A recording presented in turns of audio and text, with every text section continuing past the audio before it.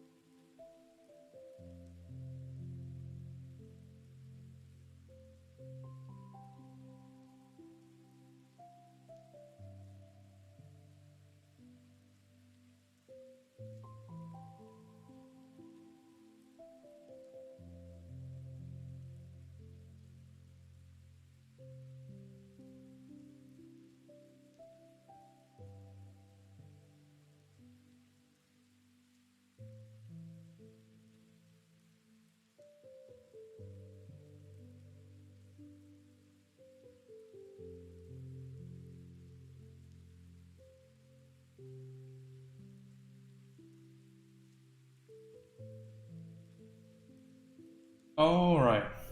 Switch over, shall we? Welcome, ladies and gentlemen, boys and girls, to another stream by your boy Indiana Broad, aka James. Today we're going to be doing some portraits of some Witcher 3 cosplay. All of these cosplays were done by the same person. If you would like to avail the resource, like to go check out the Instagram account yourself, all those links are available on that Discord. Let me quickly set up all the back-end things that I need to in order to run the stream. I think everything's in order. Alright, that works. The last and most important thing to check is whether or not I have brush pressure, because sometimes it does not turn out to be a thing. Oh dear, it does seem like that is indeed a problem. Okay, we do a couple of checks. I might have to restart Krita. Fortunate, mistakes were made. I did restart it right after the stream, but sometimes it just bugs out on me. But we'll do the usual triple check and we should be alright. In other news, my application has moved forward in FCD. Currently applying on my behalf for a student visa and a student pass. They have requested that I purchase Photoshop and a Wacom tablet. I think the tablet that I have right now is up to Wacom specifications, so that should be okay. They also require me to have a MacBook Pro, which thankfully I think my mum is going to lend me hers. I don't think I have to pay out of pocket. Okay, pressure seems fine. From the side of my driver. Okay, we do a check again, see if that fixed anything. And it does not seem to have done anything. Nas, how's it going? Good to see you. Hope you had a good Thanksgiving. Thank you so much for that all-stream donation. I really appreciate it. A lot of money. I do appreciate that. Thank you so much. Okay, so let's quickly try and amend the situation. Close that. So it is not an issue with my physical connection. So I think at the very end of the day, it is indeed an issue with Krita, so we're going to quickly restart that. I'm not going to go anywhere. Questions early on the stream. What have you guys been doing? What have you been investing time into for your questions and concerns? Did it show you the note with it? I believe it did. Because I checked it on the Streamlabs side. It did? Yeah, I got the note.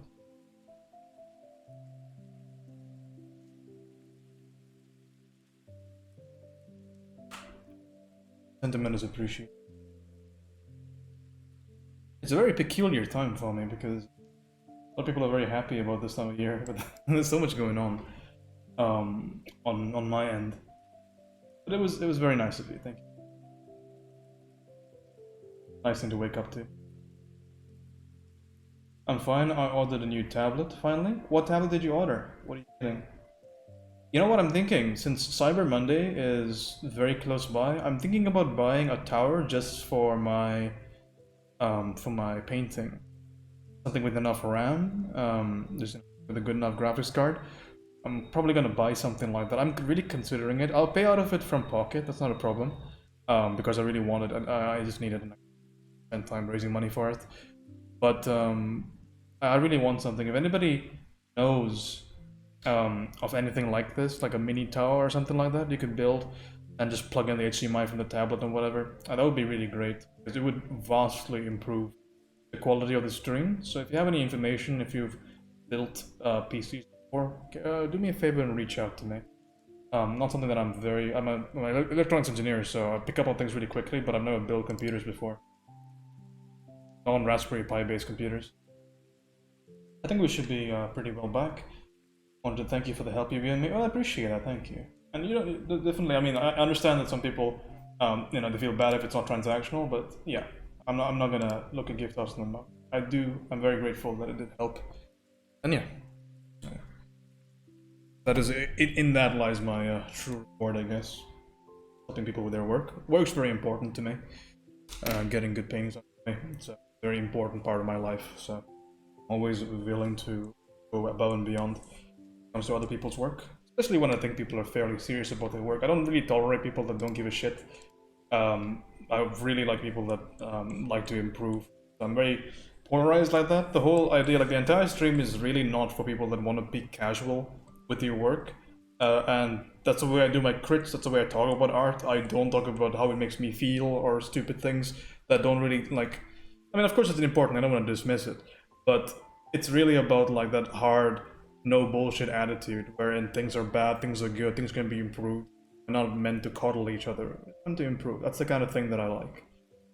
It's the kind of person that I am, and the kind of people that I like to attract. I feel like whenever I get far too close to individuals that are a little bit less serious, it tends to piss me off a little bit.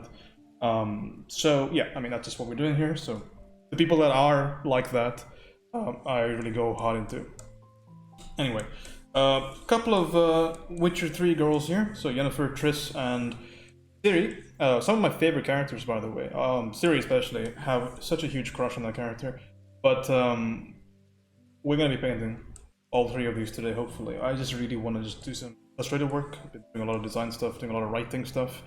I spent the majority of yesterday jotting down so many ideas because I figured out finally exactly what I'm going to be doing in my year at FCD, and I don't want to be wasting time trying to think about good ideas.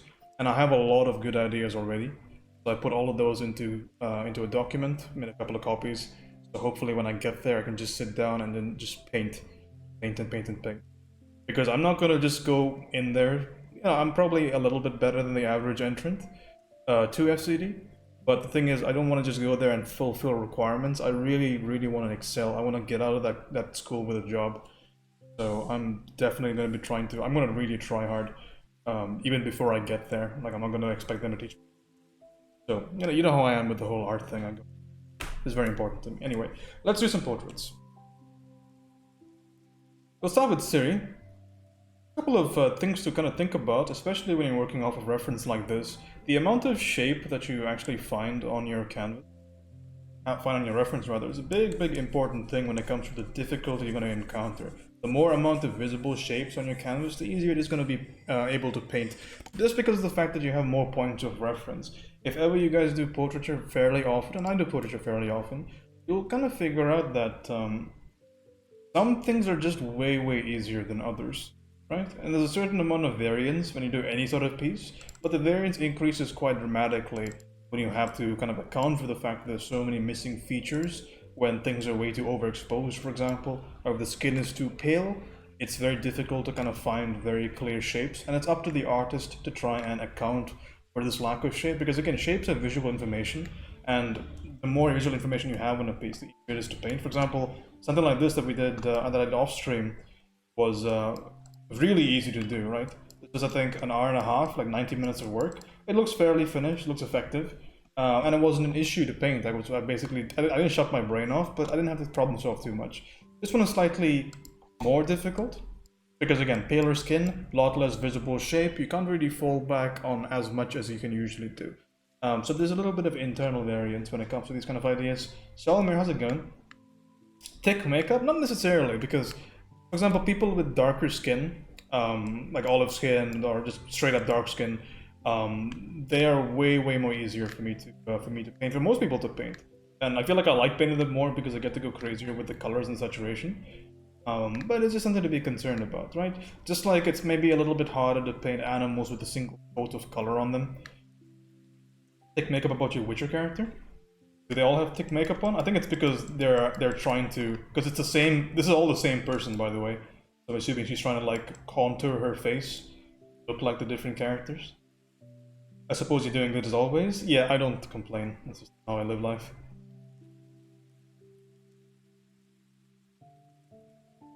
But yeah, I think we're gonna start painting in a couple of seconds. A couple examples. I don't think I have much to show and tell. Just a bunch of writing. A bunch of just exploratory sketching, because I have a couple of projects. I don't know if I should announce this or not, but me and Ona are going to do an art trade. A lot of fun things. I did put some more time into. Remember that we were designing that Greyon character, or Geryon, the guy with the 3 bodies and 3 heads from Greek mythology?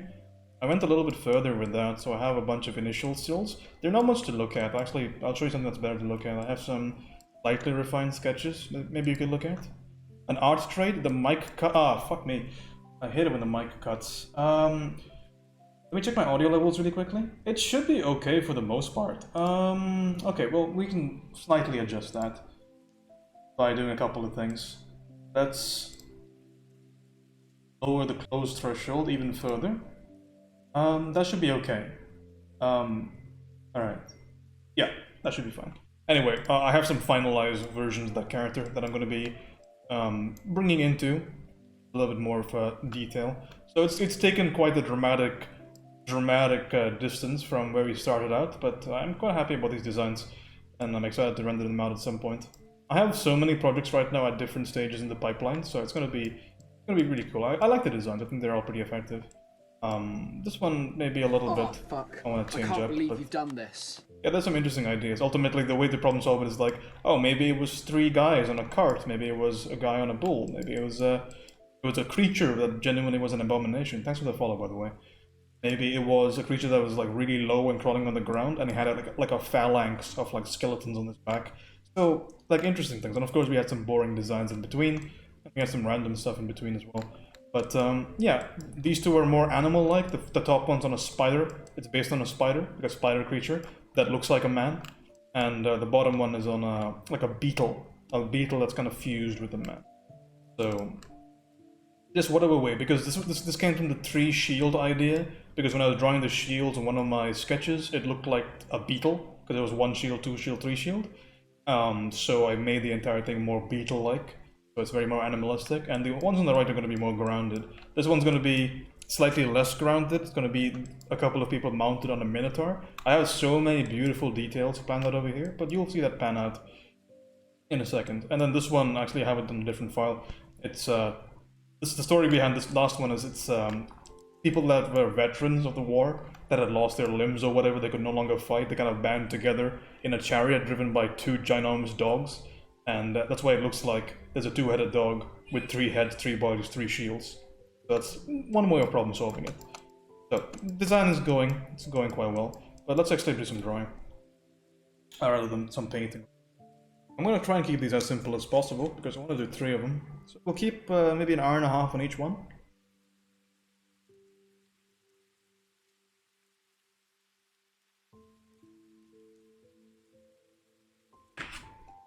Hello, it's good to see you. Okay, we'll do a quick check on the timer. Timer is fine. We'll check the brush pressure out really quickly. And we have brush pressure. Excellent. Everything is firing on all cylinders. Quickly arrange the reference. We're going to do one little thing here, and I advise you guys to do the same. We're going to ensure that this little thing is smaller than this thing over here, which is our canvas size. You don't ever want those things to be about the same size, especially if you're still in the process of learning measurement, which I definitely am, right? Because I've compressed so much information for art in the last year. So I'm always learning things whenever I'm doing stuff. I don't just do stuff to apply information. It's always to kind of apply information to validate stuff, to vindicate. So really, really important. Dead Sam, good to see you, man. Okay, let's just start this poker, shall we? Enough talking. It's gonna do the same thing. Alright, so 3, 2, 1, and we go. What is the first thing that we do? First thing that we do is we're gonna just set up that background. Fuck. Okay? I can't believe you've done this. Luna, thank you for the follow. So setting up the background is really important. I don't really advise anybody to paint on like just a pure white background. There's a couple of reasons for that. I think the first reason, I think the most important principle to learn there is the idea that everything on your canvas is very contextual. Okay? Something that's light, and I can pause the timer for just a second, but 30 seconds in and I'm already pausing the timer. But the idea is this, I can really clearly visually show this idea to you. It's this, okay? Grab a really easy brush to use. Is that, for example, if I say this over here, that's a light value, everybody would agree, right? It's a light value because it's against the dark, and therein lies the principle.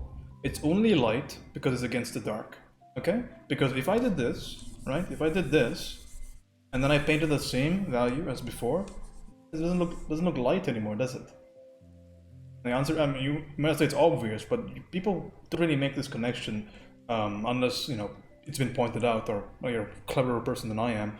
But the idea really is about the fact that context really matters, right? It's difficult for me to accurately gauge what this value is relative to everything inside it and around it if this value around it is so excessively bright.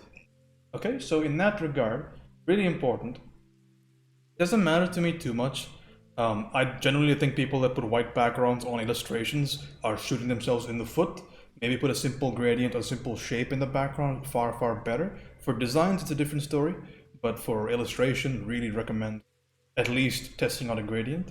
But especially when you're working to get accurate values or to be able to get a good read based on your reference, for example, towards your piece, try to at least match two things. One is a general notion of value, so dark, dark, based on the values I'm going to choose later on, and a general notion of temperature.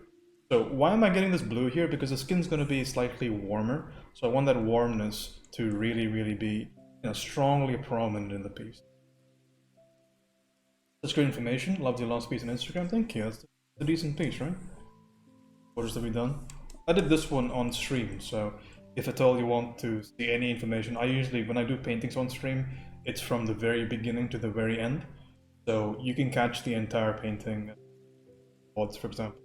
I believe the stream went down a couple of times inside that, so I need to upload a combined YouTube video on that. I try to, if I have a decent painting that people might want to look at, I do try and be good about putting it on YouTube. The YouTube channel is just a repository. Oh, fuck. I can't believe you've done this. Solomon Grundy, born on a Monday, followed me on a Thursday. I guess it's a Friday. No, man, I fucked up. Alright, let's just start, alright? There we go. I'm gonna do one more thing, which is I'm just gonna hit this with a tiny little bit of gradient, just because I want some idea, you know, I just want some notion. I think that's fine. Not too, put there. Gotta remember that your darks, it's an easy thing to forget, but your darks also, they have an element to them, they have a saturation to them. And sometimes really easy to forget that, right? You just say dark is dark, light is light, but that's not entirely true, right? Everything has a profile when it comes to color. Really important to kind of keep that in mind, because as you get more and more advanced as an artist, you realize how important temperature is. And I think it's maybe the second most important thing to value when it comes to rendering. Pardon me, I think today's drawing gonna be a good, gonna be a drawing day. Well, good. Okay, so how do we start this whole situation off, right? Very, very peculiar portion of the piece, the very, very beginning stages, but it's quite simple. We're just gonna pick some really simple notions. Okay, so that the shoulder mark over there is about a third of the way up there. Right? So we'll just make a simple stroke. That's about a third of the way through. We'll draw an arc as well, because it's a kind of listful arc. So the way that I always think about making marks early on in the painting is I try to make marks with my best intention, right? So I really think about it and I make my mark. However, I'm very confident when I make my stroke because I don't want these misty strokes while I work, right? I want to have nice confident strokes. However, right after I make that stroke, I'm heavily critical of it. And the reason that I kind of maintain this ideology while I paint is because of the fact that I don't want to be kind of stuck really thinking about it and second thinking and third thinking and fourth thinking and constantly overthinking everything, every little thing that I do. I hate that because it doesn't give you anything, right? Because no matter how good you're going to be in your artistic career, very unlikely that every little mark you make is going to be a mark that's going to somehow be on the final piece, right? In fact, it's a very inconsistent way of working. So I really prefer workflows which allow you a little bit of room to make mistakes. It's a very common thing, it's a very easy thing to make, and I feel like your ability to compensate for mistakes and make your best judgment is going to be what separates you from most people when it comes to able to compensate for them. So have a lot of intention to prevent the vast majority, but then don't be complacent on your canvas ever. Always be vigilant, always think about what you're doing. Extremely important. People that just shut their brain off and render, especially, I really hate that phrase, you know? Oh yeah, rendering, I just turn my brain off. I mean, to a certain extent, maybe compared to design, it is way, way easier to render something out, because most of the time you have a reference and you can just paint from the reference. However, even still, I would not ever recommend anybody just shut their brain off while you work. Being intentional is very valuable, especially when you want to improve. Because if you're able to understand exactly what you're doing at every second, and of course, it's not like I have complete control, right? I think about maybe 80% of the time I'm working, and maybe the rest of it I'm distracted somehow. You know, it's just natural to happen that way. And I've been doing this for a while, right? Like regularly for a while. But I think it's fairly important to try your best, you know? And the more you do it, the easier it's going to happen. So it's a very simple block, and I'm going to draw a couple of shapes, because I'm going to do a lot of my measurement through the shapes in general, so I don't care too much about hyper amounts of accuracy. I just want small little bases here to begin. Spends about 3 minutes on there and I'm fine. Is your team name a reference to Martin Scorsese's After Hours? No, I think After Hours is in a very literal sense. It's just meant to be referring to the fact that a lot of us who are members of that team, we hang out after our stream hours. It's actually been a very valuable experience for myself. Okay, let's start throwing around some colors, because I'm just jumping into color immediately. Why? Because I really do prefer... I can't believe you've done this. I really do prefer to do most of my my work in just paint. I like shapes. Now this will really depend on the kind of person that you are, and I really encourage you guys to spend some time to sort of assess what your strengths are, because I don't believe too much when I paint with line. So I really am well aware of the fact that maybe I don't trust some of these lines. So the sooner I get into the painting phase, the better. So I'll do a very simple block in, just so that I don't make too many wasted strokes. But after that, I'm just going to be nice and... So I'm starting out with some base values and some general notions. So what we're doing right now, because there might be a question, right? I mean, why are you picking this color for the hair? Well, the thing is, I'm not really doing that. I'm just blocking the hair in with a very general notion of temperature, because I want the temperature to be around here, around those greenish yellows. But I'm simply arranging things relatively close to what I want in the final painting. But I'm not really making some strong decisions here. And that's just a fundamental of an underpainting. That's why we do underpainting in general. Because you're trying to set up, right? That's the whole point. You're trying to set up for your decisions later on in the piece. You're trying to give yourself a good solid foundational basis for later on in the piece. And that's what I'm trying to do right now. Because again, to try and pick that final color, to try and pick that final value, when all you're looking at is just black against a couple of strokes, it's an immensely difficult thing to do. And I don't encourage anybody to do that, because master painters, they don't do that, right? Nobody tries to pick that final color immediately. Even alla prima, people that paint as quickly as they can, basically, or as efficiently as they can, even an alla prima artist wouldn't do that, right? He would start with temperature, because it's so incredibly difficult. Because you haven't even realized what the context of your piece is, because you've established zero context, right? Because what is the context? It's just dark? Well, not really. There's so much information here that's all of it's relating to each other. So before you have at least a modicum of some sense of context, a vague, blurry sense of context on your canvas, don't invest time into making crazy decisions like, this is the final value of my skin in this particular location. Give yourself some room, wiggle around. Otherwise, if you work too stiffly, what happens if you guess wrong? If you guess wrong, then the piece becomes very difficult to salvage. And therein lies the whole crux of the matter, right? You want to paint in such a way that it's very, very consistent. Your outcomes are very consistent. You have a lot of control over what you can do. And that's a big thing here. It's a really big, important thing for us to consider. So we're not trying to just make our final notions because we're a great artist and we can just make very critical, very accurate readings about what needs to go. That's not how things work, right? And I don't think anybody paints that way that's successful. Nobody. I mean, I guess certain artists with their styles, they can manage this idea of first stroke is last stroke. Like a lot of ink-based artists, that's how they work. People that work in traditional ink, for example. However, for the vast majority, especially when we're learning, it's really important to kind of set things up for success. Really big believer in that. That doesn't mean just do nothing, don't make any commitment, but realize when it's time on your canvas to make a commitment. But especially in the very beginning of the piece, I mean, cut yourself some slack, you know? Give yourself some room to figure out what's going on your canvas. You do not have the context of your reference. Almost never do. Oh, fuck. Give yourself the best possible chance. Done this. I'm having so much fun with the planes of the head at the moment, and it's making me faster at blocking. I have some trouble at reading some of the planes of the heads though, like the cheeks and the brow. They're sometimes hard to read. Yeah, you'll get better at it as time kind of progresses. Ona, thank you for the sub, I appreciate it. Thanks for the follow, Neva Games. So I'm not doing too much incredible, crazy measurement right now. Also, at this particular moment, I would like to choose my light source, which is going to be, I will say, generally warm. A warm light source, just based on how saturated this is over here. Old man. How saturated that is over there in the warms, and this is also going towards the warms. But I could probably paint the same thing with full light source as well. But I'll just make this. So we'll just say that's going to be a light. There you go. That's going to be light, and we'll push it more towards to get down there. That's basically the idea of what we're doing here. I'm just kind of painting general notions of where I think they need to go. This looks like trash right now, doesn't it? Why are you saying old man? Did I say something wrong? Did I say old man, thanks for the sub? I said, oh no, thanks for the sub. Go follow my friend Andrew, your art. I'm an artist. We'll talk about a couple more important things in a second. We're just gonna start blocking things out. Maybe a really cool thing to think about right now. It's Anjavir that said, hi old man. She said old man with the sub? Jesus. I get that you're 18 forever, but don't rub it in my face. I said, hey old man, it's spreading? Alright. Double standards, man. Women are such chauvinistic pigs. Don't talk about your age in your stream. Alright. So, we're gonna bring out more orange here. She's not a disgusting elf.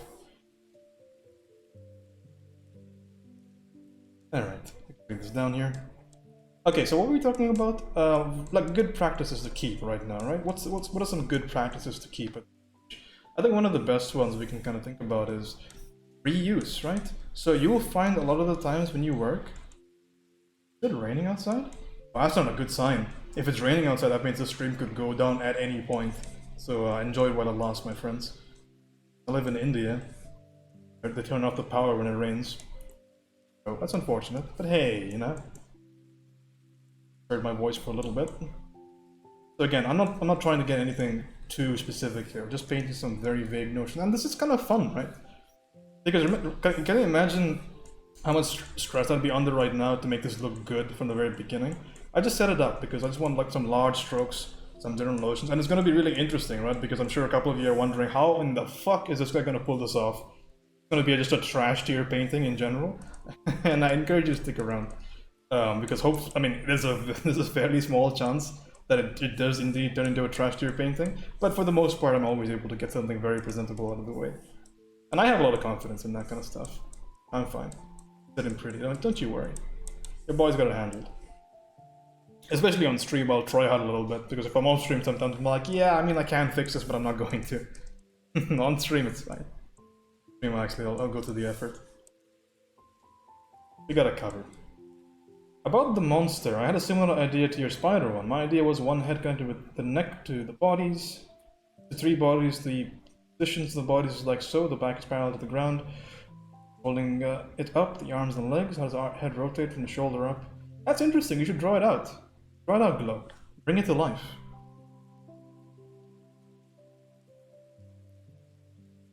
So right now, a lot of what I'm doing is a little bit exploratory.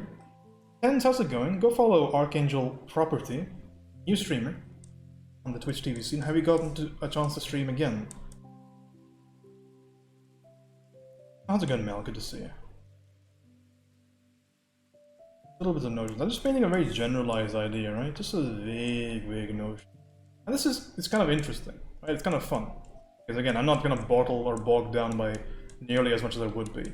But I'm gonna have to make some very distinct changes to the whole piece quite soon, but for now, it's getting pretty actually. I'm just playing around with a bunch of shapes. I do have to do some measuring eventually at some point, but until then I can just live in blissful ignorance. Throw some nice deep reds down there. And I do enjoy this kind of portion of the painting.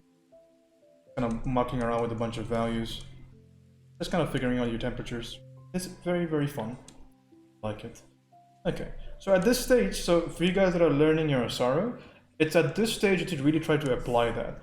For instance, if I told you the lighting is going to be somewhat semi-front top, then suddenly it becomes very clear what needs to be very light in your painting. So we'll just go through it from the top to the bottom, right? So top and front. What are the planes in the face that get light? First one, the forehead from the left. It faces like the forehead is that way, right? That way, going into the labella, going down into the nose, going down into the mouth, into the maw, the top of the orbicularis oris, goes downwards the lip, it goes outward again for the bottom lip, curves back over, and it goes into chin. So front and top, what are the planes right now? The planes are that on the chin, that on the maw, that on the nose, and that on the forehead, right? And of course back here, it's going to be this plane over here right on top of the zygomatic bone. It's going to be maybe a plane near the eye, for example. If the eyes are not completely overshadowed, depending on the angle, you have a little bit of a highlight on maybe the upper or the lower eyelid, depending, and a ton of little tiny shapes. But we have the majority, right? So bang, bang, bang, bang, which means bang, bang, bang, bang, and maybe a little bit here. And what's funny is that we see the exact same thing over there. That's how it kind of goes back and forth. You know, it goes back and forth. Your idea of structure, your idea of painting with reference, right? It's not sufficient for you to have a good eye. What's really, really important is that you sort of justify that eye with logic, right? With your information that you've gained over all your study. Really, really important. So we'll just go ahead and put that in really quickly. That's going to be light on the forehead. It's going to be more light over here because this is the one that's going to be spread out, or rather it's going to be pushed into the light more. So we'll reserve a nice light value over there. Nose, one little bit over here. I'll take the same value as the, because I consider this plane and this plane to be somewhat similarly angled, so the values are going to be somewhat the same, except I'm going to bring this more towards the red because it's small. I'll paint in this little value over here, and I'll bring in maybe a little bit more light from these various surroundings. So you see it's like, it's taking a lumpy form. It's almost like we're working with clay here, but I'm just making a couple of strokes wherever necessary. Just to kind of get that read where I want it to go. And I'm also kind of concerned about filling the entire canvas with paint, because I just want paint just about everywhere, so when I can, bit of an assumption, value, I will. I played an arrogant, pedantic mage elf in D back in the days. It was fun to... it's fun, wrongfully the pleb, just to... Wait, I'm not quite sure I understand that. Solmarin is mobile.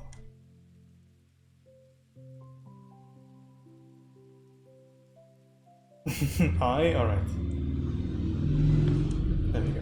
So nothing too committed right now, right? Nothing too committed at all. But things are still quite fun. Things are still quite enjoyable. Let's make a commitment towards that eye right now. I'm gonna say it's not too much temperature-wise different. When I say temperature, what do I mean? I mean warms and cools, right? Things are warmer and cooler. That's what I mean by temperature. Okay, so let's just pick something like a dark red like that, maybe. We'll pick something that's just a little bit visible. How about that? I'm just going to draw a couple of these darks in there, right? Slowly but surely things are going to become quite visible very, very soon. But for now we're just simply relaxing and just painting our best impressions in certain areas. But the reason why I'm leaving all of these areas over here flat is because I'm going to be bringing these areas inward or outward to get my accurate figure. Right? But right now I'm just setting up values, I'm setting up colors, I'm doing that kind of thing right now. Because it's a fun thing to do.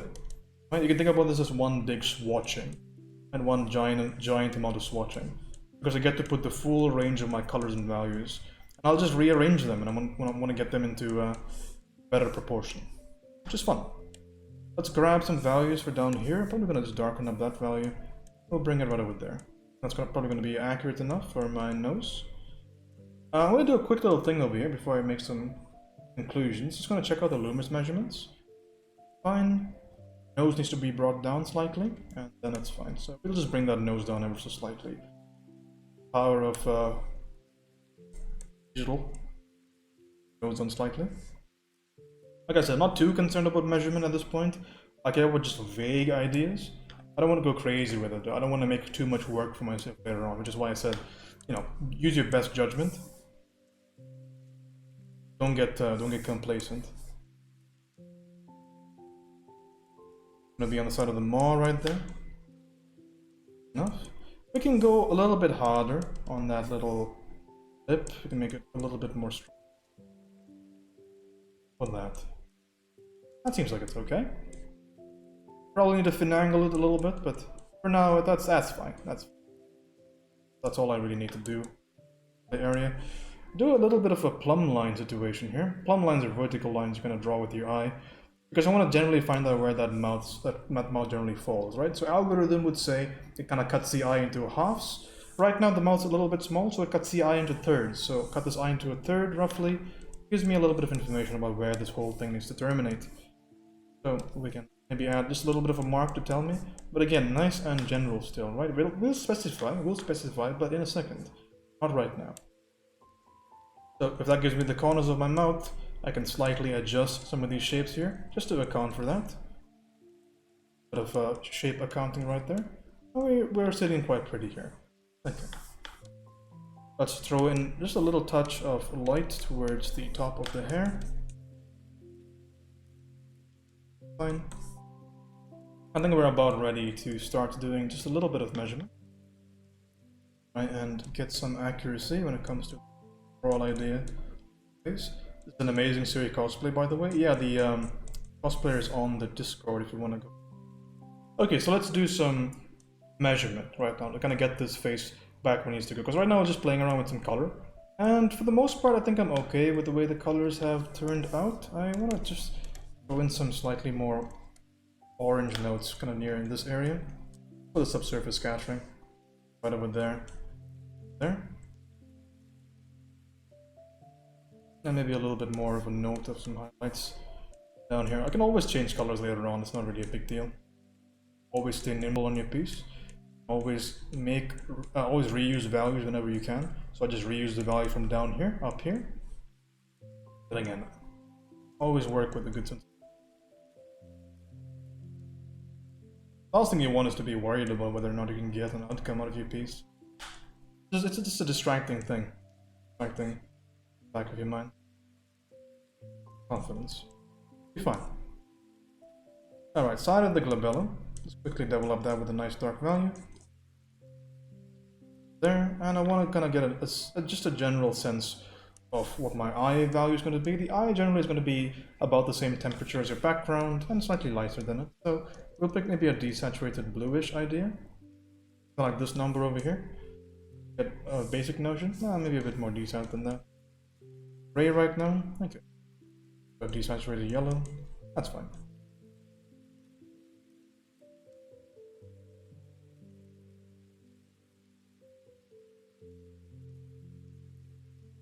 It's nice and rough. Okay, there's indications. I'm gonna throw that dark around. I'm actually gonna turn all of this into one shape most likely. I haven't done my shape merger yet, but let's begin right there by just making this into one nice read. Shape itself is very specific, very easily readable, so we just use the same value somewhat cleverly. Get that eye go, same thing on the right hand side, because all that looks like just one singular value, right? So we'll just make that assumption forward with it. So this kind of equating one singular shape, making everything kind of the same, really important for paint, especially realistic painting. One of those big things people kind of forget to do. They try to draw everything, and you can't draw everything. You just can't. Really can't. Because a photograph at the end of the day will always beat you.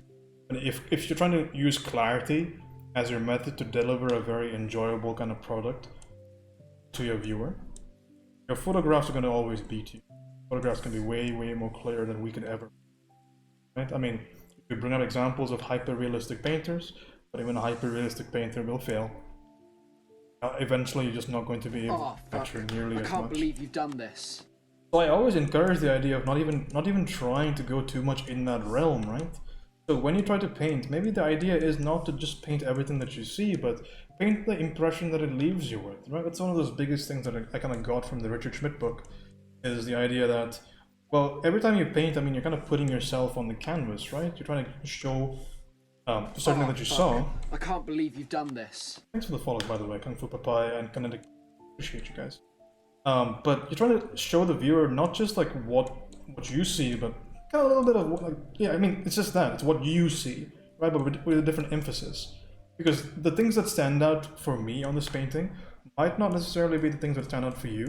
And I think that's worth considering, you know, because it's very easy to just be caught up in this idea that I just need to reference replicate, right? Because people would say, it's very easy to say as well, let's say, well, you're just painting from a reference, right? I mean, you're basically just a glorified camera, but that's not the point, right? Because the difference between artistry and photography is that you're kind of showing your own version of what you see, right? So specifically what parts of it stand out, and you'll emphasize and you'll de-emphasize other parts, and you'll translate things a little bit differently. You use brush strokes and different colors to really sell that emotion. So you're selling this idea more than you're selling a visual, something like strictly visual, because it's really important. The best photographers also do this, by the way. I mean, they don't just take photographs of random stuff. They do the setup. They really try to add a narrative, to add a story, to add something relatable to work. And I think it's a really important thing to consider when you're painting.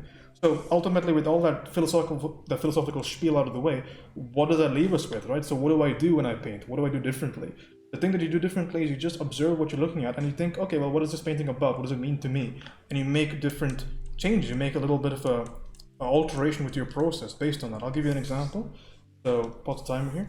So for example, this particular painting really stood out to me, and right now I'm still new to this idea, right? Because I was very much this slave to reference for a very long time, because I mean, I didn't understand the fundamentals, and if you don't have a good grasp of the fundamentals, I don't suggest even trying to do this. Just learn from the reference. But once you're fairly happy with your work, then if you want to take that next step, I want to be more artisty, I want to be more stylized, I want to be more of my own artist, I don't want to be just the guy that paints from reference all day, then this is one of those most important things to ask yourself, because it's ultimately an artist is a filter, and then you start to think about what kind of filtration you want to do. So for instance, over here, I really want to bring out those reds, those pinks, that beautiful warmness to the skin, and I think I did that okay. In this particular one, it was really interesting because the whole reference was super, super pale, and I wanted to add more vibrancy to that skin, because even though the skin was pale, I saw all these subtle gradations, all these reds versus warms. And I get that we're heading into that little willy-nilly, oh my goodness, art is so crazy, it's so much of the emotions, whatever. But the point is, it's not about any of that genteel crap. It's about trying to get a good visual product at the end of the day. And this is something that aids that, because you cannot go into the line of saying more detail will solve my painting, right? Because you can't fight a camera on this. The photograph is going to look better if you use the exact same values and colors and composition as your photograph reference. Your painting is just going to be a different, albeit worse version of that photograph. So we must head in a different direction if you want to make this into a painting, right? Otherwise it's just a photographic study, which is also very valuable, which is why I did them so much, and I still do them. But when things kind of want to push it to this direction of saying I want it to look more like a painting, something somebody would want to put on their walls. Not that anybody would put a fucking photo on their walls, but still, it gives you that idea that, okay, well, there's been some decision that's been made here, some filtration that's been made here, I think that's where a lot of that artistry comes from. Anyway, let's go back to this mess. Light, how's it going, man? Good to see you. Hopefully you're having a good day. So just something that's pretty interesting to talk about, right? Because usually we'd say, you look at the reference, copy the reference, but if you're somebody that's fairly intermediate, you know what you're doing, right? And don't jump the gun on this, by the way, because I know what I'm doing to a certain extent, but not nearly as much as people that are experts, but just to a certain extent. Right? Once you get to the point where you're consistently putting out good work and you know a little bit of what you're doing, then suddenly just don't wait for it, right? Don't wait for somebody to say, okay, now it is your time, grasshopper. Now is your time to finally make your own paintings, to make your own statements. No, once you're happy enough, once you're confident enough, start making these kind of decisions on your canvas. And don't just paint what you see, paint the impression it leaves you with, right? Paint your version of it. Tell your story. I think it's important. I think I did that a little bit too late. So obviously I'm going to advise people to not wait as long. Okay, so we're just getting some general ideas of measurement here. I haven't done too much specific measurement, which I will do in a second. And we can just run through that process, right? Because it's going to be a really fun thing to do. Okay, so the first thing that we're going to do is we're going to solve the internal silhouette of the face, right? Because we need to do that fairly soon. So first thing we'll do over there is we'll figure out some shape association, right? So again, this is going to run through the entire process of trying to just get something to look like something else. So right over here, we're going to look at that top little shape, okay? The one that's formed between the eyebrow and the top of the head. And it's a very readable shape, right? We call that the whale in my stream because it looks like a whale to me, right? It looks like a little cartoony whale. See the face on the right, its fins down here, and its tail goes down there. It could be anything you want. Some people call them manatees in my stream, but those people are not my friends. Okay, so we're just kind of copying that whale because the whale is very readable, right? People can laugh at this and say, what the fuck are you talking about? Whale? We're painting a drawing. But the idea is, it's called shape association, right? It builds off of a phenomenon called pareidolia, where it's easier for you to see something in something else, and then consistently replicate that. Because if I said draw a forehead, you're going to say, okay, well, I'm just going to draw my version of a forehead, right? And it may not necessarily be this version of a forehead, because a forehead is a complicated shape. But when I think about just a whale, or a very simplified whale, a whale is not a complicated shape, it's fairly simple. The way that we're describing it right now. So we can bring that same simplicity into our piece and therefore make it so much easier to verify. And therein lies the strength of this method. It's in the simplification. If you can simplify a complex thing, you can paint it. Because that's all painting is. That's all realistic painting is. People might have this notion that realistic painting is about the idea of complication over and over again, but it's not. That's not what realistic painting is about.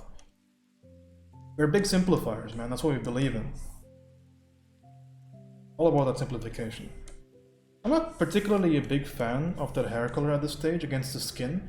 I'm going to slightly, make some forays. Also, is my pressure not working? Oh, it's not that it's not working. Look at this lag, by the way. That is a significant amount of lag. My mouse is here, by the way. That's awesome. I'm a big fan of that. All right, we can.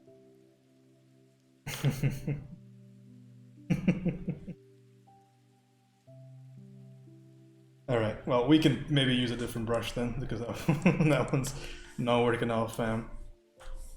Okay, let me just check something really quickly, something that might help me a lot. I'm going to quickly check, see what the size of this image is, because maybe it's a bit too large for stream. Oh, it's 2000 by 2000, that's not too large. Let's do a little bit of a change here. Let's make it somewhat smaller, because again, I run this off a very small machine. So I'm actually looking at getting a better machine just for painting and streaming. If anybody has any information about smaller like towers, for example, just smaller like ideas, if you've ever built a PC yourself, could you just reach out to me and tell me what to do? Or at least point me in the right direction. I have a degree in electronics, so I should be able to figure some stuff out. I have not built PCs, so I don't know too much about what to look into. That should be a little bit easier on me. Roasted chicken breast on this computer's GPU. Yeah, you can 100% cook an egg on the back of this. Bacon. Okay, so quickly I want to just adjust this value over here. We'll use a simpler brush. That's nice and simple. I want to bring it to more of like a warmer idea. I want it to be warmer than it is already. I think that's okay, right? Would you agree? I think you would agree. Bring it a bit warmer. I'm gonna have to make the skin warmer to compensate for this, but I don't really mind making the skin warmer. But you see, that's gonna give me a little bit of the element. So how do I know what to pick, by the way? So all I did right there was I went all the way back here, and I asked myself, is it lighter? And the answer was yes, it needed to be lighter. And I also asked myself the question, what is the temperature? Is that okay? And I thought, well, maybe it could be a little bit warmer. So all I did was I sampled a local color like this, and I brought it warmer. So warm means down here towards a more redder rather. I wanted more red and yellow into it. I brought more saturation, and that's how I kind of got a close enough value that I'm satisfied with. So just to clarity on that. I'm gonna throw some noise in here because noise is fun, and I want to have some fun. Throw a little bit of noise in this area. You're looking for a PC or a laptop? This is the way that I'm thinking about it. I just want like a tower, I just want a tower with a GPU. I'm sorry, with a CPU and an HDMI port and stuff like that. And I'll just plug my tablet setup into that. and maybe even like stream from it or whatever, but I'd use my tablet as a monitor. You can cut the image. Oh wait, just size of the canvas and makes the file smaller and make it better for streaming. You can cut the what? The iron ghetto? Oh, maybe I could do. I think I figured out what you're saying. Okay, anyway, back to the whole measurement idea. We need to reset the timer, by the way. Not DP? What's not DP? So we solved that forehead roughly. Again, kind of get your best assumption and then move forward. So right now there needs to be a there's a very simple line that goes down from the side of the face down towards the jaw. So we just get a simple line there. So we don't play around with simplicity. It's a simple line, so we paint a simple line. That easy. And so when things are very clear, very important, just in general, because it's not really a simple line all throughout, there's a little bit of a variance to it. But at this stage, we're just dealing with those bigger ideas, right? So with a bigger idea over there is the idea that, well, it's just a line.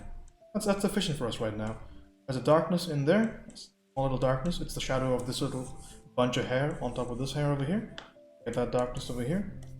Here, we're gonna bring a little bit more saturated red shadow over here. Red here. Play around with it. I don't think that's exactly what I'm looking for. I want something like that instead. So I burnt that value in there because sometimes it's difficult for me to pick saturated dark colors because of the way that the color wheel is. It's less and less saturated, the more darker it is. So sometimes I just burn it in there just to find that value. Same thing for the right hand side. Kind of get a general idea of how this is positioned. I think just about that is sufficient. The next thing I'm going to check is the angle of the jaw and where the jaw terminates. The jaw will terminate right above the lip. So right about here is where it terminates. A little bit of a small curve right there, but it goes all the way down there. Where's the chin? And again, simple little statement between this part and this part.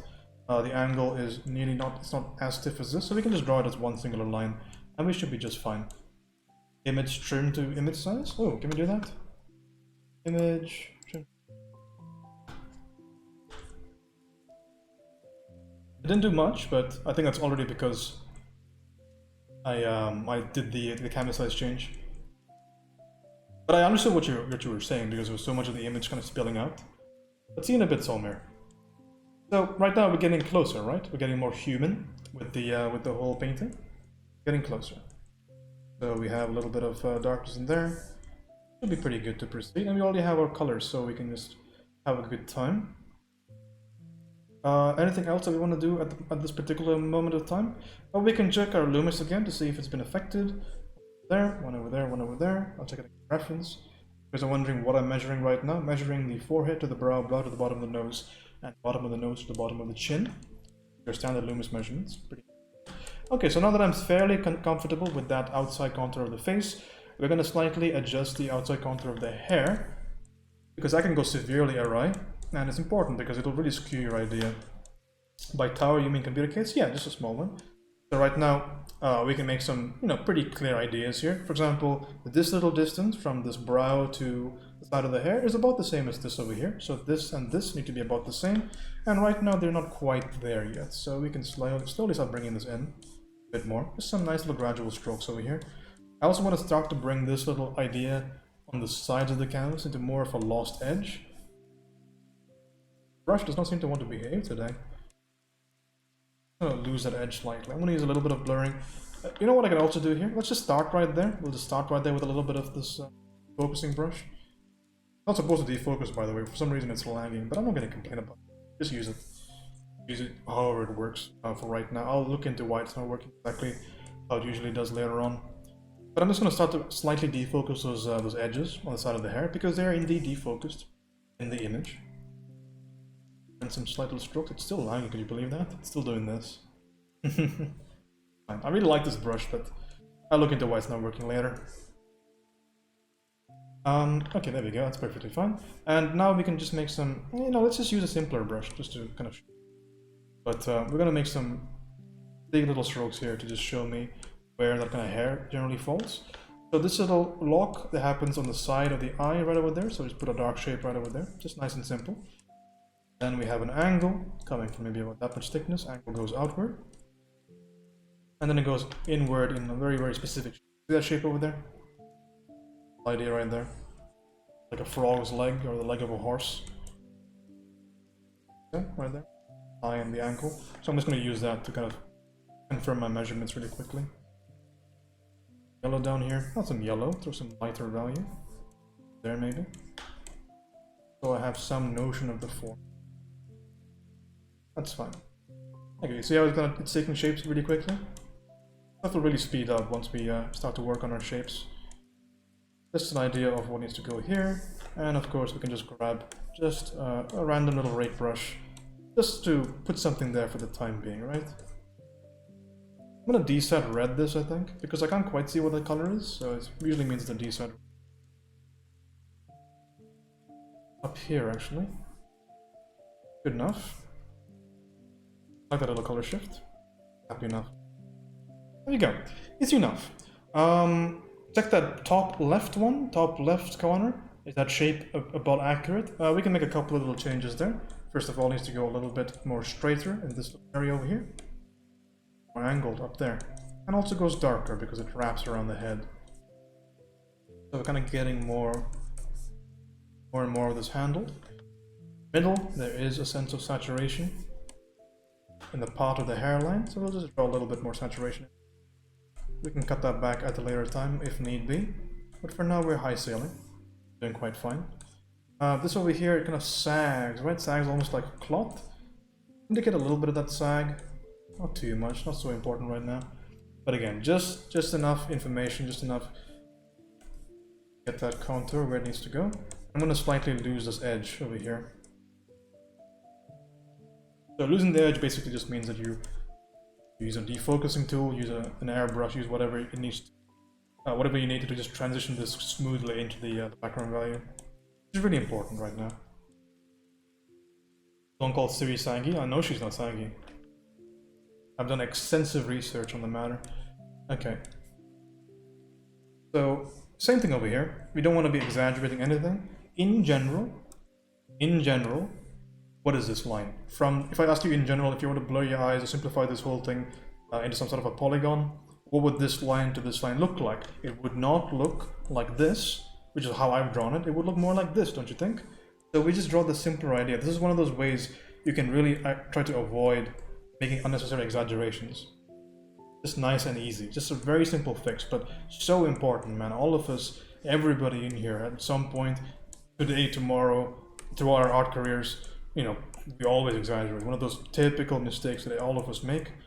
Always going to be a little bit concerned about making them. Okay, DT, good to see you, buddy.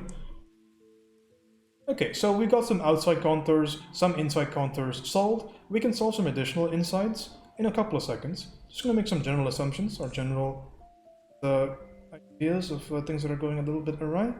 Maybe the angle of the jaw can be brought a little bit more.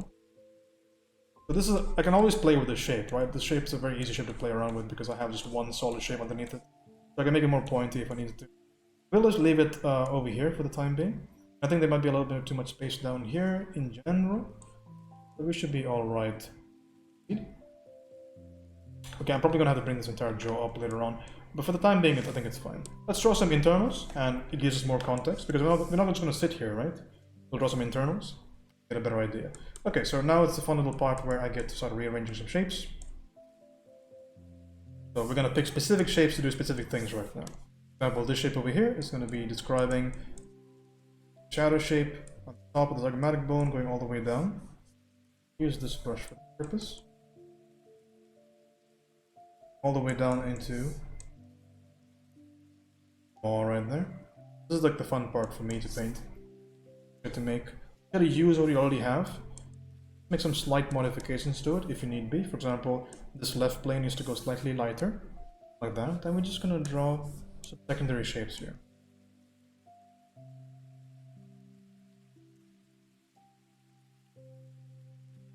Lovely secondaries. Give us a lot more of a read for the face. It's gonna start looking human now. A couple of seconds. The glabella, I'm gonna make it a bit redder. Do count it among them all, and of course, now is the time where you think a little bit more specifically about your value, right? Because now you have something on your face, have all this information about what's actually happening. So now is your time to be a little bit more careful, okay, about what decisions you're making. because now you have context. Before we didn't have context. Then we established a rough, vague context based on temperature and value, and now is the time we use that context to make accurate decisions for our subject matter. It all feeds into each other. You just got to understand when to kind of pop your brakes on one thing, depending on another thing. A couple of little light marks here going into that section, that lighter region. So we'll just light marks in here on the forehead. There, let's stay right about here. And now is when you can start to put in some design ideas, right? You can start to design shapes best as you can. It's going to be a very fun thing to do for a lot of people. For people that aren't familiar with this idea, you don't draw everything. You don't draw ambiguous little portions of light and dark. You want to actually get a good shape for each and every one of them. For instance, when I design a light shape for the forehead, I want the shape to be roughly like this. You know, a nice, simple, readable kind of puzzle piece. And I want the entire face to be like that. I don't want to have any ambiguity there. Because the better you do that, the more like the better the entire paint is going to be. Because it's a nice, simple statement. Again, we're not relying on ambiguousness. Very, very distinct in what we do. Okay, so we're going to make some little changes internally. We're going to do some shifting of some values as well, because this needs to go all the way to the other side. So I'm actually going to paint over this and then reuse the value. There. So grab this red value, add a bit more orange to it maybe. You're doing me a huge favor posting videos of the last ports on YouTube. You are on fire on explaining your decisions, and I'm sure I want to reference. Yeah, I will make sure I do that. I did point out that I not done it for the last one. Thank you for the reminder. I will try my best. Last one, however, my stream went down, so 2 videos, but that's not a problem. Make sure I name them part 1, part 2. You see a lot of the decisions that I'm making right now on my canvas, it's very localized to what's actually existing on my canvas. I'm sampling, I'm adjusting. I'm sampling, I'm adjusting. It's really important because right now we're no longer a slave to the reference. Because what's happening right now is that I am painting things based on what's existing on my canvas. I'm making decisions based on that. So it's important to paint based on what your context is, because I can no longer say that, oh, I see this whole area is more redder, so I'm going to paint a red highlight. No, I need to paint a highlight that's redder than the context that's available in that forehead. I hope that makes sense. So you want things to kind of coordinate on your canvas, because I made some of my major, like my most major decisions have been made for me already, or I've made them. Now is the time that I develop my painting based on those decisions. It's almost like taking a design sketch into a render, right? You usually have most of your design problems already solved by the time you're rendering it. You don't ask as many questions. You don't look at as many references. Lips. There you go. Again, be a little bit, always be careful about very common mistakes that everybody makes. And the most common mistake people make here is exaggerating contours of the lips. So I just did that mistake. Like I said, look, you gotta be aware of this stuff, man. If you catch yourself slipping at any point, it's easy to make those mistakes again. Always be vigilant when you paint. It's so easy to just not think about stuff. But let me tell you that not thinking about stuff being just default while you're painting, it does have a very, very palpable impact on your work. And also in your progress as an artist, right? If you are not considering what you're doing at every instance of time, it's very difficult to kind of gauge whether or not your decisions on the canvas are accurate or whether they're good or not, because you have not made any decisions. You've been doing stuff on autopilot. And that's a real big problem, right? In general, it's a really, really big problem. You don't want to be ever in that position, because what happens if you do a good thing? What did you do to get there? You don't want to be one of those artists that say, I don't even know how this piece turned out this good. You want to know because you want all your pieces to turn out good. Really important idea, right? Just always trying to ensure this. Yeah, don't really avoid this notion of just shutting your brain off while you work. I do not believe in it, and I think if I had known this sooner, I would have been a lot better by this time in my life. But I don't stress on that. Try to pass on the good word. Absy Wabsy, how's it going, buddy? Quite drawn by abs in the chat. Highlight here is going to be a warmer version of the local color. So just to go back and say, how did I pick this color on the general color? I just said, okay, well, I picked a local color. It needs to be lighter because of the highlight, so we go lighter, we go downwards. It needs to be warmer because the light source is warmer, so I shifted warmer. Okay, and that's basically the idea that I use. Two little things. Kind of pick accurate, like, sensible colors. Oh, fuck. I can't believe you've done this. Return target. How's it going, man? That'll be my baseline right there. Some values. But you see, we're kind of getting more into like a human idea right now, right? We're getting more and more human as we work. So don't be afraid of that initial zombie or like crazy corpse face of your painting. Just don't be afraid of it. It doesn't really serve you, right? Because I think there's something to be said a lot about people that try to make things look perfect at every stage of their painting. Maybe this works out, you know, for your own sensibility, if you want to be, you know, if you want to make sure that you're confident while you work, but remember that that costs a lot of time, right? It's way better to constantly work towards the finish than to, you know, always make every stage of the painting look beautiful, right? Beautiful line art, beautiful first coloring stage, beautiful second coloring stage. I don't believe in it, you know, it costs you a lot of time. Be careful. I'm a big believer in just being utilitarian with it, right? Do as much as is required to get you to the next stage, and then don't do anything else. Don't do anything more. You don't need to. You've done your work. I think a lot of that comes from just believing in yourself, right, in your own ability as an artist. Because you've got to have some belief in the idea that you're going to be able to pull this off. Painting pictures is not an easy thing, right? It's not easy at all. But have a little bit of confidence. Know that, hey, listen, I'm not some nobody. I've painted things before. I've done this whole shtick before a couple of times. I know what I'm doing. Have a little bit of faith in yourself and say, you know what, I don't need to make this look beautiful. I need to make this look effective for this particular stage in the drawing. Basically what you go. This little thing over here, for you guys that have studied Asaro, that'll be a very, very good little Asaro thing to put in there. Did anybody catch the number of the truck that hit the side of the face? Oh, fuck. Is that always there? I can't believe you've done this. Was that stroke always there? It doesn't matter if it's always there. Again, if anybody's curious, by the way, about my layering and stuff, this is all in one layer, okay? It's not something that you need to do, but, you know, if you want to do it, you can do it. Prefer it because it's been there. Okay, well, that's interesting. Anyway, we get to make a cool little shape here. Again, because that's what we're doing right now. Nice shape. So I'm going to pick, let's see, a bit more desaturated value down there. That's kind of cool. I like that. I'm going to just curve that around. Give me that side of the cheek, or that side of the chin. That's nice. And we're going to bring this shape up there.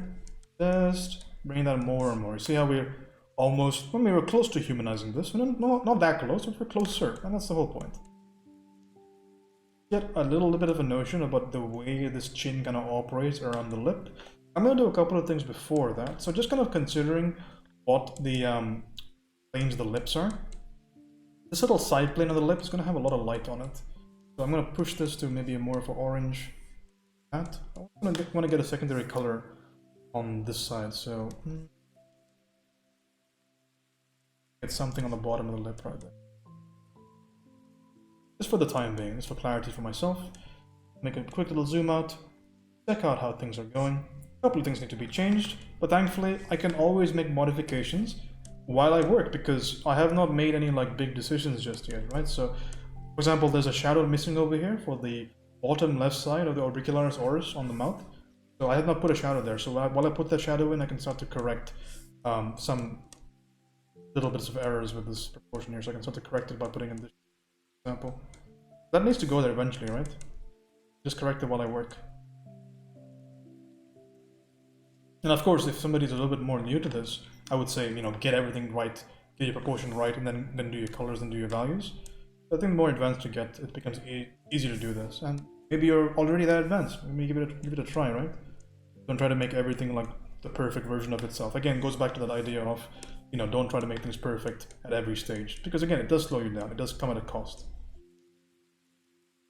Because if I have a perfect like value, a perfect shape at any point, well, things on the painting, they change quite rapidly. So the perfect value right now could maybe not be the perfect value in 20 minutes. Have you ever been in that situation where you say, okay, well, this is going to be the dark value in my painting.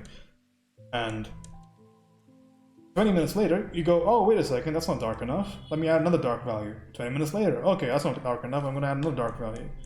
The painting changes, man. It has an evolution to it. Important to take into consideration. If the chin was hands on a clock, what time would it be? I would say about 10 minutes, right? 10 minutes? Minute time would be at 10. Bring that upwards a little bit. Again, whatever we need to. And also, again, for you Loomis nerds in here,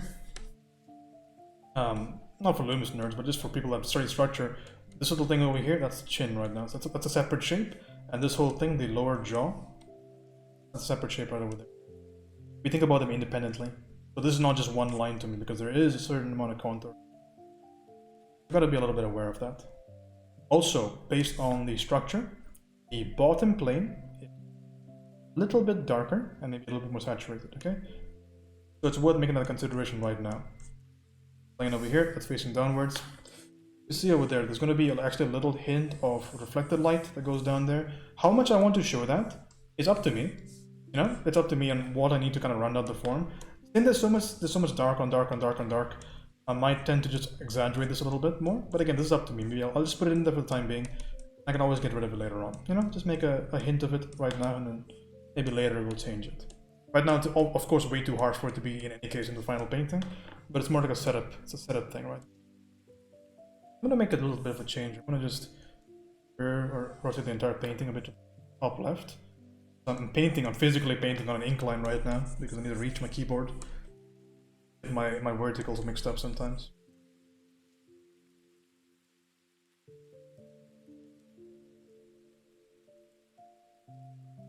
Lean to reach my keyboard while I stream. Okay. Throw some lights in there. Not too light, I don't want to draw too much attention. There's a general notion of where that goes, you know? Something for... At this point I can also use some little values on my face to just round out that chest form. Light over there for the clavicle, a little bit lighter than that. Light over here. And the, what's it called? Oh my goodness, it's some mastoid muscle. Over here, that's some mastoid. I forgot what mastoid it is, but I know it's a mastoid.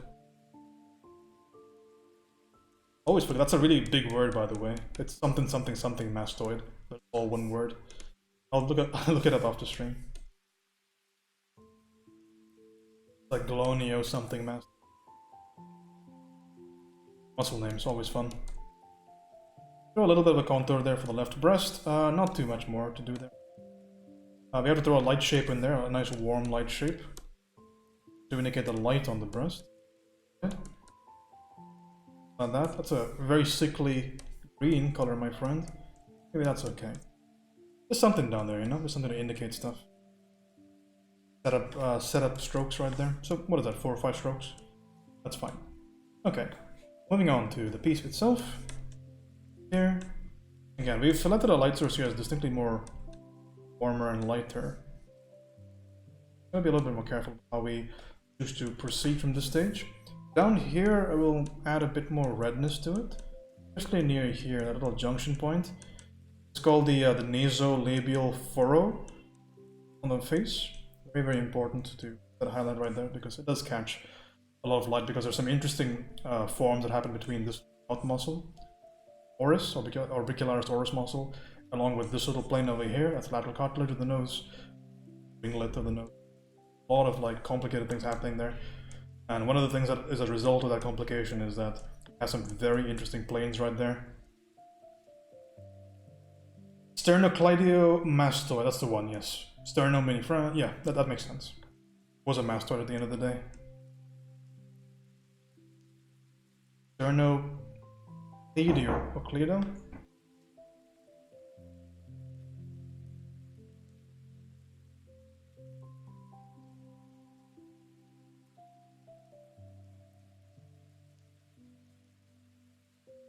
Sorry about that. A knock on the door. Alright. Where were we? Oh yeah, we were doing some little forays into this particular area. Also, we have to ask ourselves some general questions in a second here about things that are too light, too dark. A couple of questions that need to be answered. I think my lights for the most part are okay. I want this light to be derivative of this light, so it's like other, so I can... Oh, nice and neat. Really important thing to consider while you paint faces is that the planes are not going to be all that separate from one another, okay? So one of the most common changes that you will see when people go from the block-in phase into the phase of, you know, actually doing some sculpting is that they will probably pick intermediate values all the time.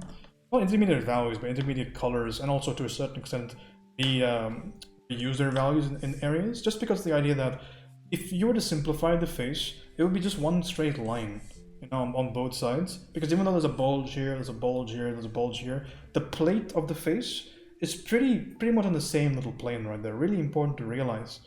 Because the nose breaks the form quite severely, but the face itself is generally about the same. So don't go crazy with the value difference in the face. One of those biggest crits that was given to me when I was painting faces quite regularly to learn value. So that's what was told to me. They said, watch out for your value transitions, man. Oh, fuck. I can't believe you've done this.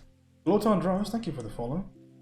On the sides of the nose, it's distinctly darker, right? Because that plane's going inwards. This little transition here, by the way, between this plane where the orbit sits against the, what is it called? The nose bone right here, into the bridge of the nose, into the greater alar cartilage. This planal difference is quite severe, so it's important to kind of show that a little bit with your value, because that's what you show with the value, right? I mean, that's the purpose of painting darks and lights. That's why people will always tell you, you know, practice your value, practice your shape, but most importantly, practice your value. Because that's what value tells you. Value tells you the way that your form interacts with your light. The lighter it is, you know, the more it's facing towards your light source. That kind of thing is really, really important to be able to have control over in your piece. So focus on that quite a bit, because realism as a whole is really big. The way that you kind of translate your values. I would not say that value as a whole is the most important thing for all art in general, because we have a lot of art, or versions of art, types of art that don't require value nearly as much. But for our little type of art, our little way of painting, value is really, really important for the type of painting that we, which is realistic painting, right? Question can come out. Well, if this is realism, then why aren't you painting every single, you know, speck of light? Why aren't you painting every skin fold, every hair? Well, that's a little bit of a nomenclature issue, right? Because that's not really what realism is about. In realism, you try to paint the way that the world is perceived realistically, but that doesn't mean painting everything that we see in the world. It's a little bit of a difference, right? And it's worth looking into, I feel like. I think it would be very useful, because it teaches you a really important thing about painting in general, is that painting is not about trying to just paint what you see directly, just 1:1 from your reference. But again, painting what the impression that it gives you, right? The ideas that it gives you, what you're seeing, what kind of like what it leaves you with, you know? You're evoking a subject, you're not just straight painting it. There's a lot of value in figuring that kind of idea out. A lot of value there. I'm not making some incredible decisions with my proportions just yet. Again, we're just slowly building. That's the idea. We're just slowly building towards a conclusion. Also, at every stage, I zoom all the way out. And I think about the fact that, am I missing something? Do I want something in certain areas? For example, right over here, I do want a lighter value. So I select that value over there. I go lighter. And I want that to be more redder. Why? Because it's near the cheek. It's right over there. I'm going to paint this value in there. See that? Isn't it pretty? See how it fits? Because we're just using the context right there. You see how much more easier it is because of the way that we did it? Because we established a nice context of relative values, and now I don't have to pick from, you know, a billion different colors. I have specific colors that I can pick from on my reference and then make modifications. That makes my life so much easier, man. Again, that's the power of an underpainting, because it lets you think about just the basic element of what you're looking at, the most general idea of what you're looking at. That's why underpainting is so used and so valued. It just lets you think about less stuff, which lets you have better control. By incredible artists like Andrew Tischler, Cesar Santos, John Lariva, crazy oil painters like that, really crazy people. All those people will utilize underpaintings, because it's the idea that you want to set your painting up for the greatest possible chance of success, right? Again, that's really what separates up a master from an amateur, or rather a master from an intermediate, right? Because both of them know how to paint, but one of them has a very specific idea about the most consistent way to get a good outcome. A lot of value in that. Frankie, good to see you, man. What have you been working on? Great job with that little kitty cat that we drew. Was it earlier this week? Last week? Time is so flying these days for me. Great job on that. How goes the foray into illustration? Okay, so again, we have some larger shapes. On my Instagram, I think I showed you different stages of my painting. But right now we're putting in secondary shapes, okay? So what is a secondary shape basically? Like this over here is a nice primary shape to tell me, oh, well, that's the side of the orbicularis oris, the maw muscle, on top of the maxilla bone, which catches the light. But there's a little bit more to it, right? Because the flesh on the cheek, it kind of curves into the maw. So this little area over here, it needs to be transition a bit easier than it is already. Like that, for instance. So you see, I still retain the power of that initial stroke, and I add just one singular stroke over there to give me that secondary piece of information. So that over there, that's a primary stroke, and that's a secondary stroke. Same way all throughout the painting, for instance, you can see traces of my primaries, but then you have these like long secondary strokes over there to give me more context. And that's really how, it's like a really powerful way to work. Right? I'm gonna throw some purples down here. Question from Kinetic Pop. So how do you handle keeping your values together and not blending together? So this really comes from kind of having a very distinct idea in your mind about a hierarchy in a painting. So you establish a very strong hierarchy, and if you're unsure about your values, if you're not a very strong value-oriented person, sticking to that hierarchy will it'll really ensure the fact that your values are always going to be representative of your image. So what that generally means is that, for instance, I have allocated, let's say, a specific value to show me light values on the skin in a certain level. Let's say I have 5 values to choose from, and this is a value that is supposed to indicate those light values. So what that would mean to me is that as long as I keep the value over here, the value over here, the value over here, here, here, and here, I keep these values consistent and the same, and keep them very distinct from the other values, then it's always going to be true. Right? They're going to be quite fine. And I don't really try to, so that's for the shape in general, right? And for the blending, you see that I don't do too much blending. I really think about the edge way more than blending, because when I make, for example, if I have a strong shape like this, right? If I had a strong light shape that I would say, you know what, I like that value. It's a great value. I don't want to mess around with it. So when I do, let's say, quote unquote blending, which is just kind of handling the edge between this shape and the other shape, what I do is I don't just do the blending through the entire piece. I don't just muddy this entire thing up. It happens just here. Okay? It happens just at that very edge, I might suggest. So the edges of the blurring happens right over here.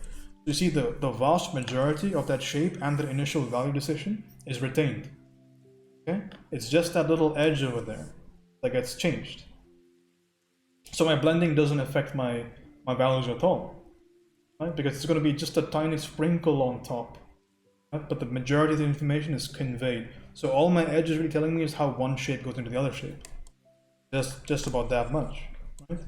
And if I had one contiguous shape over here, forehead, and one shape up here for the tippity top pointing towards the light, then everything is still retained, whether I put that edge there or not. The edge is just there for context. See?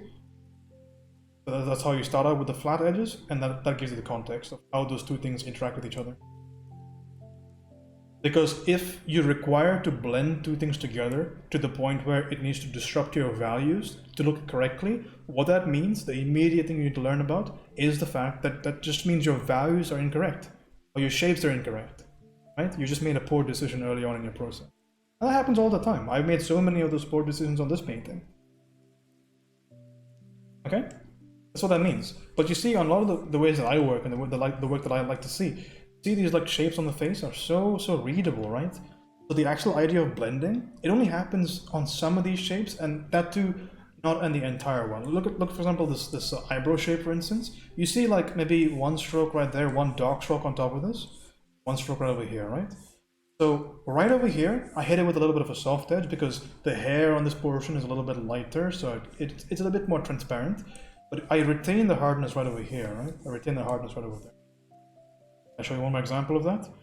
Let's talk about like a softer area, right?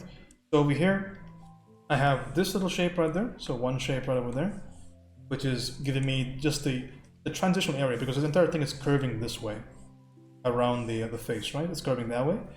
So why do I have this shape over here? That's the subsurface scattering through the cheek. So I need an orangish shape here. And I've actually used selection tool for this shape. I feel like I can see a little bit of selection tool, but the way that I painted it in is I painted it in with a very like scraggly soft brush, which gives me immediately like nice little transition between here and here. But remember, if I go really deep into this, like the distinction is quite strong. Like it goes from that like airbrushy, charcoaly brushy thing to the different shape over here. There's no actual blending happening. I do everything based on that brush edge, right? So I really believe in this method of painting. I don't like crazy amounts of blending on my work because that just means that I have done something improper by choosing two things. I'll leave you with one thing to just think about, and it's a very standard thing on my stream to show this, but I think it's always useful. It is the fact that your edges and your values are not too dissimilar. I mean, they can't be, you can't think about them in isolation. The idea is this, okay? So I'll put a dark here, I'll put a dark here, and I'll put two values on the other side, right? I'll put a light here, and I'll put a lighter value here, okay? I ask you, well, which of these edges is softer? Which looks more blended together? And you would say, well, this one looks more blended together, but the fact of the matter is, I mean, look at the edge there. It's crisp, right? It's so crisp, it's the same one over here. So the thing that I'm trying to tell you here is that that value that you choose, it has a lot of an effect. You can't just be arbitrary with it. So the more thought you kind of think about in terms of choosing the value, the less you'll have to think about blending it to make it look right. Okay? Alright, got a day off from work, so I'm not sure that what WIP I'm going to be working on now. Well, I'm sure it's going to be awesome. Being from Poland, I approve of this choice of artwork to paint. You can also approve of the art challenge or art trade I'm going to be doing with Angevir, because I've asked her to draw some characters from The Witcher for me, and not just from the games, but from the Sapkowski books. So it's going to be an original Angevir Witcher character.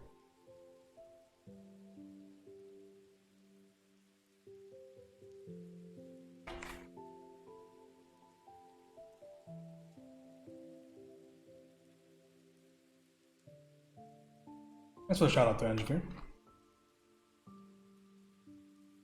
Yeah, if you've read the books, what are the characters that I picked? I already forgot them, my goodness.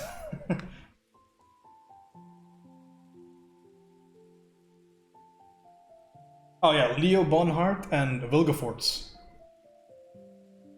The sorcerer and there's also a second one, and the first one is that the assassin guy that gives Ciri the sword. So they're not in the games yet, so Angevir has nothing besides the words to run with. But I'm really excited. Okay, let's continue. Come back? Yeah, can't wait to see. And they're both men, because God knows Ona draws too many cute grills. Alright, let's continue.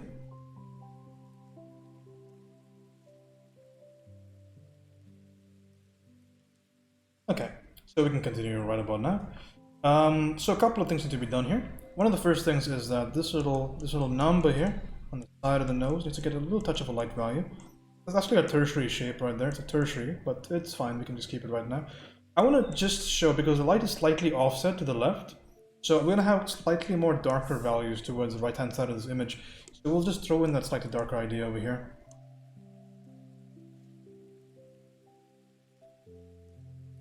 That's on the spine. That's the transition between the bridge of the nose into the lateral cartilage of the nose. And this over here goes rounded. It's a rounded form. That's your greater alar cartilage transition to the tip or the winglet or the wing nose, whatever you call the top of the nostril. That one I forget all the time. So one nice continuous shape, you know? Nice little statement right there. It's also going to be a little plane. So if you guys have studied your Saroheads, it's going to be really nice. Kind of figuring out the planes of the nose. It'll give you a lot of form for not nearly as much of cost for your stroke economy for you. Grab a nice hard little brush here. I'm gonna put a little bit of information towards the top. Maybe it's a bit too hard. Slightly softer than that, I think. That's okay. So information on the top of that nostril right there. Just a sprinkle, you know, just a sprinkle right there. That helps a lot, actually. A lot of folks mention I should paint in black and white to get better value and possibly paint over with color. But a big issue I've had with that is the range of color in it. If you'd like to show me some work, that would be great. I do a lot of crits on the stream, so maybe I can give you some specific advice on what I think you're missing. When we have time, which we're going to have time quite soon, go ahead and post some work. I'd love to look at it for you. Big believer in crits.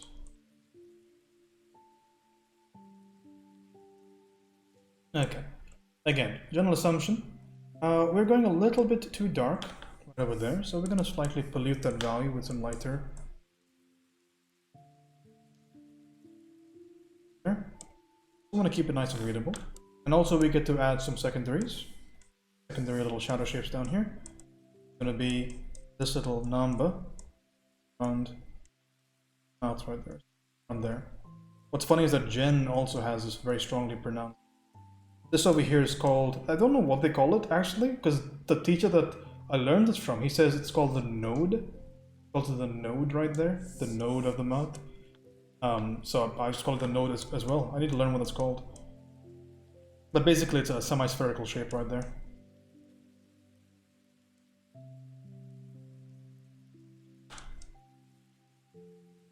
We can simplify that even further. Make a general idea of that. What exactly is that value? That value is not two separate, so what I can do is instantly, because it's not that separate, I'll just simplify these two forms, make them into one singular form right over there. Now it's much more readable, and in that singular form there is a little bit of a highlight.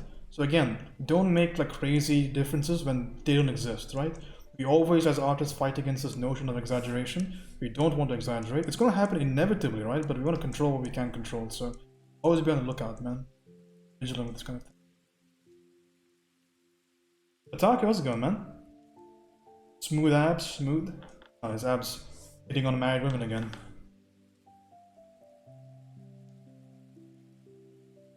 Classic.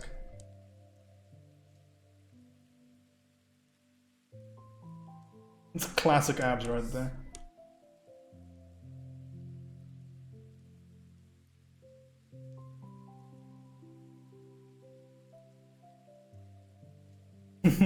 Sure you are. Alright. So we can throw in some secondary values over here. There. And over here there's going to be a singular shape that describes the side. Well, I'm going to borrow that value. I'm going to do some big borrowing and stealing. I'm going to borrow that value maybe around there. So the idea behind that is that sometimes in the canvas some things are similar. So this is the cool thing about painting from of reference, right? Because you can make some kind of cool things happen on your canvas. So basically what I did over there was I looked at the reference and I saw that this area over here and this area over here were relatively the same when it came to their values and colors.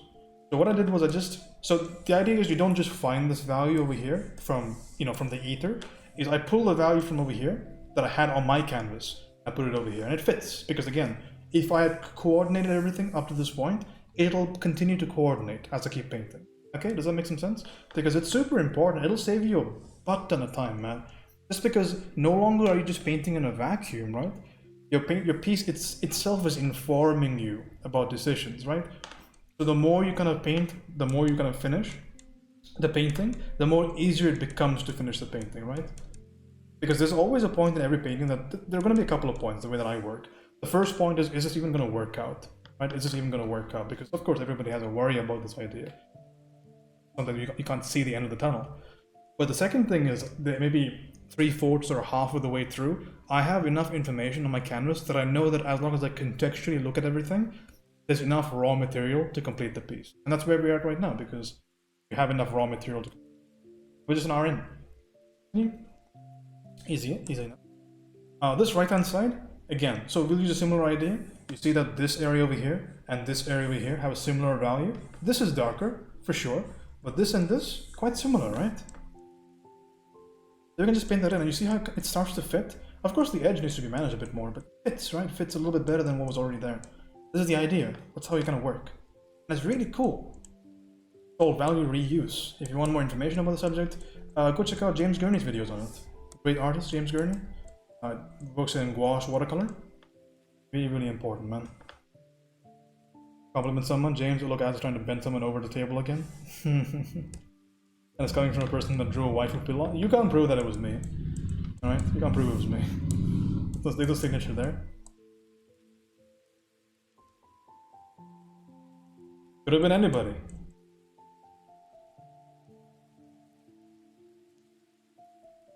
Okay, every time I do these like little strokes like this, I undo all of them, by the way, because I'm like, I don't want to be painting that way. Be intentional, be intentional. That's what I'm talking about when I say that. Don't let yourself slip, man. Don't let yourself slip. It's so easy to, man. It's so easy to. Just don't let it happen. Just fight it. Every step should be a fight. Don't take that easier route. Otherwise you learn less, and we can't afford that right now. We got limited time.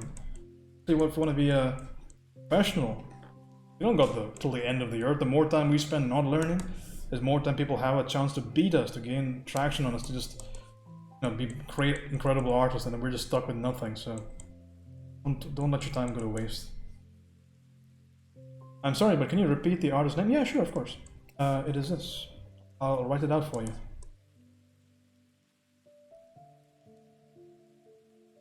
We should be more intentional from the start, that way you won't get weird textures. But the texture, the incidental texture is so important, man.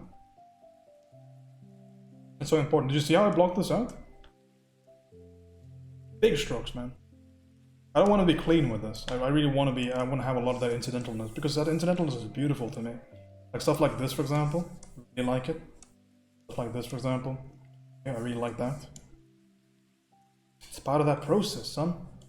Artist name is this.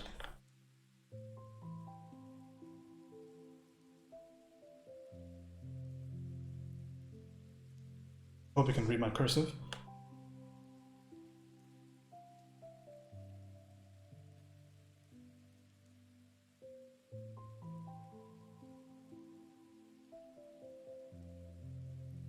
Oh, fuck. I can't believe you've done this. James Yearney? Well, it's a good thing that you're not in the sciences, Abs. You know, thanks for the follow, Whiskey Jack. Appreciate you. Here's my dude. Alright, let's take a big old step back. So I want there to be a little bit of coordination here. There's a big chunky shape right there. Big chunky shape. That's the shadow that's cast by the upper lip. So if anybody's curious about, because the timer's already paused there. Okay, so the little shapes that we gotta wonder about the bottom of the lip. There are a few of these shapes that are really, really important. Okay, we'll just highlight a few of them. But in general, if you want to simplify this area on the mouth, it's like this, okay? So obviously you have this big maw, right? The big, like, monkey-ish maw on everybody's face. I can't believe you've done this. And all of this kind of protrudes. The way this actually happens, it depends on the person, but you're gonna have this monkey-ish maw on just about everybody's face, okay? And what that means is that if this was in profile, this is what we're considering right now. In profile. Oh, I lost my color. Let's curve that behind that. So we just draw like a really basic kind of head right there. Easy enough. So what's happening is that we're drawing this idea, right? So if I was to simplify the shape over here, what does it look like? Like this. A beak of a bird. This idea. Goes, that's facing that way, that's facing this way. So basically this is facing that way, and that's facing this way. That's a basic idea, because it protrudes outward. And that's why the initial strokes were the way that they were. Right? They were big little chunky strokes that gives me light on top and dark on bottom. Okay? And beyond that, there are a couple of things to consider here. There are some little nodes here on both sides that are not exactly, they're not right here. Okay, they're outside the sides of the lip. And these are semi-spherical. Okay? So that's what's happening over here. That's why you don't have like just darkness from here to here. You see that little tiny little bulge right there?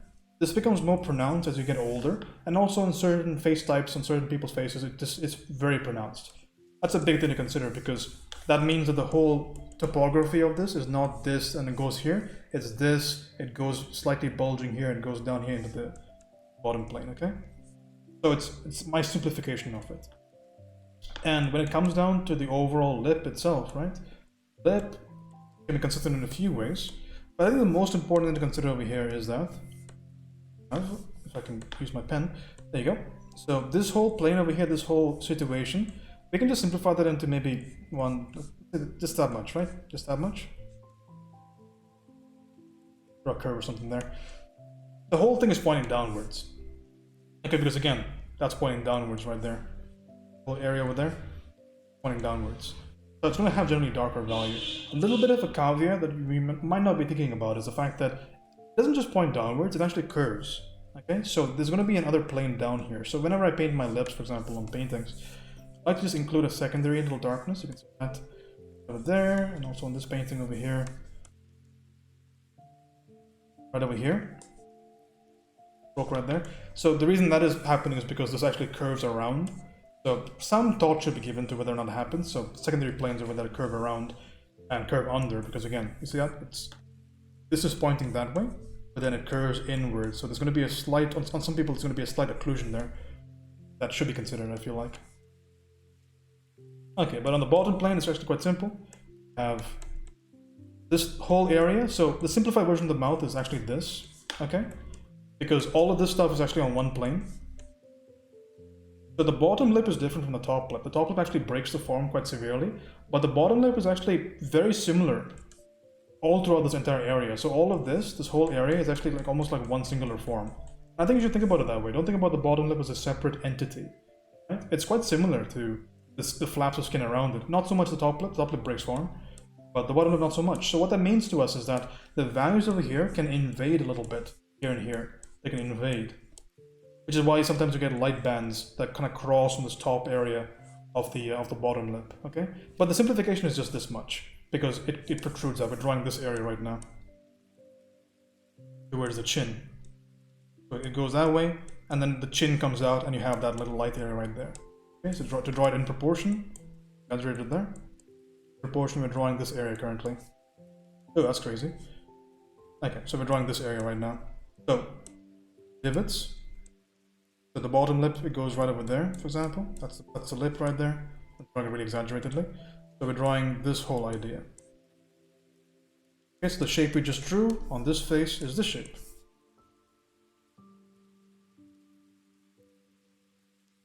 Nice downward facing curve.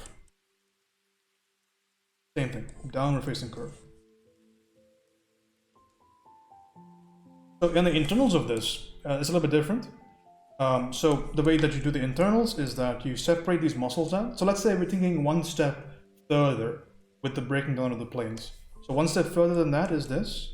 So we're going to separate out some musculature now. So there's going to be two little things on the bottom sides of the mouth. These are facing bottom left and bottom right. If you feel around your bottom lip, you see that right underneath your bottom lip, there'll be a little bit of a divot. And that's usually quite prominent on everybody's face, right? It's much more prominent on males than females, but everybody's going to have it.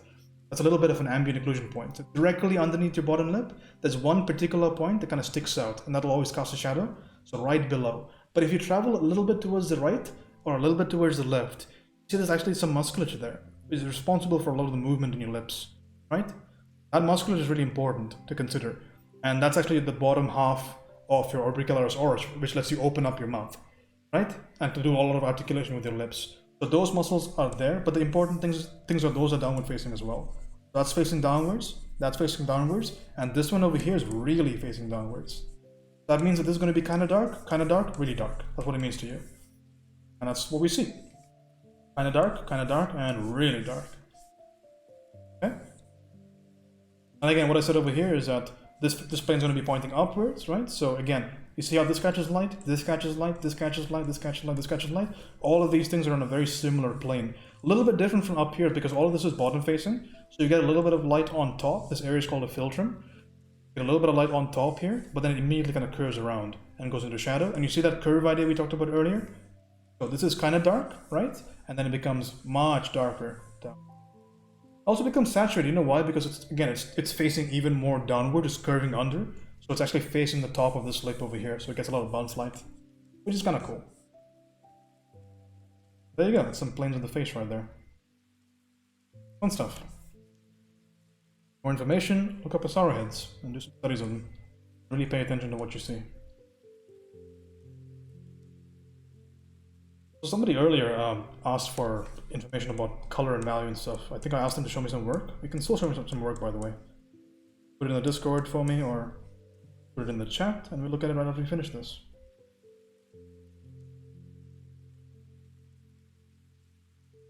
A little bit of information. That's the node of the mouth right there. Just a little bit of that node. Enough. And we can also throw in some ideas of the highlights.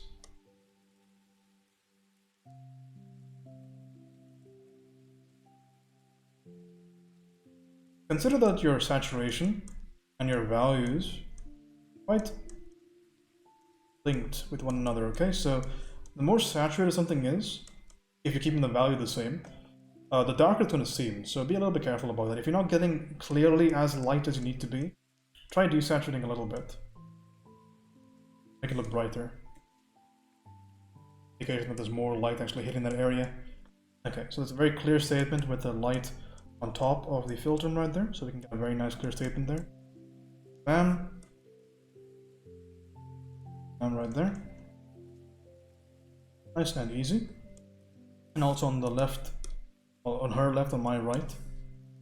Getting on that filter is going to be pretty important, so we'll do that. Just to make a quick assumption of what that shape actually looks like. Very small shape like that. Fine. And of course, we're going to have to just grab a dark. This is a tertiary shape. Grab a dark from maybe the chin right there. Paint a little bit of internals right there, just to show it. Nose itself, it does cast a shadow. And we'll keep the shadows nice and coordinated. So we're going to grab the shadow from down here. We'll grab this value over here. Paint that in. The cast shadow, so it's going to be quite strong. There are a few ways of painting this. Usually I would paint this with selection tool, but we can continue. So what we'll do here is we'll draw one continuous shape. We'll design this a little better, okay, because that's also casting a shadow. And we'll extend the shape down here, and we'll take it around the... because this is a very readable shape, right? It looks like a Shuckle Pokemon coming out of its shell. Get a nice little readable shape right there. You see what's happening there? Like a little, like an Apatosaurus. Long little neck right there. It's a pretty readable shape, and it's very, very similar in terms of value. So we just make one singular assessment, and we say, okay, I'm going to draw that Apatosaurus. And we drew it. Right? And it looks right, just about right so far. Right? Of course, some little minor variations need to be done to make it correct, but again, good to think simply first and foremost, and then we think more complicated. Because again, we're trying to capture simplicity. That's what art's about, right? That's what this kind of art's about. We don't try and capture every little nuance. We don't sit for days and days and days rendering out hair. Not about that life. We care about just the essence of what we're looking at. The essence of that particular form was not drawing one distinct nostril after the other. It really was about what is it? Is actually what are we looking at? You know, look like.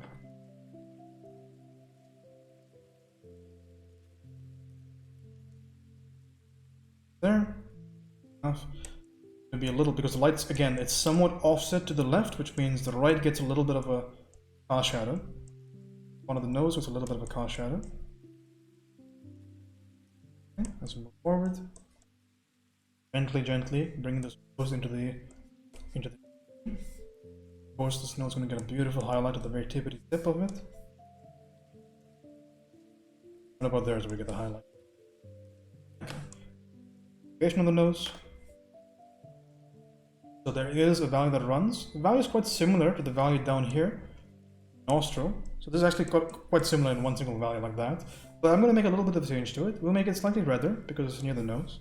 It's near the that area where I expect a bit more red. Right over there. Make it slightly lighter maybe. Oh fuck! Redder. I can't believe you've done this. It leaves me with this value. I think that value is sufficient. You know, we can paint with that value.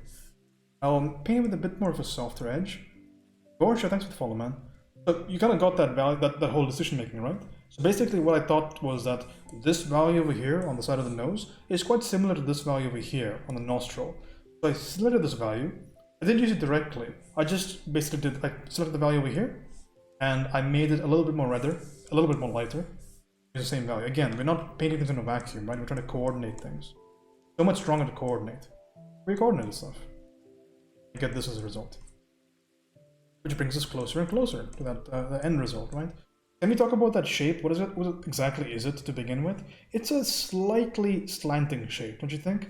Like it goes somewhat straight over here, but then it begins to slant towards that eye. So I see that impression of it. So we'll paint that in. So it slants towards the eye from right about there. We're going to introduce more of that slanting idea. Little subtle thing that happens there, but it does happen, or we can see that it happens. So we'll paint it. In general, what's happening with that bridge of the nose, right? So the greater alar cartilage of the nose and the bridge of the nose, what's happening there? So it's quite a distinct shape. So it looks almost like a inverted vase or a torch, for example. It looks like a torch. So it seems like the neck of that torch is a little bit dampened, a little bit too small. So what I'm going to do is I'm going to bring down this value, this darker value. We'll slightly bring more red into it because it's going into that maw region, or into that face region. Okay, we'll bring more red into it, and we'll tighten that up a little bit more. Whatever that. So it gives us more information about that nose. And again, like I said before, the light's slightly offset, so we're going to get a little bit of darkness here that we don't get on the left hand side, because again, the light's slightly to the left. So we're going to bring that more towards the red, And we'll add just a touch, just a touch of more red in here. So this is called subsurface scattering. It's a beautiful subject to learn about, and it'll add a lot of life to your paintings. But what's happening is that there's a little bit of light that goes into the skin and bounces around and then comes outward. So that's what creates a little bit of that redness. Warms everything up, and it's a really cool thing to explore. Your paintings ever look a little bit dead? Most of the time it's probably the drawing and it's probably the values, but if you're an experienced artist and you just don't understand why your color palette in your face looks a bit too dead, then maybe the answer is perhaps you're lacking some critical information. Again, up here, this is the tertiary shape, but up here we're going to be adding a little bit more lightness because again, the structure of the face says that okay, well, there's a bone here, and I don't see it. I don't see that bone just yet because there's a value lacking there. So I'm going to paint that bone there. It's a zygomatic bone right there, if anybody's curious. But again, I don't just put any light there. It needs to be a lighter version of the existing color. Lighter over there. There you go. That looks kind of right, don't you think? Kind of right? It's a big old stroke right there. Just to show me what's happening there. And if it looks a little bit too pervasive, a little bit too distinct, we can just a little bit of change to the blending. I kind of like the way that was before. I like those strong statements. I'm a big sucker for that kind of stuff, Big, strong statements in the canvas. I like that kind of stuff a lot. So I will retain it. I will retain that big stroke. I like it a lot. Same thing on the other side. So a little bit of information right over here. Okay, the eyes. Love this little beautiful. We're going to put in those eyes fairly quickly. I think a big thing to think about right now, we're going to do a bit of remeasurement in a second. Also, when I put this value over here, I should have immediately thought this was a mistake by me, but I should have immediately thought, well, there was not a tertiary shape over here, so there's unlikely to be a tertiary shape on the other side to depict the fact that this whole cheekbone is facing upwards, right? Penny, thanks for the sub, I appreciate you. Welcome back. And shout out to Penny, great artist, good friend of mine. So again, upward facing, so again, we get a little bit of that stuff right there. Everything's kind of coming together. And it's just a bunch of really simple things, man. This has been so simple so far, right? We started really, really ugly, and we just did some simple decisions, and now we're getting close, man. We're getting close to this whole idea. So it's really cool. Really, all painting should be this way, right? Okay, so we're gonna do a little bit of work towards the eyes right now. Let's put in some semblance of that scar. So I'm kind of terrified, because everything's on one layer. So everything's just one singular layer right now. What if I fuck up the scar? But you know what? Let's not worry about it. If it's wrong, we'll just paint over it. It's not a big. Again, let's not think too much about what we're doing here. You don't want to get terrified, right? You don't want to be scared into inaction. Just draw our best intention right now. So a pretty important thing's happening right about here, okay? And the idea is that I'm not picking some random new color out of the blue to actually draw in this red. I picked the existing value over here and I just brought it up because again, I want everything to coordinate with itself, because if I picked a red that would not necessarily exist within the color space of my canvas, it would be really weird on top of the skin. So I'm making my job easier. So I started right there. I'm going to make the value that I picked from my own canvas, I'm going to make it red there. And now I have a lot more control over it, right? I can choose what it's going to be. This way it gets a lot more integrated. Canvas. Back here, I want it to go darker and also saturate it. Easy. We'll fix that hair on that side a little bit later. Can you focus more on shapes and value drawing and portraits? It works so much better. It definitely does. Okay, let's do some focus on those eyes really quickly. So what do we see? What's the whole eye shape? What is it about, so we can make some rather larger strokes here. Okay. So first of all, what do we see there? You see that arc right there? It's almost like this looks like, what does it look like? Like a stapler? Or like an alligator's face? It looks like, that Godzilla 2002 movie with Adrian Fisher? Looks like that guy. So let's draw Godzilla from 2005 or 2002 or whatever it was. We'll draw that guy right now. Okay? Because he's apparently on this piece. We drew him just now, and we get closer because we watched Godzilla and we're good about that. And now we can get closer. So that's again shape association for anybody that's curious about what the hell I'm talking about. I'm comparing what I'm seeing to something that I know, because if I said, hey, James, draw yourself an eye, I could draw anything under the sun, but that made it very specific to this reference. Also, a couple of things to kind of add here is that the overall angle is a little bit too angular. It's a bit too much in this way. So I'm going to take off some real estate from up top. I'm gonna cut in slightly. I don't like the softness there. I'm not a fan of it. So we'll do this change with a much rougher brush. We'll just make it a little bit more straighter, I feel like.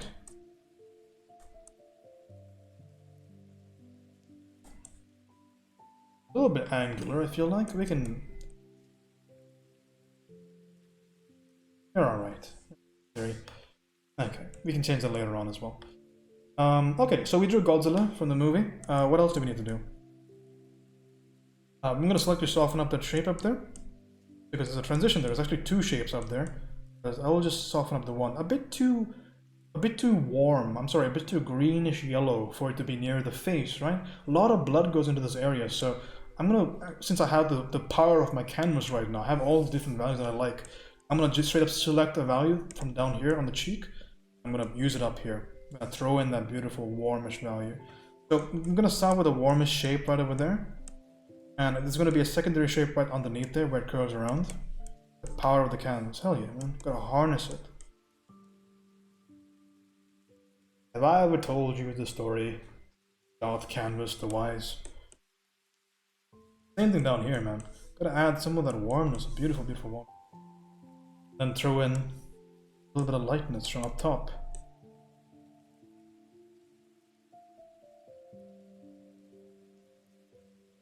A little bit of lightness, man. That kind of all works together. Respect the reference. So brave. Okay. Again, same thing over here. We have... That's not Godzilla up here. This is more like a... It's like a stork. It's like a stork that's kicking its leg outward. About canvas engineer. Don't make everything about canvas, alright, Anjavir? Always talk about him. Why don't you talk about me every now and again? Put some dark over here. I want to translate her face into more of... So right now it's heading towards those purples, which is not a bad thing, but I want to bring it back into these reds, I feel like. Purple is way too hot for us. That's too hot for us, right? Way too hot. Like Ninja and Marcus Brownlee levels of hot. We'll just be nice and easy right now for us. And also this little eyebrow, this little piggy, needs to be a little bit more angular. I'm going to add some angularness to it, and we're also going to throw in just a little bit of warmness while we do this. Also, we can do a little bit of spring cleaning, which is something that's not been touched. That's not really important, but not been touched, so we can just start to employ some of the existing values. You see, a lot of the work that's being done here has been just grabbed from similar areas. So, ba-boom, ba-boom, ba-boom, ba-boom. Okay, and we need to bring back a little bit of that squiggly squaggly that was on my eyebrow, because we like that. Soft edge, if anybody's curious about the nomenclature there. I'm casting a spell. Get the value relatively close, you know? First things to look. Gotta work tomorrow? That sucks. We don't celebrate Thanksgiving in India, so we had to work. Well, people that actually work had to work. I didn't have to work because I'm a loser. I'm kidding, I'm waiting for school. So, what a bit.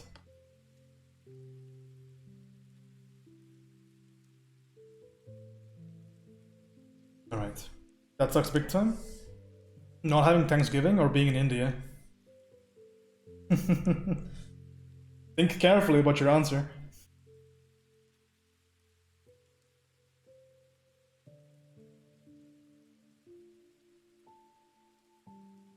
Work? Alright. I believe you, Penny. Throw in some light up there. You said a little bit of a highlight on the bridge of the nose. You gotta put that highlight in there. You just gotta, man. You just gotta do that sometimes. I hate it, you know? I hate that value. I hate it a lot, so we're gonna fix that. First thing that we're gonna do, because that light didn't seem light enough, what does that tell us? That tells us that the context that the light was put in was maybe not the best context. So we're gonna just have to rebuild this from the ground up. So we're gonna throw in the same value, well, they're all the same value. We're gonna darken that up and we're gonna redden it up. That leaves us with this little number here. Get this number. Then we're going to throw in that highlight. And now it's against a lighter context. I'm sorry, a darker context. And now I should actually be able to see it. And I can. Simple solutions to complicated problems, man. That's all you need to do. Think it through, man. A couple of seconds and we're done. Okay, so we're gooch now. throw in a little bit of the schmeckles to the side of the nose here, just to kind of show our intelligence a little bit. I'm gonna throw a little bit of this graininess in here. Throw some grannies on this. All right, grannies on that one, grannies on this one. Good. Okay, let's continue. I want to see just a tiny little bit more of thought when it comes to the glabella, because that glabella is looking awfully sad, and I don't like that. So some things that we're missing over here is the fact that the light, the transition actually happens down here near the brow region, so these light values actually extend all the way down here. So I'll grab a light value up here, and we'll make it more redder, a bit more saturated, and now we have a light value user on the glabella. Glabella, by the way, if anybody doesn't know, is a separation between the eyes. You can use that word more and more. Every time you use it, you actually gain back your virginity. So you can tell where I'm at right now. Okay, I'm gonna bring this a little bit higher as well. That information brought to you by Angevir Art, by the way. Told me in DMs anyway. So hateful, man. There we go. Going alright, going pretty alright, going pretty okay. Make a slight little angular correction here.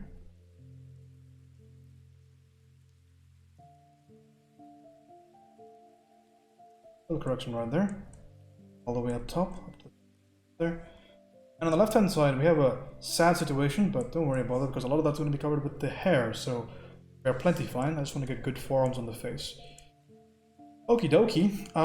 We're doing the eyes. Let's continue doing the eyes. I want to infiltrate just a little bit. There needs to be some infiltration here by this value over here, by this little number. So bring that down here. We're going to infiltrate into the deepest, darkest crevices of the eye. Show a little bit more form of the brow. I'm doing this in a million strokes, so I'm going to undo it and do it in one stroke. There we go. Mission successful. Respect earned. Do it on the other side. Well, easy enough. And now we do a little bit of hanky-panky when it comes to the insides of the eyes. Because now the outsides have been solved for the most part. So over here, the outside corners of this eyebrow, there's a lot of makeup on the eye. And it's cool. Definitely very cool. But we gotta paint it, right? So we're gonna simplify heavily. So now it's gonna be a question of what do I see? So over here I see some chonk, so we're gonna paint some chonk. You see chonk, you paint chonk. It's a simple rule of painting. So you paint that chonk. It's gonna be very dark, saturated chonk. Back over there, easy enough. And so right now all we're doing is we're trying to figure out what these shapes look like, right? So what does that look like to you? It looks like a fortune cookie that's what was opened up. It looks like a dragon with a giant spike on its head. It looks like Pac-Man. It looks like grade A under A. What it looks like. You know, grade A under A, the guy that used to be on YouTube? Looks like that guy. So let's draw that guy. Again, shape association, man. It'll save your life. Shape association should save my life.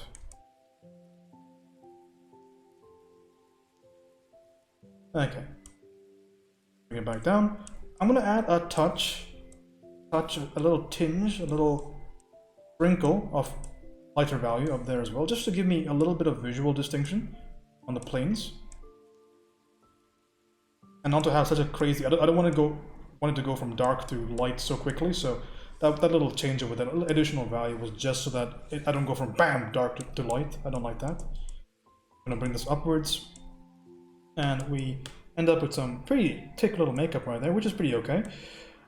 Right now, let's set up for the eye, okay? This is gonna be eye setup. So the eyes, so we have context, by the way.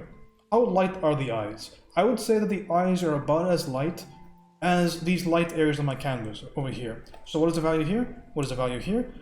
Well, we seem to be missing a little bit of a distance. So we'll just pick a nice little middling value right over there, let's say. And we are going to throw in just a little bit of that light. Maybe decent a bit more. There we go. We're starting to see some life in this husk of a corpse that we've been drawing all this time. See a semblance of those beautiful eyes. Let's get in there. We're using a lot of shape association, which works super well for likeness from ref. But how do you build this stuff up when you're making an original? Well, you design it well and you work on it based on your design.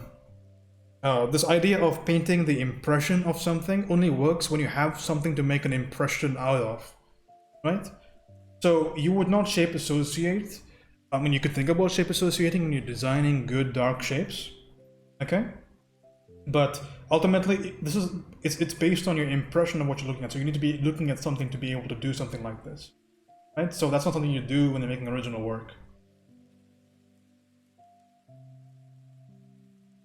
I think that's really important to remember. The same thing goes for when you want to just make these large simplified values over crazy expanses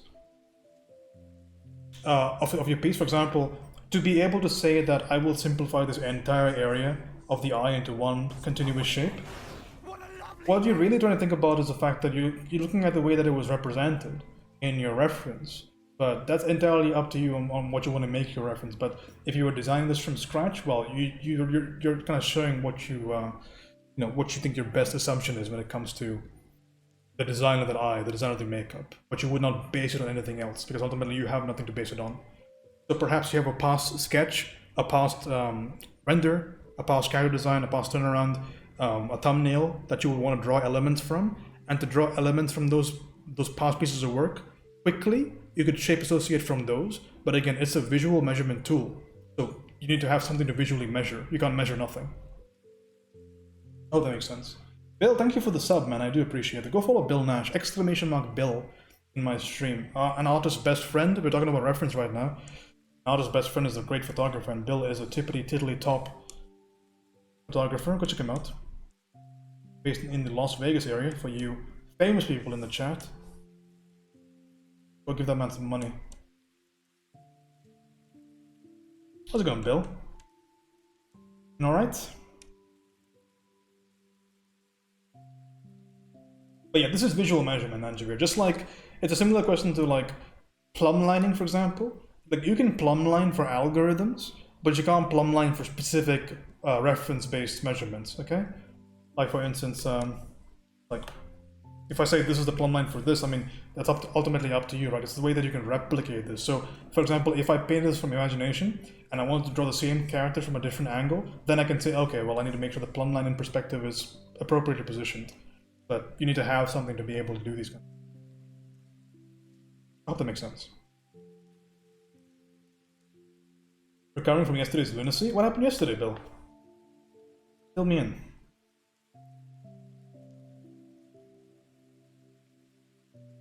Ask of a corpse, I can't help but laugh when you make. I mean, you gotta make things interesting for yourself, right? That kind of stuff is in my mind constantly when I paint.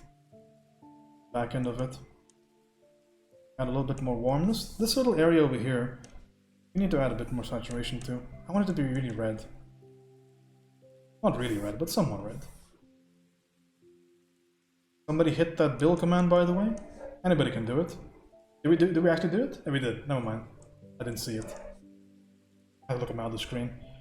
Okay, we're doing alright so far. Couple of things to think about when it comes to this overall eye is that there's going to be a darkness. A darkness looms upon this eye. It's up to one hobbit to save the day, but it's going to happen later on. I'm going to first add the elements of the eye. Okay, so down here it goes a little bit lighter. Perhaps even a little bit, slight little foray into the land of the blue, the unknown reaches.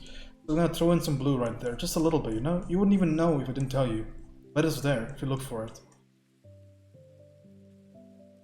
The goodness of people. Rim and Joes were here as well. Oh, the stream with Nagi? Cool. And good to hear that you're hanging out with the... Oh, I guess Thanksgiving, right? With the Twitch artist folks? That's really cool. I'm going to throw in some darkish, greenish numbers.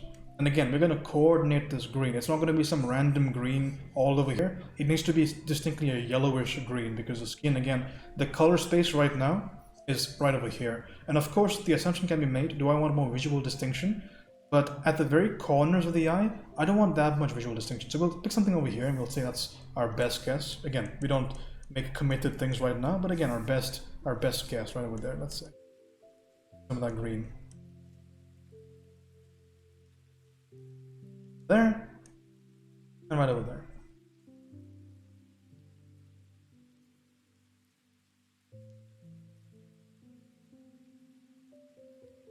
Easy. Okay, ocean green. Take me by the hand to the land. But again, I'm not too concerned about like distinct amount of accuracy from ref to painting. Again, always concerned about that impression of it, right? It's almost like googly eyes. Yeah, I need to do a little bit of warping on this eye over here. It's just gone a little bit away from us. Or we can make those changes quite soon. Let's do a little bit of work on the left hand eye to a second there. Because again, there needs to be some idea about where do you want to stand on your piece, right? Do you want your colors to come from your reference? Or, do you want to choose them by yourself? It really depends on how you want to go about it.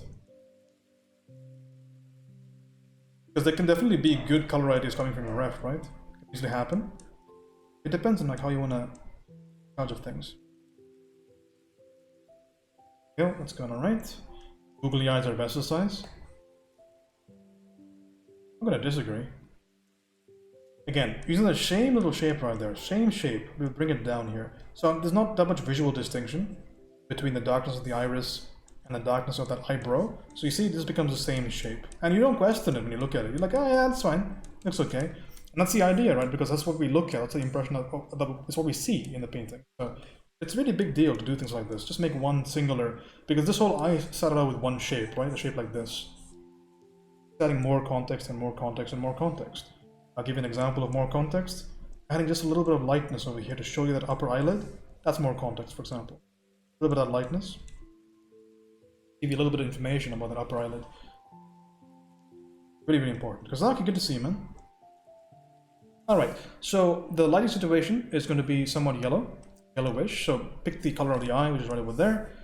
Go lighter and yellower. Light. Maybe a little bit more of that.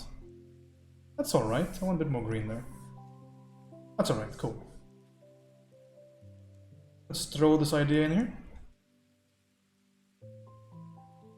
Really? Oh, fuck. I can't believe you've done this. Thanks, Inham. Appreciate you, man. Very pretty. Okay. There's a little bit of aberration there that I want to kind of capture. We'll do it in a little bit. We'll do it very sneakily. Okay. Don't tell anybody I showed you. We're gonna grab this value over here and we're gonna slightly redden the silhouette of it up. Add a bit more chroma in there. Get a little change right there from that to that. Just a little bit of that chroma on the side. We're gonna go back into there with a tight brush, but the reason I'm doing all of this stuff very basically is because right now we're gonna add that pass on top of this whole situation, because this is gonna be the shadow of the eyelid on top of the eye. Add a little bit of smokiness to the eye. I want that idea to be there. See that?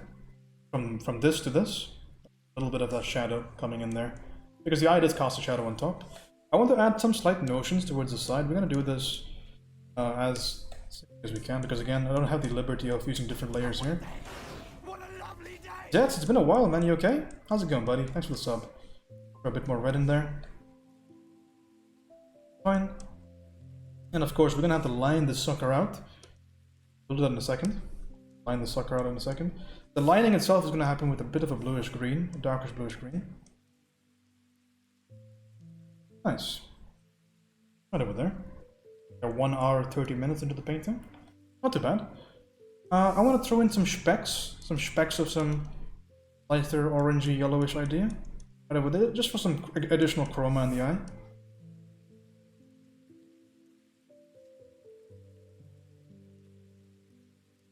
That looks kind of neat. Looks. Last thing we do is we just smash it. We just smash that highlight button.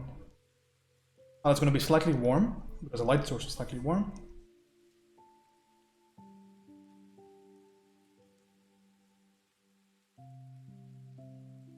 Ooh. I see. Probably going to have to fiddle with that in a second, but later. That's alright. I'm going to have to do some shifting of the eyes, because remember I did very little, I did no line work for the face, so some of the props have got to be modified. We'll do that in a second. For the left eye to the right eye though, I have to do some little bits of change. First of all, let's have the relative size of the eyes somewhat similar. So change really quickly. Let's talk about the overall girth of the face. Am I happy enough with that? Okay, so we're gonna make the job a little bit easier for me. We are going to fix the outside silhouette completely right now, so we get the final outside silhouette, and that will help us with the eye measurements. Get the final outside silhouette of the face. Because again, we're developing everything together. This is how I tend to use this particular process. All good, just been taking care of some IRL business. Good. Right. Good to see you, buddy. On there. Ooh, that's a bit too much. Way too much. Alright. All that right over there. A lot of inclination there, actually. A lot more than I... Get that back there. Got to include just a little bit of a hint of where the strokes are going to go. there. All right.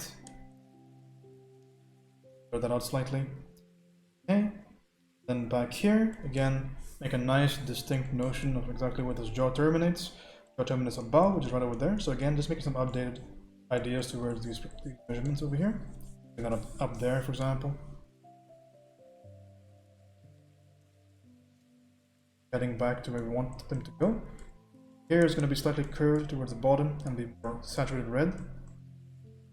That value over here. How you paint fur? Same idea as how I paint just about everything. The first thing that I think that should be considered is how you pick the value. I can show you some pretty quick though. But it's very much the same process, right? The biggest mistake that people will make when painting fur is that they don't think about it in terms of just raw shape and value, and that's I think the #1 mistake. You can give me some pieces if you'd like. I can put that for you now once I finish this particular piece. But I'll show you some examples of my own work. Where I've drawn some fur. I'm gonna be explaining what I'm talking about here. I've drawn a lot of fur recently. So stuff like this, for example, like really soft stuff.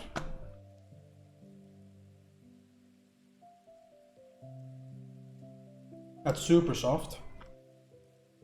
Something a little bit in between for this boofer. Like we send some work, just put it in the chat or join my Discord and put it in the crit section. Either or. So there's one thing that I want you to think about here, Yakuso, which is just like think about these big areas of light against dark, okay? And then you kind of figure out the context. Because when you see when I've done all this furry kind of ideas over here, like there's, if I was to like really take you all the way back here, well, you can't see those individual strands anymore, but you can see these big areas, okay? These big areas of light, these big areas of dark. And that's what I want you to think about, okay? Really try to simplify stuff. Really simplify stuff. Instagram is good, but I want to be able to grab it and paint with it. So just like, could you screen cap that for me? It makes my job way easier. Otherwise I need to screen cap it for your Instagram, which is problematic. But again, that's what I want you to think about. So big light shapes, big dark shapes. And once you establish those light and dark shapes, Yakiso, then you go in with your texture brushes. Because you see, only in the edges do you see that texture. So only on the edges here, here, here. But what do you see inside, right? Inside you actually see just these flat little shapes, these flat areas with no texture on them. And that's the secret to painting complex surface texture. You don't care about stuff until you need to care about the edges. You first start with just that light and that dark. So you get those values right and then solve the edges. Look at the shadow over here. Like this shadow is very, very flat, right? But I've given context to it based on that edge. That's the secret. Because this whole thing needs to work as a physical object that responds to light before it needs to work as fur. And that's the mistake that everybody makes. They jump to it way too quickly. Okay? Same thing over here. See super readable shapes? Readable, readable, readable, readable, readable. Inside the shape, there's no texture almost, but outside there's a bunch of texture. You get the shape first, right? You can almost see me the way that I drew it initially. You can see my lines in here. You can see this line here. So when I first was drawing this, I drew a shape like this with my pencil. I said, okay, I want to have a dark shape here. I want to have a dark shape here. And I did get a dark shape. And then I put the edges on top of it to make it look like fur properly. But the values need to be taken into consideration first and most importantly, okay? Primo important right there. Very, very important. Okay, let's continue with this. Hopefully that helped. And if you want to show me any work, show me some work. Look at a couple while we take a break. Interested, but your explanation was great. Oh, well, good. So a lot of times when you paint something that is new, like we tend to sometimes we just overcomplicate stuff, you know, and that's a problem because we should. Problem. Very, very important to. Oh, you're right. You're right. Okay, my history doesn't go back that far, no, so I'm sorry. We're just gonna paint over it, it's fine. I was talking about this, the roguelike. Thank you for spotting it though. Eagle eye right there. What is screen tab used to chat exactly? Use a... So basically what I do is I just use snipping tool from Windows and I snip it off of Instagram. And I either upload it to Imgur or Discord. It's just that simple. Post it here or just, you know, give me the Discord link. Okie doke. We're back here. Out here. Shape associate at the top. I'm gonna have to have a little bit more real estate up there. Go. Need a bit more real estate up here. Wants to be a little bit flatter. Well, that's not too make or break. I think that's fine. Indicate a little bit of a car shadow down there using my sample value from the side. Enough. I'm gonna have to solve that eye on the left. Eye itself. Make some plumb lines on the right hand side. See where that terminates. Terminates at the bottom of that shape. So the shape itself seems to be okay. Get the overall length. Overall length of that situation. Seems to be alright. This over here should be well within this over here. So we're going to bring it a little bit closer. And kind of erode it on the side. Right over there. What are you using to draw this? What type of tablet? You can check that out. I think somebody just gave you the command. That's the Canvas Pro 20. Paid for by the stream, by the way. So that. Are you hyped for The Witcher? I still need to go back and finish 3. I actually never played 3. I was like playthroughs of it, but I never played the actual game. I played Witcher 2 maybe. I finished it maybe 8 or 9 times. Really liked the game, but I've never had. So I haven't had like up-to-date modern hardware for about 7 years now. So all the games that I play are very like old games or very basic games. Boy has not had a good computer for a while. Again, simple little shapes here. Get that light versus dark. Should be kind of like thought about how simple this whole painting started out, right? You should always think about that. So this over here is going to go slightly more saturated. So again, I have the context now, which makes my work infinitely easier. I have the context, so we can just work off the context. Goes a little bit darker, lighter. There, and we're going to slightly affect edges, make it a little bit smoother. Around the node right there of the mouth. Yes. But you see, I'm taking a lot of care in my strokes to retain this brushiness because I want the brushiness in my final painting. Really trying my best to not just make these crazy little blended strokes and lose out on my brushiness. I have a lot of. It's very important to me to retain that. Made a darker value there. Instead of darkening the value, I'm going to select what is there already and I'm going to saturate it towards the reds. Way that you can just avoid adding too much value space on your paint. You can actually solve some form issues with color space. Kind of cool, right? So you don't make the read value-wise too much harsher, but you get the read through color. Which is really important, especially if you're doing a course that requires you to color restrict. I've done a few courses like that. I've done Jonathan Hardisty's course. Jonathan Hardisty, what a hard name. I've done his course in Schoolism. And he has a lot of exercises like that, which he asks you to use just 5 values. And yeah, really cool, very important. But if ever you're struggling, you can't get enough values in your piece, you can't get enough read in your piece, and you want to restrict the value space, that's one way you can solve it. Same thing over here. I want to make this darker, so I'm going to push it more saturated towards the reds. Get this value over here.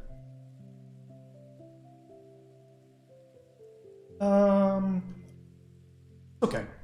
Maybe I would like it to be a little bit more redder. A bit redder. That lets me have a more simplified value scheme to the piece, which is really important to me. Okay. Okay, well, we have about 20 minutes left in this piece. I'll keep it to 2 hours.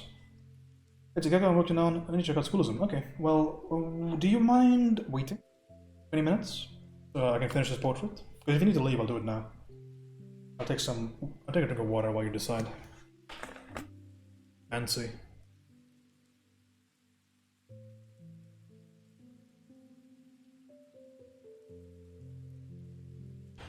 I think I'll look at it though. See what you're presenting. Just so maybe I can cater the conversation a little bit too. Okay, sure. I'll look at it for you now. Oh good, you gave me the reference as well. Oh nice, you're switching up stuff. Cool. So what's the idea? Do you want to bring this to more of a realistic piece?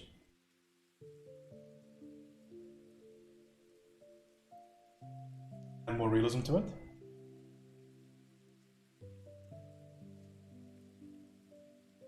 Grab this for myself. What do you think is missing?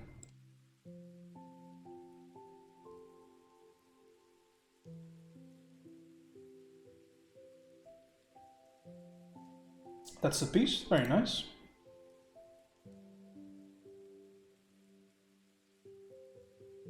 And this is the reference. Bobby Chu has a great course on painting creatures, and Terrell Whitclatch has a great course on designing creatures. I really recommend those courses. Okay, this is what we have right now. Ref have a painting. Back up. Okay, so the comment is, it feels very muddy. I can't seem to figure out a good value range. Okay, so when things look muddy, a couple of things to consider. One is that the shapes themselves, the shapes are maybe not as well designed as they could be. Generally speaking, that's one of the biggest causes of muddiness. And the second one might be there's not a very distinct idea of temperature difference on your canvas, which can also lead to a lot of muddiness. So these are the two kind of leading causes of muddiness on a canvas. So readability of the shape, and also heavily the color temperature. Do you have a good temperature difference? Do you have good warms and cools in the piece, right? Very, very important, because you want to have temperature difference on your piece, generally speaking. Let's have more realism without having to painstakingly etch out every scale, you know? Okay, no, definitely we can get you there. So the first thing that I'm going to do over here, I don't know whether it's a requirement to have this background be so light, but one of the first things that I want to try and do for this piece is not have that happen, because the light is kind of really preventing me from seeing a good strong idea of light and shadow in this piece, because I want to show a good amount of light and shadow in this piece, right? I want that to be kind of distinct. So it's maybe the first thing that I'm going to do. I'll keep the whiteness if you're really attached to it. But what I personally prefer is this. So you can tell me if you don't like the direction, but personally, to improve the overall quality of the piece, we can quickly do a bit of balancing, where I'll shift that light value. I don't want it to be a cutting white. So what's a good smart decision here to kind of make this a bit more color contrasty? Maybe the answer is making it slightly bluer, that background. Putting a little bit more blue in there, okay?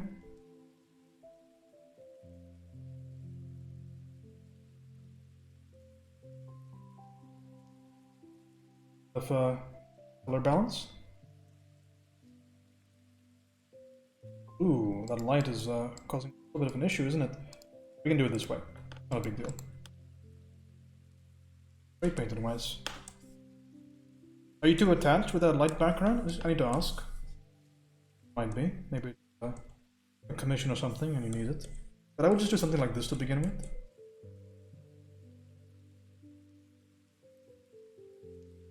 Just to cut the read, you know, because that light's a little bit too light. You know what would have been slightly smarter than that is just using the magic selection.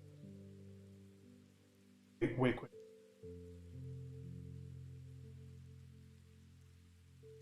Just something like that kind of gives your piece a bit of a room to breathe in. Okay? So we'll start right there. Because I want to show light and shadow in this piece. Okay, what are we going to do right next? So you have a separation of light and dark in your piece to a certain degree, right? You have some lights, you have some darks. There I feel like there's some notion of value. I want to be a bit more distinct with it, I feel like, to get a better read. So what I'm going to do here is, maybe I won't have him hovering around. So we'll keep this as a baseline, let's say, as a baseline change. Modify this over here. I'm going to first extend full rock face. I'm going to extend it down. I want to have some real estate to cast a shadow on. There. Fine. Okay, so we'll start right over there. And I'm going to bring light to this piece. Because right now it's a bit too non-distinct. So let's quickly refocus the lighting on the piece, shall we? Just to make things a bit clearer for the audience. So in that regard, I'm going to make certain things specifically light and certain things specifically dark. And the more things I make dark, the less things I have to paint, because I'm only going to be painting in the lights. I'm going to do a lot of painting in the lights, okay? So we'll quickly adjust this. I'm going to I'll leave your top lights the way that they were. I just want to adjust your dark slightly. Go down here, and make a mask. And we're going to slowly start to reveal some forms here. Okay, so I'm going to say that I want to reveal maybe the top of the head.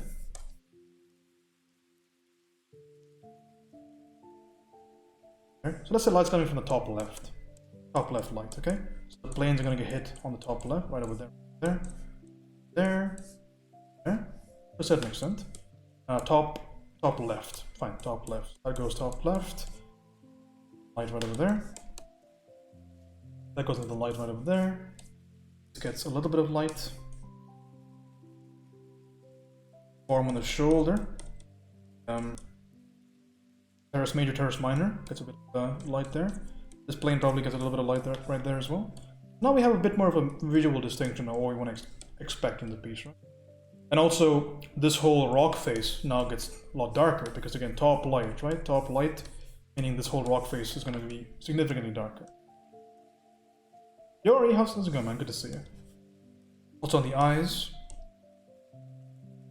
lightness right over there, but just kind of refocusing your values a little bit more.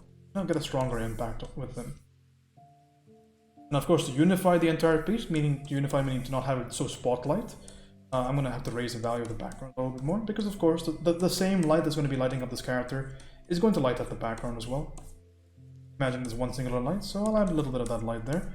But it doesn't come at too much of a cost, you see, because the background's now blue, so I always have color contrast in the background to kind of save me, so I don't have to worry too much about this background being a bit too light. And down here it'll actually give me a read as well. Right over there is how I initially started out, okay? So just kind of have a bit more of a refocus in there. And then right after that, what I'm going to do, because we're not going to like some of the stuff that's happening over here, I'm going to make things a little bit more distinct here. So we'll just save those changes, we'll lock them in. So we're going to try and add in some cast shadow for this rock, because again, I picked a very specific light source, and we're going to just roll with that idea, okay? All of the stuff over here that I just selected is going to go into the dark. For a rock in this condition, we'll just say it goes like nice and simple into the dark.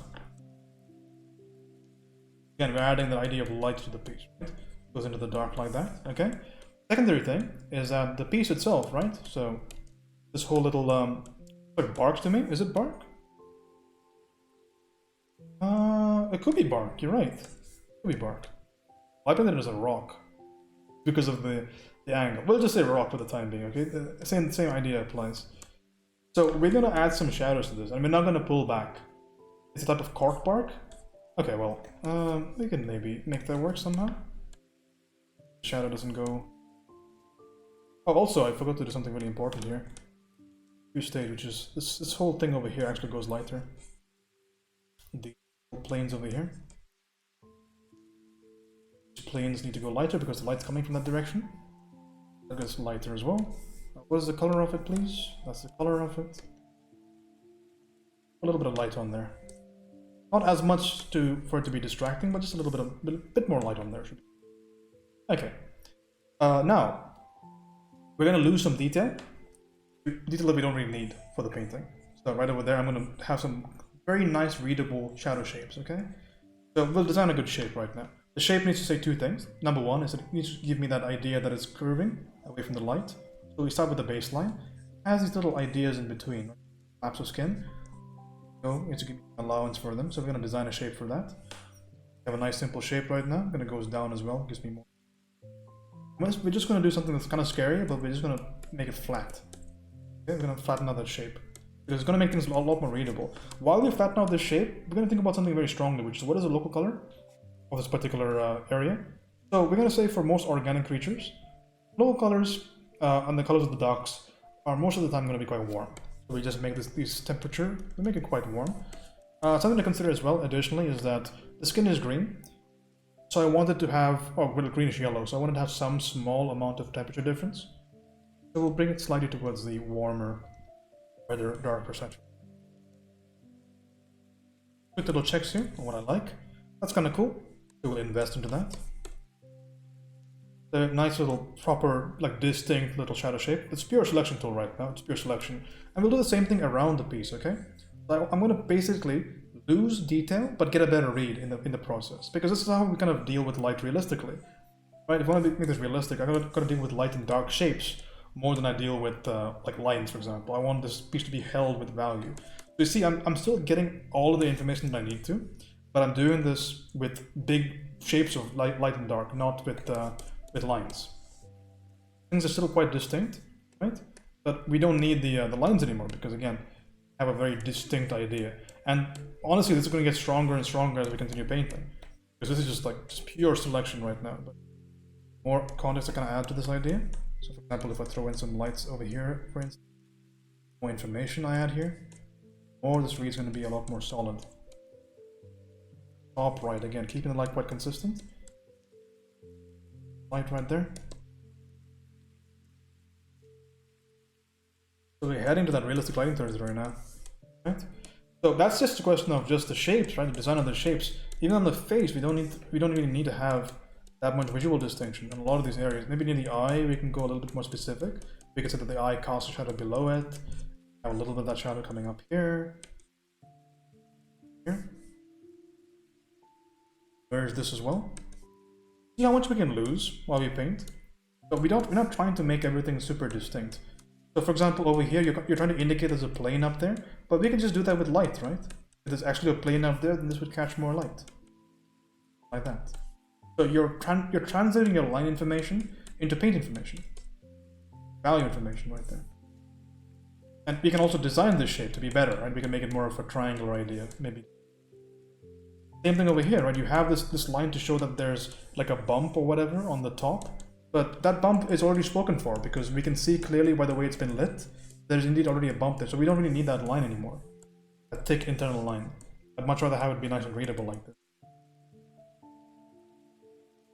So the line gives you information, but remember at a certain point they kind of work against you. Getting a lot more of a distinct read here.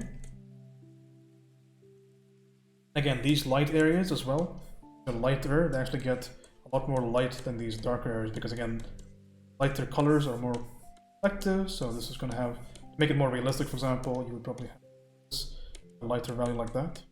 Get a bit more visually distinct. Whole shape probably gets lighter. Getting the territory. There you go. So we're getting somewhere with it. So we went from opacity.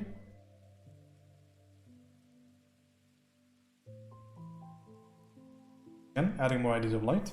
That's just with the value, but we can also do so much with the edges as well. So let's try to add some softer edges here, maybe. Push it in that direction. So we'll pick a brush, let's say something with a bit more of a scaly-ish texture. I'll pick a very standard canvas texture brush, okay?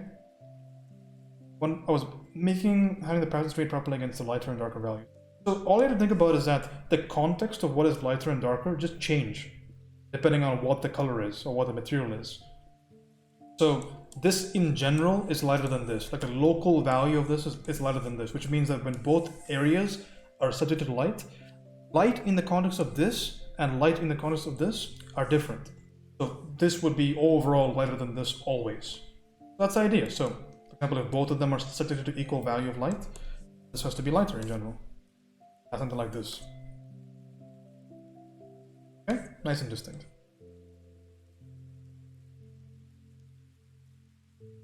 That, for example, maybe a bit too heavy-handed on the other one, but you get the idea. What brush is this? What am I using right now? Is it not an airbrush? That's an airbrush. I was wondering why it was so harsh. But that kind of gets you what you wanted to see, right? So all of these over here, let's go lighter. Because again, light's a big question of it is in the context of what exactly you're looking at. The painting that I learned that from is a painting by a very, very good painter. His name Mead Schaefer. He's an old master painter. Versions for illustration. A bit more visual distinction. So you kind of separate that pattern now. And then you can come to your fun little question, which is edges, right? Edge is going to be pretty important. So where do I see the edges? Most of the time, if I don't want to paint everything, I just need to add edges in those particular areas that are going to have the strongest value transitions. So most of the time, it's going to be when your light transitions into your shadow, and also sometimes where your highlight transitions into your area of light. Okay? So for example, over here is going to be an area where the highlight transitions into the area of light. Means that over here I have the chance, I have the option to, which one? The Count of Monte Cristo. Red count, so the count against the red with the big coat. Very much like it. That's my favorite painting, by the way. World. Grab canvas brush, let's say, something like that. Now I can start to show a little bit of texture here, maybe a little bit right over there. And the highlight's going to be a very specific area, right? So maybe right over there would get a little bit of highlight. But again, don't just pick pure like light values or pure white. Be very specific with how you choose your values. Let's test this brush out because I have never used this brush before in my life. So I picked the value that's there and I asked myself, what is the color of the light source? The light source is warmer, so it goes warmer, it goes lighter. Something like this. If I want to make it lighter, I can adjust the saturation as well. Get something like that over there, you get the idea. So that's one area that I want to put a little bit of information into. Also, in these areas over here, the transition between light and halftone, the light and shadow, for example, I'm going to see a little bit of that information in there. So I don't have to paint every scale, but just these transitionary scales, because there the edge is going to really matter. It's going to be shown a lot more. So I can give you more information about exactly, again, this little internal. Try to avoid internal lines like this. You can keep lines in your context. I would like to see a bit more line weight, like thought towards line weight while you work. I see a little bit of thought, but not as much as I think is necessary. I think especially inwards over here, these ones will really disrupt your ability to get a good read. Extreme dark amounts, because you're trying to say that there's an occlusion here, which does not exist. So be a little bit careful about the internal lines. So I can just solve the internal lines just by using value instead. So for example, right over here, you're trying to say that this area will bulge forward, but I can just show you that based on the cast shadow. Again, kind of understand what the lines actually mean, because you have a good understanding of drawing already, but try to somewhat like translate that into a painting. So understand what the line is implying, like a bit of a form change like that, and then just paint it in, you know, just paint what the line is telling you. Your line looks pretty good actually. I don't mind it at all.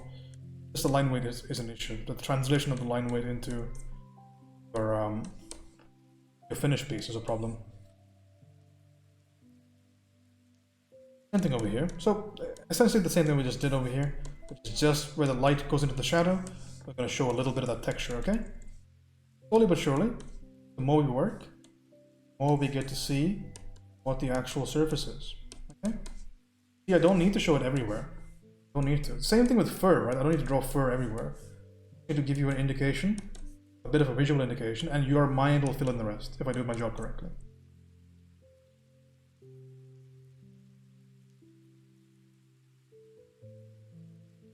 This is how you kind of get away with not detailing every individual inch, because honestly, these are the areas that it really pops out to you as a viewer. It pops out a lot to you that there is texture on it. So that's like visual.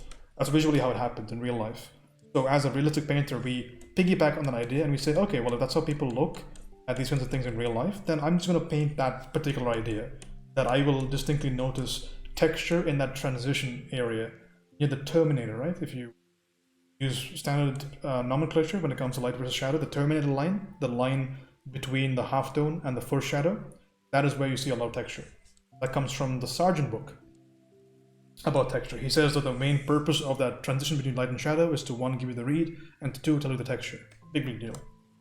Also consider, to add more realism to your piece, consider the fact that there's going to be an idea of area of focus. So certain things, for example, this bottom half can be defocused, this bottom plane over here can be defocused, this plane over here can be defocused. I can add some visual non-distinction to therefore make my distinct shapes way more distinct. So I can slowly start to kind of blur areas out, make them not as clear. That's a very important thing to consider. It's not something you want to put in on every piece if you don't like that kind of look, but for digital work, for realistic work, really important consideration to be made. It cannot be ignored. Lost edge, because it's a really big deal. It's an entirely new type of edge in your paintings. If you ignore that, then you're losing out on a lot. At least consider it.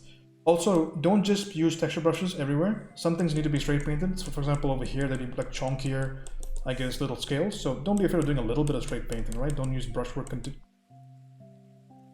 bit of that here and there can be straight painted as well.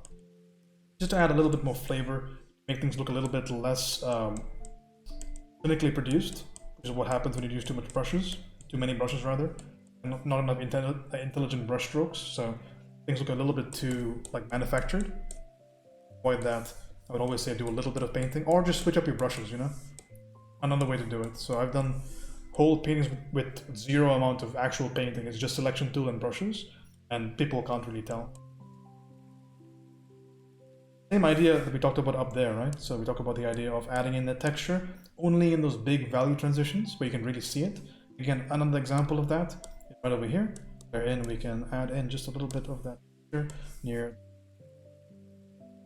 the highlight. So a little bit of that right over there, you see? How much that kind of adds to the painting, gives you a bit of that read. That's the logic behind it, that's the fundamental behind it. So now you'll know. So that whenever there's a visual distinction, you'll think about whether the fact that you want to add some some small amounts of texture. Like right over there, you know? Goes into the highlight of that particular form. I can add a little bit there as well. But the painting still holds, whether or not I do that. Same thing goes for the eye as well. The eye, in general, is also a shape, right? So we're gonna have to maybe define it as a shape. So for example, over here, this goes darker, because again, this is a simple thing, because it's a sphere, so top right is lit, so top right is lit, right over there. The absolute very top of it is actually going to go into shadow. That's why you drew it dark, because this actually gets a slight amount of cast shadow because of the form of most eyes. Like, I haven't studied this particular gecko or lizard, but I studied a lot of animals, so I know what to look for. So I get a little bit of that darkness up there. A little bit of the darkness up there, for example. And let me do this with a smoother brush, just to keep the brush work fairly consistent. Very textured brush, because that's how I usually like to work. Of course, this little area over here can go darker. Add a slight amount of shadow if you want to. And even a lot of shadow down here, you know, to the point where we can almost lose out this edge. You can see how that doesn't make too much of an impact. That edge. Like, we can just do that if you want to. Ultimately, this is up to you. How much do you want to simplify, for example? It's not just about the intensity of lighting. It's more about the stylistic kind of interpretation of the reference, right? How much do you want to really push that? Because I'll push this lost edge quite severely on my paintings, because I like the look of it. I really like paintings with a lot of lost edge. And then of course the creme de la creme, you have to add a highlight to the eye, because the eye is reflective and it's spherical. So the highlight goes because you sample the local color over here, you bring it warmer, bring it lighter. Get that beautiful light right there. There's some reflected light on the bottom. Throw in a very slight amount lightish green value on the bottom. Round out that form maybe.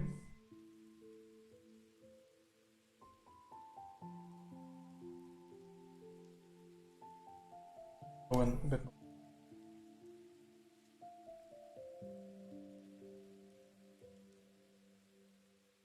Right?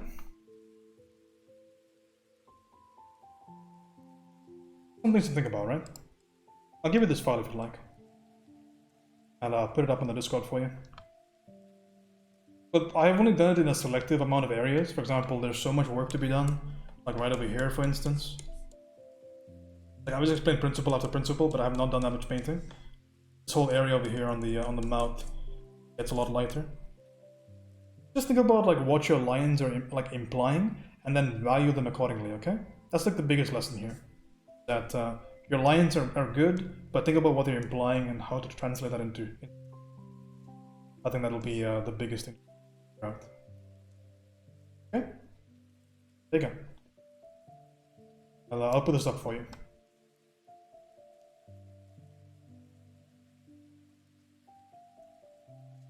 File name for YD. Okay. Let's get that on there.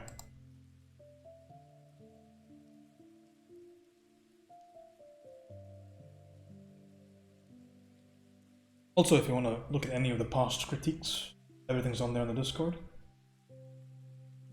If you're curious, people ask the same questions over and over again. I always answer them, but look at other questions that maybe you don't fully.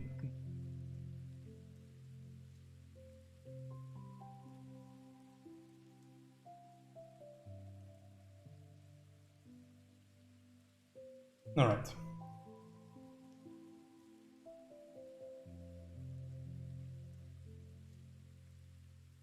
That's the link if you don't want. Because I can understand that. I mean, I'm not ready to join the Discord. It's just easier that I have some place to post. Alright, let's close that. Go back to the thing.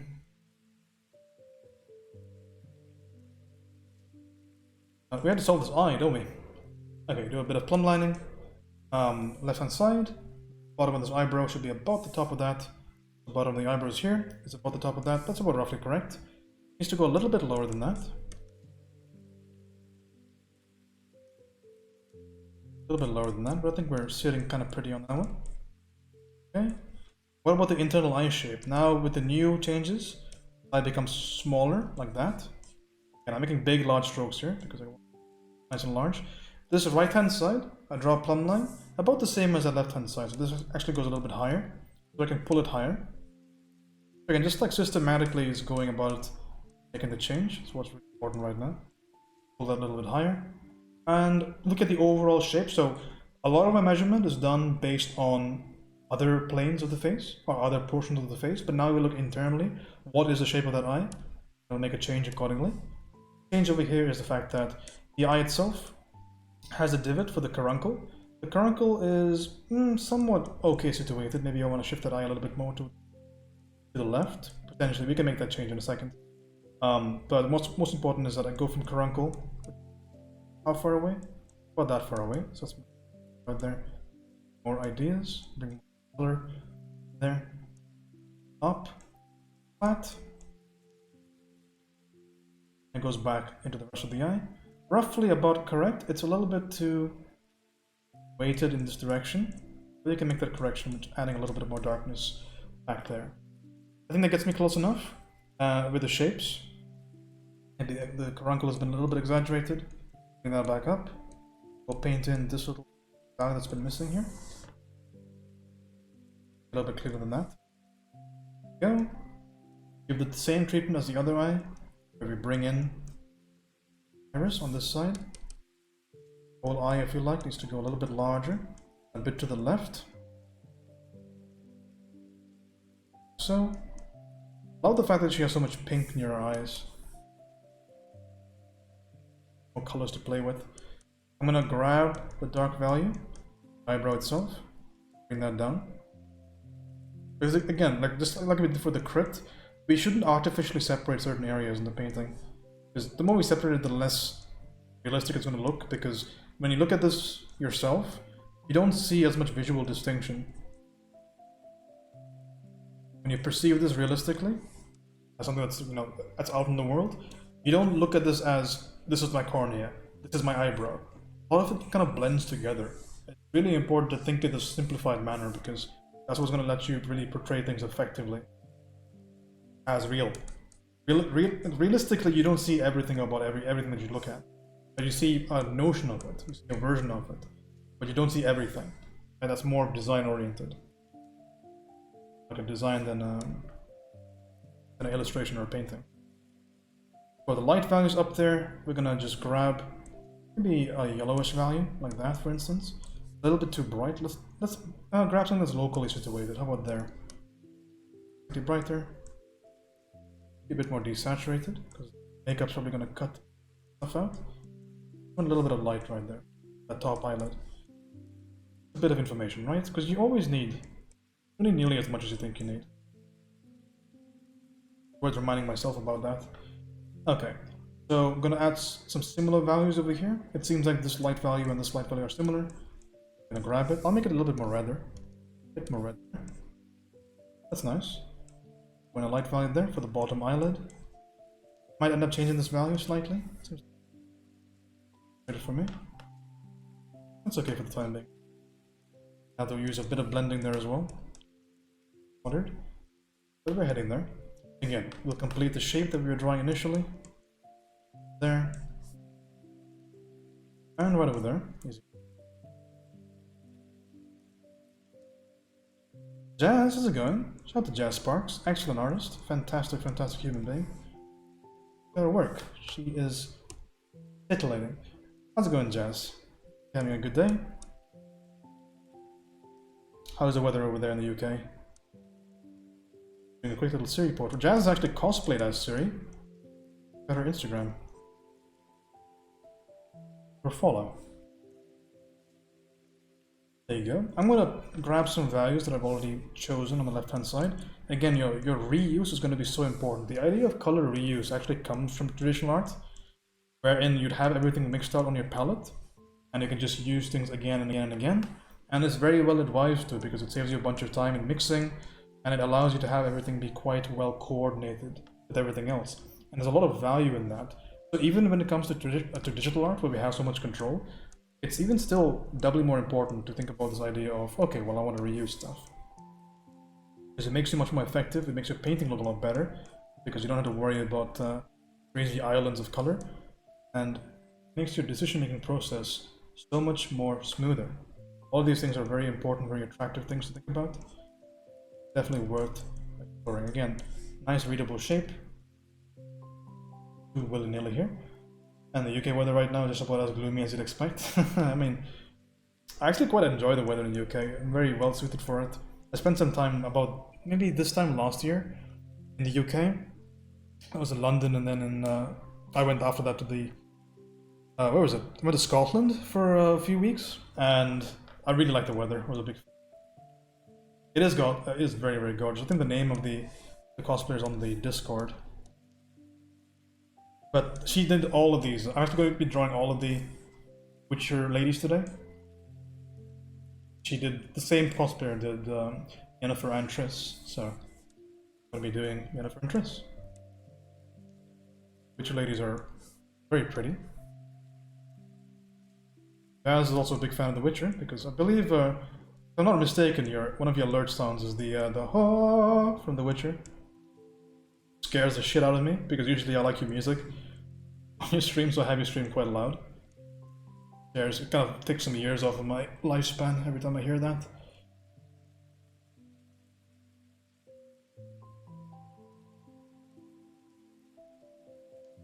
Okay.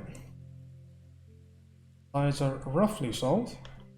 Again, we gotta do that. Okay, we forgot a very important step here. Can anybody tell me what it was? It was the fact that the upper eyelid casts a shadow onto the eye, and we missed that. So, important, man, to add that sense of realism. Your eyes are so attuned to the idea of seeing light and its effects, so even if you don't understand the way that light works, you can tell whether lighting is good or bad. So again, I'm gonna add a little bit of that sprinkle, a little bit of a sprinkle of darkness cast by that upper eyelid. The darkness is not going to be so pervasive as it is in the eye makeup and whatnot, but there's going to be a little bit of that transition there. A while ago, it's different now, but I'm impressed to remember that. Yeah, I've been there for a while. Got a print from you, which I adorably love. It's on my desk, on my other desk. I have to be very careful with packing that one, because it was 2 pieces of artwork I actually physically own. I wanted to get all crumpled up when I traveled from the Netherlands back to India. Alright. Gonna be a bit careful here. So the amount of strokes that you're gonna put in to the eyes is gonna be quite a lot compared to other areas, but one of those high focal points is gonna be worth the effort. Nice and dark here.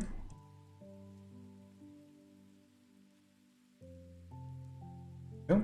I'm gonna touch this with a little bit of red, just a tinge of red around the eye, just for more chroma, because there's a little bit of like a chromatic aberration happening in the eyes. Might be because of the way that the picture's been edited, but I do see a little bit of it there. I'm gonna add a bit more there. Also, the entire eye seems to be slightly higher than the way that I painted it. I think she's looking up at us slightly. So we're gonna just put a single stroke up there, bring the eye slightly upwards. I don't usually play around with this kind of stuff. Like when I see a change that needs to be made, just make the change, you know? Don't dilly-dally, don't try to preserve your work. It's the idea of, like, I think a few artists call that killing your kids. But don't be overly attached to anything in your canvas. There's a purpose. That purpose is add in that light value. Maybe not so bright. I tend not to go insane with these highlights. I like to keep them quite the realm of possibility. Right over there is fine. Update the one on the left. But again, it's important to think about the highlight as a part of your painting.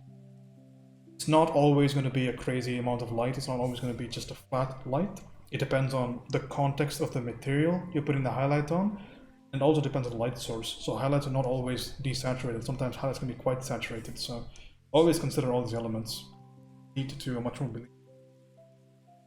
Because ultimately, when you're at this stage in the painting, things are going to be very slight, but it's the little subtleties that kind of bring a piece from, just okay to just go in that distance.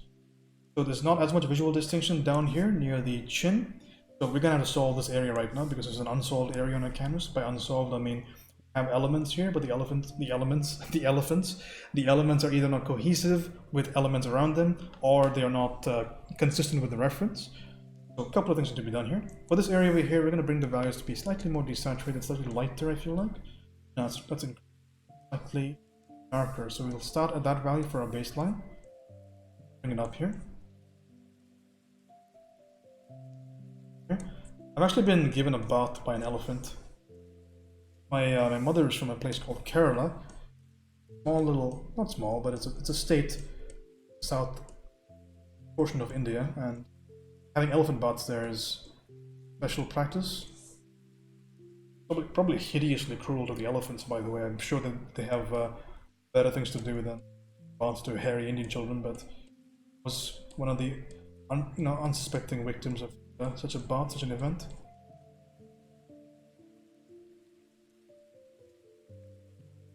And the novelty wears off quite quickly when you realize that the elephants are ginormous animals that need to take very large shits, and the glee, the childish sense of awe, kind of rapidly leaves your face when you see a softball-sized turd hit the water.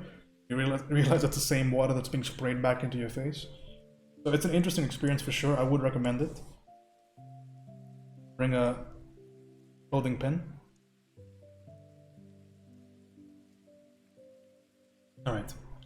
Add a bit more warmness here. There you go, story time with your boy Indiana Bro.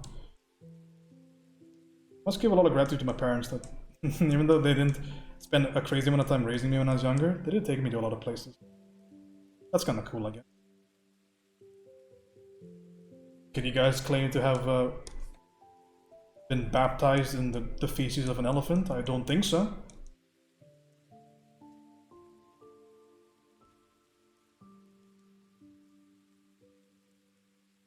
Okie dokie. Do a couple little checks here. So I want to add just a little bit more distinction around the chin. Can't say I have. There you go. Just to show a bit more visual distinction. Chin. Let's do some little changes to the proportion stuff. Right now I'm going to save my canvas a bit more. Just going to check to see whether we're having some rather severe inclinations. We do have a couple of them with the way the piece is being tilted. So maybe at this point is when I start to solve this issue. I have to be a little bit concerned. First off, it seems like we are having a little bit of an inclination problem over here. So I'm just getting fresh eyes. Usually I'd walk away at this point, but I want to finish this piece right now, so because we have to do so many pieces today. I'm going to do a quick little check over there. I'm going to bring that up there. Also, we're going to do, just to solve that outside contour, shifting the perspective of the piece, because this is very much a measurement thing. Helped me a lot by just getting a bit more different perspective.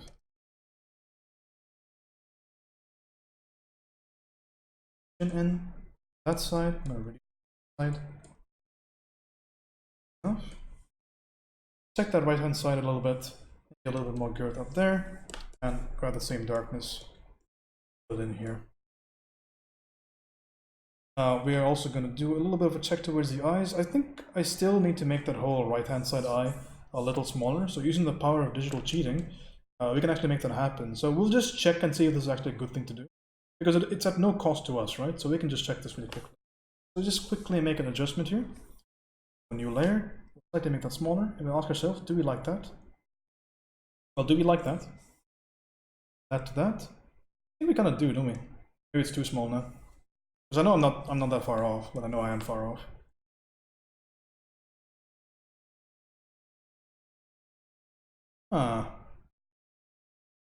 It's actually fine.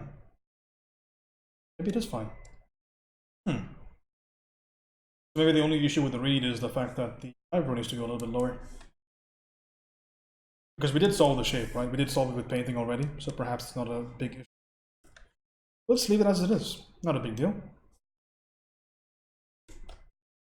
Okay, well, since we did a lot of painting on the eyebrows themselves are a little bit too thin now, so we can bring that eyebrow. I love the simplification near the eyes. I think it's really cool. So we can actually bolster that a little bit in a couple. We're gonna bring in some more values on this here eyelid. Throw in some highlights for that there bottom lid right there, because that's gonna be top facing. Lids. Kick on a clap. So we're going to add a little bit of these lights, because again, that's going to be a top-facing plane. If anybody's curious about the planes on the eye, little quick breakdown to show you what happens there. So the way that you simplify the eye in general in painting, like this. So we have, so what is a plane? A plane is an oriented surface. So the question is, where are the different surfaces on the eye pointing towards? So we have right there, one there, and one right there. That is your left-facing plane, your front-facing plane, is right-facing plane, and down here you have uno, those. So you have left-facing plane, right-facing plane. So these are generally facing upwards, generally facing downwards. But I offer you a little bit of an enhancement to this whole idea, because these little things over here, these islands, they aren't flat shapes. They actually have a little bit of thickness to them. So instead of doing it this way, we can actually think about every one of these little planes as tiny boxes. Okay? So a little bit of thickness right there, a little bit of thickness right here. So ultimately, if I fill in the shape here, it's going to be these two planes over here. The same way, if I was to look at this eye from the bottom, I would have two planes or three planes pointing towards me. 1, 2, and 3. Okay?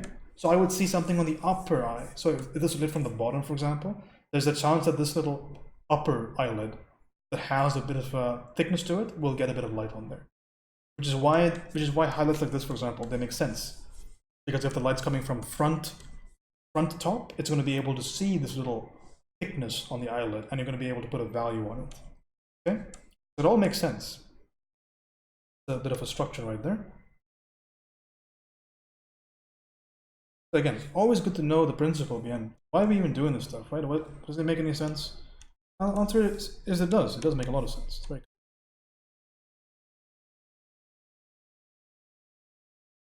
I would like that to be a bit more visually distinct. I feel like it's not really popping, you know, it's not popping. I want that to be popping a bit more. Bring in a bit more light there. And I don't want things to be very indistinct. I want them to be statements. I want these to be statements, visual statements that say strongly about what I'm looking at. And some of these values over here, I'm going to up them. I'm going to elevate them a bit further. To add more context to the piece, we're going to add a little bit of information near the tear duct, or if you want to really up your virgin status, you can say it's a lacrimal caruncle. My favorite thing to say, for obvious reasons, on the face. So that's your tear duct, right? That's a fancy word for it. Caruncle needs to get a little bit light because it's going to be quite wet, and wet equals reflective. So that little area right there is going to get a little bit more highlight, because again, it's wet, reflective. We are missing a little bit of information. Spanish stream. I look Spanish, so Hispanic. I don't look. I'm gonna add some tertiaries over here. Little bits of information that are quite important to add at this point, which is the fact that this whole area over here, the side of the eye, the glabella right there, that's going to be a little bit more in darkness. Do you speak more than one language? I speak a grand total of maybe 6 languages, but you wouldn't have heard of half of them. Like Hindi, you know, because it's a very common language, but I speak a bunch of local dialects in my hometown and the towns around them, so I guess it's been a while since I've spoken a lot of them. So 5 including English rather, not 6, 5. So English, Malayalam, Kannada, Hindi, well, I can speak Sanskrit, but that's basically the same as Hindi, Tulu, and Konkani. So I can't speak Konkani anymore, and I can't speak Malayalam anymore, so it goes down to 5. I can read Malayalam though. I can understand it for sure. But the only language I speak regularly besides English is Kannada. Kannada is a local language in my town. I speak that almost every day. But it's one of the most like ugly languages in the world, so it's not proud of.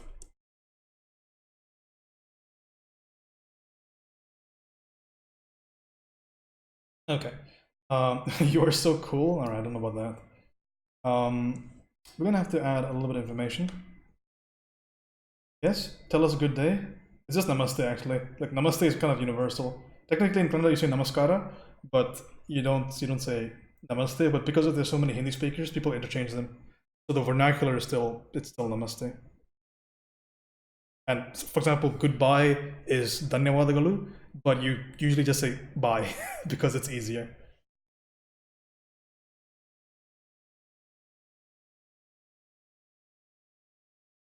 Because it's just easier, you know? You say bye, okay bye, you say. Even if the guy doesn't speak a word of English, he'd say okay bye. He'd also say hello, call them, because it's easier than saying, it's easier than namaskara. I still say namaskara because it's a respectful thing to say. And of course, swearing is always a lot of fun. How do you say thanks? We say thanks. You're asking me like the very generic things that everybody just uses the English word of. We just say thanks. Again, like the thank you and the goodbye are kind of the same thing in Kannada. How do you say cheers, mate? You're joking? No, I'm not joking. Cheers. Okay, how do you say cheers? You would say adu olledu. You say olledu. Olle is it's very good. And if you want to say it's really good, say adu bapre olledu, which means bapre is like an identifier. It's really good. Huh? Like you just speak English. It's not really. You kind of lucked out. You lucked out a lot. Those are the few ones that are kind of relatable.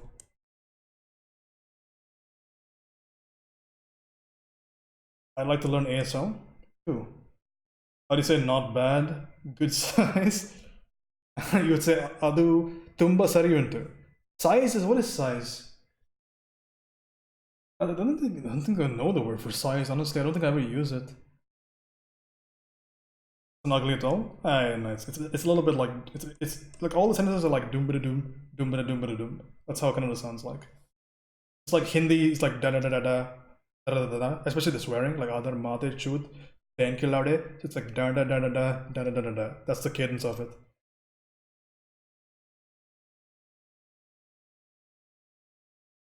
Ki behen ki laude, like it's like da da da da da. It's how it's always the cadence of it. Like every language has a cadence to it. That's the cadence of Hindi. The cadence of Malayalam is like it's all that's Malayalam in a general. Speaking like morne, pinne. Those are the words that come from Malayalam. Anyway, languages with James. Can you describe the cadence of English without using English? Yeah, it's blah blah blah blah blah blah blah blah blah blah. That's the cadence of English. It's like all of them are the same. Oh, I see. All right. Next question. The languages with James. Yeah, also depends on your idiolect as well. Like everybody has their own idiolect. Like I emphasize things that you don't generally emphasize, for example. And like I said, like you would never be able to tell that I'm Indian except if I was tired and you heard me say the word "v," like water or water. It's a little bit German, I guess, but like when, I slip up. Wan, van. Now I can say it, but when I get tired, that's the only part that slips. Because I do make an effort to be understood or to be understandable when I scream and I speak. But generally speaking, if I was just to relax everything, that's the only thing that happens. The W's and V's, and maybe a slight rounding on my D's. That's it. That's the only change that happens. So when I'm scared, for example, that's basically the only thing that happens. So this is basically the way that I sound. I can hear you're Indian. Because you know that I'm Indian. I remember the cadence of questions are different too. It's true.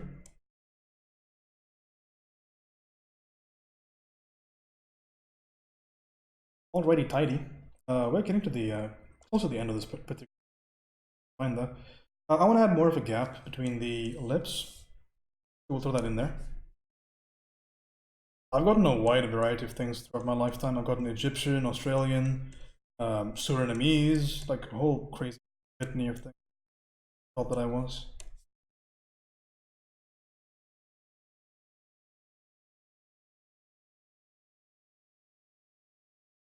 Everybody wants to know where I'm from, but nobody wants to know how I am.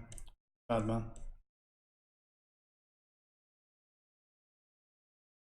He wants to know who is James, but nobody wants to know how is James.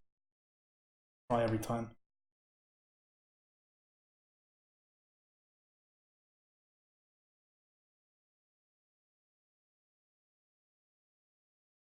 Bit of a car shadow. What is James? What is James is a good question.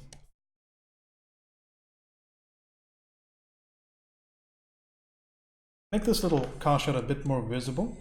Cars from the top right. What happened to our music, by the way? If you guys even knew there was music to begin with. Every time I say the music stopped, I get one person saying, there was music?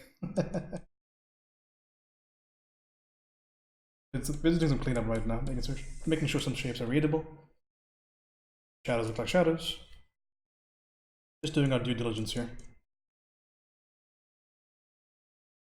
Wait, he was speaking the whole time? Wait, this is a stream? Question mark? What music? There you go. I'm gonna quickly go check the playlist out. Sitch. Oh man, this is super nice. Thanks, dude. I appreciate that. Maybe doing 2 more. Drawing this one and that one. It's the same cosplayer if you want to know their name. It's on my Discord, but I'm not gonna bait you into joining. Let me go find that. What is it? That was gonna be that was a perfect bait right now. Wait, where is it? Study references. Slatko Slava. Cosplayer. But some other work if you want to see. She also did Ashmo. She did, yeah, she's a good cosplayer. But we're doing portraits right now. Some other examples of my work. Welcome. Okie dokie, let's continue. I want to do a bit of a better idea on the overall hair, some final conclusions on some of the things near the eye. I kind of want a little bit more defocus near the eyes, to be honest. I think I'm being a bit too ginger. Being too ginger with these shapes over here. Let's not be as ginger as we are right now. Let's kind of play around with stuff a little bit more. Because this is going to be my impression of stuff.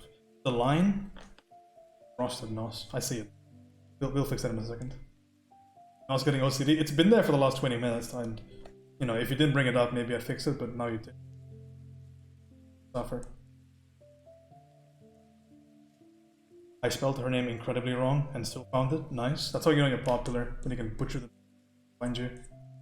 The day I'll know I made this when people Google like Jake Pommel and get James Patel.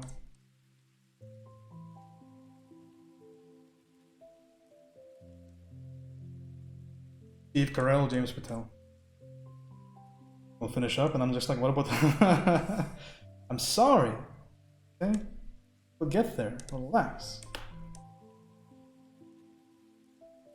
I'm gonna draw all these little spiky spooks over here. You think I want to do this? You think I'm happy about drawing a billion different hairs right here? It's just gotta be done, you know? Sometimes you can't solve it. Well, I can actually. I can solve this quite easily.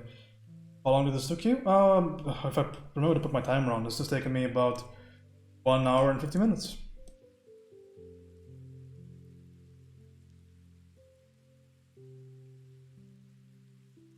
Timer's on 3. Soul mirror, right? We didn't see it.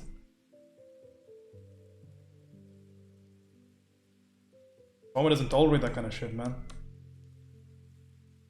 little faster, respect? Yeah, I usually paint a lot faster off stream, but yeah, on stream it's fine. Don't care too much about it.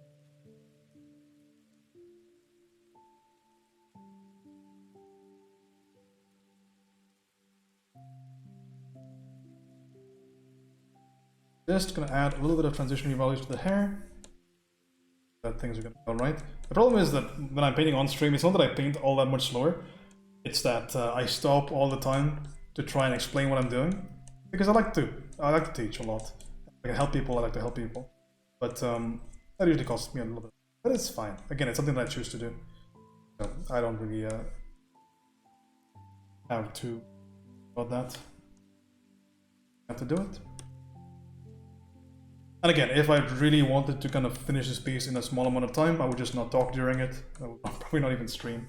That's like my big thing with streaming is that if I really have a deadline or something to finish, I would never do that work on stream. Because I just want to focus on, you know, what's most important at that time frame. Which is why I probably won't be streaming when I'm in art school.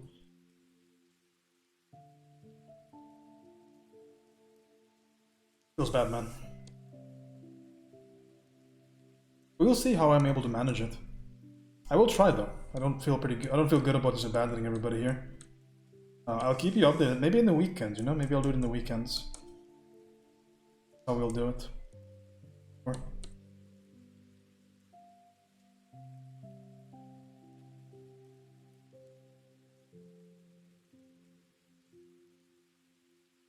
weekend streams with James. Tell you about the work that I did throughout the day. Something like that, perhaps.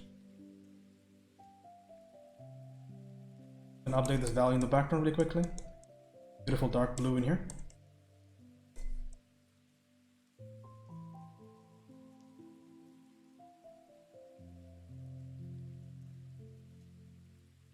Kind of up the effect, overall effect. Like I said, everything on the canvas affects everything else on the canvas.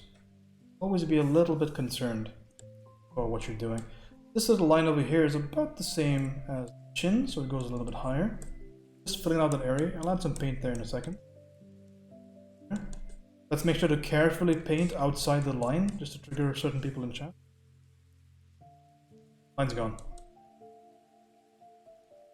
Not completely, but it's gone. Alright, we're gonna have to show a couple of things visually. We want to show that this little area over here is within the light, and we're gonna do so just quite simply lightening it up ever so slightly like that, for example. Paint in light notions of warmness. We're going to do some temperature shifts every now and again to keep things fairly fresh.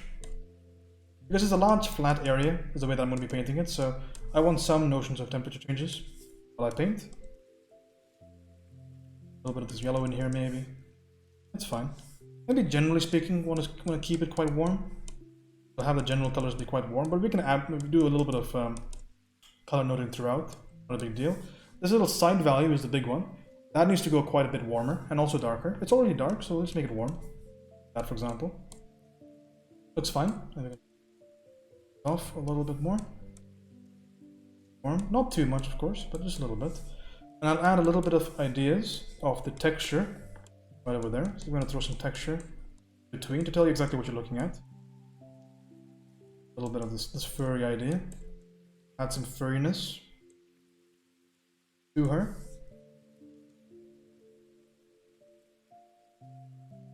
Yeah, once that context makes a difference. Big difference in context. I'm going to do one setup stroke here. The setup stroke here is going to be adding a beautiful dark red, this transition. Because I want this, the whole idea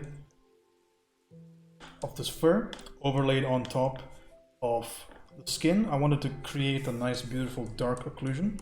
I'm just going to take that value from the neck, paint it up here, all the way up to the neck actually. So now when I paint in fur on top of this, make strokes like this, for example, on top, what happens is that it's going to be laid over this red, so it gives me that red bleed through, which I want to see. That's just an idea of layering. Okay? It's important to me. That happens. The light behaves somewhat realistically, which means it goes lighter and more saturated. Closer and closer to the light source. Have a beautiful orange that comes in there, which is cool. I'm gonna have to finish out some of the shapes near the chest. So again, maybe grab a little bit of saturation from my face, bring it down here. I don't want the chest to be too desaturated. At the same time, I don't want it to be extremely saturated, so a little bit in between. Here. I'm gonna adjust the edges over here a little bit as well. Make sure these edges over here are quite nice and soft, because it can't have too much distinction. Soften up those edges. I'm going to ensure that the lighting in general is about where it needs to be. This I'm going to translate to a bit more pink. Not that much nearly. A bit redder. Alright. A bit of pink down there just to add more life to the entire skin. Down here as well. Again, nice readable large strokes. We don't want to mess around with things too much. I'm going to grab the same value that's down here. I'm going to put it up here as well because again, this is just going to be darker. This clavicle region, the collarbone, is just darker than this value, but in a controllable amount. So we'll just take this value and we'll put it here because I don't want there to be too much difference. So every single value you add to this area is going to add more complexity to it. And you don't want this area to be complex. You want the attention to be right over here. I don't want to be detailing every second, every inch of this clavicle. So it's a very easy representation of it. Is what's going to be useful for this particular. Because it's going to go somewhere, right? Well, important to realize exactly why we're doing this. Okay, so we're going to address that little cast shadow shape because we have not addressed it just yet. So we'll grab a softer brush, but still with a hard enough edge. We're going to address that little cast shadow. So again, everything is going to go towards the right-hand side a little bit more because the light source itself is somewhat offset. It's top left of the character, which is why we have these tiny cast shadows here, here, here. We have a little bit more shadow on the left. Sorry, on the right because the light's coming from the left. Okay, so it's going to be offset slightly over there, and just look at that shape in general. The shape looks like, what does it look like to us? Right over there. It looks like a tube fish or the upwards facing trunk of an Amazonian aardvark. So we're going to draw that really quickly. Aardvarkian. So aardvarkian means here.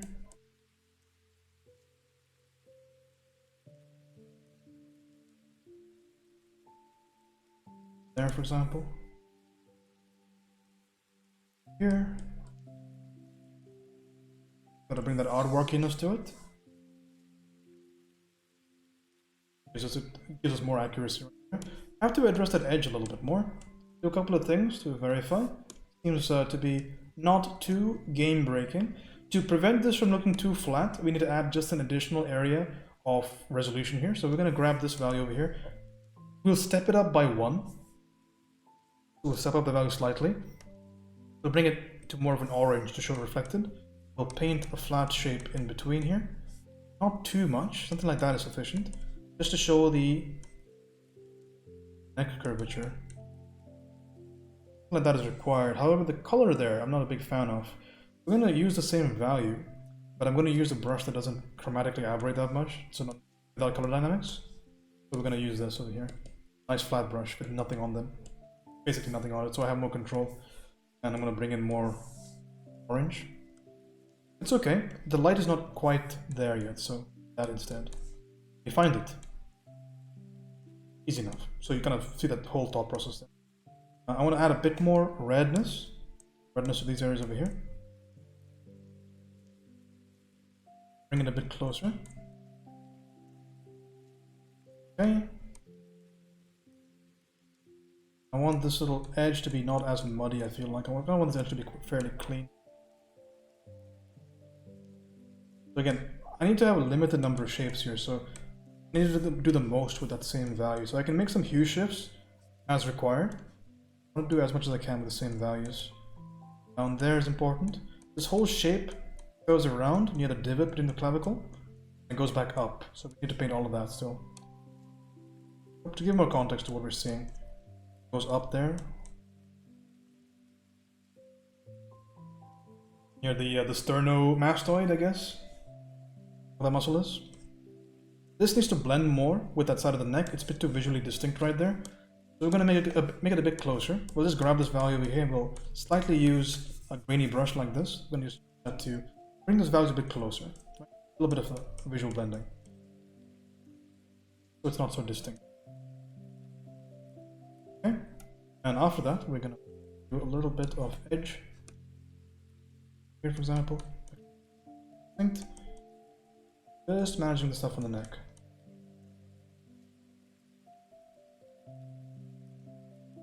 Light down here.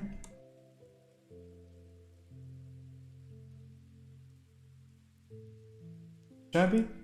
The fact that this is so desaturated is actually making it lighter than it needs to be. I'm going to push that value down.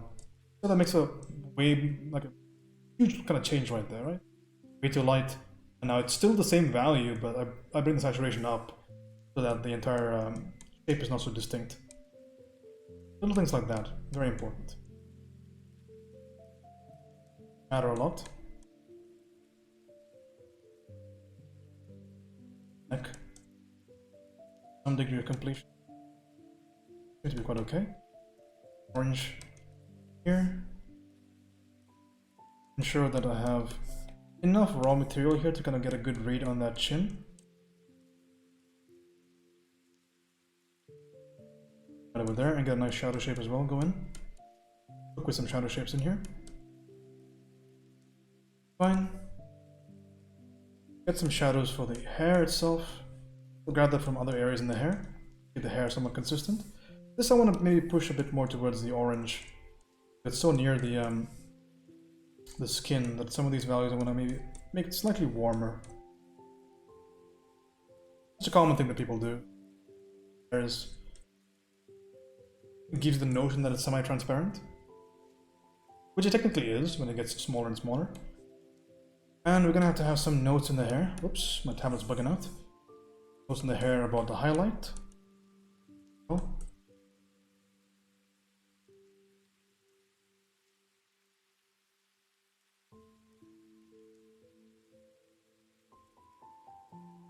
And more.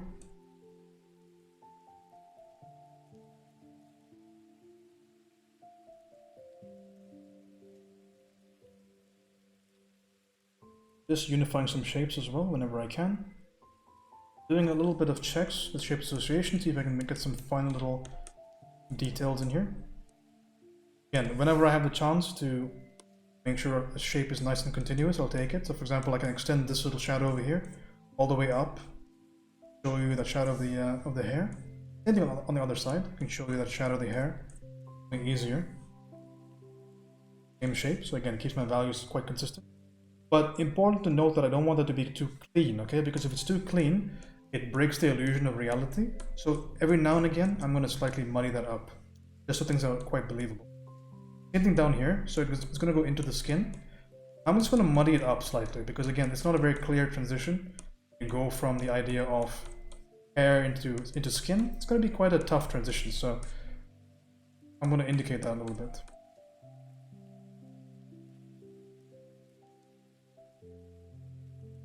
Okay, dokes, let's add some highlights to the hair. I'm gonna bring this. Again, think about this logically. Goes more warmer, goes slightly more saturated. We'll check this value out. It's not too bad. I don't mind it too much. Maybe desaturate it slightly. Take the edge off a little bit. Right? Can I just test this value as well? I like that as well. We'll pick that one, I think. Put that highlight in here. Use it sparingly because not too much attention, but it needs to be there, otherwise things look incomplete. How do I feel about that? Not too bad. Right. Might just be more blended on that one side though. I don't want it to be so distinct on both sides.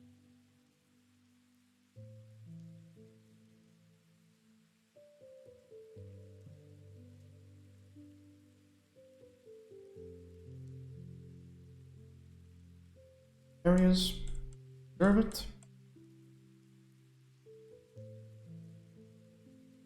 Add some distinction in this chaos on this right hand side. Highlights. Brain kind of picks up on certain patterns. And the same thing applies for putting in selective shadows in here. I just want the mind to kind of fill up a lot of the visual non-distinction here.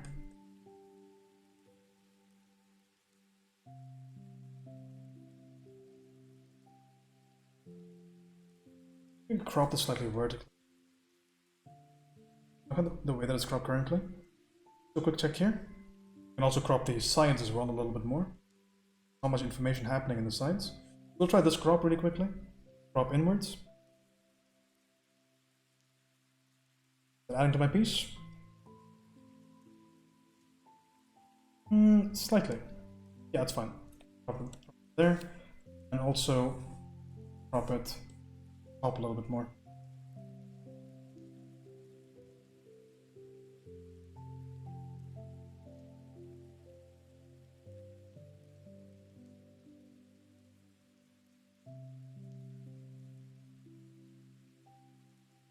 Nice. I'm going to do some slight little changes to my hairline again, to my outer silhouette of my hair. I'm going to do that with, again, a brush that kind of transitions from light to shadow fairly easily.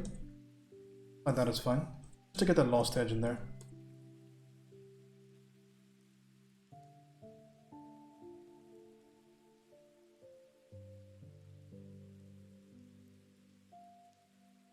Always a really cool look.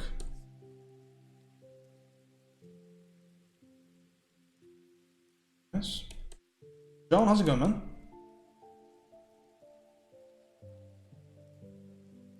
Lights.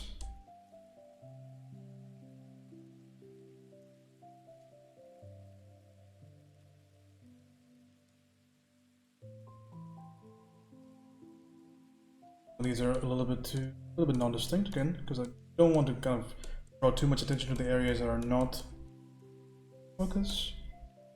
In there. We're doing alright.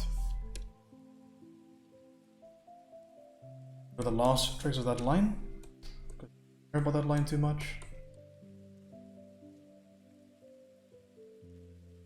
I want some of these strokes to be quite continuous, so I might re-stroke some of them.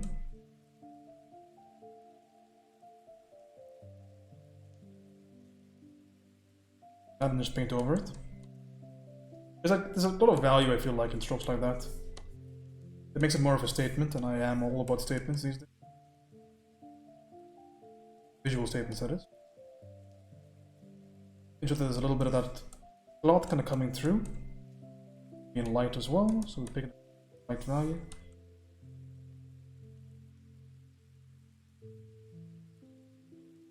Our shadow as well in there. Well, substantiated by value. There. We can add in just a little bit of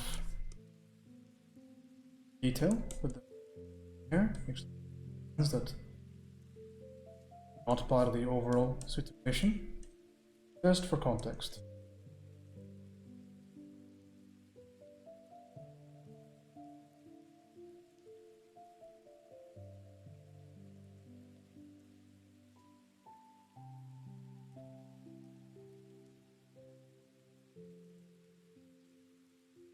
Because again, we don't want to paint every strand, but we don't want to not paint any strands because we want to kind of overdone it there. I'm going to kick some of those back.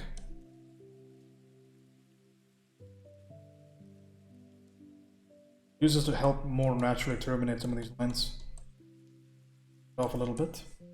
Because again, the brush doesn't taper very naturally, so sometimes you just gotta go back in there, just taper the end a little bit more natural. How are the portraits going, John? I think is fine. I'm gonna throw in just a little bit of darkness on some of the planes of this hair. Give it more volume.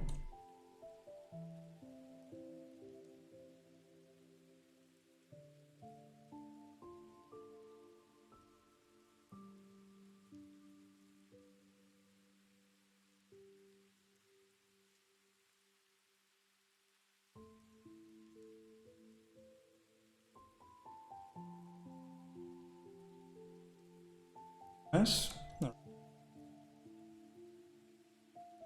Towards the finishing. Update a couple of values here. Down lower.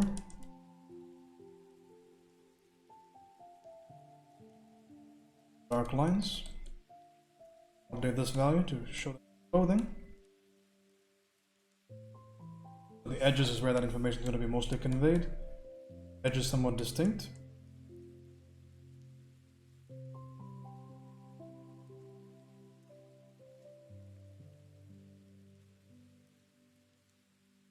That reads as clothing, and we can also selectively defocus that in areas. Not clear. That, for instance, fine.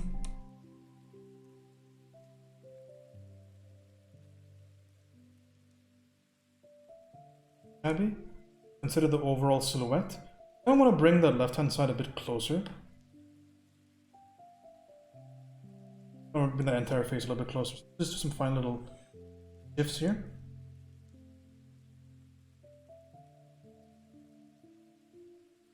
What that looks like. Oh, fuck. I can't believe you've done this. A little bit closer than that. I think that's okay. Gonna be okay. And we're just about... Oh, Jesus Christ! How's it going, Maddie? Thank you for the follow. That's very kind of you. Thank you for the raid. I'm sorry, you got me a little bit flabbergasted here, as you can tell by my elevated tone of voice. But how's it going, guys? Done this. It is good to see you. My name is Indian Abroad, aka James. I'm a study streamer, very much like Maddie. Big fan of improvement. I try to help people whenever I can. We just spent about 2 hours on this painting. We're doing portraits. I actually did a few of those art club prompts because you guys may have been doing art club today. But I did a couple of them from the reference pool. I've been really enjoying doing these in my free time. I don't do too many illustration stuff these days. I can't believe you've done this. Apologies for the alert, I know it's a bit explicit. But I've been really enjoying doing these particular points. A lot of fun with them. Thank you so much for those follows, by the way, guys. Done this. It's good to see all you guys. Generally speaking, I am going into school for design, so hopefully one day you've done this. I get to be a concept artist. But right now we're just doing some portraits because I love illustration. I also draw some puppers. There's the old boofers right here. I can't believe you've done this. Want to see any more work? You're more than welcome to check out. So a lot of the information coming to these portraits, you might be curious about, the natural conclusion. How do you get to portraits like these? I've been doing a lot of studies of people that have already painted I can't believe you've done this. excellent looking portraits, and I've been trying to apply that information to my own work. So here are some master studies, if you're curious, of an artist called John Lariva, and I did a lot of these just to kind of figure out how he himself resolves portraits. Because look at these portraits over here. I mean, these are my paintings of those paintings, but they have a character to them, right? They have this distinct look to them, and I really enjoy them. I can't believe you've done this. Maybe I can show you some of the originals that he himself painted. Let me just show you some originals. Thank you so much for those follows, by the way. Really appreciate that, guys. This is one of his originals. Oh, fuck. Beautiful. I can't believe you've done this. But big fan of how he's able to be so expressive and make a very strong visual statement. Oh, I've been really trying I can't believe you've done this. to incorporate that into my own work, and it's been going okay. It's been going all right. Let me show you some originals from him. Here's another one. So beautiful, man. So pretty. Look at how beautiful that looks.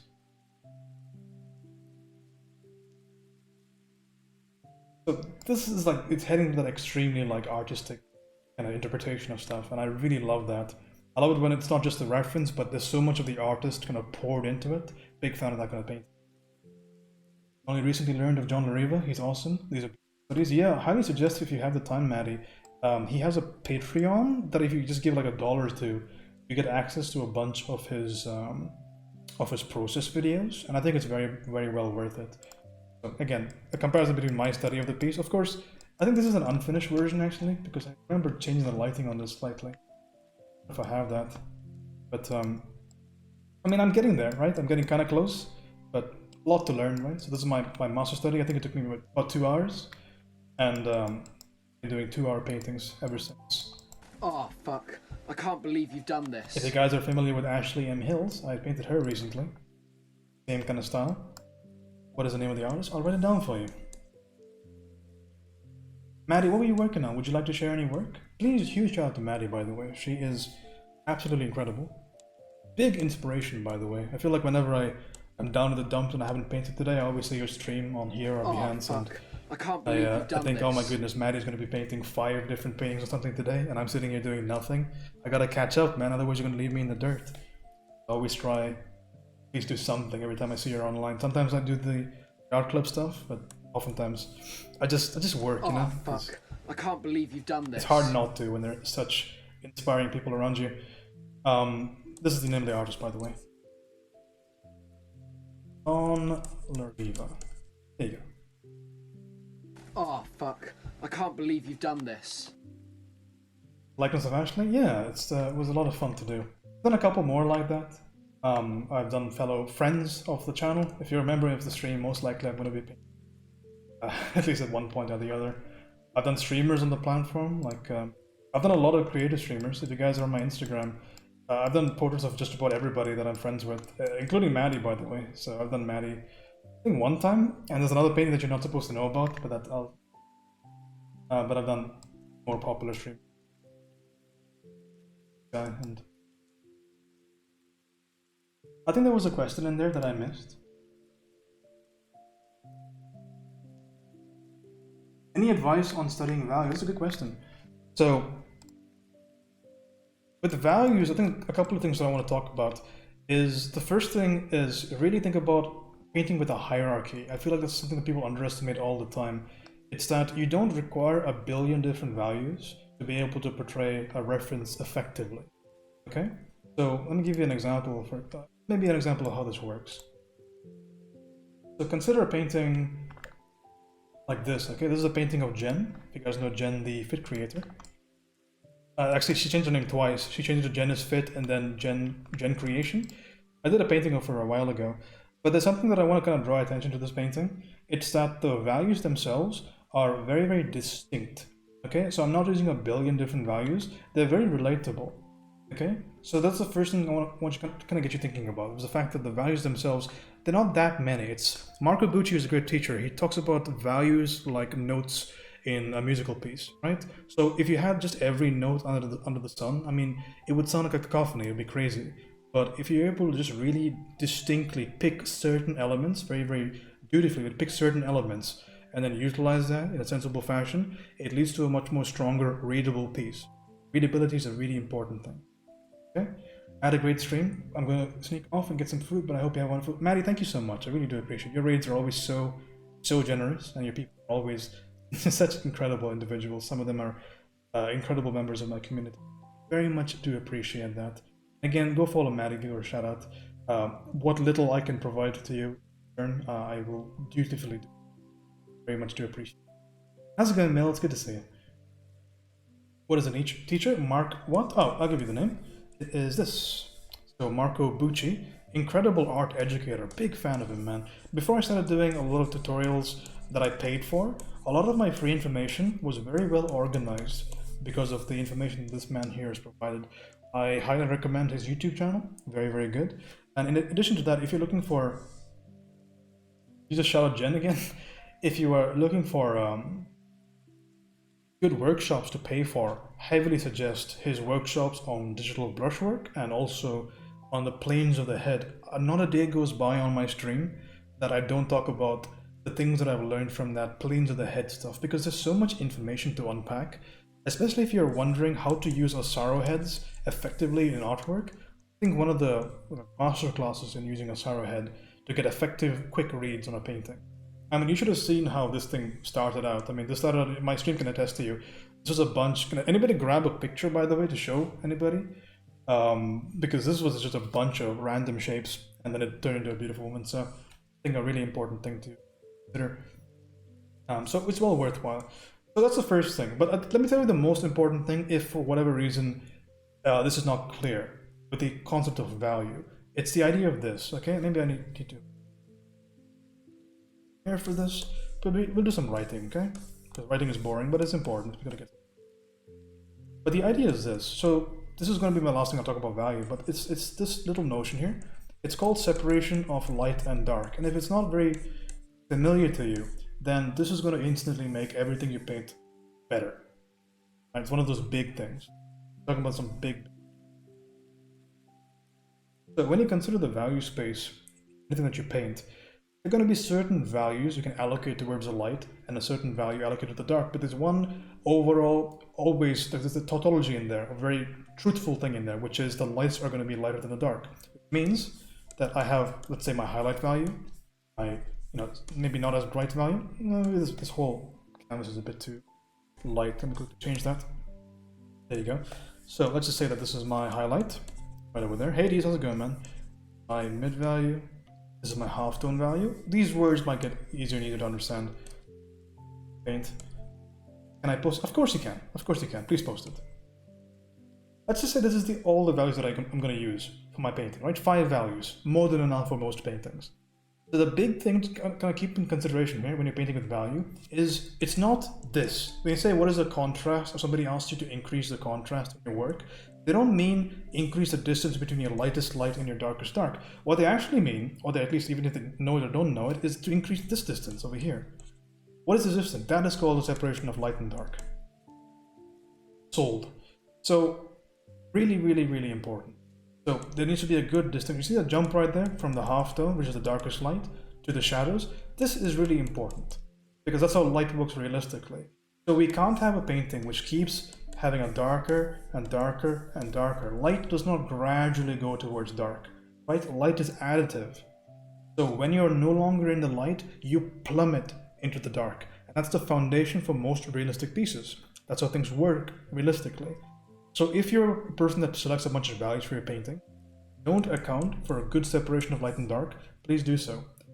Important. There's this painting, for example, over here. What is my darkest light value in this painting? Let's consider that as maybe this, over here. Okay? That's my darkest light value. Let's go to the shadow from here. That jump right there? That's one of the most important things in painting. Contrast is the difference between each neighboring value, or just those two specifically. Well, when they say contrast, the contrast in general, contrast just means difference. But when they say, I want you to have a greater separation of light and dark, I want you to have a greater feeling of the light against the dark. It's not about how the lightest light interacts with the darkest dark. It's about how that area that's just about to go to darkness, how light is that area? And that is this little value over here, okay? So all throughout any piece, you're gonna have this idea. For example, this over here is, let's just say, maybe this is too bright of a piece. Let's talk about this value over here. For instance, in these kind of pieces, there's a value right over here, for example, where it's just about to turn away, right? It's just turning away. And then it goes into a shadow value. And there's a lot of distinction right over there. And that's the idea. Okay? So when you go from light to shadow, you want that to be visually distinct. Therefore, you separate them out. So you contrast them a little bit, right? That's really, really important. One of the most important things in painting things with value. Separate that out. Because again, that's how light works, right? If I consider a curved form, this is the closing note, let's say. If I consider a curved form from the side, right? An arc of some sort. So this is filled. And let's say the light is going to be incident on this particular form in a certain way. Maybe it'll be more easier to do it. So it was a form like this, catch the light. Okay. So consider how this works realistically. Oh, right? Fuck. I can't believe you've done this. Light's going to hit you, light's going to hit you, light's going to hit here. So I can expect that this face over here, that's facing the direction of my light source, is going to be the lightest area. This area over here is facing this way. So not quite. Oh, fuck. Not quite towards my light source. Thanks for the follows, guys. Fallacy and Timothy. Appreciate that, guys. This little area is not quite facing my light source, because light source is over here. My light source. But it's not quite facing away. It's in the between. That's what we call a halftone. Okay? That's a halftone right there.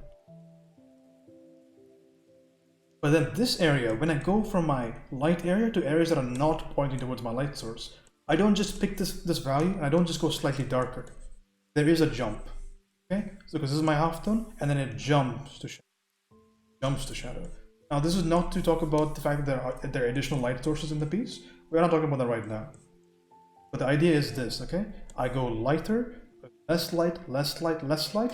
Then I don't go less light, less light, less light, shadow. I go less light, and I boom, jump to shadow. Big jump. That's your separation. Really, really important, man. It's because of the additive nature of light, and it's the most realistic thing you can do technically when painting with value. Most lines can be discerned by when light and dark intersect in a high contrast point on them. Most lines that can be discerned by when light and dark intersect in a high contrast point. So you're saying that lines are basically because of contrast. And yeah, that's true. And that's what you indicate. We had a crit earlier today. I do a lot of crits on my stream, by the way, so if you have anything you want me to look at. But we talked about this earlier. I think I did a crit for somebody's chameleon. Oh, the link is up there. Thank you for finding me. But they put way too many internal lines, and they didn't really use too much value inside, so.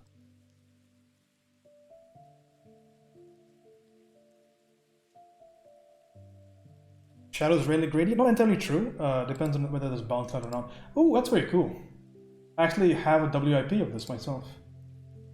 This is actually a really difficult reference, by the way. I was maybe not in the best state of mind yesterday, but I was actually having some problems with this reference. Maddie's piece, gorgeous. Really, really good job. Do I have a WIP? I think I spent like an hour on this yesterday. But you can enjoy that. That's Maddie right there. Phenomenal work, as always. Thanks for the tips, very useful. So go watch the Marco Bucci video on this idea. It's called 10 Minutes to Better Painting. Value. That's what the video is called. I think it's a 10-minute video, and it'll really change your world if you're not familiar with this concept. He explains it better than I do, so I highly suggest you guys go check that out. Very, very important. That separation of light and dark. It's one of the first and most game-changing of mistakes that you will make while painting. It's not realizing how important that is. And in the idea that shadows really gradient, I agree to a certain extent, except the area of shadow can gradate if there's a bounce light, or if there's a tertiary light source. That's what's considering, but of course it depends on how you find shadow region, bounce light region, and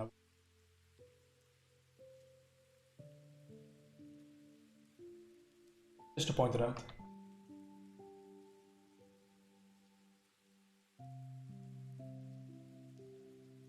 I think this is my WIP after like an hour of work, and I mean it's getting there, I feel like. I'm really trying to up the overexposed nature of it. I think Maddie has been keying the entire painting down. I keyed the painting up because I wanted to see what it looked like. And it's okay. It's okay, it's getting there. Yeah, beautiful work, Maddie. Excellent work.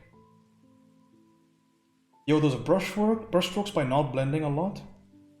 Get those brush strokes by not blending a lot, Oh, or is it fuck. just I can't believe you've done brushes? this. Wait, what are you talking about? Which brush strokes, John, specifically? Atlas, thanks for the... Anyway, we're doing this right now. Let me undo stuff. If any of that was not clear, by the way, just to... Okay, but we're just about done with this painting. I'm just doing some little variations on the outside contour.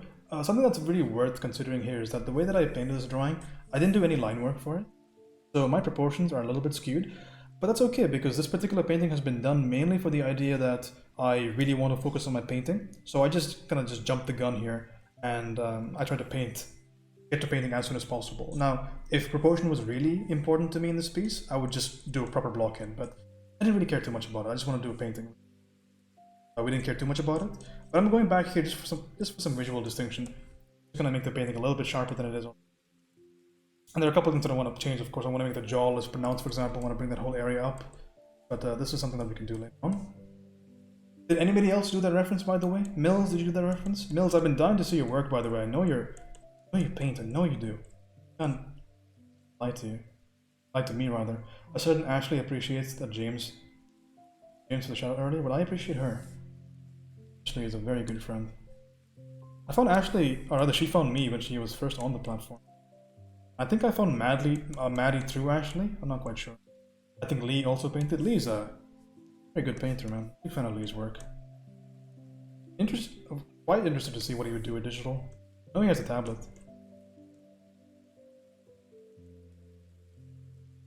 A bit more in that jaw region over there. But I think we're pretty okay. Earlier, can I see? Log. Nostref and yeah, there you go. But yeah, this is very much a heavy kind of art theory focused stream. So if you ever like have an issue with like color theory or something like that, I feel like that'd be a fairly decent place to answer that kind of question. Because I'm not somebody that paints intuitively. I paint very, very intentionally, which makes me slightly stiffer than most people. But I do produce, I think, fairly okay work. So. Oh, fuck. I can't believe you've done this. Nice vlog. I like that. Dude, painting kids is not easy. Thanks, Pearl. I appreciate that. Follow? I think we're just about done, though. I'm gonna have to move on because I want to do more than just Ciri. I want to do all the Witcher roles. I'm gonna be painting a couple of things. Anything final that I want to put in this painting? I want to make something that is usually called visual statements, which is I want to strongly indicate certain things on the painting. So for example, right over there, I want to just use a bit of hardness, a bit of light. You can look at my stuff. I just did, yeah. On Instagram, so it's a little bit hard for me to pull it. I can't pull it into my screen because capture isn't working. What I was just commenting on, I thought it. Ton of separation, even in light areas. John, context? I have to ask John every now and again for context because I don't know what conversation I've been having with him. A little bit of information here on the top nostril. Just little pieces of that I'll latch onto as a view. It's a big question, right? Because we can make this distinct, we cannot make this distinct. It's up to us. We decide what you want to bring to the table. Get the brushstrokes by blending. Oh, fuck. Thanks for the follow. I can't believe you've done this. That's an incredible name. Sister of the Lady Bacon. You get those brushstrokes by not blending a lot. Is it just brushes? So the way that I get my strokes is that I don't kind of develop the entire piece. I wish I had in-betweens to show you, John. But the way that I work is I don't generally blend, or I don't work in layer by layer by layer. So if anybody's curious about this piece, it's all on one layer. So I'm distinctly kind of thinking about shape first. And while I think about the shapes, for example, I draw out the entire shape for the forehead. I draw out this shape over here, right? I'll draw out this shape. So when I try to think about how one shape goes into the other shape, I'll think about the edge. And that's when I kind of put a little bit of brushwork towards it. And of course, while I paint the shape itself, whatever brush I was using at the time, gives me something of that edge as well. For example, this particular shape was painted with a brush like this. You see that edge right there? I went like this basically. I went here and I went here to paint the shape initially. And on top of over here, I did so many more strokes later on to cover this area. But that's how it started, okay? And then down here, for example, maybe I did a secondary stroke like this, and then I blended both of them with a slight softer brush in between. That gives me so many different types of edges. Okay. Will you be doing another painting today? Yes, I will, from scratch, yeah. Doing one more with the Witcher girls, probably. If not two more. Probably Triss. I like Triss a lot. So yeah, start to finish. Again, I don't want to stress too much on this. If I need to do any more finishing on this, I'll do it off stream. But again, just some slightly stronger statements here. That's it. Ciri is my favorite, by the way. My stream will tell you, I am such a big fan of women that can kick my ass, both in the real world and in video. Not necessarily a sadomasochistic thing, but I don't know. Do we need to get into this? You're really good at this? Thank you, I appreciate it. We can get into a lot of the itty-gritty stuff, the fun parts of the painting early on. That's why you're friends with Bonnie. I would flatten Bonnie. Oh, fuck. I would plant her in the ground like a sapling. Done this. Okay, well, not too much more. A bit more visual distinction. On the top. Baby underscore? Thanks for the follow, I appreciate that. Welcome to the stream. Yeah, if you guys have any questions, we're going to be stopping this piece in just a couple of minutes, but if you want me to look at any work, now's the best time, because I did crits between my pieces, so if you want, I'll do a couple of them, but if you have any pieces that I want me to look at, if you like my style of painting and you want to see how to bring that into your own work, go ahead, I do not mind. Just a bit more distinction on the very top, and we can slightly give a little bit of tooth on there, just to finish up. Because I've done a lot of this painting with just big brushes, but again, the biggest issue with brushes in digital work is the fact that they can be very stamped, right? And the brain is just so incredible at trying to figure out whether things have been stamped over and over again. So it's incredible at catching repetition.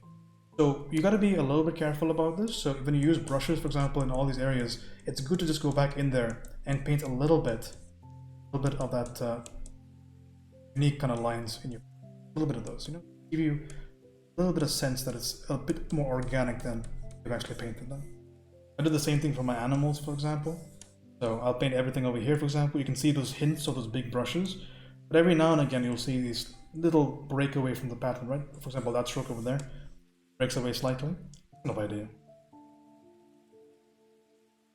So pretty important. I want to add more temperature down there. Temperature is going to be really important, by the way. If you were to think about how do I get the correct value in a certain area, this comes from a digital painter called, oh no, just a painter called Nathan Fawkes. Nathan Fawkes has worked on a lot of DreamWorks productions. Incredible color key artist. He says, whenever you want to get good colors on your piece, you have to consider two things. The number one thing is consider value. Of course, there cannot be value without color. It's not that distinct.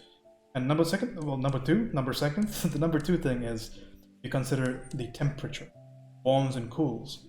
Because as it turns out, if ever a piece is muddy, most of the time it's a question of a lack of good temperature difference in your piece. When I say temperature, again, I mean the warms and cools. That's a difficult, if you're not completely familiar with what that means, generally means is that in terms of the color temperature or the color of anything, certain things will tend towards a particular direction. It can tend towards warm or it can tend towards cool, okay? So it can tend in this direction or that direction. And as long as you maintain a good difference in your light, so we talked about separation of light and shadow. You can also separate the light and shadow in terms of color. And that actually is what physically happens, right? Consider this piece. I have personally chosen a nice warm, because I see a little bit of warm there, but it's a bit desaturated. I chose a nice warm light source for this piece personally. And you see in the shadows over here, see how they go towards that redness? And the lights, they jump up towards that yellow. Jump to so a little bit of that temperature difference. Very worthwhile. Just think about it, to put it in a little piece that you do. This is one of those visually distinct things that you can put into any piece to make it better. Bro, how's it going? Are you familiar with anatomy for sculptors? I found it today and it might be the best anatomy resource outside of... I am familiar with it, yeah. I haven't taken it personally though, but I kind of want to. I have shapes to the start, but unless I blend it, it looks too mosaic-y. If it looks too mosaic-y, then it's an issue with either edge is not properly handled, but most likely it's an issue with value. But you can show me a piece and I can tell you exactly what it is if you like. On here, I want this to be a little bit more red. Oh, this is the finishing portion. This is like my least favorite portion of the entire painting because it's just a matter of like you know exactly what you need to do, but you just gotta do it, you know? This is a classic example, by the way. So it goes from light into shadow, so it's not a gradual, it's an immediate bump. Bumps that value up there. The question is, do I want it to be that strong? And it's okay. It's fine. Let me grab a little bit of graininess because I don't want things to be too clean. You see every one of these edges in my painting, none of them are clean edges because I'm painting a variation of soft and hard, right? Because hard does not mean crystal clear and soft does not mean airbrush. There's a lot of like a gray area in between them. And in fact, if you guys study traditional painting, in the book Alla Prima by Richard Schmidt, talks about the idea that the majority of the edges in every single painting that you ever do in your life is going to be between hard and extremely soft. So it's going to be semi-soft or semi. It's going to be soft in general. It's going to be mostly soft. You can just sit there. I'm going to call this done. I have a random stroke here for no reason. I'm going to quickly get rid of that.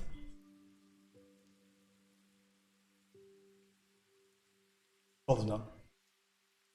Ciri, right? We can get reference. Smee, how's it going, man? Go follow Smee. Excellent. Speaking of good oil painters, very, very good artist right there. Digital brushes are often too static and not as reactive to environment and prerequisites. Yeah, I would say so. That's why I highly recommend if you guys want to get a more traditional look, because that's what I usually aim for with my paintings. Right, my process is intensely traditional. I learn a lot from oil painters. I don't use multiple layers. I don't use that much filtration in my work. So if you want a more traditional look, consider using a lot more brushes than you would regularly. It does help a lot.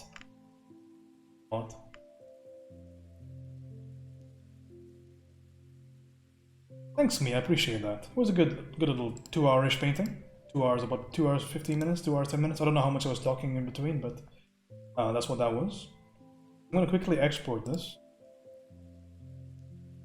So we have a saved version because I want to continue working in the same file. And the nice thing about it is that it's one layer, so it doesn't take up too much space. Thank you for the shout out to Smee, by the way. Oh, Lee has some pieces for me. See?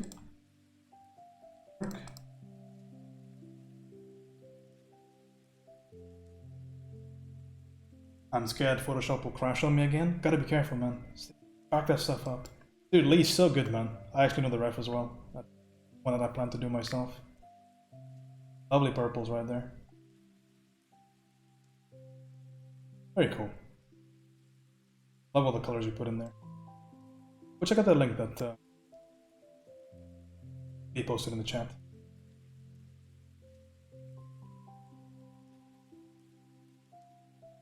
What is that, John? I'm gonna have to snippy snip this. Give me the reference, John.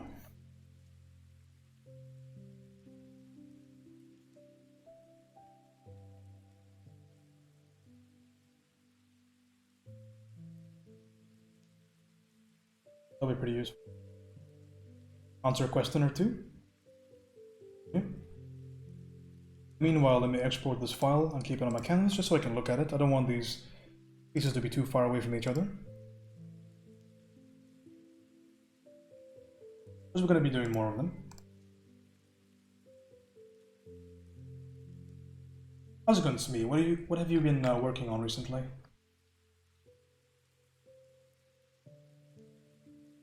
Oh, free to share anything, by the way. I have a mad respect for you. Getting hit with buffering like crazy on my end. Don't worry about it, DT. Don't worry. I'm gonna try my best to be vigilant. Just pause. Don't just pause it, man. Give me a goddamn picture.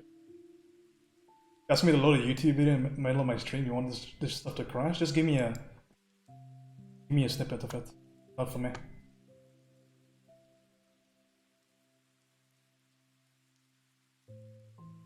I crashed Photoshop years ago because PS has an unofficial font limit. I need to actually purchase Photoshop again because it's for school. If you guys are not familiar with me or my stream, I just got into design school. Went into FCD in Singapore, so they have fairly strict requirements when it comes to tools. I have a tablet that they are okay with, but I don't need Photoshop.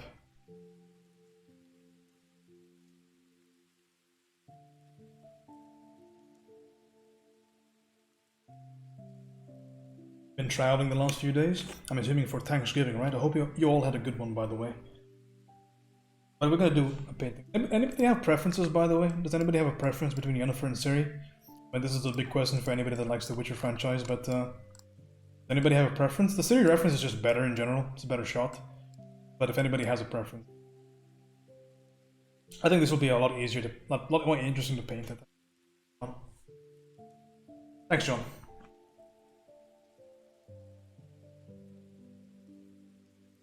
Let me see. The references, by the way, are on the Discord, but at least the Instagram that they're from. Alright, what do we have, John? Redhead looks better. Triss is better, but in-game it is better. Alright, thanks guys. Where Dina Norland went? She's one of my favorite artists. Yeah, it's where Alex Jessup went as well, who's one of my favorite artists. Big fan of the whole place. Okay, so the question here is that we have very distinctly chosen shapes, but things are looking to mosaic the idea. And I would almost argue against it. I don't think it looked all that mosaic, but we could start to slightly maybe affect the edges on the piece, especially wherever appropriate. First off, a little bit of a point towards the drawing. We can do a little bit better with the measurement because some things are being exaggerated. So remember to use your shape association whenever you can. Get better reads in certain areas. For example, this up here. Look mosaic if you try to do something like you do. They look mosaic if I try to do something like you do, if I don't blend. Well, I wouldn't say don't blend generally, but just like think very shape-wise when you first begin. I agree completely, by the way, Kazaki, completely with that little rating scale. Cho, how's it going, buddy? Good to see you. Alright, so I think right now I would not blend this top whatsoever. I think it looks fine with it is. Are you after a look like mine, or do you want to get things more cel-shaded, John? Because that's a big deal, because my portraits, I mean, you're accurately kind of assessing them, because I do very little. I'm not a fan of blending. I don't like cel-shaded work. I like very strong visible brushwork and very strongly selected shapes on my work, and those are the artists that I like personally. So I like this kind of work. So you want to bring it here, and you're wondering how, I can maybe give you some advice. But yeah, I got an FCD. One of the best schools for art. A bit too pricey for my poor butt. We do have a YouTube channel. I think so, and I don't generally think that you need art school to get anywhere, but it will certainly help me a lot in a few areas that I'm lacking. And it is very expensive, but thankfully it's just for a year, and I've been able to round out rustle up the funds for it from a very very large amount of different sources, but it's been okay. It's a bit soft. I start very hard, but I have to move towards soft if it should make sense. Well, that's just a question of you are choosing your values a little bit too far away from each other. Let me consider, for example, values on the face over here, right? So everything over here is quite equally situated in a singular kind of area, but let me jump around your piece, for example. So maybe this particular area is what's kind of really giving you an issue. So I would personally maybe repaint that particular area. Let's just use a nice harsh brush for this idea. But generally speaking, when you have that mosaicness, it's really because of the fact that your values are a little bit too far away from each other.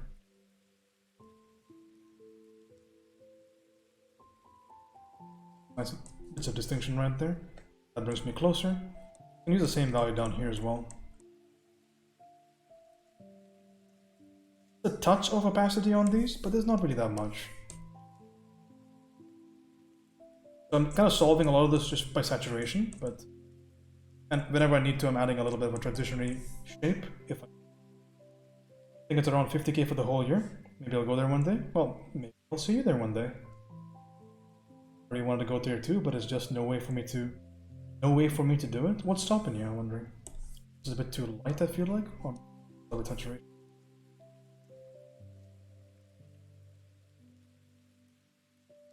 Take little strokes here, but it gets the point across, right?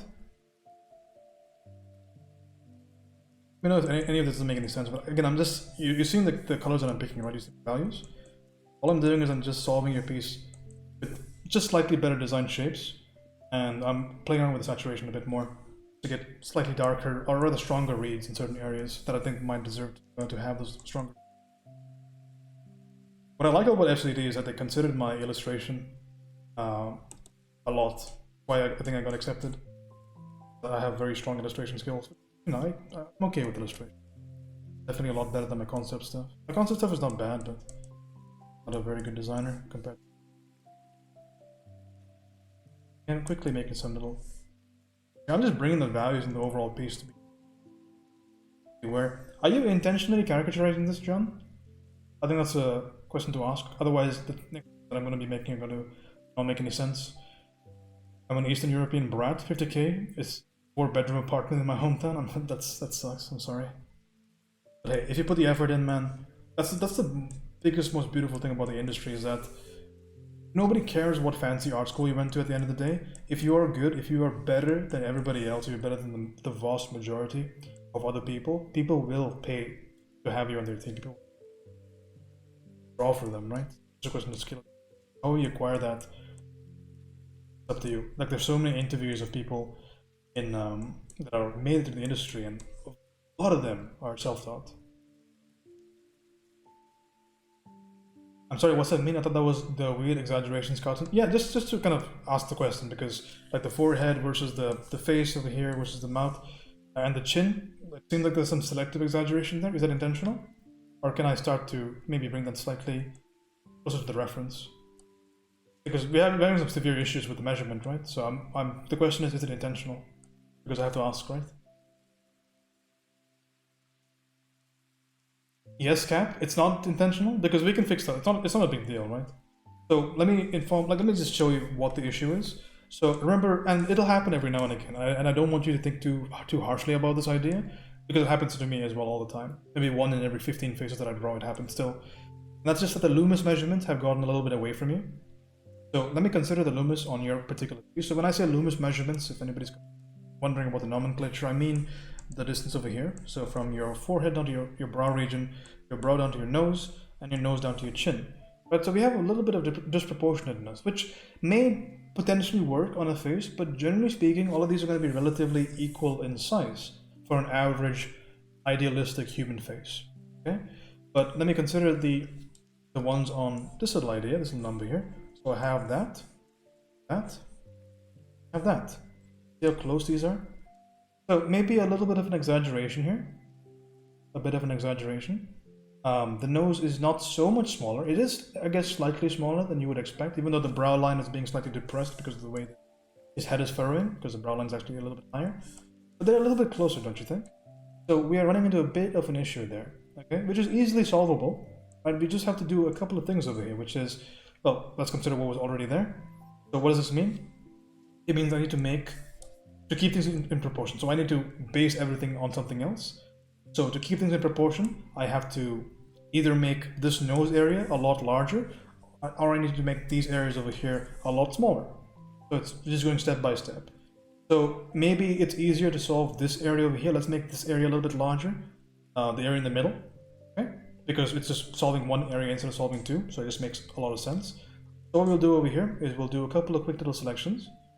So we'll grab this little area over here. I'm gonna bring that down. I'm a big believer in that when you're making changes proportionally, you're making any change to your piece, do not make it half-assed. Really, like, don't be non-distinct with any change you make. Be very strong with those changes, because it's very easy to fall into the trap of thinking, okay, it looks better, I don't need to do anything else. But that's one of those biggest traps you can fall for. Just because it looks better doesn't mean it's correct. Okay, so don't make small changes when you make a change. Most of the time, it's a very big change. It's kind of you to say. Just really like their program. I'm kind of starting my own right now. A lot slower and hard to do without mentorship. And taking full advantage of the free resources or affordable classes near me. Genuinely, if you draw with an FCD schedule, if you draw 12 or 15 hours a day, very hard for you not to be a professional in a year. Okay, so we make one little change right there. So it's going to be very, very simple. I'll select another shape right over there, let's say. I want to be as non-destructive as I can. There.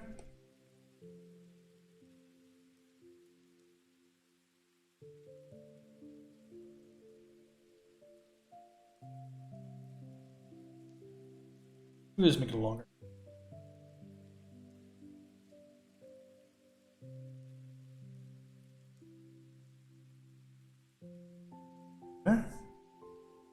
Because this might be a fairly interesting question, how do you salvage bad proportion? It's salvageable. It always is, man. As long as we know what we're doing, like, kind of clearly stating it out to ourselves, it really, really helps. Because whenever something starts to look unsalvageable or overworked or whatever, your biggest concern, your biggest next thing to do is always just take a step back. I'm sorry, Smee. I know that you're getting an aneurysm from watching this, but the biggest thing is just take a step back and evaluate what's wrong. So we're getting closer already. A couple of things needs to be done over here. We need to make the lip larger. Poor Smee. Listen, you don't have to worry about interesting mark making. Actually, you still don't need to worry about mark making. You just have it rougher, okay? I'm sorry. Larger. But at least because of the fact that it's more difficult for you to do it, spend a lot more time trying to get it right. Probably why a lot of digital painters should do a little bit of traditional. Okay. Again, I'm not happy enough, so again, like I said before, if you're not making it, or if you're making a change, make it distinct. So I'm gonna just distinctly do something that I've seen oil painters do actually. So I saw Andrew Tischler do this once. So he did it with white actually. It's kind of insane how crazy that man is sometimes, because he has this beautiful portrait that is only slightly off. And what he'll do is he'll grab a thin brush and he'll load it with titanium white.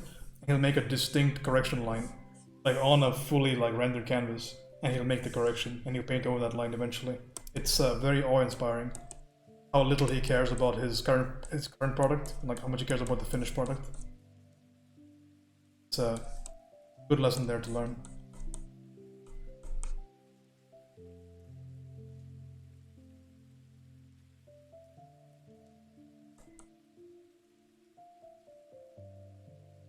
So then it's cool to watch the other end of things. Yeah. I like chaos a lot. I like incidentalness. You know, I'll make these peepers a bit larger. Larger individually, I think.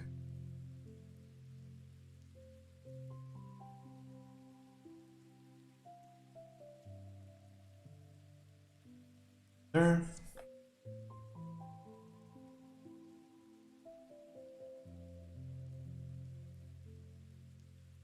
So you see, I think one of the biggest things I want to point out here that is a personal victory for you is the idea that I'm not repainting anything. I'm just resizing stuff. So you've just forgotten a little bit of measurement. And I encourage you not to panic about that, because when you're going to consider all these different like notions of painting, for instance, it can be very easy for you to forget some of the more important fundamentals, right? It happens to me all the time. I learned something very important or very interesting with brushwork, and I just forget about measurement. Like I just forget to measure as much. And this is the nature of learning. It's difficult to think about what you already know when you're trying to organize something that you don't know.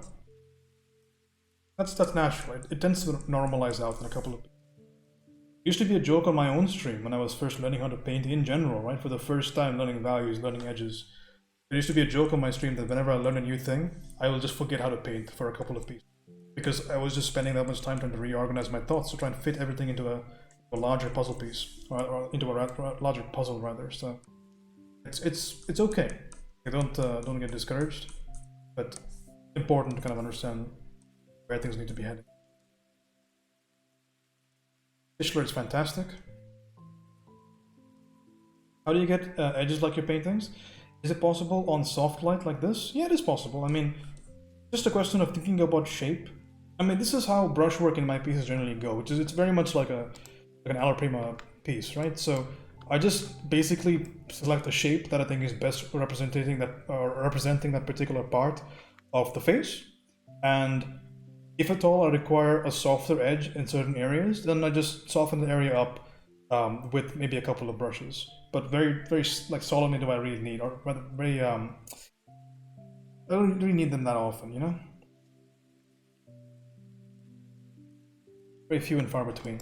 But there's not really all that much going on really, like when I need a soft, this is how I kind of soften stuff up, sorry.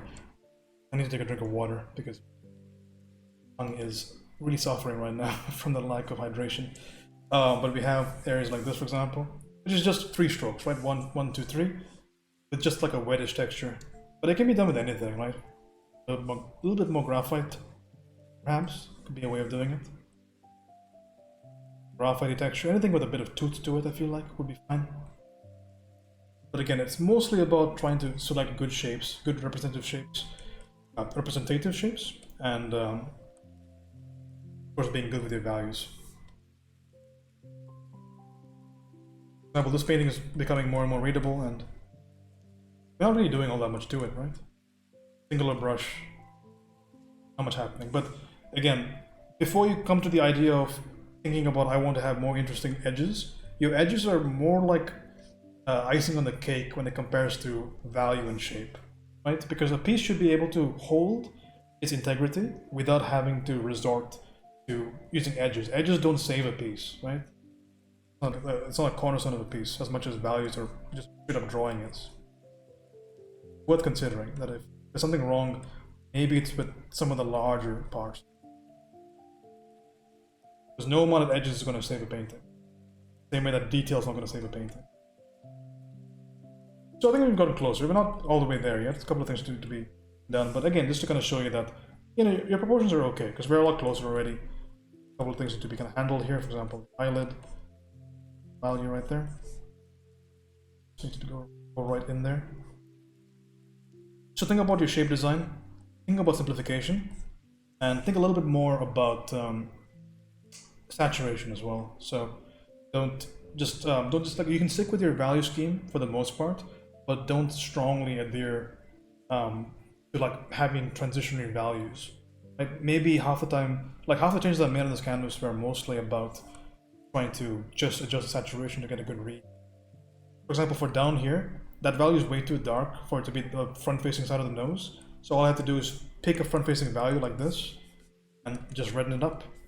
So as I up the saturation, it becomes darker. Maybe not that much, maybe a little bit. Something like that, which it fits fairly well, I feel like. It needs to be a little bit more muddier than it is already, but it fits. Like that, you see? So you can solve it in other ways. So it seems to hold to a fair amount. Of course, there's so much more to be done here, but I think we're okay.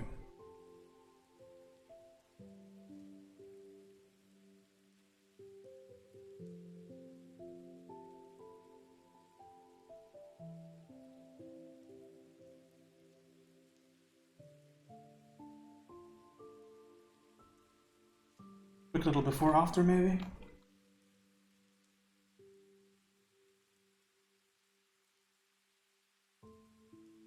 Do anything to this piece?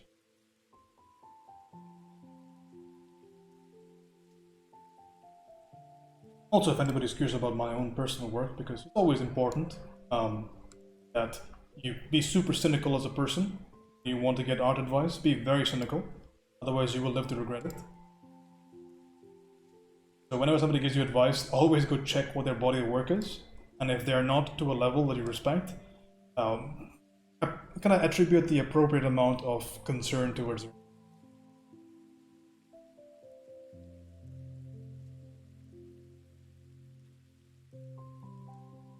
Yeah, I think we did something to it.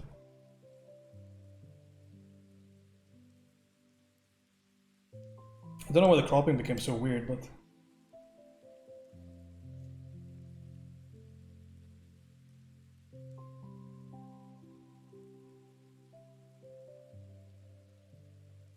yeah, I think that's an improvement. Which is a bit of simplification, you know? A bit more saturation in certain areas, and just painting big, blocky, well-designed shapes with good value. Because the values were a little bit all over the place. That was what was creating a bit of that muddiness. So a lot of those values were upped. I'll give you this piece just so you can compare, and maybe you can see where I've made slight modifications, especially to the saturation, to get a better read in general. So I'll put that on the Discord for you.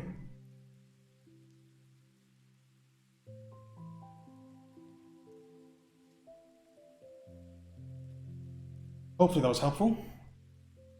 We'll do our next painting in a couple of minutes. I'm going to take a quick little break before then because I've been doing continuously for about almost 5 hours now without one, so we'll do that really quickly.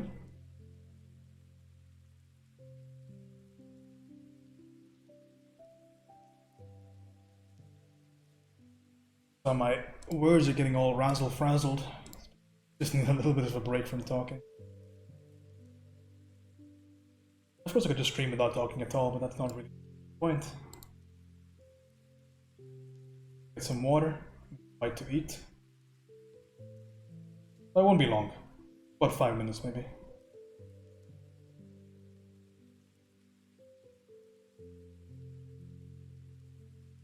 It's on the Discord for you, John. May get you, maybe you can get through them, a student discount for Adobe programs. Adobe will probably have another 70% discount on the 1st of December. Unfortunately, I need to show them proof of me having the software by the 5th of December, so probably gonna have to do it before then. Where's the reference? The references are in the reference folder on the Discord, so it's in ciri references. Anyway, hope you guys have been enjoying the painting so far. We'll be doing one more on the stream. About now. Do this one. On popular vote, we'll do Triss, ciri. It's gonna be a fun time. Alright, I'm gonna put the pen down. Let's just grab what we just did. We can put it near the rest of the portraits, and I'll leave that as my BR back screen. Is Maddie's work? Yeah, that is Maddie's work, because it's better than what I painted. Alright, let's just make these nice and large. And then I will bid you adieu for just a couple of seconds. But this one actually went out not too bad. Hope the next one turns out better. The lighting will be fun to do. I love saturated light sources. Just anything that'll show me a bit more form is what I don't know if you're the same way about this, Lee, but when the face is like super flat lit, I have a lot of difficulty with those paintings because I'm somebody that latches onto strong shapes, especially in light and shadow. I don't like it when the entire thing is like... Yes, all of them are. They're all the same person. All these references are the same person.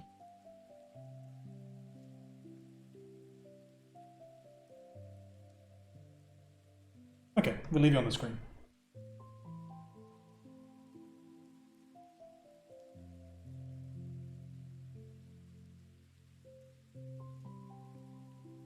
Not what that's supposed to say. It's supposed to say, rather. Did that. Alright, guys, if you gotta go, you gotta go. But if you'd like to stay for a couple more hours on the stream, we'll do the next painting. Triss, and we'll walk you through from the very beginning to the very end. If you're ever curious about anything that I've done on stream, I paint everything from scratch on the stream and I finish it up. Wondering how things are being done, I try to narrate everything with the same amount of clarity as I have for the crit. Whenever you did start catching me. Hopefully things are not as ambiguous as they might have been. I'll just leave you right over there. Hopefully it can be larger. I don't know how long I'll be gone. I'll try to be quick. Okay, you're back, guys.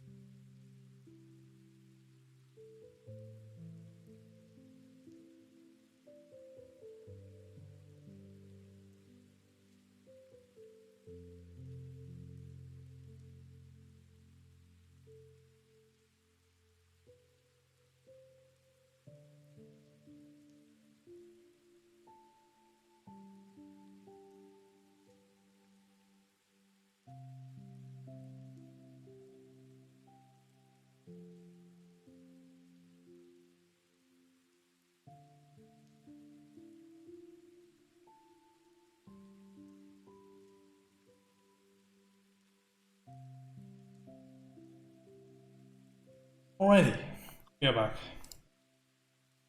Hope everybody, wait, what happened to my mic? Oh, there it is, sorry. On the wrong screen. Okay, so we have one more painting to complete today. Let us do it. Painting right here, which should be pretty straightforward. Get to it. Hopefully this has been updated on the Discord. We're gonna maybe save this layer, because perhaps I would like to go back and do some changes to this painting, because I know there's undoubtedly a lot of proportional issue that I might want to solve. Not necessarily the most important thing in the scope of my current paintings, but I want to put all three of the paintings side by side or something. And if that's going to be the case, then I want them to be a little bit more finished, so perhaps we will spend a bit more time on them later on. But for now, I think the scope has been satisfied. Let us do one more. So much people. Maddie rated us, Solmir. It was very, very kind of us. Kind of her, rather. Maddie rates are usually ginormous. People are very kind. I do appreciate them. Alright, let's give ourselves a little bit more real estate to work with. Then we can continue.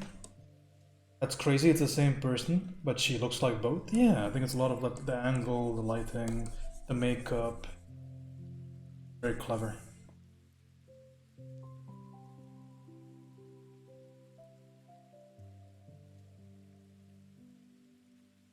Calling it for now. I'm sorry to miss the rest of the stream, but I'll see you guys next time. Don't worry about it. Get some rest, my friend. It was lovely having you here. Okay, guys. In this painting, you're at back thing off my screen. We'll do our best to try to get this fairly accurate. Or at least within the parameters. I'm doing this specifically to verify certain process changes that I've made to the way that I do portraits just generally. And some of them are fairly successful. I am changing slight little things with every iteration. For example, with this one, I sort of toss a lot of the measurement out of the window, and I did my blocking ever so slightly different than I usually do. For this one, we'll bring back a little bit more measurement, and we'll see what happens. With every painting I do try to... With my process, I'm a big believer in two things when it comes to the subject of processes. One is that your process must be nimble, you must be able to change it. And the second one is you must have multiple processes. If you have this one-size-fits-all attitude when it comes to trying to paint specific things, it's intensely limiting, I feel like. So really important to have multiple ways of getting to a solution, because sometimes some of those ways might be more appropriate to solve certain problems than others. I think it's very important to think about. The same thing applies for so many different things. For drawing in perspective, for example. Some things I prefer to draw in perspective with lines, other things I like to solve with shape and then outline it. Mary, how's it going? Good to see you. Doing some portraits. Specifically, of Witcher characters. So, examples of my work over here, if you'd like to see. But we're about to begin, so you came at a good time. Begin in 3, 2, 1, and we go. We don't think too much about these kinds of things. What is the first thing that we do here? The first thing that we do is we just prime that canvas. I don't believe it's a very good idea. Just personally for me, I like to paint on active canvases. So how do we fill this canvas up? We'll do it with some degree of sense or some degree of cleverness. We're gonna add my rough notion of what the temperature should be, okay? The rough idea of the temperature. And just slightly coolish, slightly greenish, and dark. Those are the grosser ideas of what we're looking at. I have a slight transition to something of a equally dark orange from the bottom right. So I'm going to grab the gradient tool. I'm going to throw in like muddy kind of red transition bottom right. I think that's about as much as I want to really do. Maybe an top, but just an idea of simplifying, right? Why is it so hard to put the right shadows and lighting? You don't watch the reference. That's mostly because, Mary, that's mostly because of the idea that you might have a little bit of a problem with the structural idea of paint. So once you understand the structure of something, it becomes not only easier to paint things without reference, but also to paint things with reference because you know what to look for. Okay? It's really, really important. So understanding the structure is going to be humongously important. Perhaps something that you could look into is something like this. A sorrow head. If you have not heard about this concept, I think it's very well worth exploring. Really help you out. Yeah, it's just a structural issue. Because if I told you exactly where all of these planes, you'd be able to paint a picture without any issue whatsoever. Be enough information for you. So really, really important. And that structural information is immensely important. It's not enough that we understand what the outside contours of things are, but what those contours represent. What's the actual thing? I'll give you a little bit of an example of this maybe, with the construction of things like eyes, for instance. So if you want to construct an eye, I can't believe you've done this. this is the fallout. Sensibly, right? So the idea is that all of these little planes, they follow a very particular rhythm. You can change the rhythm a little bit, but for the most part, every single eye that you see has a little bit of distinct structural identity to it. The idea is that it has a plane that's facing left, a plane that's facing forward, and a plane that's facing right. Same down here, one plane like this, one plane. It comes from simplification, right? So there's so many ways of simplifying. A sorrow head is one of them. That's the one that I personally use. Rianne, how's it going? Go follow Rianne. Great artist. So basically what that tells me is that, so let's just draw that really quickly. Because we have some time before we start painting, so we'll draw it really quickly. And you'll see me do this for this piece as well. But let's talk about the eye really quickly. So maybe we'll draw out what I just said, right? So how do we draw an eye in a vacuum? We'll start with that same idea. So we have this left plane, front plane, this right plane. Same thing on the bottom. We have one big left plane, one big right plane. On the top, we have a few structural information on top as well. For example, brow is the underside of the brow. Darkness. So basically what this means, that if I wanted to light the structure from any direction, I can now do so. Let's consider something. Let's consider the light is coming from the right hand side. It's this way. So if I know the direction of my light source, if I know my structure, I'll be able to light this. I can. First thing I will do is I want to add some idea about the fact that there's light coming from the side. So this is probably going to be one of the lighter portions. I'm going to light, let's say. Because it's right facing, the light is coming from the right. So right facing gets light. Easy enough, right? That gets light, that gets light. Easy enough. What about this over here in the middle? Well, it's not facing towards my light source, but it's not facing away. In the middle, front facing. So it gets less light than this, but it's not dark. Less light. And it's with less light. Okay? These planes over here that are facing the left side, light coming from the right side, they go very dark. Those are my shadows right there. And just by this kind of logic, if you understand this logic, then you can kind of complete every drawing and make it look structurally accurate with your light and shadow. But this is just one half of it, right? So let me just quickly draw the rest of it, for example. There. Front facing as well. Light on that side. Have an occlusion. So again, things that I know because I know structure. Occlusion in between. The other. Have light portion right over there for the bottom side of the lid. Eye itself is going to have light right over there on this side, that's going to be lighter. Because it's, again, that's also a 3D form, right? It's a sphere. Darkness right over here. Tip of the eye. Have the same value is going to go darker on the other side. Darker over here. We have this beautiful dark iris in between. And the iris itself has planes, you know? You don't generally see them, but even this has planes. I won't get into that right now, but it's fairly important. Have a light side. Darker. Just an idea. And we'll draw in row, let's say. It's simple. We're keeping it really nice and simple. Brow is going to be quite dark. But even the brow is going to be subjected to light, so maybe it's going to go a little bit lighter on this side. Like that. A bit lighter. Maybe some of them catch the light and then go lighter. Maybe singular strands catch the light. Going to have a little bit more light here. Have a highlight. Right, really simple, really basic. You see how you're kind of structurally breaking it all down? It makes some amount of sense. It's nice and simple. Nothing complicated here. Other side goes into darkness, right? Air duct. Full area. A bit of a little tinge of light right there because it's reflective. Again, comes from structure, so if you know structure, we can do all of this stuff. So this is one half of the equation, right? The really important thing about this is one half of the equation. There's another little bit over here that we haven't really talked about. I haven't really talked about something in this whole is the idea of it's not enough for a painting to just do things heavily structurally. What's also important on top of all of that is the idea that you want to think as a designer, okay?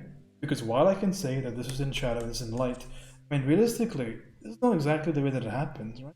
There's a bit more information. So as I develop my piece further and further and further into much more of a realistic render, it's going to be important for me to have really good, readable, well-defined shapes that give me information that these particular transitions don't.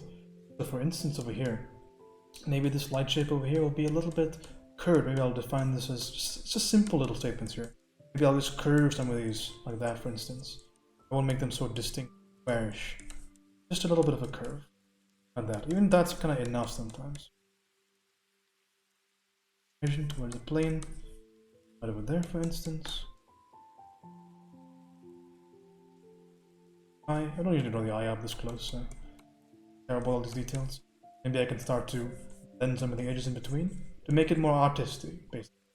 But the base requirement to make something look correct in terms of light and shadow is just that structure. So if you know that structure, it'll be very good for you. There you go. Solomon recommends a good course. It's where I personally learned all of this stuff. Or think that the stuff is something you want to learn yourself, then I think it would be a way to think about the structure. LGN, good to see you. You like Aaron Griffin's work? Absolutely, I love Aaron Griffin. Some of the initial studies that I did, concept work was, and I actually know somebody that knew him really well. His name is Bazari on Twitch, and Bazari was fairly, I mean, they were contemporaries. Big fan of his really solid artist.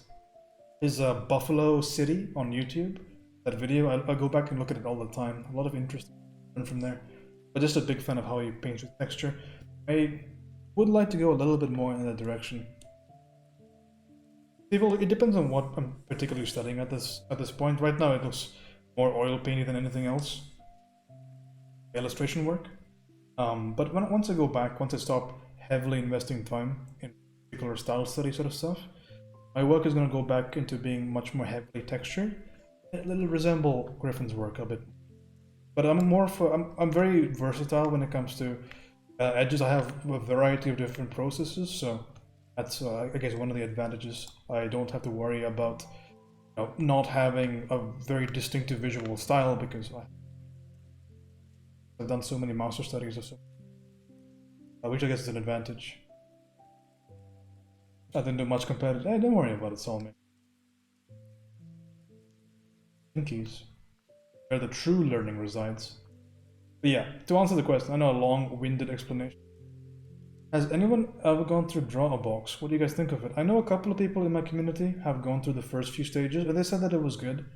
One of the unfortunate effects of being a beginner in artwork is we don't value things the way that we need to. So, and it's no fault of the beginner, by the way. It's not me putting down people that are starting working. It's just the fact that we lack the knowledge required to understand just how important certain are. That makes a lot of us jump. I mean, how many of us try to make decisions before we try to draw a box? Or try to draw or understand how a cylinder responds to light? Because that's the reason that we want to paint to begin with, right? Those are the inspiring notions of this particular craft. I don't think we can really add that much of a punitive condemnation on people like that. But after everything settles, once you realize that improvement is the priority, right after that, fundamentals are important. So I think Drawbox is fun. If you want my sage advice on the best, like the best, I think, in the world way of learning fundamentals, I think if you're able to correctly decipher the Scott Robinson book on how to draw, you'd be arguably one of the most hireable artists of our time, because schools like FCD, there's a design school, schools like Art Center, one of the premier art educating institutions in the world. If you study this book, basically how to draw in perspective, how to turn forms, will be hireable. But therein lies the complexity within the simplicity, which is that book is a fucking nightmare to read, because it's just heavy information. But if you can get your hands on it, you will learn something. I can't guarantee you will. You have it. Well, focus on it. Really focus on it. And just a finishing note before I begin to paint again. Don't ever be afraid of reading something or watching something multiple times, because like I said before, our ability to kind of perceive or sieve through information is limited by your understanding of how valuable information is. Okay? What that means is that if I talk to you about shapes, edges, proportion, all the different like flashy concepts, if you lack information on how important one thing is with respect to other things, you won't pay attention to certain things that might be really important, right? Which one did you say how to draw in perspective? It's just how to draw, if you like. Look at the exact name. Look on my computer. We just call it the Scott Robinson book. Like internally, whenever I talk to artists, we just say, "Hey, have you seen this particular page in the Scott Robinson book?" And they'd be like, "Yeah, fuck that book, but I gotta read it anyway." I could read Alla Prima a dozen times. Dude, I'm in my second reading of Alla Prima right now. My first one I feel like was so ignorant. Like I just glossed over it, but then I keep going back to it. There you go, that's the one. Yeah, just be a little bit aware of this concept. Like, for example, there are certain things that I always go back and watch. Like the Bucci video about how to break down individual parts of the face. Like I'll draw a couple, maybe 4 or 5 portraits in a row, and then suddenly I'll think about the fact that certain things, certain problems were slightly more difficult for me to solve than I would like, right? And this isn't a question of the fact that, you know, you forget things. It's just that some things become easier than other things, and some things require attention. So I'll go back and I'll read about it. I'll look at videos that I learned about it from. Like the whole question about backgrounds, there's this one video on YouTube, and if anybody's struggling with backgrounds, by the way, would be my last thing I'll talk about this with. There's a video from Noah Bradley. Noah Bradley is a Magic the Gathering artist. Incredible artist. Also devilishly handsome human. But he has this video called, I think it's Art Camp 4. I might be wrong about the number. But it's about painting backgrounds. And it is a 3-hour long video that I have watched to completion about 15 times, I feel like. At least 10. I can guarantee that much. So much valuable information. Always take away something different from that. The same thing goes for looking at paintings, by the way. Certain paintings I always go back and look at. I have a big, huge folder of master paintings that I oftentimes refer back to, because I would have made a conclusion based on a painting, but I need to go back and look at it to kind of come to, like, really organize what that conclusion is. Like looking at a Sargent or a Rembrandt or Velasquez or Bouguereau or something like that, you know, just go back and look at it. Anyway, we should do some painting now. You know what I should have done? Maybe I should have painted this on a different layer. It's okay, we're gonna oil paint this. I'm gonna oil paint over it.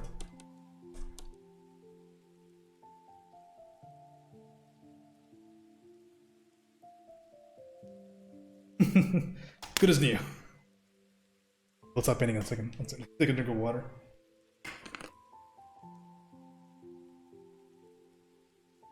I agree, Smig. You know, it depends on where you are at.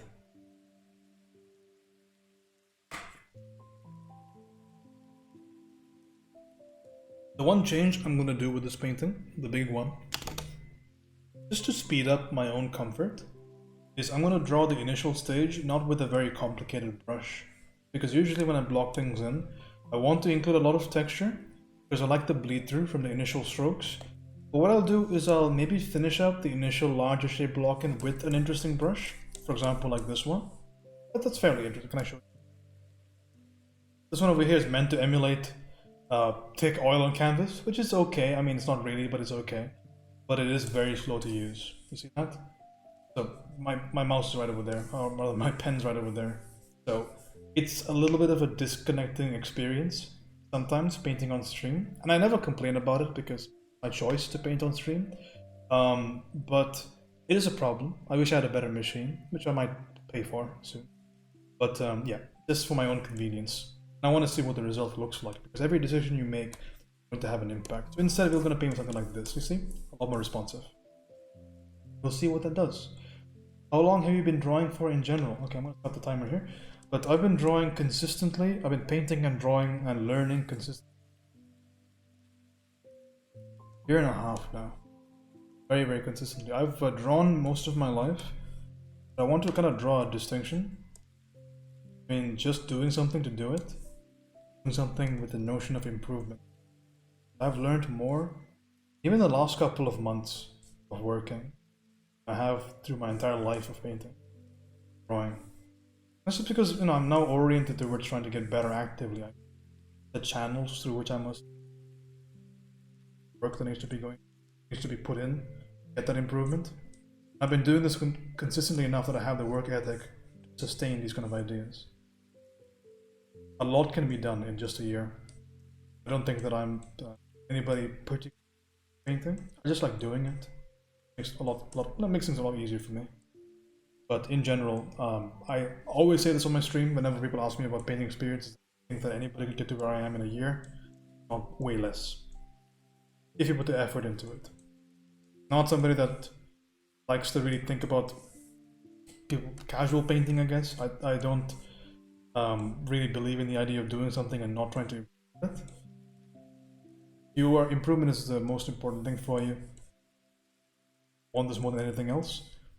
That's why people that have barely ever painted in their lives before, they go to places like FCD or Art Center and they come out industry ready. It's because of the sheer amount of work they have you do in those kind of locations, the amount of mileage you can gain, well directed and well focused by experts, can do so much for you. Always a big component of do the work at the end of the day. This is an industry that has no shortcuts, no easy roads. But if it's something that you love and you put time into it, you will. Also, fuck me this. I'm actually not afraid of hands. I feel like I'm parroting other people. I'm not really afraid of hands at all. I just think it's like something, it's something on the canvas like everything else. I'd be afraid of it. Like, I'm not particularly, like, I don't have any begrudged hate towards anything in painting. Not because I think I'm better than people, it's just because I don't know that I have preconceived notion about a lot of things. Some of the stuff he talks about you can definitely apply to portrait drawing though, just gotta make the connection. Oh yeah. Okay, let's block out some majority forms right now. I'm gonna do one single stroke before I do that, however. I wanna just define the separation of light and dark. This is a blocking that will give any fine artist aneurysm, but I do apologize for the fine art. Not doing anything too distinct, but or sensible. But this is, I think, fairly common. The initial stroke at least. But I am not measuring out the shape. For example, in the Schmidt book about measurement, right? Alla Prima, he says try to get that first shape correct and then get the second shape correct based on the first shape. Yeah, I'm sorry, Chief, it's not happening right now. It's a little bit tired, so I'm not pressure on myself. I'll do it. Lots in 20 minutes or so. And okay, take a quick look at this. I'm not going to spend too much time. Yeah, for me.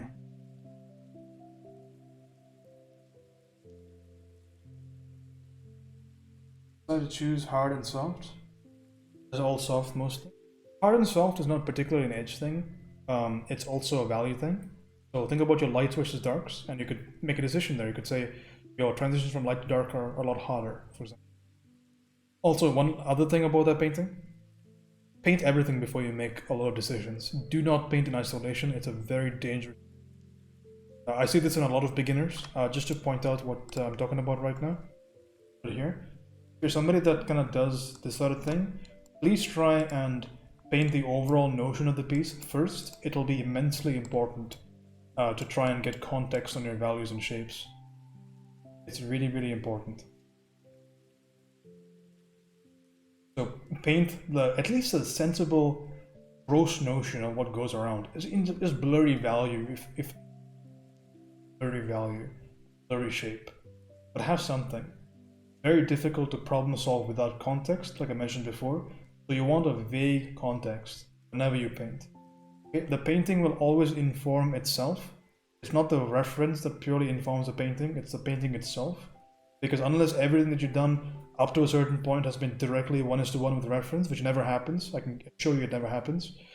Unless that's the case, which is not, then the painting is going to be influenced by decisions on the painting itself. I have to vary the outside corners of the face a lot. It's hard to do if I draw a neck. Well, it's not. It's actually easier to do, you find. Because the majority of the time there are dark shapes on the silhouette of the face that you can adjust, aka the darkness in the hair. That's why I do it in all my painting. I'm a big efficiency guy, so if there was an easier way to do it, I would do it. But this is the most sensible way. For example, on the majority, I'm reinstalling it. I'm sorry, right over there, for instance, right over there, you can always manipulate these. Right? Is there really that much of a difference, John? If I had dark hair or whatever, if I had a hair or a hair shadow, is there any difference painting that shadow here, here, here, or just painting the background value here, here, or here? Not that much of a difference, but we're just ultimately just painting something over the face. So you may as well use something that's going to benefit that decision making. Yeah. That's I think what I want to say about that piece of it. I really am a big non-believer in that segmenting and drawing something very insularly. I use a layer for a face eraser, but I see what you're saying. Even then, man, get the context on there. That's that, and it's even more inexcusable, you know, by not having context because you already have control. Thanks, Penny, I appreciate it. Let's block out the majority. So all I care about here is two things, like I said before. I care about value and I care about temperature. As those two things are okay, then I'm fine. So again, the value itself does not need to be too distinct. I can always make adjustments later on. My initial strokes are simply to try and get water. I'm kind of snapping towards my color, to my color wheel a couple of times. Most part I try to keep all of these things fairly close by. And vague rather. That's how you know I'm tired. I say vague. The vague notion of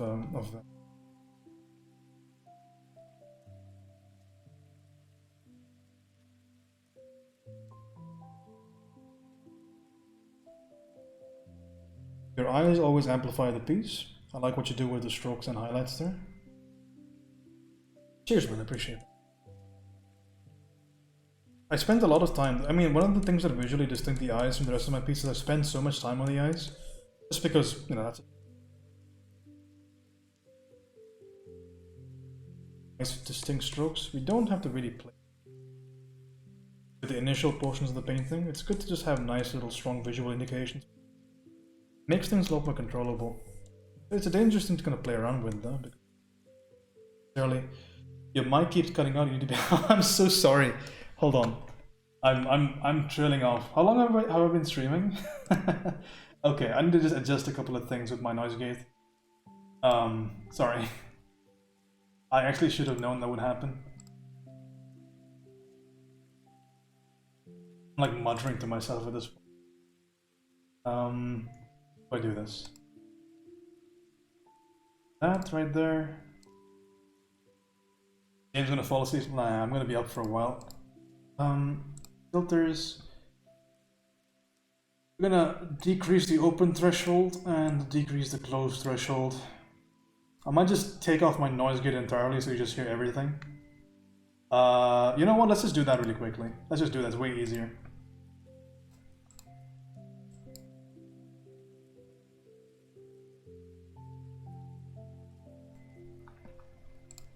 Okay, noise gate is off. Okay, that might be a bad idea because this is random noise in between. That's not very good. Okay, let's get it back here. That was a bad idea.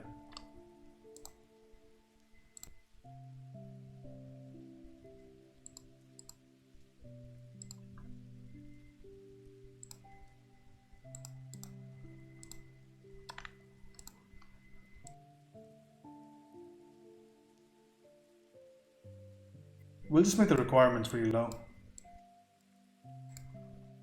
There we go. That should be okay. Just tell me if it is a problem. We don't hear noise? Oh, okay. I see some random spikes, but I don't know what they are. She looks a Wendy. It looks like the Wendy chick? I see. Okay, alright. I saw a big spike, so I got a little bit worried. I'll continue the painting really quickly. Again, nice larger notions. Just filling up the canvas with some general notions of temperature. Again, going back to that Nathan Fowkes idea of painting, right? Painting things with just a slight notion towards temperature and a slight notion towards value. And these are our initial strokes. I'm not making any large kind of conclusive decisions on my canvas just yet, because that I can kind of set up for later. But for now, just painting with desaturation. How long have you been painting in general? Painting in general, so I tried to get into art school when I was 12 or 13, I think. And I spent maybe a few months painting very rigorously, but not very sensibly. Like I wasn't using reference, for example. So I did some painting back then, digital painting. But then I got my degree in engineering. That was for 5 years, and then I got into my master's, and that was 2 years. But in that time, I didn't do any painting. I did a lot of sketching, but really, like the most amount of painting that I've done in a row is actually right now. So 1.5 years of continuous painting. But before that, it was nothing but like a very casual thing, maybe a couple of pieces every month or so. And now, a couple of pieces. If I did a couple of pieces in a day, that would be less than my required amount for that day. So things have changed a little bit. Also, I do recommend, guys, that if anybody wants to up their ability, if you want to up your overall stomach or your overall capacity, your stamina to draw, don't just jump into it, okay? Just be very gradual with it. So do maybe 15-20 minutes more every single day, and you should be fine. Don't go from 1 hour to 5 hours. It's pointless. This game that we play, the game of art, it is a journey of months and years, not of days. So don't think small, think large. One of the most educational streams I was, and I've only been here a couple of hours. I appreciate the knowledge sharing. Cheers, I appreciate it. Thank you for letting me know, and have a good lurk. This is a tangent. I spent a lot on the technical aspect of art, and now I'm trying to put more meaning, vitality, soul, personality into my art. Have any good tutorials or ideas on how I can go about this? So this is it's a decent question to ask to an intermediate. It's because now you have mechanical ability to be able to, overall figure out how to properly render your mind's vision of something. However, we lack the ideation element of it, right? So we don't really know what to paint, even though we know how to paint. So a couple of notions in there. The first one is to study design. You'll understand that appeal is a really, really important part of art that not a lot of people really talk about, but it's really, really important. And to kind of understand appeal a lot, I think master studies is one of the best ways to do so. Masters basically And the way that I want you to do them is do them specifically to understand not what fundamentals are, but how the fundamentals have been used. And I feel like this sort of education is woefully it's not done by a lot of people. It's very much ignored. But what's really important to understand is that you can get every single aspect of a painting accurately portrayed, and all the fundamentals are done to a great extent. Everything is accurate. However, the painting itself can fail quite heavily if just the subject that's been portrayed, if the idea that's been portrayed itself, the manner in which it's been portrayed is just not, it's not capable of being taken to that distance, of good rendering. So ideas like having great composition, having great brushwork, having great visual statements with your work is going to be something that I think is worth kind of transitioning into. Because if you don't kind of really... oh, I'm sorry. I actually have to have that open. My bad. Thanks for letting me know, Mary. I actually always have to have that open. That's my bad. So it's really worth kind of investing time into figuring out what appeal is and how it's been used. And if you ever want to kind of speedrun yourself through that whole process, doing master studies is going to be very, very important, okay? So do those master studies. But with the idea of trying to get more soul, I guess, into the artwork is you're going to want to start adding more and more of yourself into your work. What I mean to say is that if you, for the longest time, have been somewhat always kind of using the reference as a crutch, right? Right? Just for a color wheel? Sorry, dude, I'm really jumpy right now. But if you have been heavily like reference painting for a while, I think it's worth kind of considering yourself and what you bring to the table with a much larger degree of importance. Because when you're learning the rules, of what painting actually is, then it's not a question of what do you want to do, it's what actually is happening. What is the fundamental that's actually happening here, right? What is taking place? But as you get more and more skilled, as you grow and you get more and more knowledge about subjects, then it kind of takes a little bit of a shift. So you know how things work, but how do you arrange it in a fashion that kind of fulfills your mind's vision for the piece? Oh, fuck. Okay? And that's basically where you go with your artwork. So then it becomes less about the fact that you want to have things look accurate to the reference. The reference is going to be one of the many influences on your piece. Thanks for the follow, by the way, Bay. But it's not going to be just about the reference anymore. It's going to be about what's your impression of the reference, for example, if you're strictly a reference-based painter. Otherwise, it's going to be what's the idea behind what you're doing? What do you want to portray on your canvas? What is the thesis behind your canvas, behind your particular piece? And that'll be what influences your work. Okay? So most of the time, and you might want to show me a little bit of work if you are afraid that this is not being happening, but most of the time, when you step away from the reference, when you kind of introduce more elements that are, of your own personal vision of the piece, when you start to emphasize things that other people would not emphasize, and you don't let yourself be dictated so much by a canvas, that's when the really big things happen for the visual distinction of your artwork. Okay, that's when the really big things happen. Oh, fuck. I can't believe you've done this. Puzz, thanks for the follow, man. Or Puzzner, rather. Appreciate that. This is going to be a bit more desaturated. Can I talk about the logic of this piece for a second? Because I think it's fairly important to do so. I'll take some time for this. So, every piece of your drawing, there are going to be light sources that reveal the form, right? And it's always important to understand what the direction of the light source is coming from, because it's going to inform you about what the shapes are going to be. So basically in this particular piece, we can kind of assess what the light sources are. So this light on the side, that's what's generally called a key light, which generally adds a ton of saturation. Also called an accent light. It's not a key light, sorry, it's definitely an accent light. If based on the traditional like oil painting nomenclature, like John Marie, for example. And this little area is just a direct light. It's a nice little cool light over there. And this over here on the side is a fill light. You might say, well, that's a shadow. That's not a light. But it's important to understand that there's indeed light happening there. Because the way that light works in a painting, it doesn't go like, okay, I'm light and now I'm less light and less light and less light. So this is light and this is shadow, okay? But it's important to understand that if there was only one light source here, or this was the only light source here, this would be just black, or it'd be very, very dark. But it's not, right? It's not at all. And the reason is because there's actually light coming that way. Otherwise, things would be so visually distinct, it would be super dramatic, right? The way that you would almost expect the moon to be. A full moon is just dark until it is light, right? Because there's no bounce light there. But there is bounce light in the majority of paintings that you will do, and the bounce light goes that way, okay? But for the intent and purposes of the painting, we can just consider that a shadow. So basically what's happening here... Oh, fuck. I can't believe you've done this. Maddie, thanks for the follow, I appreciate you. We were raided by somebody called Maddie, who's an incredible artist. You should go follow her. It's just MADDY on Twitch. But see, this is the idea, and this is what's the most important part of understanding structure. I believe somebody earlier had a question about structure. Also, hopefully the question about finding soul in your work was somewhat answered. I think it was Muscub that asked a question, but if you want anything specific to your work, post some work for me, I'll look at it for you. But this is the idea, okay? So we've done one little piece of information in the puzzle. So the question is, how do I light something? The answer is 1.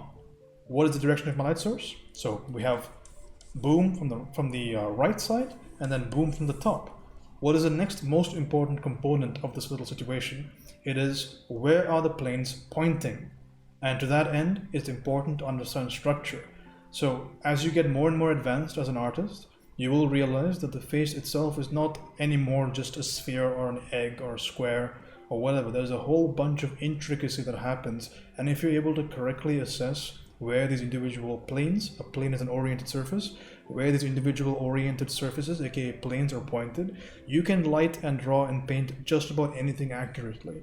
And to that end, it's great to learn simplification techniques, because to try and say that I want to learn every plane on the face distinctly is a little bit of a fool's errand, because there's just so many to do. So that's where you can bring in simplified notions to kind of aid in this little journey. So I'll give you a couple examples over there. You can look at Loomis construction, for example. Loomis and Riley construction gives you some specific information about the way the contours happen in the face.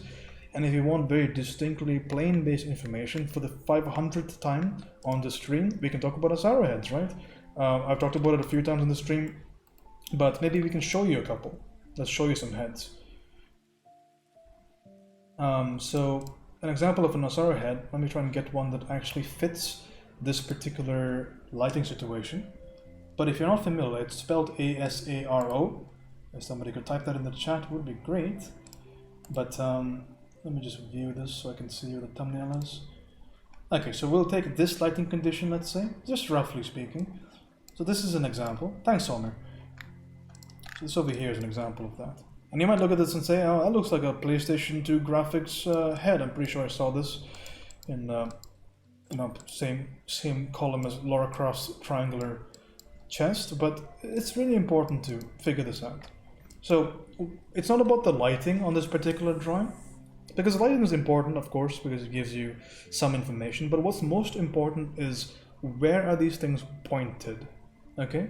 And that's what's really, really important. You see the head over here? It's pointing slightly towards the right, forward, slightly towards the left. This little area right there, it's called the zygomatic arch. That's pointing to the left, that's pointing to the right. And you might think, okay, it's simple enough, I get it. What's the point? The point is that I could place this light source anywhere I wanted to, and if I know where the light source is, and I know where my planes are, I can light this from imagination. I no longer need any lighting reference. Okay, so the better you are at understanding the planes, the more effective you are going to be when it comes to painting light effectively. Okay? This item is pricey though. I mean, we have pictures, we have 3D models. This is just a picture, so I don't use physical Asaro heads. I don't think you need to.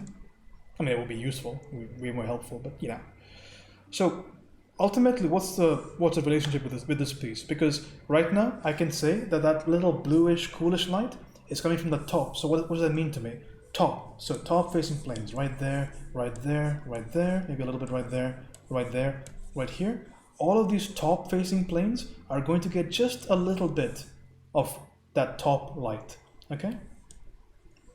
Even right here on that plane on the eyebrow. And what do we see in the painting? Do you see a little bit of a trend there? See what I selected on the left hand side? And now we do a little bit of a game here. What are the top facing planes? So what are the light planes in this particular piece? What are those light planes? What do they look like? Right over there, right over there, right over there. Does it start to seem a little bit familiar? You see what I'm selected on this side and see what I'm selected on that side? It's the same. So that's how you gotta know it's realistic, right? That's how you realistically apply it. So you can just say, well, I could just look at the reference, the light's already there. Why do I want to think about this? Because it makes you more effective as a painter. No longer are you hunting and gathering all the light shapes on your face, but you know what to expect. So when you have a light value in your hand, in your pen, you can just go ahead and immediately make decisions around your canvas. And it's so valuable to just say, okay, this is my light value, bam, bam, bam, bam, bam, done. You know? As opposed to going, oh, is it over here? Is it over there? We don't want to hunt things, all right? Our information, our knowledge, it helps to really focus our eyes, right? And it goes back and forth. Your eyes gather knowledge, and your knowledge helps to focus your eyes. So having a trained eye is immensely important on paintings. The same logic, by the way, applies to the lighting on the side of the cheek, for example. What is the logic of this lighting? The direction is right side. Right side gets the light. So what do I see here? That's a right-facing plane. So it's basically the lights that are in this particular picture. So that's a right-facing, right-facing, right-facing. A little bit of this is right-facing, a little bit of this is right-facing. What do we see in the painting? I'm sorry, in the reference, right? That's right-facing, that's right-facing. All of this is right-facing, that's right-facing, and it's consistent. Okay? It makes your ability to observe, evaluate, and ultimately paint from imagination. Makes it so much easier. Okay, and that's the real what we're going to search for over here. So for instance, and I'll continue the painting, but we'll just naturally conclude from there onto the painting. So for instance, if I grab a value, a light value, let's say, I'll grab a value like this, a nice saturated bright value. Let's just say it's maybe that over there. And I grab this value and I say, okay, well, I want to put this nice, beautiful saturated value on my piece. Right, a nice light value. Well, I'm going to put it right over there. I'm going to put it right over here. I'm going to put it right over here, right over here, right over here. So that kind of boom, boom, boom, boom stuff, right? It's jump from area to area. Very valuable. Very valuable. Especially when you don't have reference or if you have bad reference. Save your life. I want to get some initial ideas of color here before I continue, because I seem to lack saturation in certain spaces. So I'm going to go ahead and just burn some color in just so I can use that color. I don't care too much about like the shape at this point, just about some distinction in the colors, so I'm going to just do that really quickly. There we go, and now we get to sample. Pro tip, don't use bad reference. Unfortunately, some of the times it's not up to you, right? And this is going to be a big thing for you artists in here that are ready to take commissions. Sometimes you just don't have a choice, right? Somebody's going to give you a painting of their grandfather or something that passed away 5 years ago, and all you have is muddy, just super bad quality painting. But you can't just say, I mean, you can say no to that, of course, but it's difficult to say, hey, give me a better picture of this man. And sometimes they don't provide it. So why is the facing plane red and saturated than yellow light? Wait, what? Redder and saturated than yellow light? Why is the facing plane? What is the facing plane? What facing plane?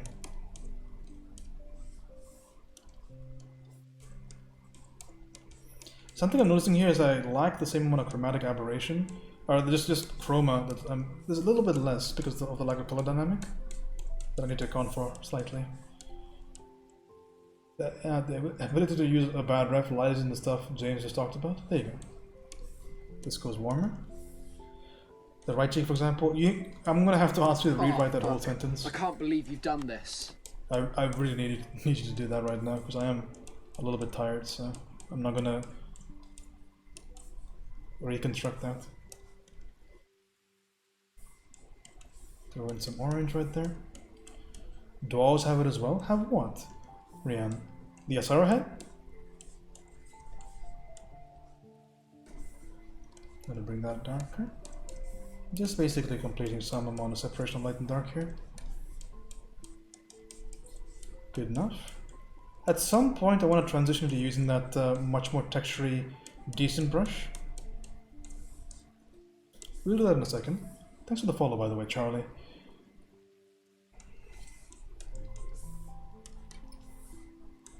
And how's it going, Belio? Hopefully that crit was useful.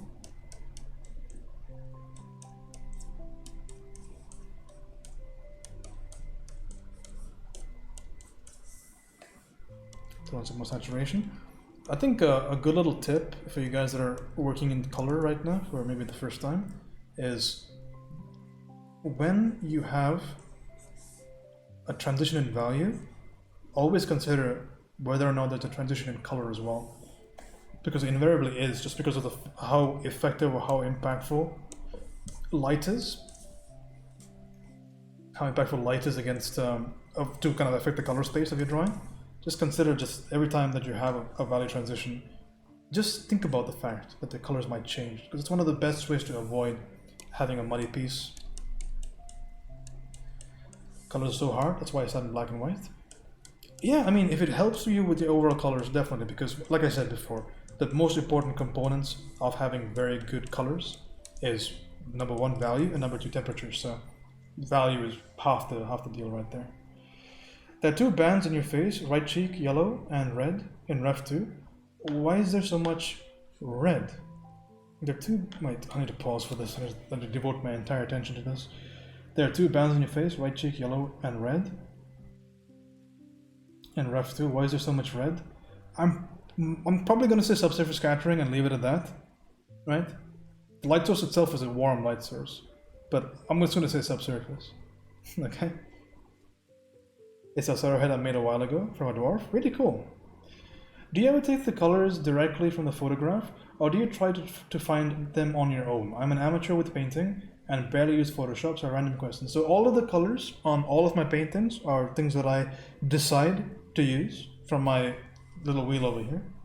I do use a painting a lot of the times to maybe get an idea towards the temperature, which is most of the time I choose a reference because I like the temperature difference. But I don't think there's too much of a value beyond just being a beginner. I think if you're a beginner, the best thing you can possibly do just to kind of build your eye to pick accurate colors visually is maybe you can do your best kind of assumption with what that color really is, and then sample and say, is that really true? Is that really true? For example, over here, I can pick this orange value over here. I will pick the orange value in the reference. You see that jump right there? I mean, I'm close enough, but I don't really care all that much about that super accuracy. You know why? Because I don't want to draw specifically a painted version of my reference, you know?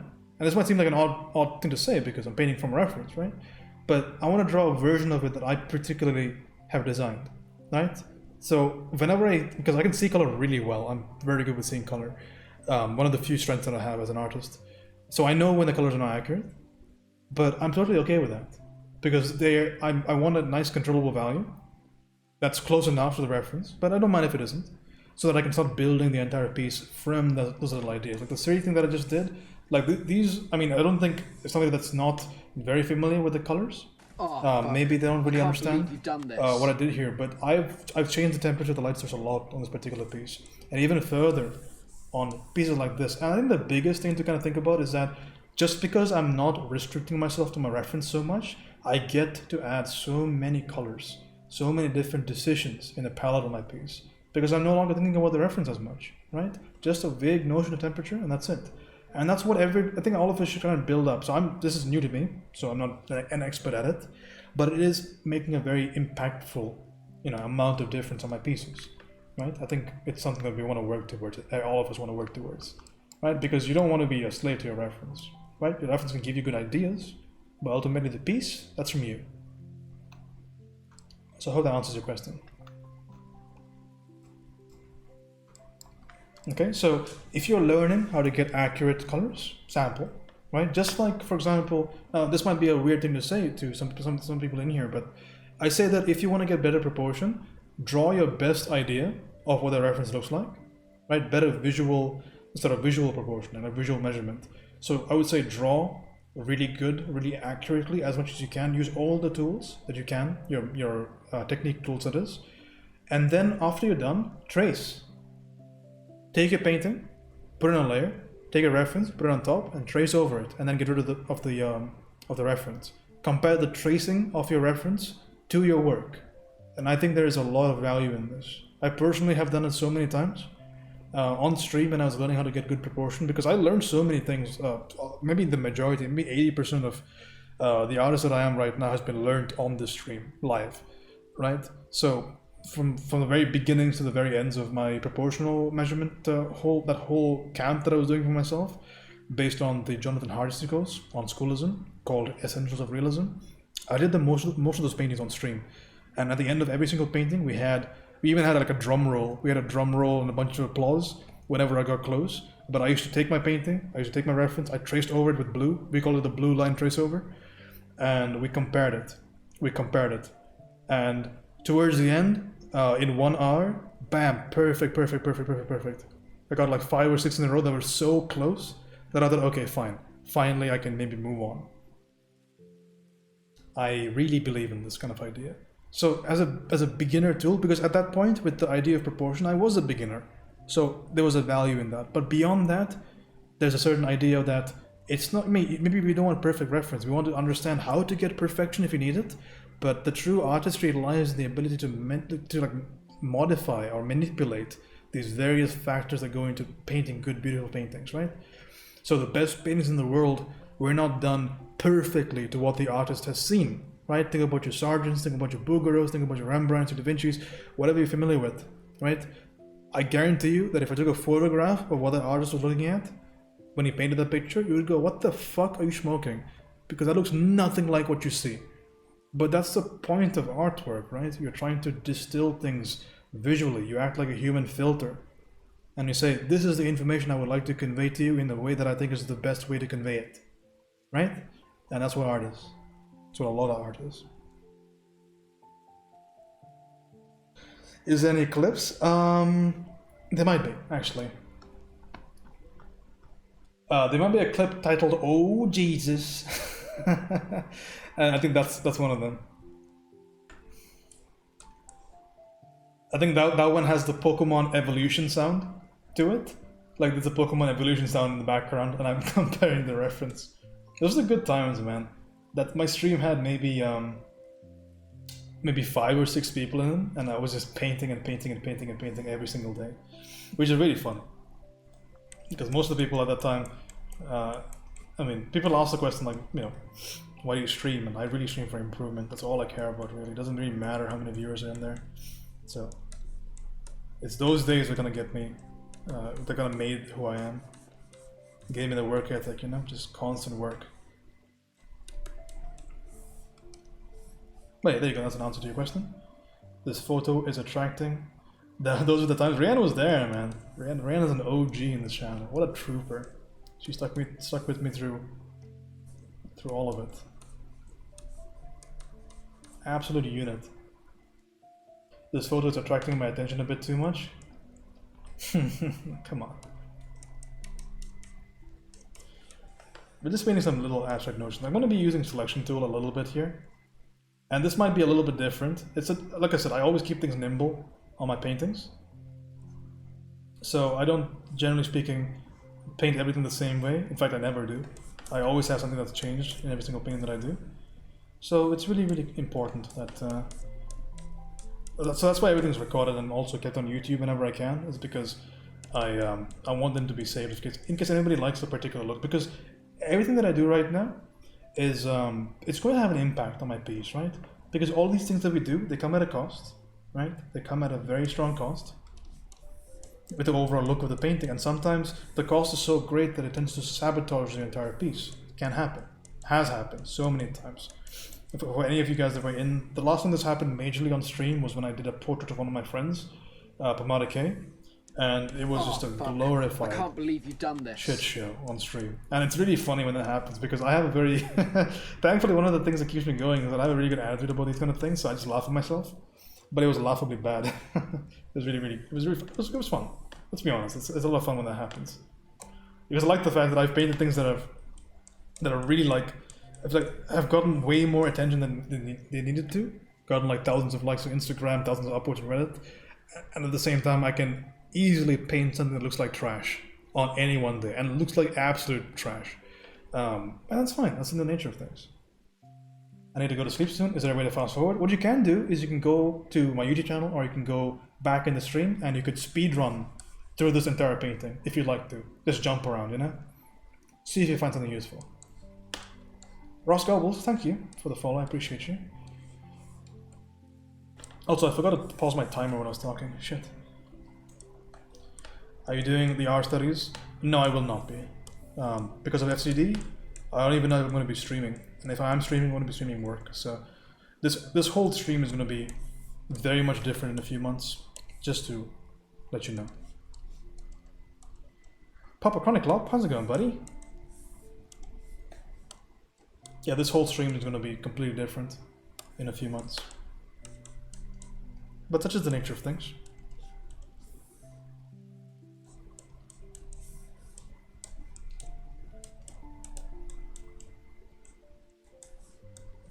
Who will carry me then? It's up to you to carry yourself.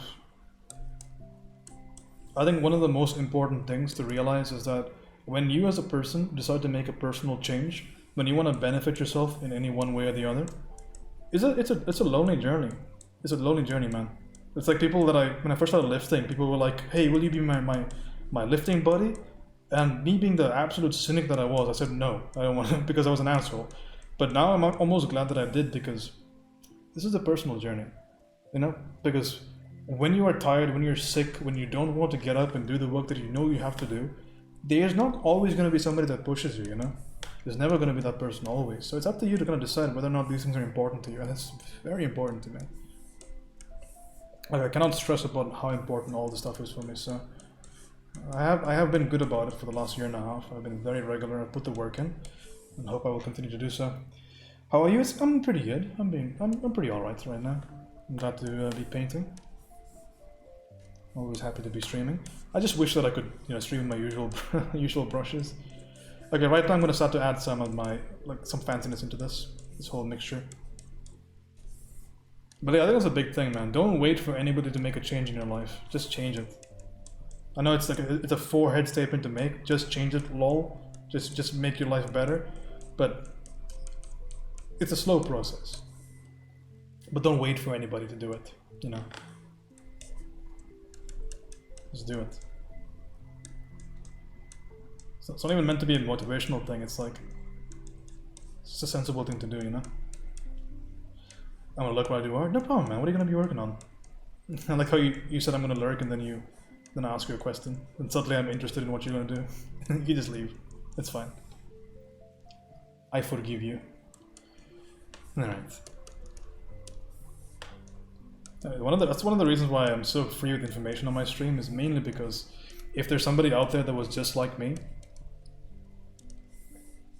was just like me, that I am right now, or like I was when I first started streaming or painting, I would have really valued a channel like this that was just down to the basics, down to the fundamentals, and didn't waste any time on just pointless, like, I wouldn't say pointless, I don't want to sound like an elitist here, but just like pure information. That's the kind of stream that I wanted to watch, and it just wasn't there.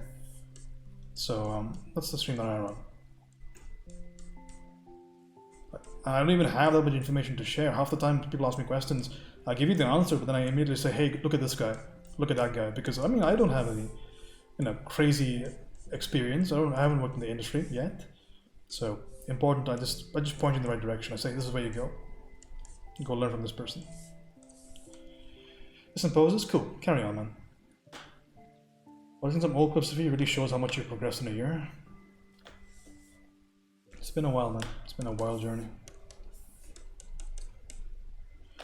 So what I'm doing right now is I'm establishing a context onto my piece. So just a basic notion of light versus shadow, a basic notion of temperature. And I think it's really, really important to do at this stage, especially. Because it's way easier to make a decision on a filled canvas than it is to make a decision on a canvas that has nothing on it. Okay? And it's more important than you might think. Like, if you think this notion is something that's negotiable, it really is not. Context is everything when you paint.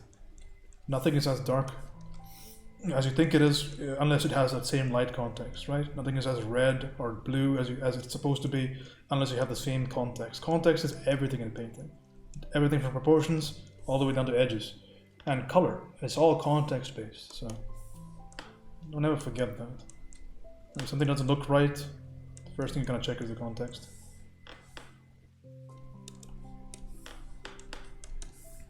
Okay, I don't want to jump into stuff. Right now I'm going to be painting very inefficiently, and I'm really trying to struggle against it, but when I'm tired, which I am, things get a little bit harder for me. But I can still paint something though. I've very much made sure that I can still paint stuff when I'm fatigued, but you know, it's sometimes a little bit slower, especially when I have to talk. Usually at this stage it'll be off stream, but I did promise some people that I would be doing another painting, so I am doing another painting. I mean, I can get that logic, light shape, light shape, light shape, and then light shape down here. Easy enough. And again, we have same notions of the subsurface scattered orange light right there. I can just pick that off the cheek maybe, or the mouth right there. That's easy enough. Again, we're going to solve a little bit of that neck, get a little bit of that warm value down here.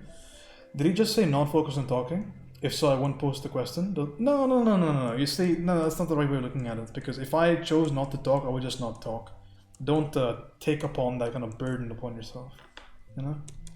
Because if I didn't want to talk, I would just say, guys, see you later. Thanks for the stream. I'm very intentional with the way with this goes. I feel like people that blame their chat or whatever while they paint are just people with poor work ethic.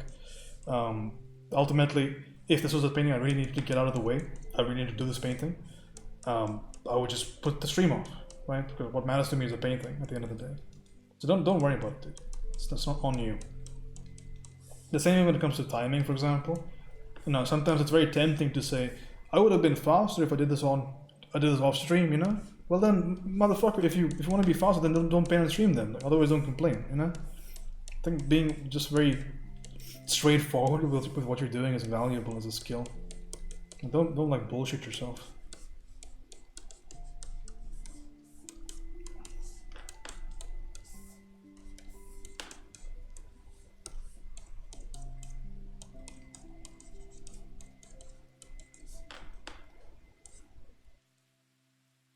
I'm gonna quickly paint a notion of all of this. Oh, that's some typing right there. Hold on. I'll get to you in a second.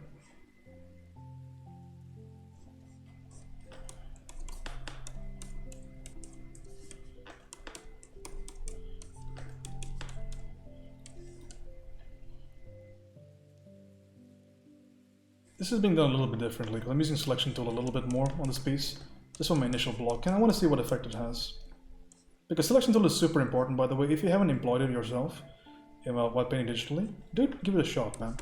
I personally find it to be very, very helpful to get a painting out there quickly, because what an easy way to just immediately get a shape that you're looking for. There's no muddling around. There's no struggling to find that shape. You know what the shape is. If you have a good eye for shape, you just slam it onto the piece, and there's no issue whatsoever. A lot of value in that.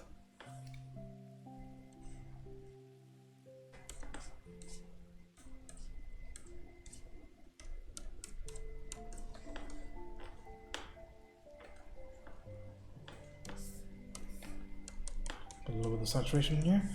This is very psychological, so I understand if it's a hard question, but do you ever find there's a problem with having too many distractions? And if so, how do you deal with it?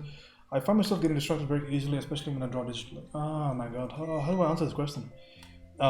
Because it's very specific to everybody. Like, let me think if there's a general answer to this.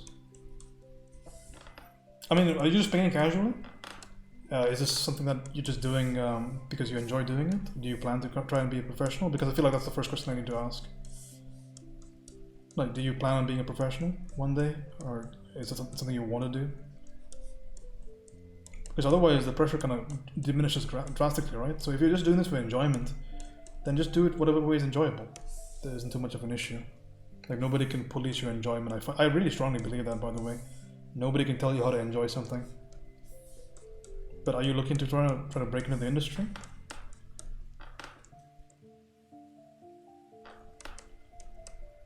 What is this, Homer? Bit more context right there.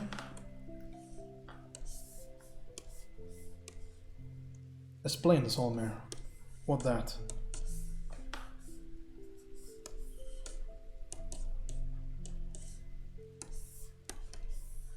I don't necessarily plan it, but I'm practicing to become good now, so I wanted to do it professionally. I could. So, okay, so if you want to keep it on the table, then you definitely want to be putting the hours in as much as you can. In terms of distractions, well, it depends on where you're at. If you're already not drawing at least 4, 5, 6 hours a day, then I think the first thing is to try and build up to that. And maybe just having good work ethic is what you want to build up to, right? Just being able to just work for long hours. And it's a very gradual process. The way that I personally do it is, I mean, I feel like I don't want to answer the question personally because it's a very dissatisfying answer, which is I just do it, you know, because this is very, very important. It is very important to me that I am good, that I have expertise, that I have valuable skills. From the time that I first started painting, again, to the time right now, that's been my singular focus. So I'm not saying that through that time I've always painted every single day to the equal amount. I live a very, a very, how do I put this without sounding like I'm complaining? It's a very eventful life, right? The one that I lead. So it's not one that allows me unlimited time to freely do whatever I want to. There's always a lot going on, and I mean a lot.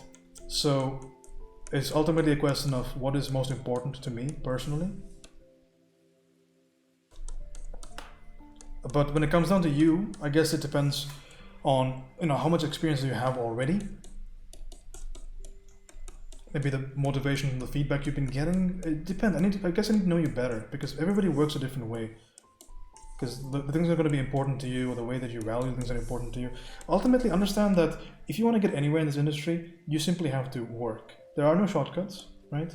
There are no ways of circumventing any of the work that you do. You're gonna have to work, and you're gonna have to work really, really hard, because the person that's going to be vying for your job is going to also be working as hard, if not even as hard. You just imagine they're working harder than you are, because they will be. The person that steals your job, it's not because his grandfather, his great-grandson's uncle's wife's dog happened to know the art director. It's most of the time it's because he's better than you, right? And I use this word very, very like liberally, because I believe in better and worse, because I'm planning to go in the industry, and there's such a thing as better or worse in the industry. I'm not talking about fine art or whatever. So with that in mind, every time you don't paint, every time you don't work, every time you skip out, that person that is going to eventually compete against you, person your age, you know, your background, people with your ideas, that person's getting better than you, way better. So that's what you're sacrificing, that every single time you don't paint. And even right now, right? Like right now, sometimes I'm just not able to work nearly as much as I can, and it genuinely does affect me. But at the end of the day, I really understand that this is something that I really like, and I'm happy that, you know, I'm 25, going to be 26 very soon. I'm happy that I finally figured out something that I really like putting time into. So it's never a problem for me. I just do it because I need to.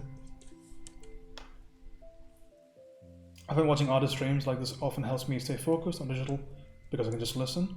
Yeah, so ultimately the question you've asked me is how do I stay more focused? And the idea is, whenever you want to make a personal choice, whenever you want to make a personality difference, when the schools start February, when you want to make a change slowly. Human beings are very inertial, and I am very inertial, and I believe most people are. So in that case, the next few times, or whatever or you get distracted, try and force yourself not to be. Right? Just force yourself to just focus on the work. Focus on what's important. And you have to fight it. And the more that you fight it, the easier it's going to become. To pretend like I don't regularly, I am younger than you. To pretend like I am regularly always down to paint is a mistake, because not even professionals are like this. Everybody, because ultimately this is a job, it's going to be a job for me, and I treat it like a job right now. Jobs are fucking boring sometimes, and they're difficult, and you don't want to do them, and it sucks, and it's raining outside, and your foot hurts, and you don't want to do it, but you do it anyway, right? You hold true to it, and it's something you build up. So just start fighting that voice in the back of your head. Just start fighting it. There's always going to be a voice in your head that gives you a really good reason not to do something, and the more you start fighting that voice, the easier it's going to become in the future.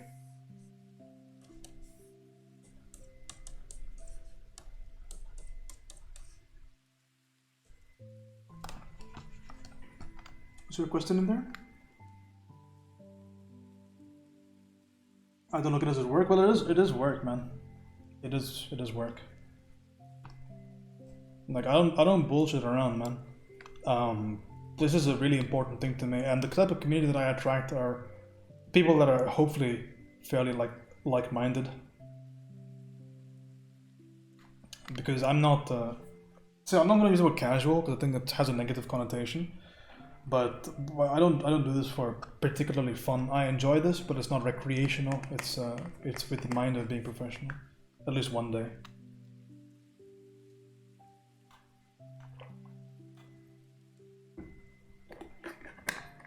do you feel it's easier to put in more hours in after you've gotten to a certain level skill-wise? I would point out that it's not necessarily a skill thing. It's more a thing about how often you've put in the work before and what you've built up to. Like, you can be a very skilled artist but have almost zero stamina when it comes to painting.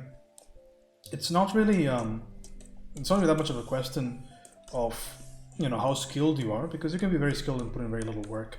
It's more of an idea that how much work did you put in yesterday? How much work did you put in the day before that? Like, how much work did you put in general in those little time periods?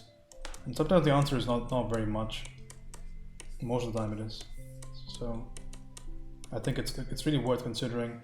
It's not about how far you are at. It's about how used to it you are of sitting down and doing the work. How used to it you are to make that sacrifice of not going, like when everybody's going outside to get a bunch of beers, of saying, fuck no, I'm gonna go and draw a bunch of anime titties in my bedroom in the dark. Like, it's a commitment that you make, right? How often have you made that? Because that's what makes it easier, right? So making that sacrifice, it becomes easier when you've made the sacrifice very consistently. And it's all about building up to it, right? It's all about building up. So you sacrifice a little today, you sacrifice a little tomorrow, and tomorrow and tomorrow. I've gone through arguably some of the, not even arguably, by far the worst events of my life since I started painting, and I've kept going because I need it, you know. I just need it. Sometimes you just you can't bullshit yourself anymore. And like I said, ultimately this is up to you. It's your journey. It's your end goals. They're not mine. So deal with it accordingly. Sometimes I think it was better I'd enjoy it more, but it'd be easier to put more hours in. But it does make sense to build up to it. Yeah, unfortunately, the truth of life is that there's going to be a time where it's not going to be easy, you know? You always want to be prepared for the worst. Like, enjoy the best, but always prepare for the worst.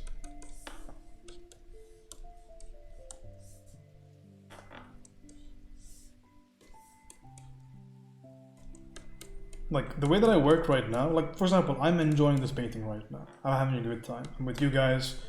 Yeah, I'm having a pretty good time with this painting. But there's going to be a lot of times where this does not happen, right? So what happens then, you know? What happens then? You have to be prepared for the worst eventualities. Because like I said, I mean, you don't need any of this crazy stuff, you know? You don't need any of these fancy art schools or whatever. Like, I'm going to an art school and I'm telling you, like, you don't need any of that stuff to be in the industry or to get a job. You just gotta be good. And to be good, it takes time. It really does, at the end of the day. There isn't a single person, there might be some savant out there that can draw without putting the effort in there, but every single person that's in the industry right now has worked their ass off to get there. Like, the majority of positions that are going to be open to me and you, fuck. I can't believe you've done this. they put the work in. So it is just the wildest thing to me when people say I want to work in the industry, but they say I draw 1 hour a day. I'm like, what are you talking about? It's like, it's ignorant to the point of being disrespectful. I mean, this is just the matter of what we live in, right? That's just the reality of things. So I feel like if anybody in here like wants to get to that professional mindset, like, I'm speaking as if I'm a professional, I'm not, but using this kind of mindset has helped me just push like myself in terms of like art and how many hours I work and, you know, the type of learning that I try to do. It's pushed that. So I think it's worth considering. And definitely when it comes to the enjoyment factor, I'm not of this mindset that every hour should be terrible. You must suffer through all of it. I think that's you'll just break down eventually. I don't believe that much in the human spirit. I don't believe that much in my own spirit. If I didn't like anything of what I was doing, I would not do artwork, right? I really believe the fact that when people say I did it for 2 hours, I hated it, I did it for 3 hours, I hated it, maybe you just say artwork. Maybe it's not the thing for you. But I like the majority of what I do. So I do it. And then when it becomes difficult, which it does, when it becomes hard, then I can start relying on my discipline, relying on my experience, and then go, you know what? All right, it's time to just buckle up. It's trying to get, like, my girlfriend, now my ex, used to call it my work mode, where I just completely shut down and just focus purely on the work. I like to draw, I like to practice it, and my drawings are starting to look kind of okay, but when it comes to painting, I avoid it. They end up so bad. Any tips on how I should plan out the... Okay, it's a good question. So you're not doing something, but you want to do it. So whenever you want to do something, but you're not doing it already, go with the simplest idea of that particular thing that you want to learn, okay? I always equate, whenever I learn something that I have not learned before and I had no idea where even to start, you know what I think about? I think about the time that I learned how to do my first pull-up. I was a very fat kid growing up, humongously fat. And I always had problems with my physical fitness. So when I got to college finally, 7 years ago, I started lifting like a madman, right?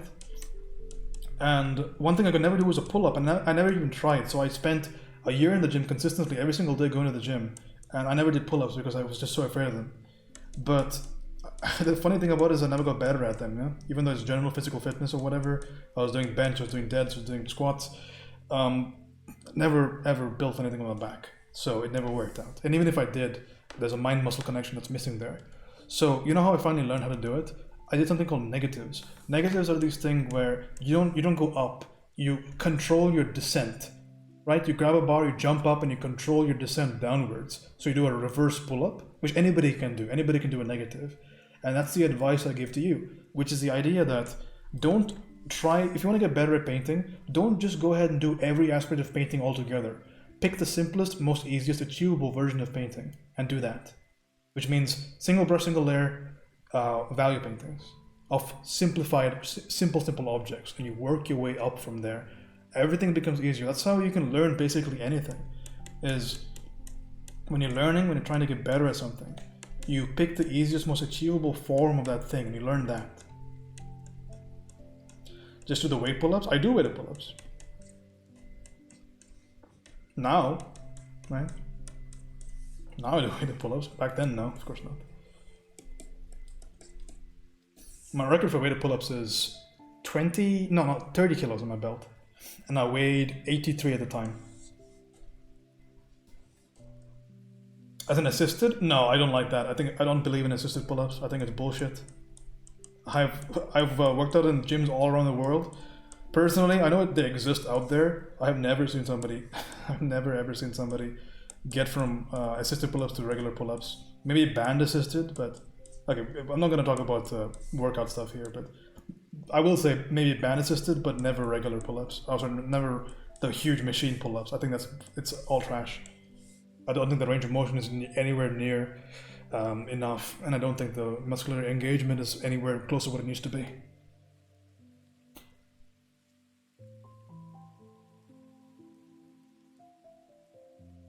The point is there are enough really dedicated people in the profession, so if you're not, you don't have a chance. Yeah, you don't have a chance. You will be eaten up alive or laughed at.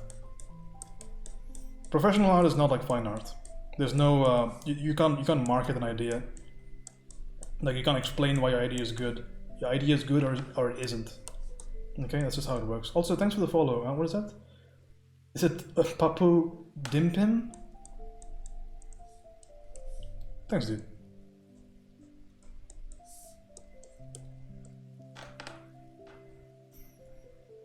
Yeah? Dao, why don't you show me? Show me what you got. I want to see. This goes darker. Remember the bottom lip is facing downwards, so always think about dark first. I'd rather not. What are you afraid of?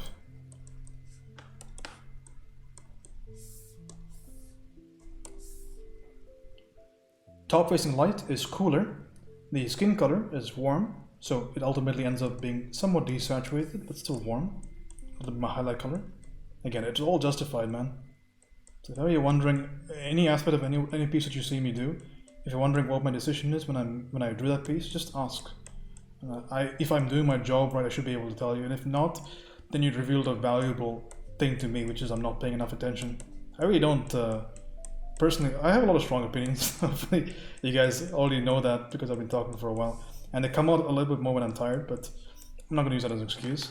But one of the strongest things is that if you want to get better quickly, be aware of what you're doing at every stage. Don't go intuitive mode while you paint.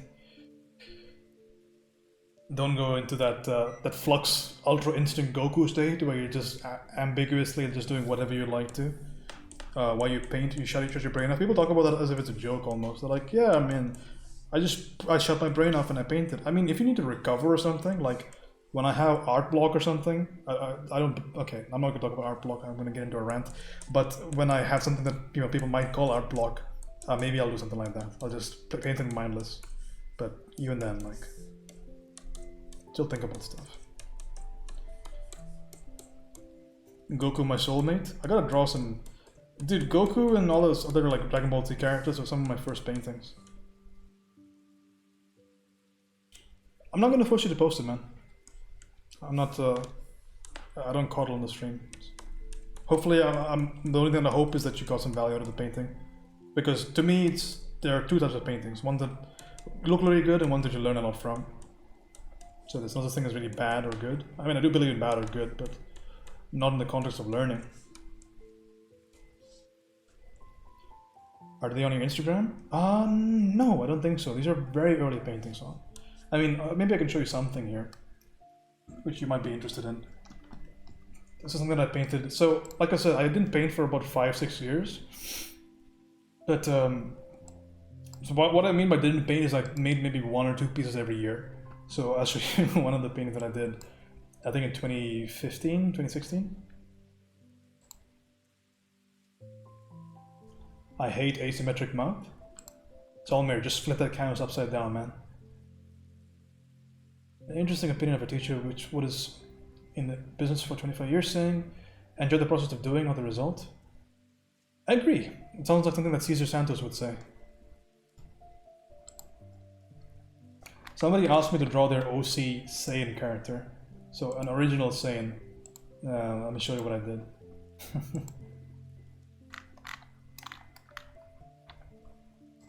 God, I hope I have it somewhere. Found it.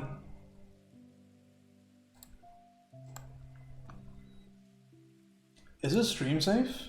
Yeah, it's male nipples, it's fine.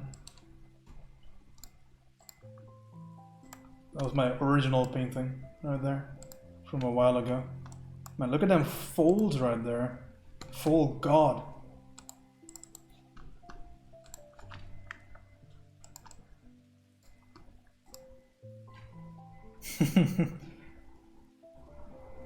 Them heavy muscles, man.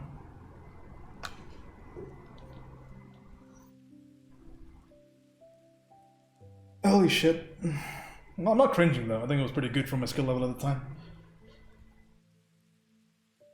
It's like getting squished. The student's on that mad game. That mad squishy squish game.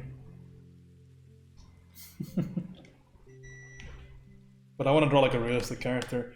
You know what's a great piece to look at? If somebody has time, look up Raiko, R-A-I-K-O, or Raiko Art on Instagram, and look up his Ultra Instinct Shaggy painting. It's fucking phenomenal.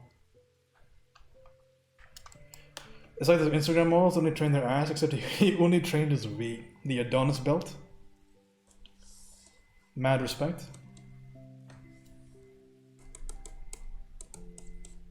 You know that Adonis belt is very genetic? I feel like I'm gonna be... It sounds like I'm like complaining that I don't have one. But honestly... Oh, what happened to my music? Alright, randomly cut out, okay. Did my internet shut off? Is my stream still active? Hello?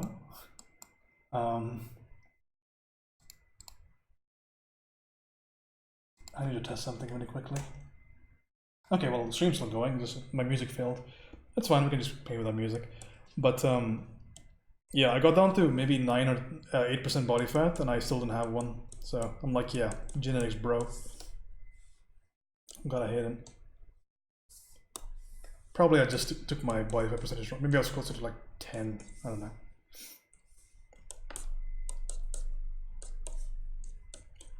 But then I started powerlifting, so now I get to be a thick boy.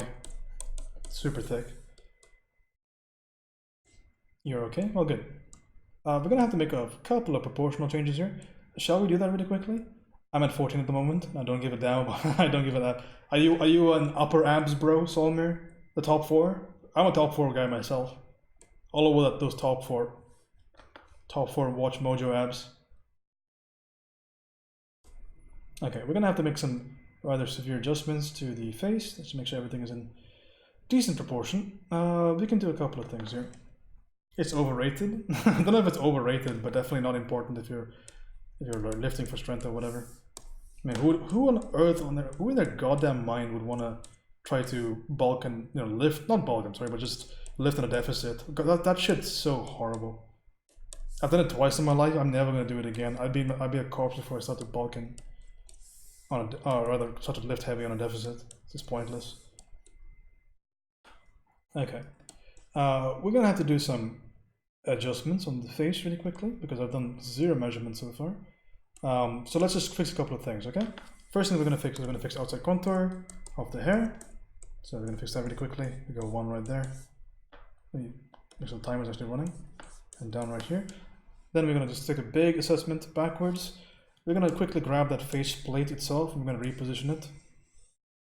Just gonna grab this whole area very nonchalantly, and we're gonna reposition that really quickly. Can we just do it a bit more sensibly?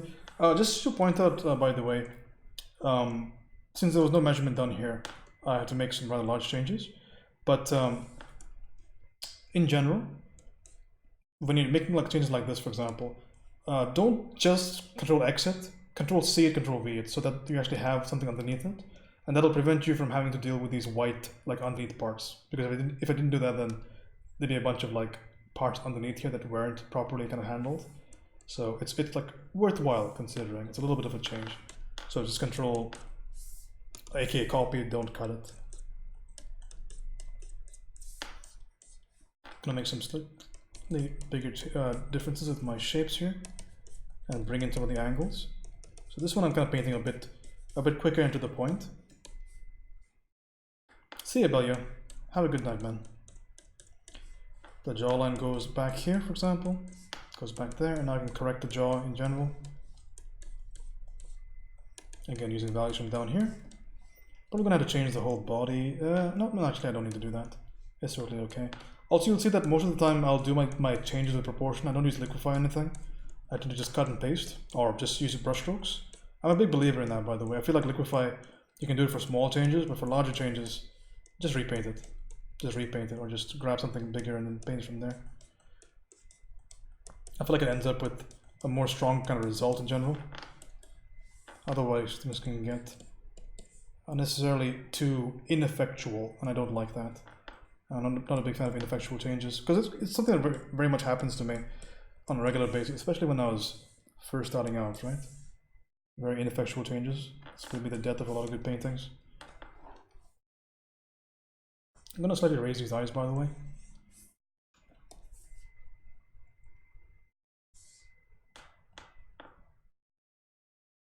There you go. Let's get that mouth sorted really quickly.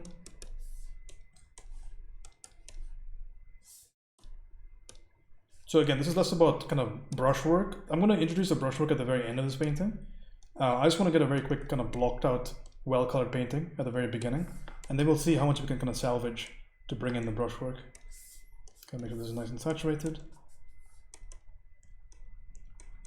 So just painting the paintings bare bones to begin with, just enough to get a good read, and then we'll explore some decisions.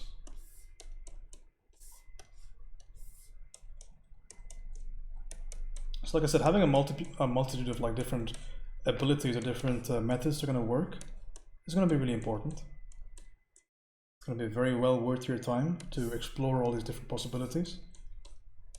It's going to be darker, but still quite saturated. Again, all is context dependent. And this over here, that right facing plane gets a lot of beautiful light right there. And again, we can have some consistent shapes as well. I love your tiger waterfall. Thank you. That's one of my personal pieces. That was without a reference. I studied some waterfalls. I studied tigers. And we just painted it. It's a lot of fun. I have a few of those personal pieces on my Instagram. Yeah, that last one, I really tried to focus on making it not as clear. And it was a really fun experiment. I think I failed a little bit though, because I think making it not as clear was a bad decision to make. But it was definitely fun to try and translate. It's part of my Pareidolia series. I generally put the gross majority of my work into study, and I do a lot of original work because I design in my free time. I'm going to school to be a designer, meaning concept art. So it's all concept art and design. So I do a lot of that in my day. So most of my illustration stuff is on my stream, but every now and again I will illustrate something in my free time. And that's how it usually ends up being. And I think I'm a pretty competent illustrator. I think I have some skill in it, but I don't want to work as an illustrator. Not particularly something I'm interested in.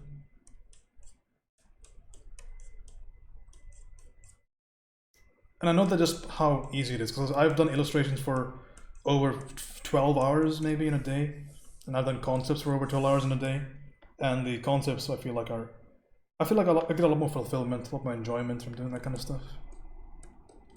So I'm a big believer in just doing, what you would do for a job, and you do that first, and then you kind of accurately assess. I'm not a believer in like just imagining what would be best for you. Just try it out, because I had the time to try it out, so I tried it out, and it turned out to be not very good, so I didn't do it.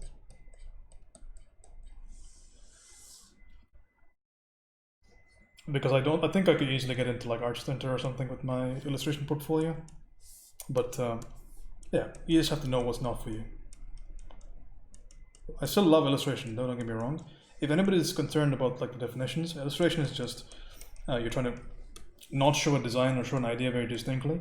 The idea is just you want to kind of show an emotion, you want to convey a moment in time, just what you would consider a painting in general. But concept is you want to design things, right? You want to design what things look like. So all basically illustrations are,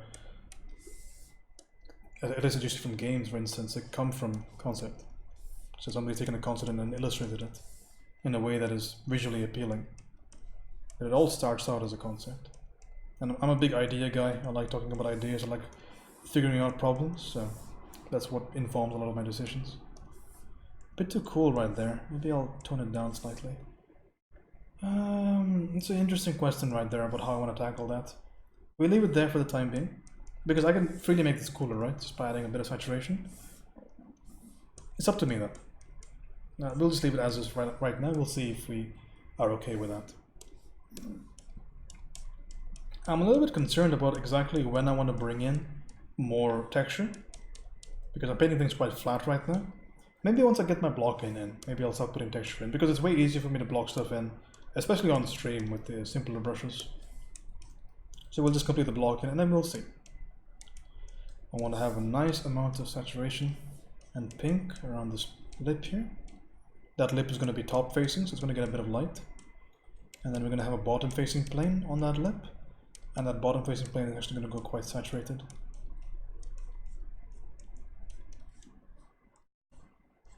Like that, easy enough. We're going to slightly maybe think about where this whole teeth situation comes into play. So just a little bit of revealing. Teeth are always, a bit of a pain to paint as an artist. But I think, again, whenever things are difficult, the immediate thing we got to think about is how do we simplify? How do we simplify the particular area? And I feel like that always helps us kind of account for things. So we just simplify that. Easy enough. A couple of bridge values need to be established, especially around here. I would like to have a slightly warmer value on the side of the cheek right there. I'm bad at simplifying because I love the details. Yeah, I think it's worth considering just as a counter argument, because you're wondering why you should pay more attention to it. It's because details will never save a piece. Because a piece is not founded on the details, right? So the piece should be solved first on the big and then on the small, which is why it's always worth a little bit of consideration about what the big is, what the big idea is. And the big ideas are simple ideas, right? Very simple ideas is the big parts of the painting. Slightly desaturating this. And it's a staggering difference, honestly, seeing a beginner versus a professional work, because I was a beginner. I still am a beginner in a lot of ways, a lot of things in art. But one of the biggest things that I realized after painting for maybe a few months, and I had all these complicated things in my procedure, and I was really kind of getting overwhelmed. Well, is this what painting is like, etc., etc. But then I started doing master studies. I started watching master people work, and the simplicity at which they did their decisions was so staggering that I had to almost unlearn a month of information just to get back into a teachable position. It's a staggering amount of simplification on their canvases. Just simple, controllable statements, because these are people that do this for a living, and they cannot afford to have a random bad painting every 4 good paintings. So there was a lot to kind of learn from that idea, a lot to take away. And it turns out that simplicity really is strongly, strongly important. Again, the block-in is very simple with this kind of brush setup, so I'm happy enough about that. Gives me a lot of time to relax a little bit. Oh, fuck. I can't believe you've done this. Thanks for the follow, by the way. Goloshapov? What's a VV for, I wonder? So, a very, very important thing I feel like, when you're painting something from a reference, oops, I almost closed my piece. So when you're painting something from a reference, right, I think it's important to kind of realize what portions of your painting, or what portions of that particular area that you're painting are distinct and what is not. For instance, like down here, if you consider the transition between maybe this bottom value of the lip and this shadow value, they're almost the same, wouldn't you say? Like, you see a bit of a difference when you're this close, but when you're all the way back here, I mean, do you really see all that much difference? It's really worth considering, because when you're trying to make a really effective painting, a really effective illustration, you're going to want to think about things in this kind of term where some things just blend into other things. Even though you and I, we both know how a lip works, and we know that it's separate physically, it can be lit in a way that things become very simplified. And when we do the painting finally, it's kind of up to us to not make that distinction, okay? So when I finally put this value in there, something like this is going to happen. Can you really see that bottom? See that little stroke there? How it's kind of obscuring where the bottom of the lip is? Because I'm just painting what I see. And it's one of the most common mistakes in pieces. When you say, why does my work not look like my reference? Why does it look so different? It's because your idea of what something should look like is superseding what it actually does look like, okay? AKA the idea of what a bottom lip looks like. A bottom lip is separate from the shadow underneath it. It's being affected by the conditional idea of what's in the reference, okay? So really, really worth this, with some exploration, some thought towards the idea that, well, I would rather paint what is there than what I think is there, okay? So a really, really important little thing to just start to think about. I feel like it's worth your time.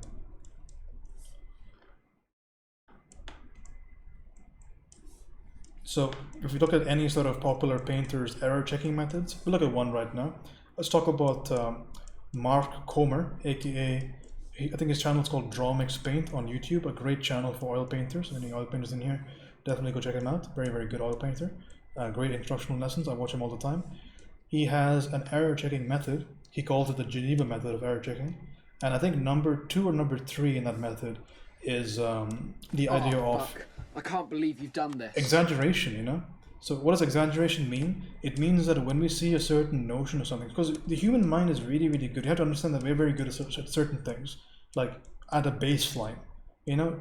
At a baseline, we're good at certain things, me and you. Artists are not artists. One of the good baseline things that human beings are good at is comparison. They're very good at comparing things, visually especially. So we're very strong at this. So what happens is that when you look at a reference and you haven't drawn too much and you're just trying to draw a good painting, what happens is that you notice that there's a little bump, there's a little value difference, there's a little color difference. And when you paint it, we naturally tend to exaggerate this because we don't see exactly what is there, but we can perceive the difference. Everybody can. So while we paint the difference, that difference is oftentimes very, very distinct. And you know, that's really why we get mistakes oftentimes in beginners where everything's way too saturated, for example, or sometimes it's way too light and dark, sometimes it's not light and dark enough. It really depends on how you can interpret this this notion of how I see a difference, how do I paint the difference? Some people go very light with it, some people go very heavy with it, but ultimately the real thing on the reference is somewhere probably in between. Then it's the same idea as that, you know? When you can't see, when you can't visually resolve a couple of shapes, don't try and resolve it on your canvas unless it's particularly trying to, it's actually helping you. I'll give you a good example in this piece right now. We'll do it right now. So right over here, I know that the eyelid over here and the shadow next to the eye are different. However, what I'm going to be painting over here is that this whole thing, okay? This whole thing is going to be one singular value and one flat shape, okay? And it's gonna work that way, man. Look at the painting we just did earlier. Like, tell me that you can see a strong visual distinction. Like when I'm this zoomed in, I mean, look at my strokes on this eye, right? I mean, it's ridiculous. Like, it seems like I'm lazy. Like, I'm so lazy in this painting because this is like one big, like barely any change in the value. But why does it still look like an eye, you know? And I really advise you to look at some masterwork paintings, right? Masterwork paintings. We'll look at some right now because I'm gonna force it on you guys. Very good. It's not a question of elitist behavior, maybe a bit of a disconnect, because very much everything you should do should, at least if you want to improve, I believe in pragmatism, so I would not recommend stuff if I didn't think it was useful. So we can look at some just look at some stuff really quickly. Fragment, how's it going?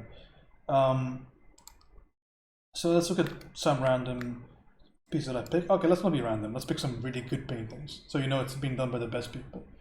All right, so let's pick some Sargents, let's say. You know, pick some Rembrandts maybe, some Sargents. Let me just scroll down all the way to my Sargent section and grab a couple of them. We'll grab a Bouguereau in the meantime. We're just gonna go shopping. I'm gonna shop for some of the greatest pieces of mankind. So that's a Bouguereau piece right there. Gorgeous. It's a self-portrait, by the way. Let's grab a Sargent if you can, just to kind of illustrate this idea, right? Because it's important that we know what we're talking about. We'll grab one of the most famous paintings of all time, right? Lady Agnew. I've done a master study of this before. It's a great painting to do studies of because there's so much complication in this painting that is handled by simplification. And we can grab one of my favorite paintings. Where's Henry Adams? Somewhere over here, right? Or Henry James, rather. There it is. So there's something very interesting about these paintings because they look realistic to us. They look great because, you know, Sargent. But when we zoom in, do you see a kind of similar theme there? Like, look at the eye shape right there. Is there that much of a visual distinction between the shapes? Well, not really, but the painting still holds, and that's the beautiful thing about it, is that it still holds. Right? Hey, cheers, thank you for the bits. All the art knowledge. Thank you. I appreciate that. The stream it's going to be very information heavy, regardless of the donations and subs and stuff like that, but do know that I really appreciate it. It's very kind of you.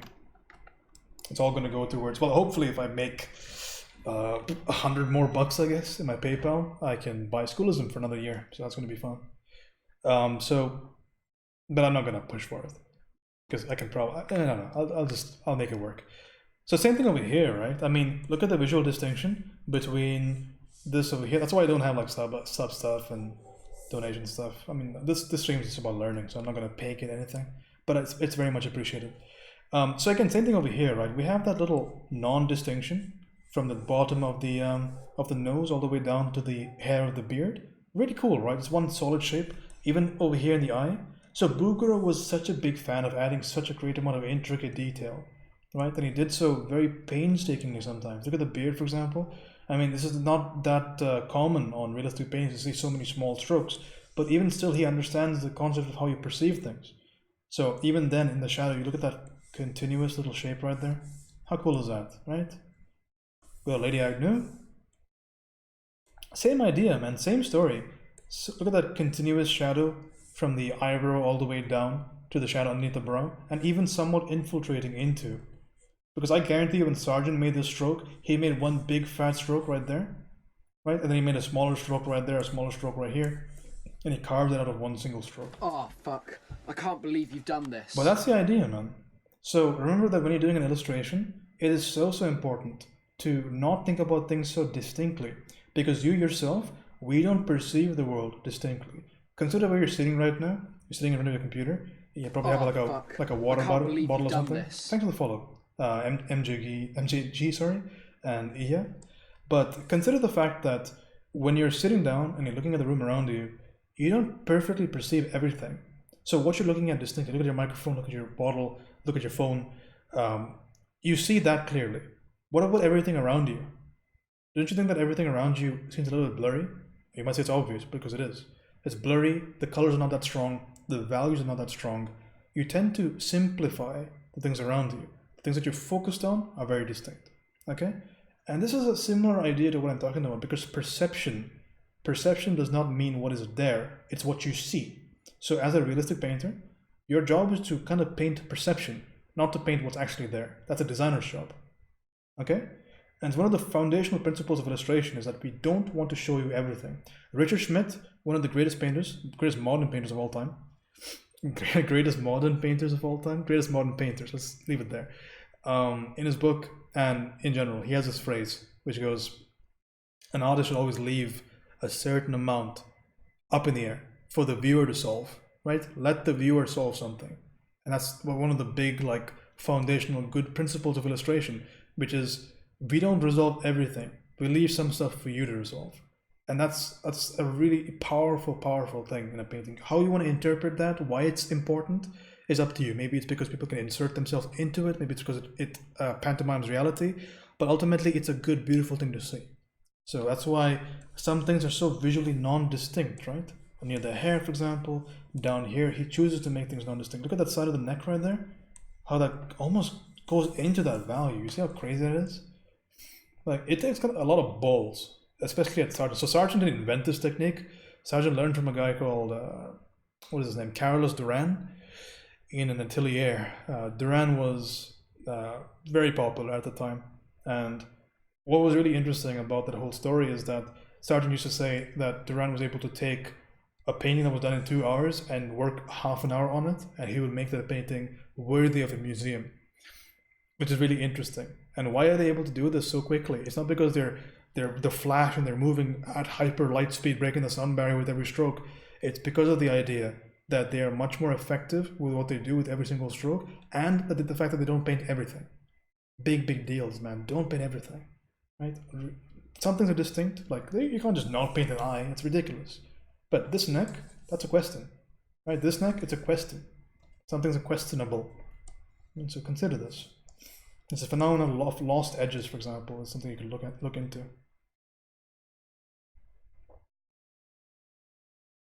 Do you find it important, maybe even a deal breaker, to learn art history? That's an interesting question. So I think there's a lot to be learned from the things that were found in history. So I think learning about, you do that sometimes? Yeah, I do try to do that almost whenever I can. Well, whenever it makes sense to. So for the question, it's really depending on like how you're gonna go about it. Like I don't give two shits about when particularly like Sargent was active and like specific dates and things like that, but the consequences of what was actually happening there I think is important to learn. But again, I categorize this in the whole area of minutiae. I think a lot of professionals these days don't have good art history, and I don't think it affects their quality of work too much. Unless, of course, their work has to have some sort of historical justification, in which case they will flounder. But in general, I don't think it's too important. I mean, there are artists right now that are working in the industry that started painting because of anime, for example. I don't know if you count anime as art history, but I don't. I think it's relatively. I don't think it's not an art form. I have a mad respect, and the reason all of us maybe draw is because of Dragon Ball Z or Akira or something like that. So mad respect to it. But it's what influences a lot of artists, and that's about as far back as they go. Stuff like the Ghibli stuff, Akira, for example, they don't go any further than that. I think it's fine. So I don't think it's make or break. I mean, getting a study of me? No, I did not, Rian. Come on.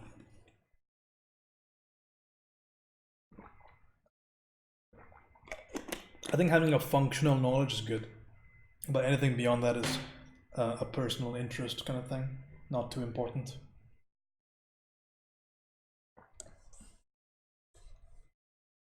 We'll continue. But too much of a strong notion in certain areas over here that I kind of want to gloss over. So this is one of those classic examples of like mistakes that can happen in painting, right? So these little values over here need to be a lot closer to each other, like right there, because they are closer in real life. And you can avoid that if you have a good value hierarchy, I should point out. I don't paint with hierarchies anymore. And there's not a very good reason not to. It's just because of the fact that I want to be a little bit looser with my paintings, and the hierarchies can be a little bit strict, I feel like. So if you're a beginner and you're struggling with the value, by the way, look into value hierarchies. I think they're so powerful. And even if I don't have a hierarchy, with the way that I reuse my paints, reuse my values on my canvas, I will get a hierarchy even if I don't have one on my canvas eventually. So it's worth thinking about. So a hierarchy basically means it's similar to value restriction, wherein you don't use infinite values on your piece, because you can't. This is not something allowed. It's not something that's a good idea to do. You don't use infinite values. You use some values, some specific values, and you try to make the piece work within that that value range. Most of the time, people recommend use about 5 values. You could probably paint just about anything in the world with about 3, and maybe 2 if you want to be a little bit more you know, distinct, I guess, or make a visual statement. Painting in 2 values, by the way, can be quite useful. I actually believe in it quite a bit, because it can really help you with your shape design and your ability to see shapes. So perhaps that could be a good exercise to do if anybody in here is struggling with shapes. Oh, fuck. I can't believe you've done this. Thanks for the follow, man. Appreciate that. Jokey jokey. It's like the literature. Oh my god, I can't say the word literature. Like the literature club. I'm sorry, it's late for me. How late is it? Anybody want to check a clock for me? It is 3 in the morning. Okay, well, that's a bit later than I wanted to go, but we'll finish the painting. Might be a little bit later than I wanted to be streaming, but it's okay. It is what it is, man. Go to sleep? Yeah, but let's finish this painting first. Okay. Like some grosser, or rather, when I say gross, I don't mean disgusting. Gross means, to me at least, like the larger idea, the larger picture. A little? A little what? A little late? Yeah, it's a little late. So same thing can be applied right over here, for example. Like we can add in that little lost shadow idea. Where can I find the references? The references are available on the Discord, okay? So when I don't have explicit permission from the modeler, the cosplayer, I don't tend to just snip it. Because if I have permission, I snip it. But if I don't have permission, I just link the Instagram. So the Instagram has been linked in the Discord. So you're free to avail it. And if you don't find it, I'll link it to you. The specific reference. But that should be in the Instagram. That should be in the Discord, I'm so sorry. All right. So again, simple assessment. Remember where this plane is pointing? The bottom lip. The bottom lip is pointing upwards, right? Pointing upwards. So it's gonna get a little bit more light. Same, even this, like, just because I know structure, even this area over here is gonna get a bit more desaturation because it's gonna be slightly upward facing. So light mixing is a big deal. And I don't know, it's not necessarily a good thing when your light sources on your piece are equally strong, right? In fact, a lot of people, when you give them a piece that has 2 light sources and both light sources are equally strong, they would say it's a mistake because it's a difficult thing to problem solve. And it doesn't even look that good, if I'm going to be completely honest. So most of the time you will find that when there are light sources on the piece, they're going to be one's going to be really stronger than the other.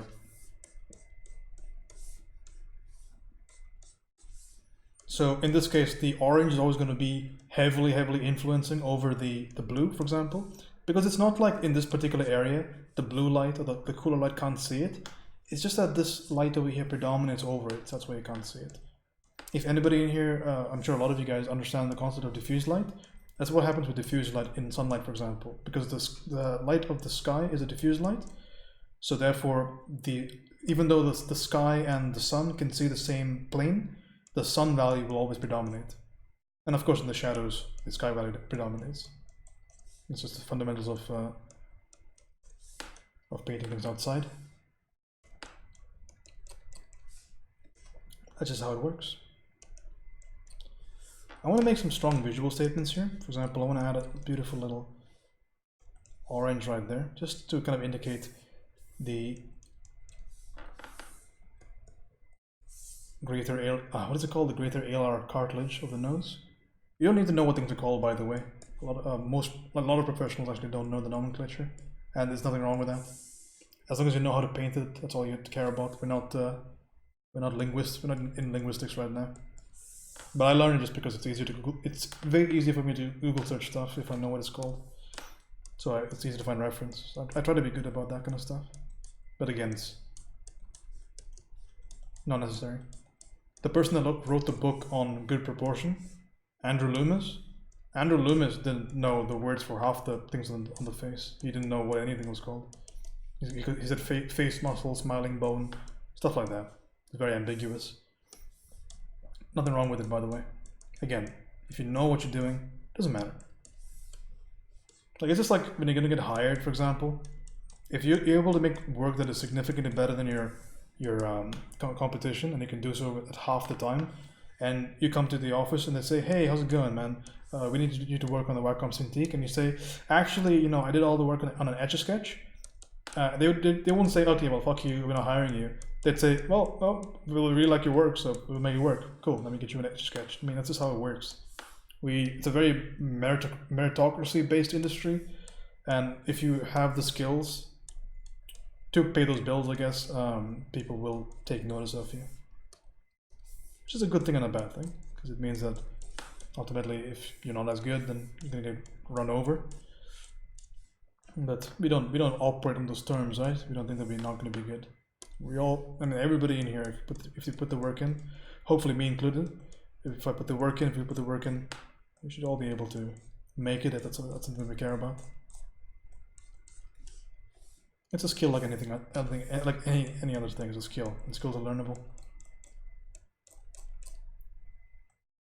Okay, we're gonna define that shape that we talked about earlier. So a nice little big shape, and I'm not gonna change it. I'm not gonna change the value at all. It's gonna continue painting with that same little idea right there. Again, make a little bit of a larger view of the piece, and we're gonna make some simple decisions to get it approximately where it needs to be. So the darkness on top of the eye is very similar to the darkness over here. So I'll pick the darkness over here. This is the value right there. And we're just going to make a simple shape right there. Maybe even slightly darker than that. Simple shape. Right over there. Just going to get that smokiness near the eye. That darkness. I would prefer maybe even if this was a little bit more desaturated. Maybe something like that to begin with. Just to kind of show a little bit of the effect of that coolish light. And back here I can make this lighter and more desat. So you can get a little bit of that impression of that coolish top light. So again, I'm basically just painting a gray there, but because of the cool, it's a cool versus a warm context. That's why it looks cool. Again, that's a question of color theory, and maybe not the best time. I can still answer questions on color theory if anybody's curious. It's not really that hard. I feel like people put it on a pedestal. There's a lot of information to digest, and I don't think I've gotten through all of it.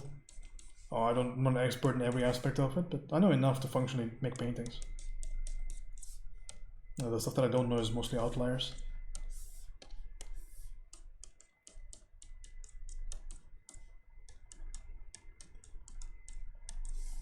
Right over there, easy enough.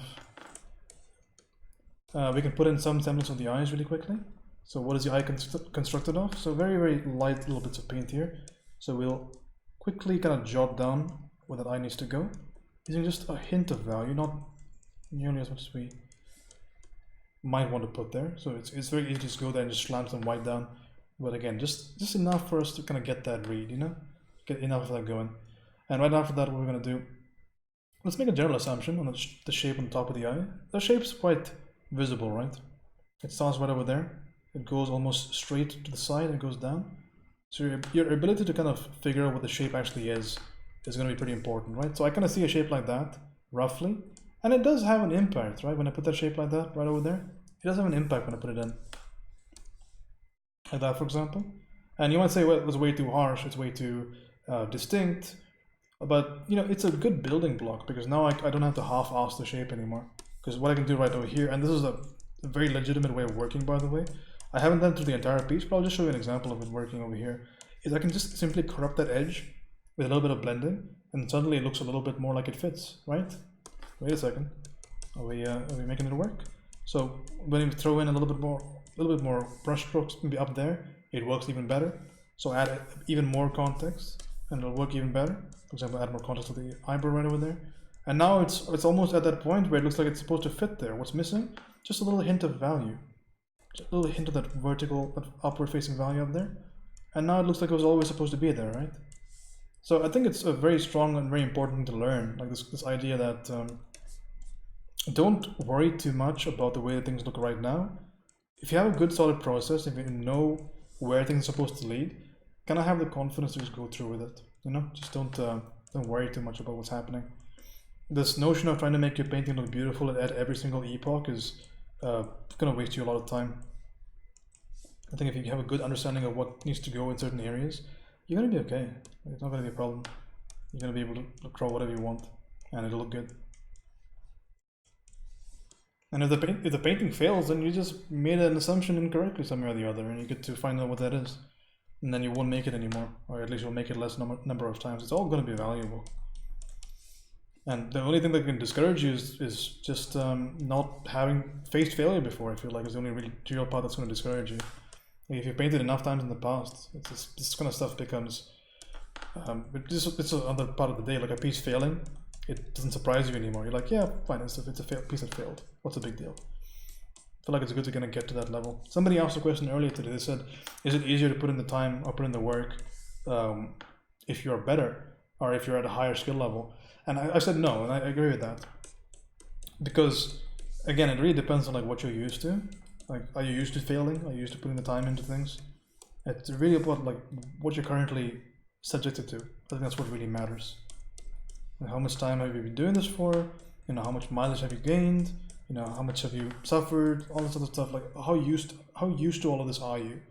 That's going to be one of those big indicators of what you're going to be able to sort of surmount in the later time. Sorry, my tab is bugging out. I fixed it. We're good. So this shape over here on this right-hand side has to be somewhat sensible, right? So what are we looking for over here? We're looking for a couple of things. Again, talking about structure. So right over here on the side of the mouth, there is a node. There's a node right over there, okay? There's two nodes. And what I mean by saying nodes is that I got to think about this area as somewhat spherical, okay? Which means to me, basically, that I need to maybe add a little bit of something like this for my shape. So that's going to be a somewhat three-dimensional form. Why is that the case? It's because this whole area, it's front-facing. Think about like a monkey's maw. You know how you kind of typically draw a monkey, right? You draw that big old round face. You draw this little number over here. Make it nice and big and round. And you put the mouth on this, basically, like a very simplified monkey shape. Right? That looks like monkey-ish, right? And we're not that far away, because all animals have this maw, this muzzle idea, and humans have it too. So this whole area over here is going to be protruding outward, right? The orbicularis oris muscle around the mouth. Right? That's going to be this idea. So we have to paint it in accordance to that, right? So in accordance to that being a protrusion. And the same kind of logic applies to all of these things. This over here, it's not just a flat shape, it's a form in 3 dimensions, right? The chin. So it's going to be rounded. So from the top, it's going to have this idea. So the shapes must reflect that. When I say the shapes must reflect that, what do I mean? I mean that when you put a light or when you put a shadow on something, it must be done in a manner that kind of convinces you that you're looking at something 3-dimensional. That's the major focus of a shape in any drawing. For instance, over here, I have a shape on the side of the nose. What is it telling me? First of all, the gross idea, the larger idea, it's telling me that this bottom of the nose is dark. Okay? But what about the specific idea, the one that is told to me by the shape design? It's telling me that this nose is rounded to a certain degree, right? This sort of round right there. It's telling me that it's curving this way. Fuck. Right? I can't believe you've done this. That's the follow. And it's giving me a lot of information. Maybe I'm even failing a little bit, right? Maybe if this shape over here was better designed, you would be able to probably tell exactly what's happening over here. Because I can't maybe tell. It looks a little bit flat here, don't you think? It's a mistake. It's 100% a mistake. So maybe if I curved it a bit more, you could say, oh, well, that's what's happening there. But it was not done very well. So same thing over here, right? Like all of this stuff, it makes a difference. Because could you imagine if this was just flat? It would tell you so much less, right? It tells you that there's darkness, but it doesn't tell you any context. So that's what shape design is really about. And it also, a large part of shape design is the kind of appeal that you see on your piece. For instance, if you look at these photos over here, for instance, like I have like little shapes like this, for example. You see that they're really continuous. And that's because I want to give like a very strong impression. Like when I made this stroke, because I painted the entire thing the last stream. So if you like this painting and you want to see the entire thing with commentary, you can look at the previous stream, and it'll be up on YouTube soon. I'm not a YouTuber, by the way. It's just a channel for crits. They have no tags, nothing. There's not going to be many views. It doesn't matter to me. It's just for easier viewing. So hopefully it's on the YouTube as well. You can go follow me there if you like. But it's on Twitch already, so go watch it there if you'd like. Just simple ideas. You see this dark, so I could have just flattened everything over here, but we ensure that there's this curved idea. So that's shape knowledge, right? And it gives me the context. So what is the purpose of a shape on a drawing? A shape is simply to try and convey to the viewer based on a collection of light or dark shapes, right? It's based on that little two-dimensional shape to tell me how a three-dimensional form responds to a light source, right? It's a mouthful, I know, but basically design the shape well and you can actually tell what you're looking at in proper context, right? That's the whole idea. Like, that's the reason why this shape does not happen straight like that. It's the reason it curves in this way, because the very chin itself is curved. So it gives you that context. To finish out that little explanation, maybe we can point out a mistake on the current piece and see if we can improve the shape, okay? So let's talk about this left-hand side cheekbone, so aka the zygomatic bone. So there's a cheekbone right over here. Well, everybody has one. And it goes upward into the zygomatic arch. There's a whole array of things that happen over here. There's the orbit. You have your iliac cartilage right there. I'm sorry, your lateral cartilage right there. A bunch of things happening there. But this little shape over here, it's dark, so it's value-wise it's okay, but it's not telling me enough information about what I'm looking at, because there's a cheekbone there and I just don't see it. Do you see it? Maybe a notion of it because you're kind of filling in the blanks, but we could do better. So what do we do to make it look better, right? So we add in a little curve right there. Suddenly a bit more context there. And even more context, the darkness of the zygomatic arch on this side. So one singular shape, we'll update it, right?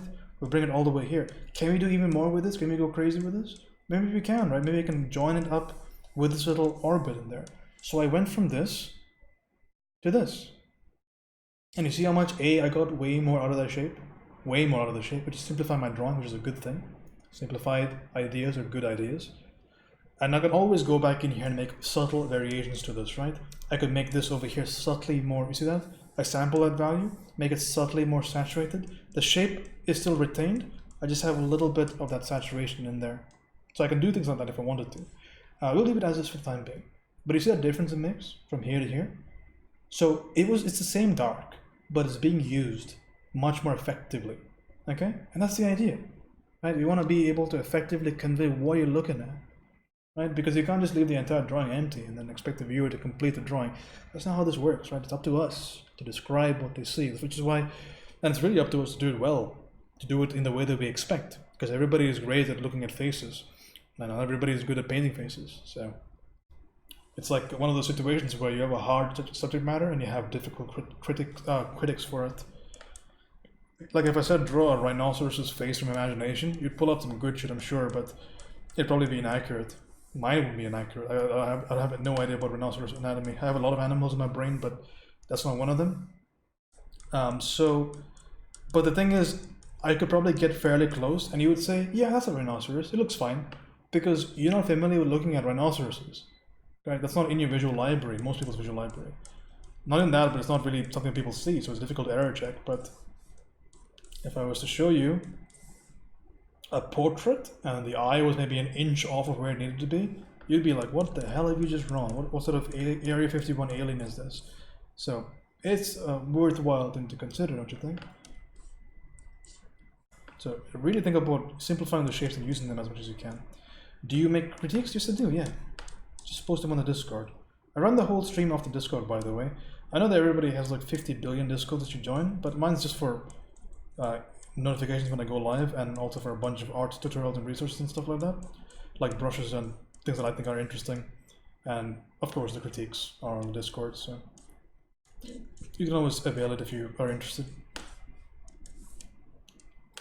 But no pressure, there are no sub giveaways or any of that stuff on the stream. It's just painting. I highly applaud people that do that though, because making a living on Twitch is not an easy thing to do, and I think it is deserving of some respect. Anyway, ultimately it's my stream, so it's how I choose to run it. Okay, I'm making some tiny strokes, which means I need to pay more attention. Whenever I do this kind of thing, honestly, when I do this kind of thing on my canvas, that's my wake-up call to say, okay, you gotta focus up, because you're doing nothing right now. So I try to really focus up when I see myself fall into that kind of trap. Gotta be careful. Like I said, you gotta fight against the voices in your head, you know, because you really want to just do the easy thing here and just turn your brain off and do like nothing, do instinctual stuff. But have to always remember that doesn't give us what we're looking for. Always be intentional, always pay attention. As much as you can, right? Because honestly, if this was off stream, I probably would have like stopped paying attention a while ago. But since it's on stream and I'm aware of what I'm doing and I'm trying to narrate what I'm doing, I'm aware of whenever I kind of mess up and I don't pay attention. So I'm somewhat, maybe slightly better than I usually would be. Remember the glabella? That's this area over here. That's a downward facing plane, okay? Again, if you're having any issue with planes, get one of these. Get a picture of it, get a 3D model of it. It's called Asaro, A-S-A-R-O. It'll change your life. Well, if you don't have any structural information, it'll change your life. If you know structure, then this probably isn't the best stream for you, because you're probably better than me. And if you're better than me, then give me advice.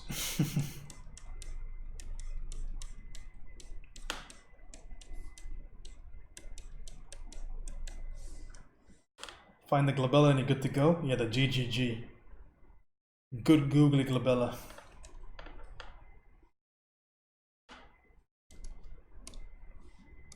That's all I want for Christmas right there. But what would you like me to look at? I don't know if I can do it on this stream because I'm awfully tired, but if it's a simple fix, then maybe I'll do it. Otherwise, it'll be on the next stream. But I will do them. I have serviced every single crit that has ever asked for me on the Discord, and I've been very good about that. Hopefully I have. If I missed it, then it's because I don't know about it.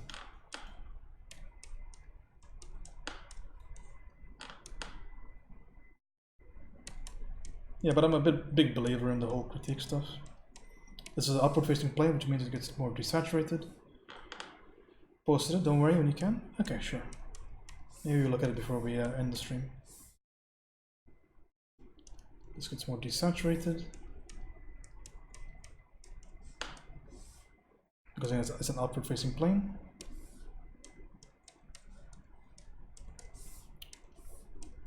So the upward facing planes over here are getting a little bit of a mix, right?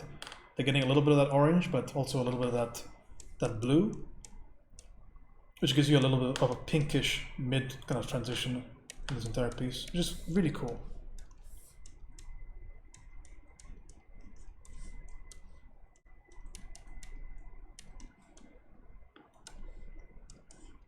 Right there, nice and easy. All right, can we make better use out of some of our shapes here? We can indeed. Right over there, for example, we can make a little bit of a better use. So first of all, let's just solve some of the edges here. That needs to go a little bit better. And there needs to actually be a transitioning value here between this and this. That needs to go maybe slightly lighter and slightly more saturated. Maybe a bit more saturated. How about that? Seems okay. Maybe I didn't need to make it lighter after all.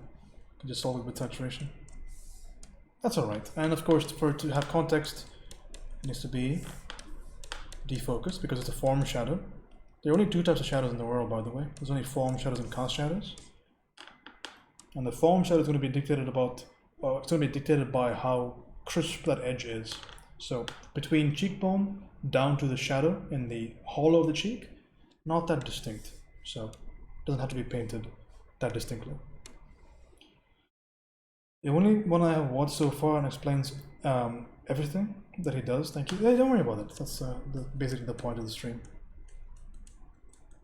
Because I was once a very, very novice painter and I had no source of information that was doing this. So just gotta do what it would be the change you want to see, I guess, right? I think I finally finished the MS. Yeah, finished the MS Paint picture. What a champion this man is. You guys do not know Inner Glow. I can't tell if he has the strongest will or he just hates himself, but he's been doing a Microsoft Paint picture for a while.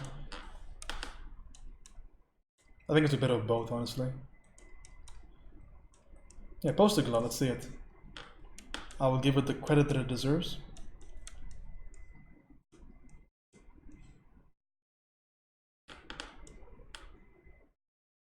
Sorry for not doing. Generic, how's it going? Здравствуйте, my friend. Or Здравствуйте? Здравствуйте? Whatever. Здравствуйте. How's it going? No, I can actually talk a little bit. It's the evening, right? So it's Dobry wieczór.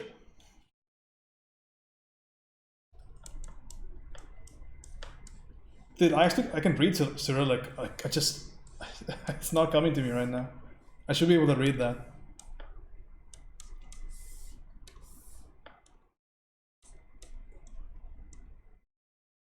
You speak Russian? This is Bulgarian. Ah, shit. My bad. I saw the Slavic alphabet, or the Cyrillic alphabet, and I thought, okay, maybe it's Russian. Dude, I don't know anything about Bulgarian, alright? I know that you guys drink rakia and do a lot of drugs and have a lot of guns. That's what I know about Bulgaria, because I have a lot of lifting friends that are all Bulgarian. And dude, I left college before I could taste rakia for the first time. Feels bad, man. They were actually gonna give me a cask of it. You were good. It's just a big detail. Rakia, there you go. I know it's a big detail. I don't mean to come off as ignorant. It's not. I know it's not the same place. We also drink a lot of rakia in Turkey. Dude, I had a lot of friends from Turkey as well. That's funny. One of my best friends in my master's course was a guy called Olcan Bol. And he was a good dude.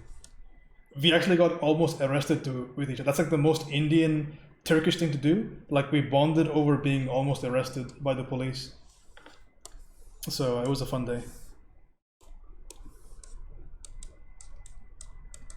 My Bulgarian friend, his name was well, there was two. One was Alex, I think his name was, and the other guy was Stilian. I think that's a fairly generic name there. What country are you from? I'm from India. Not the, yeah, the India, the ding-a-ding India.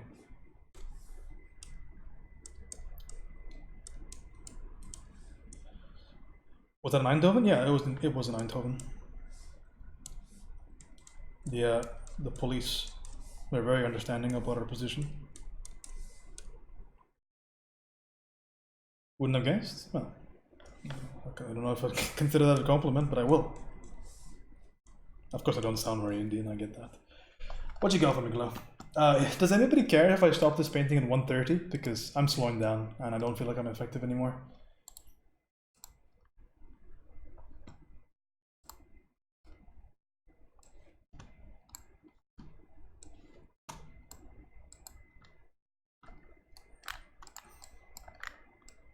Dude, that's so good, man. If anybody's not familiar with what you're looking at right now, you're looking at an MS Paint drawing right now. Yes, that MS Paint. Dude, I love these fish. Dude, that's not bad at all. Holy shit. That's really good. I hope you recorded some of it.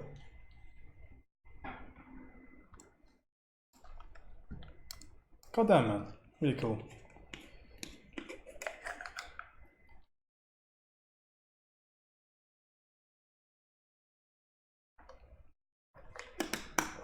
Is it too detailed? Glow, I got mad respect for you, man, but I'm not gonna credit MS Paint drawing. But in general, of course I will credit because of me. Level of detail can be managed a bit more. The painting lacks a focus. That's a big problem with it. It lacks a focus because there's way too much eye-catching information right over here. If that's the focus of the painting, it's fine. I agree with it. But even within this, it's a problem because all of these shapes have not been taken care of, relatively speaking. So it's a bit of a problem. My voice is actually dying. Wow. So I would maybe want to see the light, at least the contrast, be a bit more focused, because right now there's a whole bunch of light versus darks over here. There's a whole bunch of light versus darks over here. I would like to maybe distance something away from each other, make something a little bit more blue, maybe up here, or maybe make the values down here not as dark. Kind of give the painting a bit of a focus. Honestly, usually when I hear people from India, they do not speak as good English as you do. I might have listened to the wrong places though. No, I'm fairly articulate for an Indian, I think. But most people here speak English. Do you know why there's so many call centers in India? It's because no other place, well, very seldom you will find another place in the world with as many like low-income people that speak English. That's one of the main reasons why they come to India for call centers, is because English is taught as a second language in most towns. And the people that, you know, graduate from school, that's one of the first jobs that you can do. So mostly in like foreign countries, like if you go to like any other third world country, they might speak like the local language a lot more, but English is a really big thing here. I think it's because of the British occupation or whatever, but that's usually why.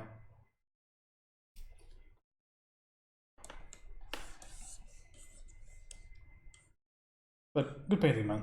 Good job. Frame it, put it on your wall, cherish it.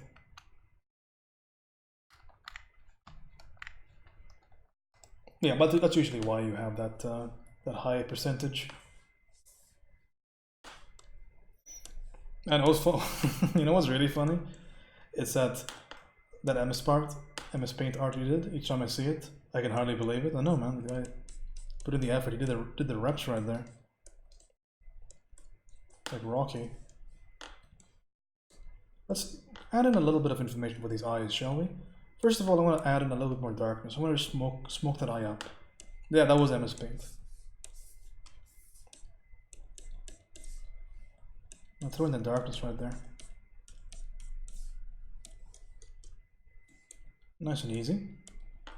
And now you think you know dark? Well, we don't have the true idea of dark just yet. Now this is true darkness, right? Because again, specifically, I've chosen the values in this piece so that I have room to kind of maneuver, and that's a very common thing. Kind of see in paintings. You sound a bit Irish. Is there anything in it? Let me think about that for a second, because I'm not Irish at all. I have no Irish blood in me.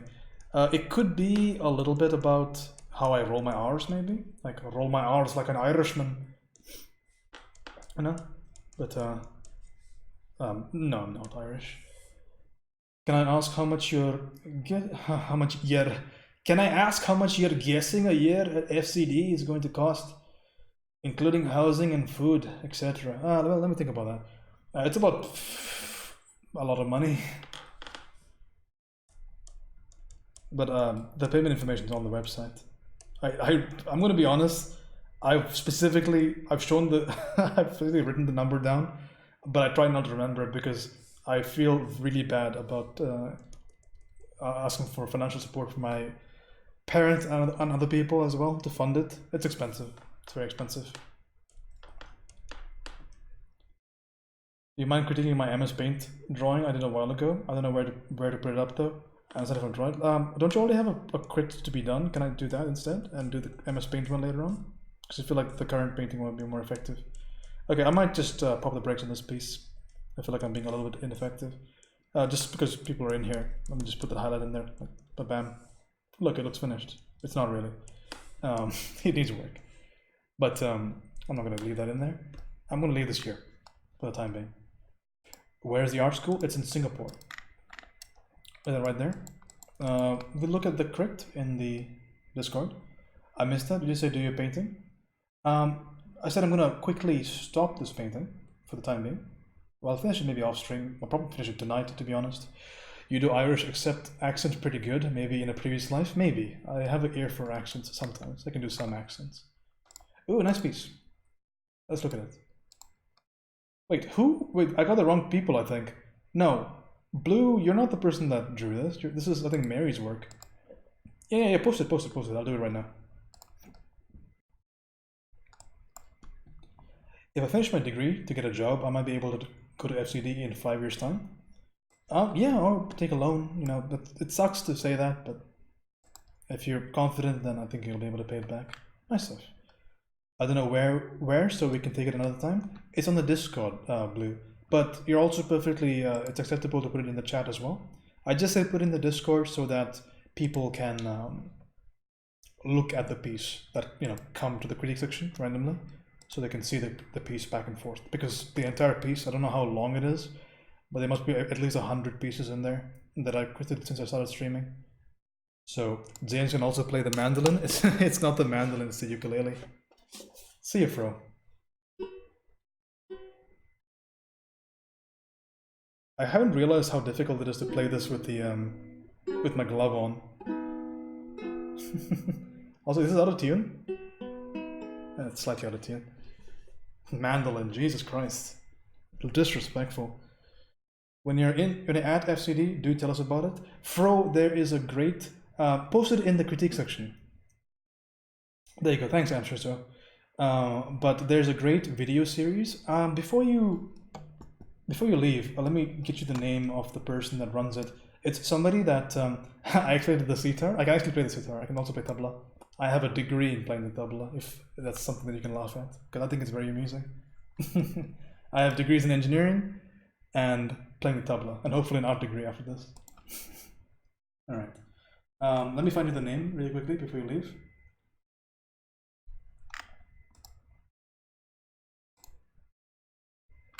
Okay, it's this person. It's Dina Norland. I think she's Norwegian. Go grab. So this video series, that's somebody that has documented their entire stay at FCD. So if you're curious about what happens in the school, I think it's a very good place to start. Once you're done with this, I think there's also a blog that I can dig up for you, but not right now. But ask me another time and I'll look into it for you. But there's a great blog, and I actually managed to finagle a Google Drive from somebody, and the drive has every single piece of work that they did throughout their entire time in FCD. So I can probably give that to you as well if you're curious. If you want to like set a curriculum for yourself, perhaps something like that could be possible. Okay, is the person that did this drawing still in here? Have I lost them? Who did this drawing? Wait, I need to check on the Discord, because there are a lot of new people in here. I'll learn your names fairly quickly, but until then it's a little bit ambiguous. Mary, there you go. Okay, well, great job so far. We can talk about a couple of things here.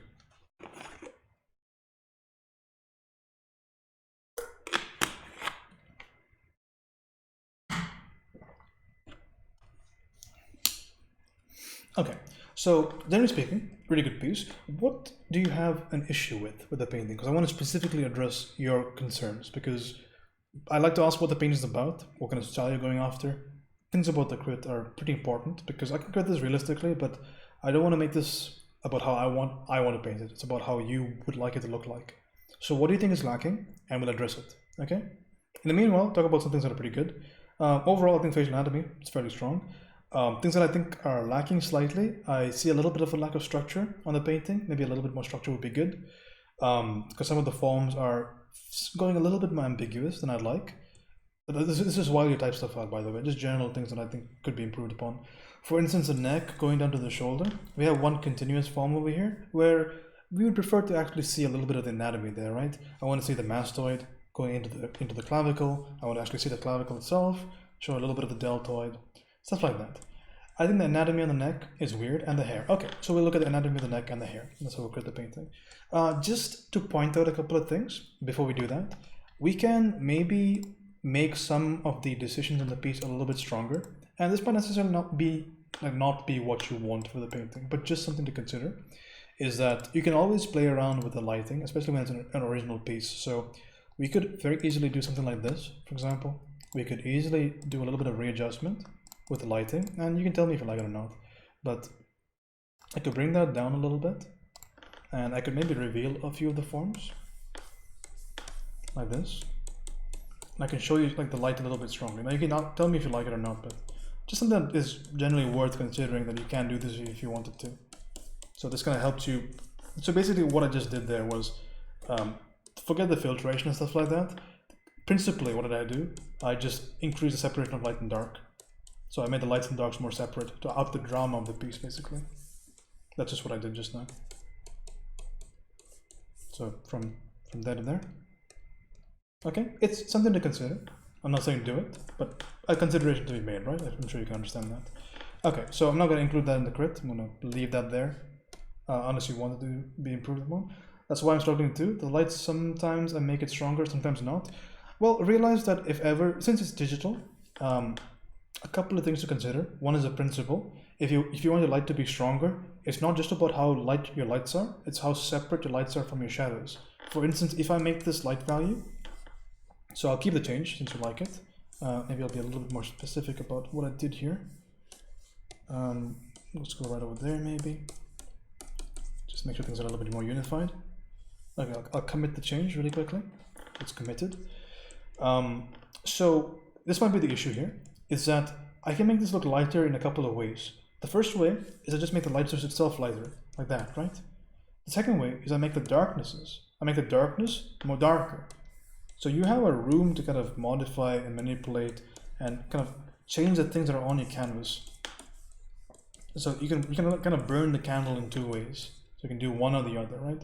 Make one lighter, one darker. So perhaps it's not a question of like making it particularly stronger. It's just kind of understand what's happening and how do you correct it.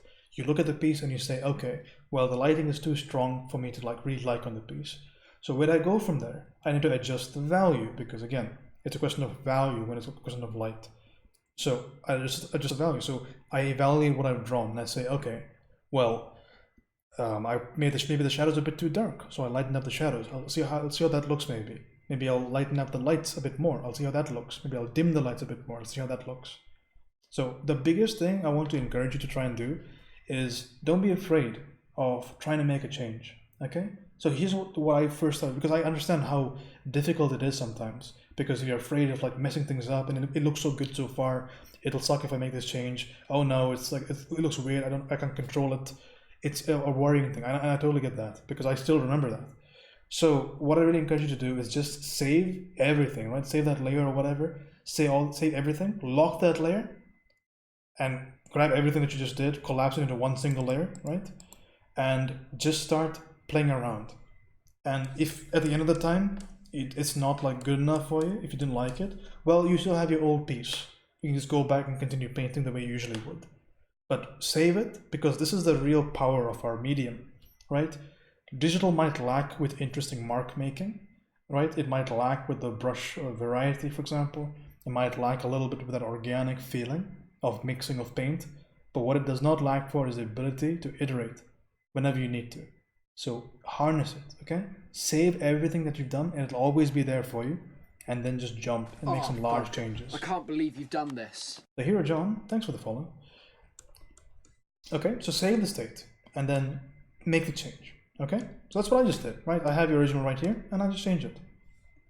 So jealous? Haha, take that, Rian. Why don't you undo your burning? Okay, cool. So moving on. What were the questions particularly? Neck anatomy and hair. Okay, so that's something that we can consider. And remember that the more it's pointing in the direction of the light source, the more light I'm going to get. So a quick little value pass just to kind of highlight this idea. So if the light is coming from, where have you said it's coming from? So you, Mary, have said the light is coming from the top left. So the top left planes must get the most amount of light in the piece, right? That's the idea. I had to use Hero John 28. Yeah, I kind of recognize you. I was wondering, wait, did he unfollow me? That's fine. So top right, right? Top right gets the most light. So top right over there. That's top right. So you have a very soft kind of rendering style. So I'm going to try and match your rendering style, because usually I would go, you know me, I'm a barbarian when I paint, so I do stuff like that, which is just way too harsh for the aesthetic. So I'll be a little bit softer when I do the crit. Let's try that maybe. That's soft. Okay, softer. So just going to make a slight little structural change to the painting. Just going to bring those like topward facing planes. Going to bring that to more of that light. That's going to be top facing. So a little bit that's going to have a little bit of light. See how that's going to give me a bit more context? Maybe this highlight will be a nice little eye-catching thing to look at. Right over there. That's going to get a bit of light there. So remember we talked about that Asaro head earlier? Absolute savage on the canvas. I mean, I just make a lot of distinct changes. But you see what's happening here, right? We're just making some little changes structurally. And it's kind of giving me more of the face looks like it has more form now. Okay?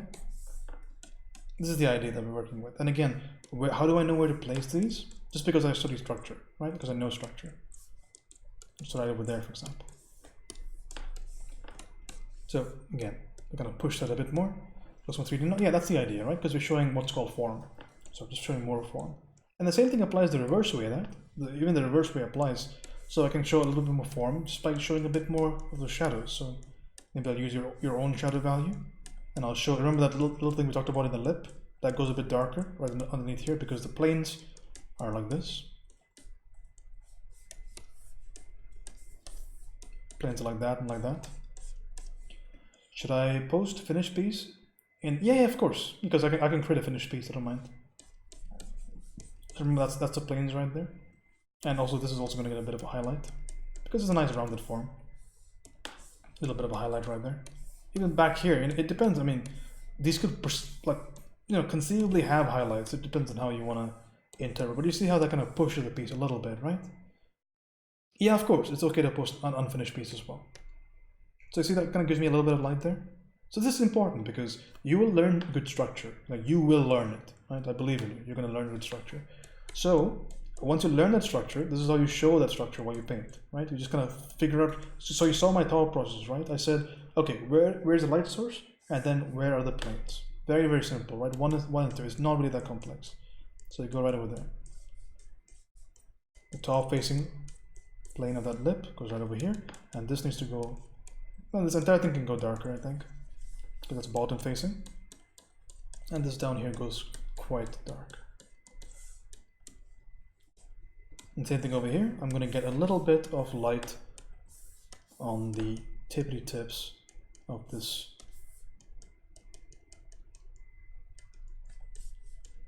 lip right there, right? So you see how far it can come with just a couple of strokes. You get it? Hell yeah. So just to point out, the same thing applies for the dark. So I've done this with the lights, but remember the places that can't see the light, they go darker. That can't see the light, it goes darker. This can't see the light, so it goes darker, okay? So the same thing in reverse applies.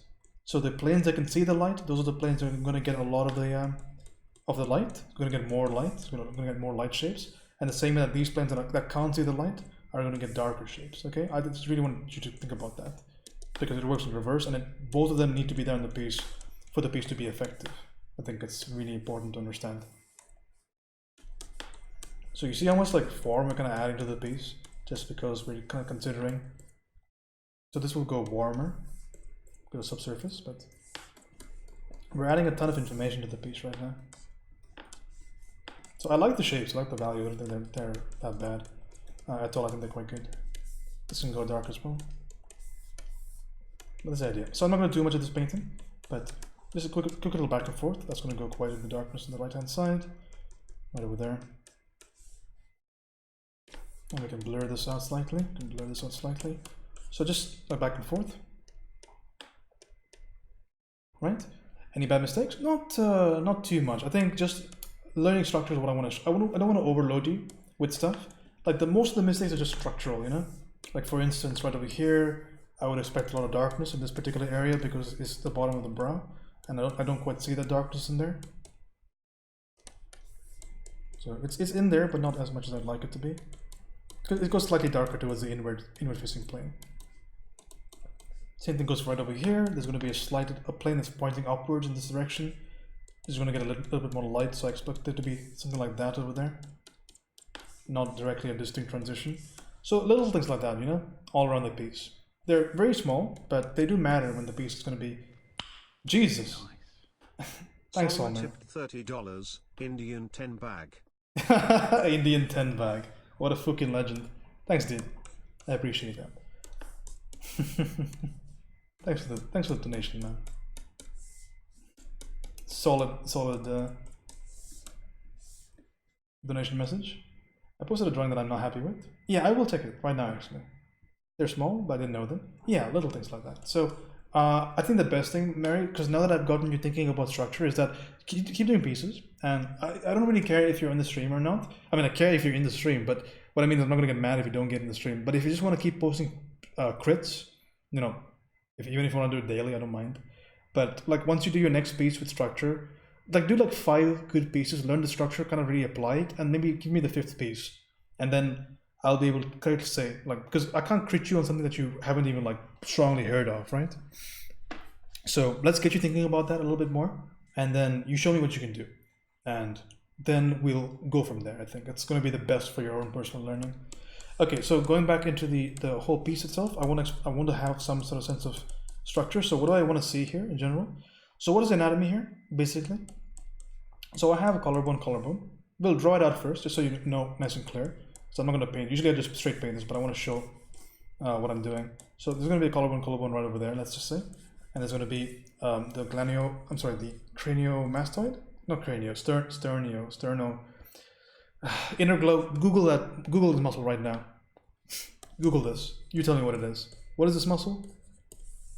I know it starts with sterno and it ends with mastoid. What is the word in between? Do it right now. Yeah, he's doing a 24-hour stream. Anyway, Inner Glow finds me that muscle. Okay. Alright. There's gonna be a little bit of a divot right here. And there's gonna be light up here. Mastoid. Mastoid is the last word. So there's going to be light over here, right? So that's your collarbone, also called the clavicle. You know, if somebody wants to be really fancy with you to try and show their intelligence, they're going to say, "Oh, draw the clavicle," but that doesn't make them better than you. All right? Don't take those people seriously. Okay, a little bit of that clavicle right there. I fucked up immediately, and I want to show a bit of that shoulder. So I think it's important to think about the musculature, especially if this is being drawn from imagination. Okay, it's a little bit difficult to kind of draw things and then like draw things behind other things. It's really important to sternum boogie mastoid. It's really important to kind of think about what's behind stuff, right? So we can't just make assumptions. So sternocleidomastoid. Hell yeah, I'm sure so. I'm just gonna give you VIP.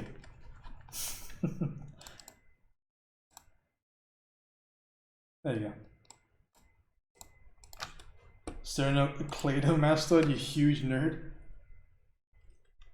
Wow, wow, wow, wow, wow, wow, wow, wow.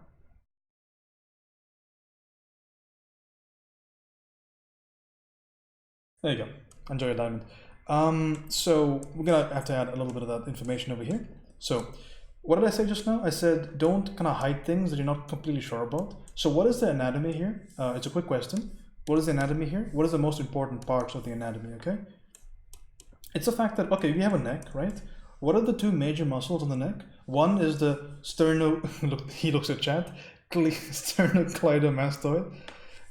So that's going to come down here to the center. And there's another one that goes from the back. This over here is your trapezius muscle. Okay, so this is Arnold Schwarzenegger, but a little bit more smoother as a woman, a graceful woman. That's going to be what's behind there, okay? So that's what I kind of expect to see. So there'll be a little bit more of this information maybe back there, like that. So I can put the hair on top if I need to, but let's just first make it correct, okay? We'll make it correct and then we'll put the hair back. So again, really, it's going to be a difficult thing, but once you start doing this, it'll become easier. It'll become way, way easier super quickly. But I really want to get you thinking about the fact that use the strength of digital tools, right? Because we don't need to be ginger, right? We're not painting this with oils. So like, don't worry about making those changes, right? Make them very strongly, because it's going to benefit you so much as an artist. Because that's the real power of learning digitally, is that we can make a change, like we can make a mistake and then we can immediately see what it could have been, because we can undo or whatever. That's a big strength. It's also a big weakness because it makes you complacent and stuff like that, but in general it's fine. Something like that, right? And of course there's more information here. I'm not going to talk about the minor stuff, but there's more tiny little muscle ideas right there, right over there. But you see how we're slowly bringing that neck into fruition. Again, it comes from the anatomy. Again, a structural issue, like a structural point. I love your lighting, by the way, on this. I like the choice of the lighting. Nice little blue right there. Let me grab some values. So I'm gonna just quickly grab that light value, bring it down here.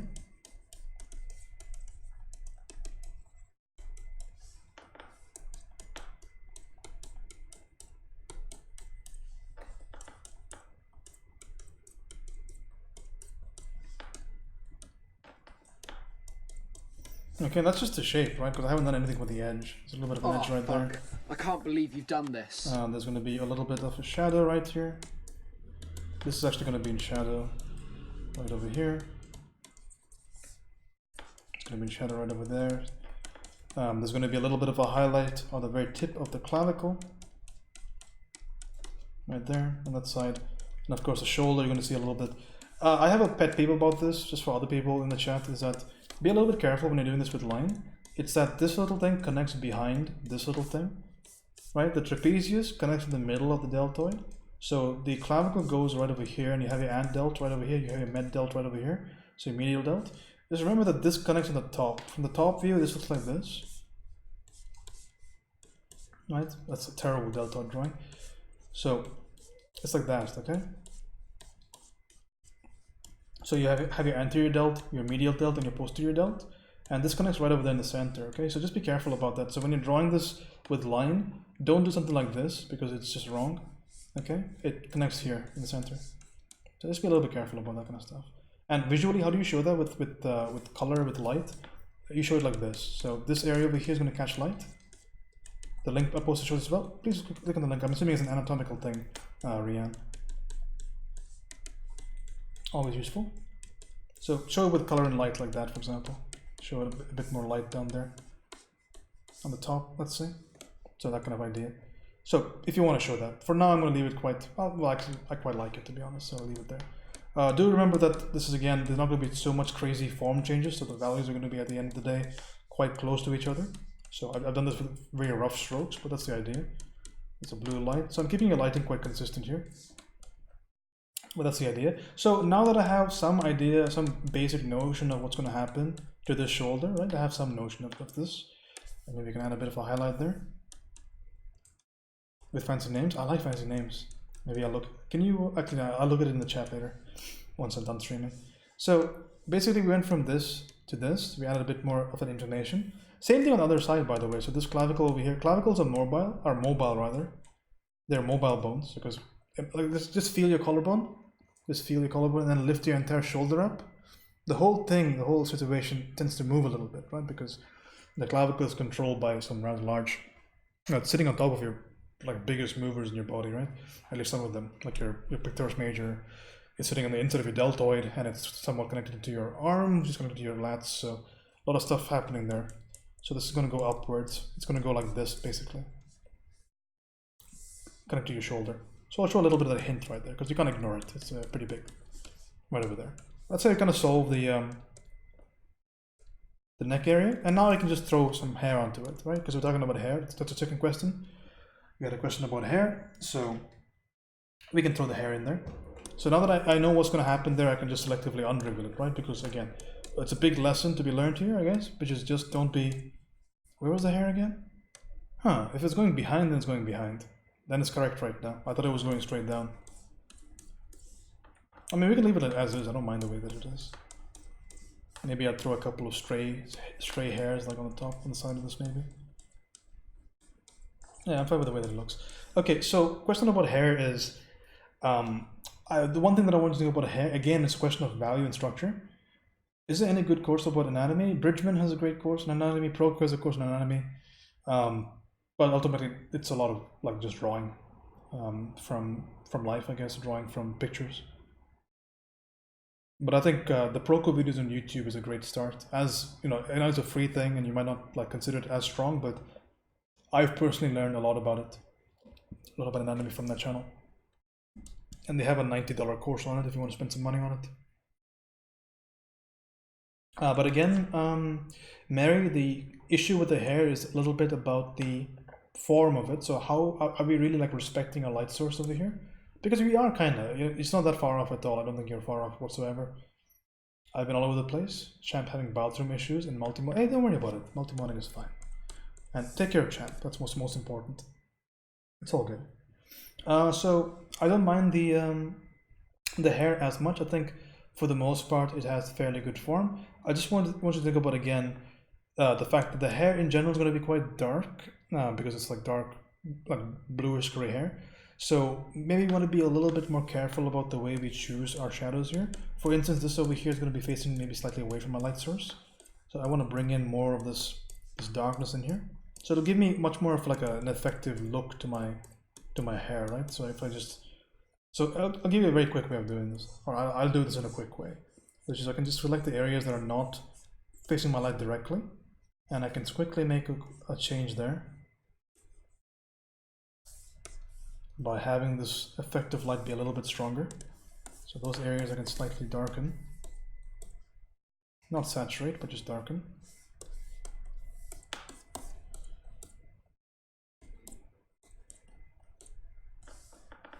Right, and then I have to just contextually make sure that it's reading properly, which means I have to just soften up this transition and add a bit of context.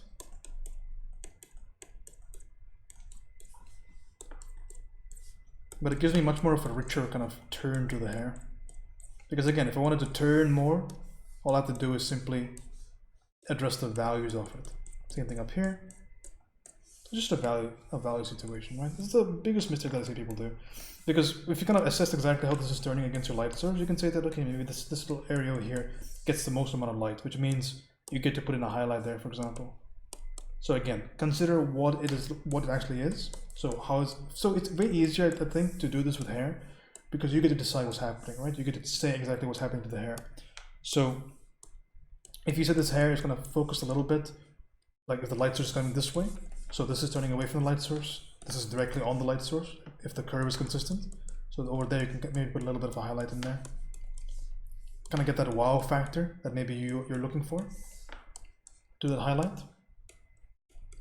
Get that wow factor. And of course, this little idea. So since this is an elf, I would maybe prefer the ears to be a little bit more prominent, because it's a big feature of the painting, right? So maybe I want to add a larger idea of this ear. So we'll just do a little bit of painting, because then I can do something cool over here. So we'll just paint that ear really quickly. It's going to have a shadow underneath it, because it's going to cast a shadow. Right? And it's going to have light on this plane. It's facing the same direction as the rest of my drawing, rest of my lights, right over there. Right? And I'm going to have this really cool idea of subsurface scattering down here. The level I'm on is very low compared to this. Hey, don't worry about it. I'll critique it according to whatever level you like. We have absolute beginners in here, by the way. There are people that have started drawing, and then like ask me for crits the next day. I don't discriminate really. There's no entry bar for learning. And a bit of darkness in here.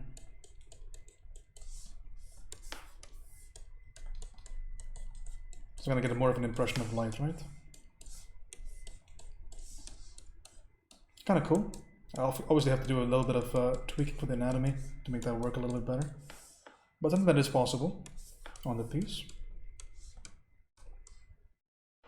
I can't draw like that here. I can get rid of it. It's not a big deal if you don't like it. But we can get rid of it.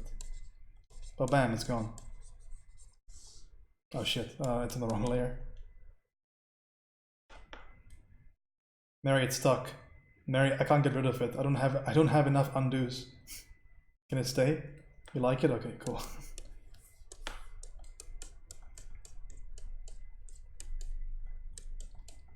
Layers? Shut up, Rian. You know why I really don't use layers, Rian? Is because I just want to be like you. Okay? I want to be like you with your traditional nonsense. But you just keep pushing me away.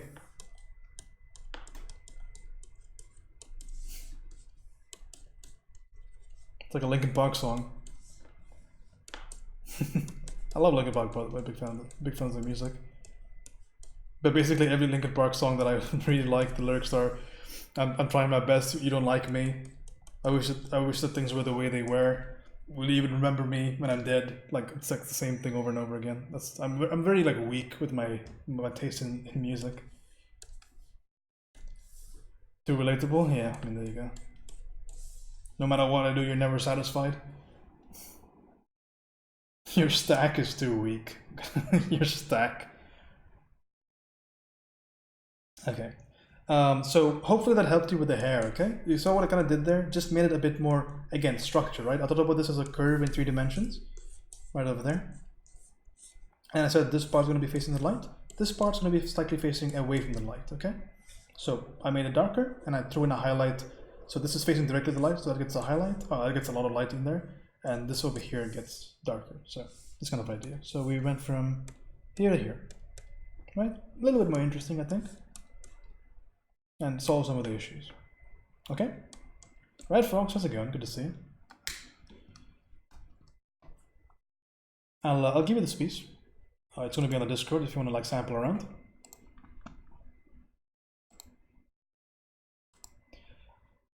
What's your ratio between drawing for fun and doing studies? I hear a lot that it's important to draw for fun, but when you have limited time, it feels like it's slow progress. I don't draw for fun, I don't think. You know, I have fun drawing, but I don't draw for fun. Very seldom will I do that. Because most of the time, whenever I'm drawing for a point. I don't know. I don't think that's good advice because I don't think I'm very normal in that regard. Like I come from a very like destructive background, I feel like. So I don't prioritize myself as much as I need to. So maybe it's not the best piece of advice for me to be giving. Ultimately, this is the way I think about it.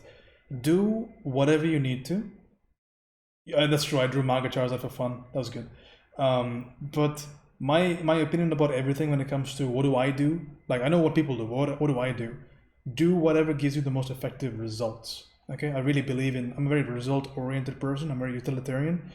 So if you are a person that tries to just draw continuously and drawing something that you love, you want to be a professional, but the fact that you're doing so much studying is keeping you back, then of course, right? Of course, please do whatever you need to sustain yourself, as long as it's not like coming at the cost of something else, right? It's way more important to me that you paint over a year consistently than paint for 2 months consistently and then burn out, right? And lose a whole month.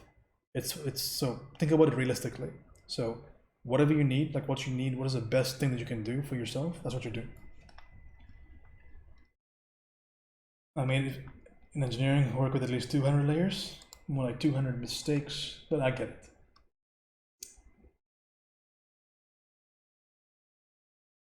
Okay, so I'm a big believer in this idea, like, do whatever like the best course of action is for your current predicament. Like, we can talk about art block.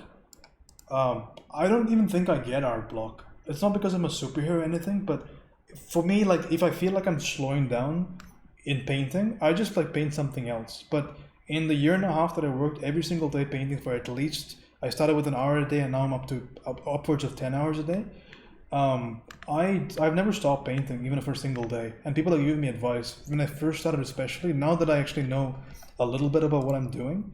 People don't give me as much advice anymore. They say, you know, he probably knows what he's doing. But when I first started, everybody was like, no, take breaks, you know, don't push yourself too hard. I didn't get it, and that's just me, right? That's just me. So I can do, it's ultimately work within your means. If you can do it, do it. And if you can't, find a way to make it work. Like, there are things that I can't do that I have to make it work that you can do easily.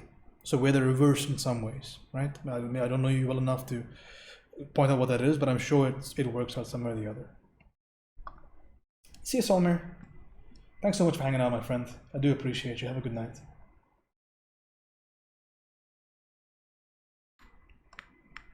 Okay, I need to post this in the Discord for you. I need to find it first.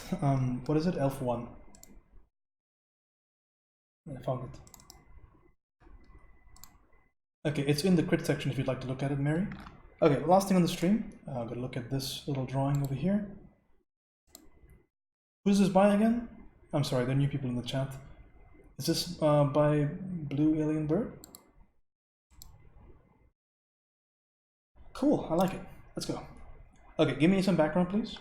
What do you not like about it? What was the intention? I need a little bit of background before we start. Just like I did for Mary, you know? She told me about the hair and the structure and stuff like that, so we addressed that. Because I don't just want to, again, the point of the crit is to make you better. It's not to show you how good I am. That shit's gets old really quickly, I find. Because I've very much believe in the idea of crits, and I've asked for crits from so many people. The ones that I respect the most were the people that actually gave a shit about what I wanted to do. You know, not just draw over the painting. So you need to tell me. And don't disparage your own work. It annoys me. Just it's fine. It's your work. I'm not saying be proud of it, but don't shit on it. I'm gonna get better.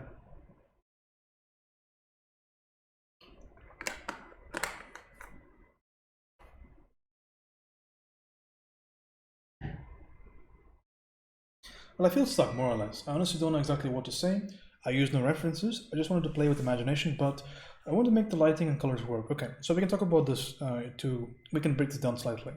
Why do references look so good, right? Why do references look good? Bata, dude, how's it going, dude? Bata is a really good artist. Post some work, dude. Show the people what you can do.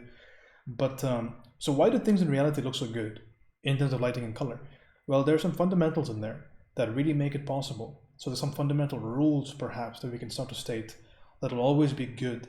So one of those rules that we talked about is the idea that I want my lights and shadows to be separate. Okay, that's one of the rules in reality, because obviously when you look at a room and you put a torch in the room, the lights and shadows are separate, right? Because that's how reality works. So we want to draw something that looks like it could exist realistically. It's fairly important. So the issue with this right now, one of the primary things that's going to keep me the piece back in terms of lighting is the fact that I don't have that strong visual distinction of where's the light coming from, right? I see some notion of it to a certain degree, but I don't see that all throughout the piece, right? I see that you have some idea of what you want to do, but maybe this principle isn't completely integrated into your mind just yet. So we can fix that. So again, that's one thing that I want to fix, the separation of light and dark. I want to show what parts of this are in light and what parts of this are in shadow, because that's one of the first visual things that you would look at for looking at a reference. If you saw this thing in real life, right? Like imagine this thing was walking at you. You just had a flashlight in your hand and you pointed at the creature. What parts would be light, what parts would be dark? Right? That's a very significant thing, very, very important thing to think about. In terms of the color, what I would like to do is I want to add a slight amount of temperature difference. What this means, it's a complicated thing, but we can break it down really easily. So what temperature means is just that there are going to be areas in your drawing that are going to be warm, and there are going to be areas in your drawing that are going to be cool. Okay, that's how reality also works, right? Because your light source is going to have a certain amount of sway on the certain parts of your drawing, and the parts that it does not have a sway in are generally going to be temperature-wise different, right? We can talk about the why more and more, but I want to talk about just rules right now, because I think rules are very reliable. Okay, Giant Fart, it's great to see you. Hopefully you're doing well. Had a good Thanksgiving, I hope. But the idea is that I want to give you just a couple of things. This is doing how's the guitar? The ukulele is doing fine. It's right over here. Shall I play you something? Here you go. I can't play you anything, sorry. My fingers have a glove on. But the idea is that I want to give you a couple of rules that'll most likely increase the quality of your work. Okay, so the first rule is I want to have a good separation of light and dark. So sold, separation of light and dark. So basically I want to have my lights be distinct from my darks, and I'll show you how to do this. And the second one is I want to have a temperature difference, right? I want to have a temp diff. Okay, so sold and temp diff is what I'm going to do for this painting, and we'll see how much it takes the painting, right? Because it might take it quite far. So we'll get rid of this right now. So I just want you to keep that in mind. So the first little change. Now, the way that I go about this change, I want you to think about the fact that it's very insignificant compared to why I'm making this change. So what we just talked about, those two words right there, it's really important. So that's the principle behind all of this. So everything else is secondary. Everything else is trying to achieve that principle. So we'll move forward with the piece. Okay, so we'll lock this layer. We have a new layer. Let's try and introduce some idea of light and shadow on the piece. So I can do a couple of things over here. I had to first describe, so how does light and shadow work? I had to first decide, you have to decide, right? This is your piece. You have to decide, where is the light coming from? And this is a very complex question, something I'm still trying to answer to this day. I'm taking courses on this idea of where do you point the light source. But in general, you got to pick something, right? If you pick anything, it's going to be better than picking nothing. So let's pick something that's going to make this look kind of cool. So let's pick a very standard idea. Let's pick it from the top. It's not like it was Toxicity. I can actually play the whole song on ukulele. But we can pick a light source from the top. You know why? Because I want to see the redness of this eye, I want to see the darkness in this cavity, right? I want to see this big car shadow down below the nose. I want to see the darkness of his mouth. So that's why I'm picking it. But you might have different reasons, right? Well, that's why I'll pick it. So I want to show light from the top. So we'll do a couple of things to show that. So first of all, the piece itself is generally quite dark. So I'm going to selectively light up the piece. Okay, so we'll do that quickly. And we can do that with the power of digital. I can show you really quickly. I don't think you should paint this way, but this is just to quickly show you in terms of the crit. So I'm going to quickly do that. I'm going to mask that up. We'll bring it back down. And we're going to selectively start painting light into the painting. So the lighting coming from the top, right? From the top. So these top facing planes are going to get lit.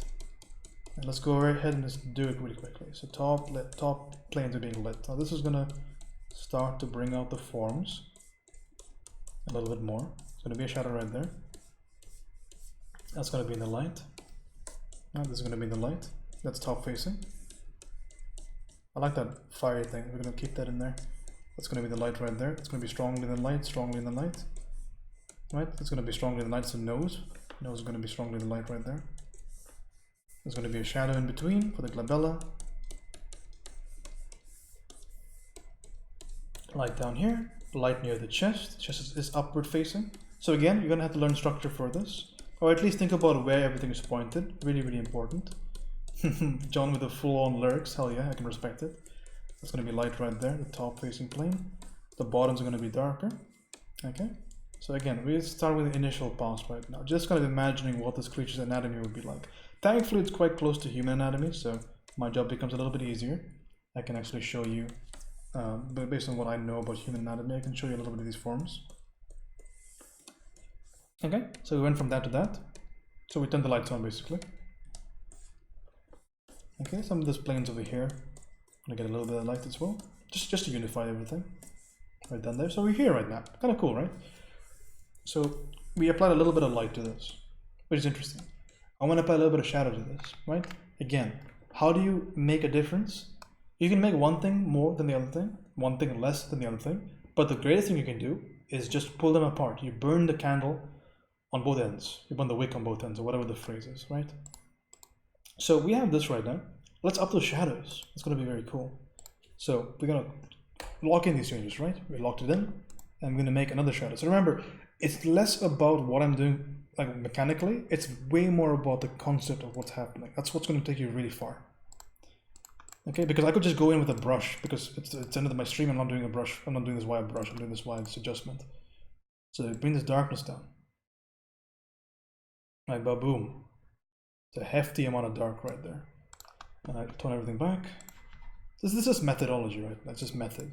And method is secondary. Okay, so now I can play with shadow.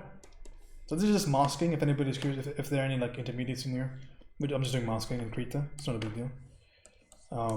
So I know it might look different in Photoshop. I don't think it does, but it's just masking. Now I can paint the shadow, and I can kind of show you where the shadow is supposed to be. And again, all I'm trying to show is how this whole thing responds to the light, right? So I'm going to paint in light and shadow.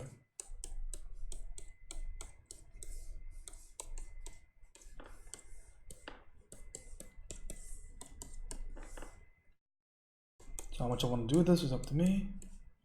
Maybe shadow right there. Maybe it's going to be let's up the cast shadow element of this. Let's give him more cast shadows.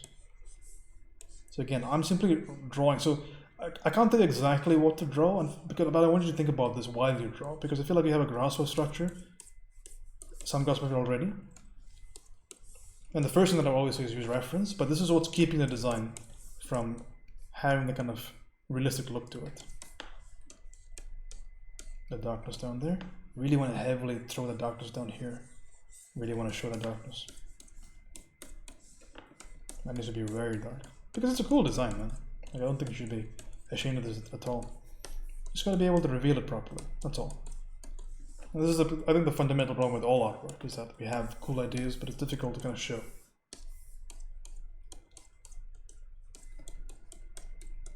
Yeah, a couple of those ideas right over there. Maybe near the this whole situation here, this whole sitch with this cool gemstone thing. I like that. Okay, so ultimately the question about lighting and shadow is just, where is my light coming from and where is my plane pointed? That's all. That's the be all end all with lighting, right? So you need to know what your light sources are. You need to know where they're coming from. So right now the rest of this I'm going to straight paint. So I just got some major corrections done. So right now we'll do some of the minor. So again, so everything is still a little bit dark, but we can always up it, but we'll make the piece generally darker. I want to have some idea towards a background on this piece. Also, composition wise, there's a lot of empty space in the canvas over here. We can quite easily just bring it down here, right? And it just makes the piece stronger, right? Because it's more character focused. Because if it's going to be this wide, we can, okay, maybe about this much is better. So it has some breathing room over there. But if there's going to be a bunch of empty space, may as well exclude it out of the piece, right? It's not really doing too much. Okay, and now we're going to add some small notions here on the piece, just to kind of up the overall quality of it, just some general rules of thumb. The background's a little bit too flat, and it's maybe the color of it is purple, right? So what I want you to think about is that, do you want to show this character? Like, do you want people to see it? Because if that's the case, then there has to be some sort of visual distinction between what you're seeing and the background, right? So the distinction can happen in a lot of ways. It can happen in value, with color, so many ways of doing it. But the important thing is that it is distinct. So right now what's happening, and I can show you, is that the color is kind of purplish dark. And look at my skin color, even after all those lighting changes, it's still kind of coolish, bluish dark. So not that far away. We can do better. Right, we can do better than that. So what we're gonna do here is we're gonna just get that background in. You need to get good at organic stuff like this. If I can't do it with a brush, I am rip. It'll be fine. It's all practice. Maybe look at that Anthony Jones video, John. Google Anthony Jones 10-minute concepts or whatever on Proko. Dude, that's such an inspirational video. I really suggest watching it. You'll like it. Let's grab as much as we can. Grab all this stuff. So I'm going to make some changes. I'll tell you why I'm making these changes. So it is cool in color. So to contrast the background not started yet, I do want people to focus on the character, but always unsure about backgrounds. So let me tell you something about backgrounds. Backgrounds are meant to aid with the piece. It's not a separate thing. The background and the piece and the subject are very much, they play off of each other. So if, let me say, my intention with this piece is to make it more visually distinct, okay? I want to really see this character more. I want to make this background warmer, okay? I want to make it warmer so you can really see that big temperature difference. So we'll just quickly make this warmer. And we'll make it darker as well. And the secondary thing that I'm going to be doing over here, once I do a little bit of painting, I'm just going to make some little selections here.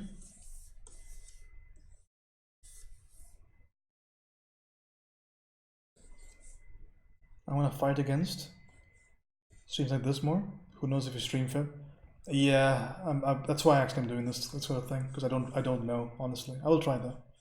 Cheers, man. Thanks for hanging out. Let's do this over here. Okay, let me quickly do that. We'll get that purple in there, and I'm going to throw in a slight little gradient, because again, remember that you don't want things to be too plain, because you have so much beautiful detail on the character. You can't have no detail in the background. That's a mistake, because it becomes like, remember that difference is the key to focus. Focus is dictated by difference. So if you have so much difference in the middle and like no difference outside, so I know this is incomplete, so I'm not gonna, like, it's not a crit, it's just a advice. So that means that it's so non-distinct outside that you almost want to look at it like it's not supported. It looks weird because it looks too distinct against non-distinctness. So the simplest way of solving that is just a gradient, a simple gradient. So something like that. See how that kind of takes a piece a little bit higher. I'm going to draw like a, if you want to unify a little bit, we can even draw some slightly cooler ideas up top. Maybe desat that up top, but not that much, slightly. But this is possible, right? It's totally possible. Again, I'm doing this on the layer that you provided, so a little bit of issues with the temperature, but just a little bit of painting and get back to where it needs to be.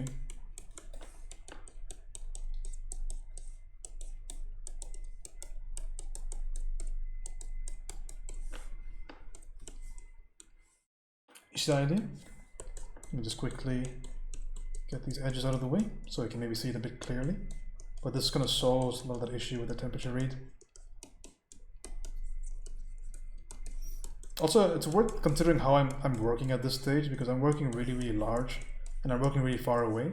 Again, one of those good rules of thumb, I feel like, when you work on any digital painting or any on anything, for example, you want to solve the big before you solve the small. That comes from an artist called Marshall Vandruff, who's an art educator. It's a very good piece of advice. So we've gone from that to that, which is a fairly okay change, right? So we're getting there. Some more visual distinction I think is worthwhile. Need to get better at that, makes it quicker. Yeah, so just don't like care about the bigger picture.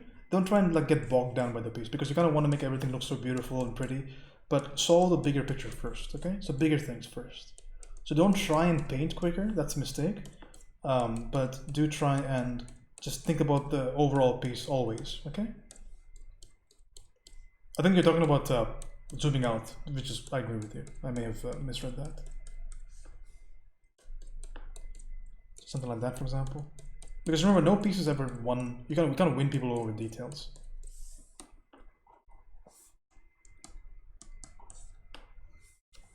So you got to solve that area first. So again, light coming from the top. We're just defining that light a bit more. Just showing a little bit more of that light. Again, ask myself, where is the light coming from? Because remember that rule, the two rules again, I'll reiterate it for you. Separation of light and dark and temperature difference, right? So we did a temperature difference for the background, and we separated the lights and darks, and we organized them better on the face. And you see it kind of brings things immediately into that more realistic kind of look.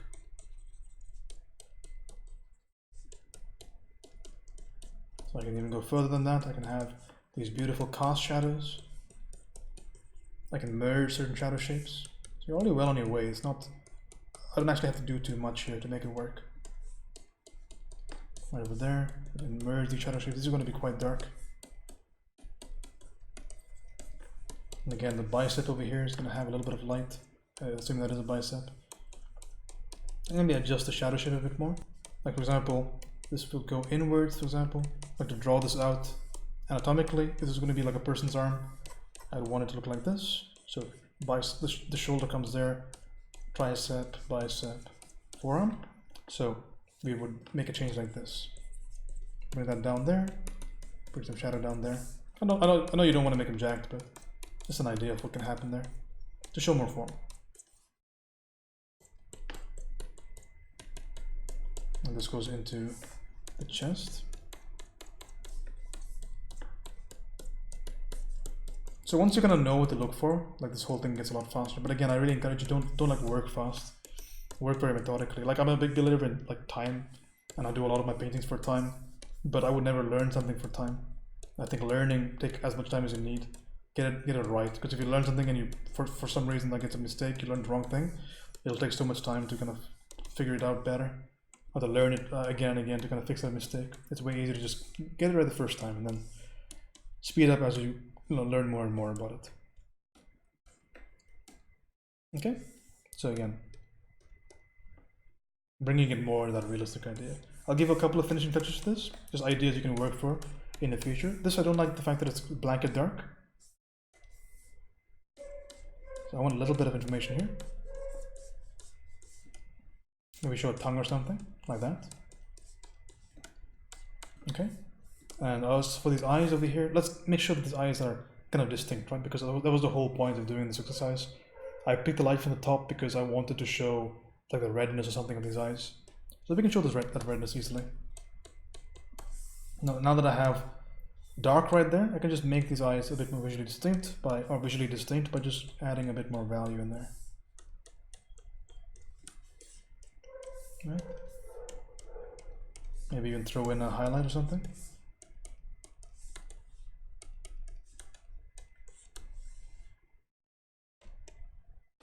Right?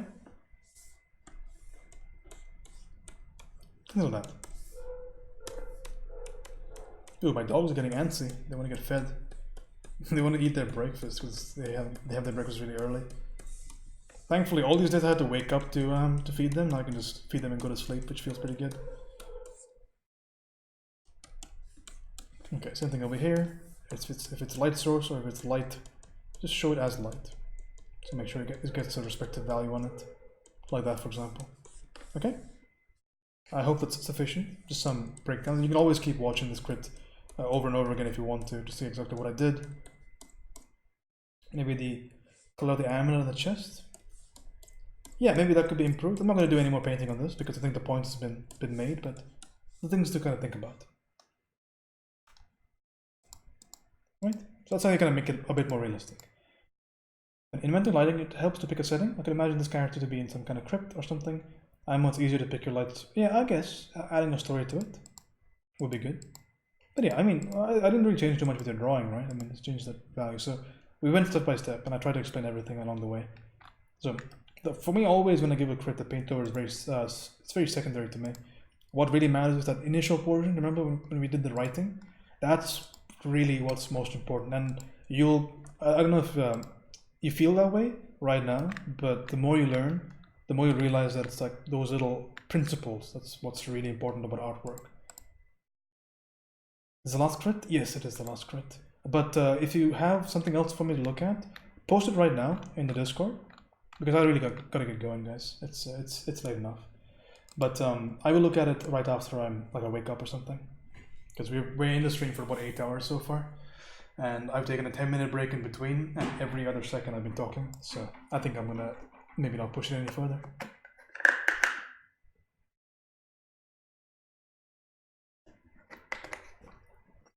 So post it. I will look at it the first thing when I wake up, okay? Because I actually have to finish a painting before I go to bed, and it is.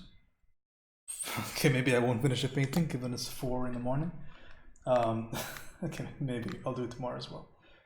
But I'll give this to you in the Discord, okay?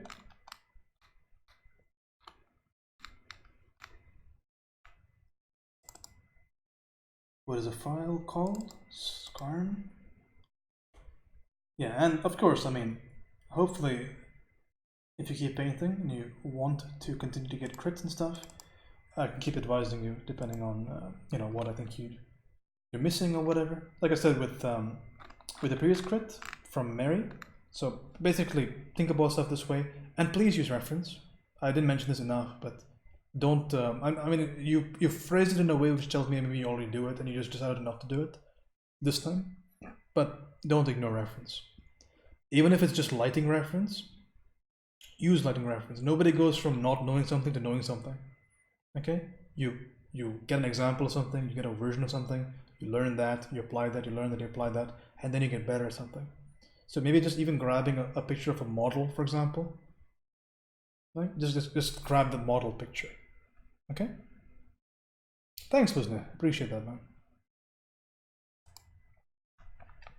But yeah, even if it's just lighting reference, just grab it, okay?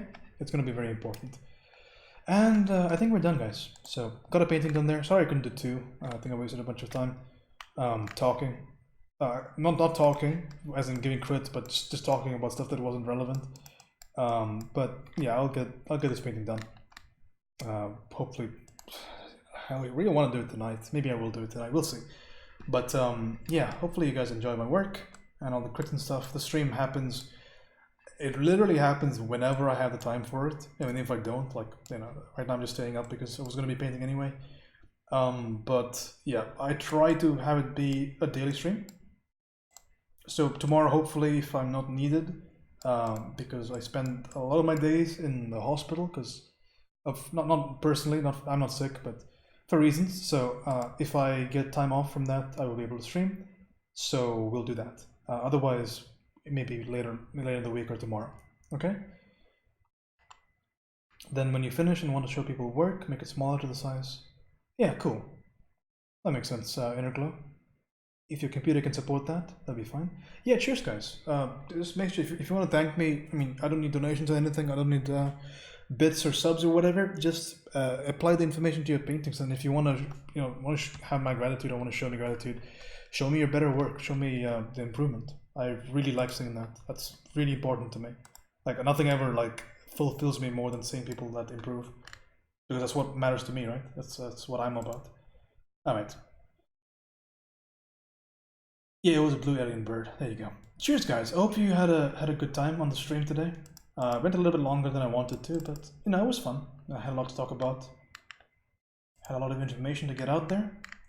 So we can 100% go support another artist that deserves it. Peppo is playing. I would have rated Peppo, but Peppo is currently playing Grand Theft Auto. Who's online right now? Dude, Dante's online. He's playing games. Why are all my artist friends playing games right now? God damn it. Residue is online.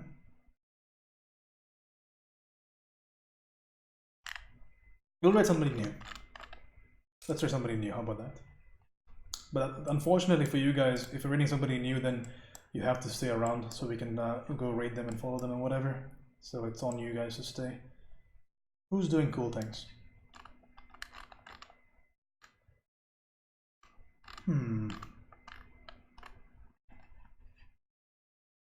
Cheers, man. And post that crit, Kazaki. Don't be afraid, dude. Like, you gotta trust me that I'm not gonna just do things because I have to do them. Like, if I can do them, I will do them.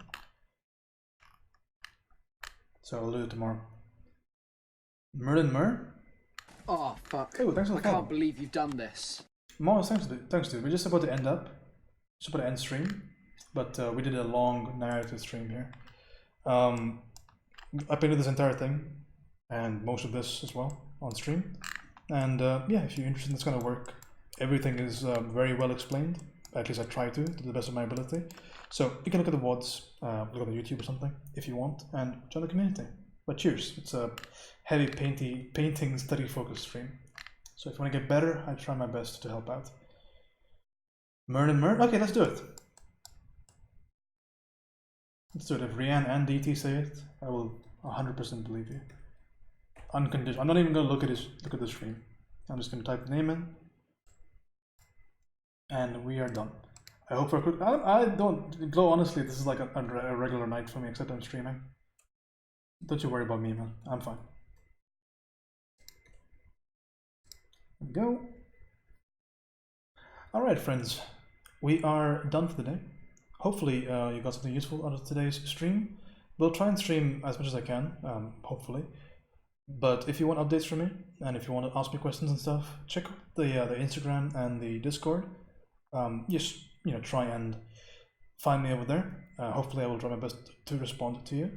But in the event that I don't, I'm most likely doing something that's very important. It's very difficult times at the moment. Outside stream, outside art. So I might be not like I usually daily stream, and I have for a very long time. But just lately, it's been difficult. So. If I can't stream, I do apologize, but I will try and get back to you. I do try and keep up with the crits no matter what happens. So if you have a need of getting help, I will try my best. And otherwise, hopefully you guys have a good weekend, if I don't see you. And follow this Merlin Mer person. And yeah, we'll see you over there. Thanks, guys. See ya.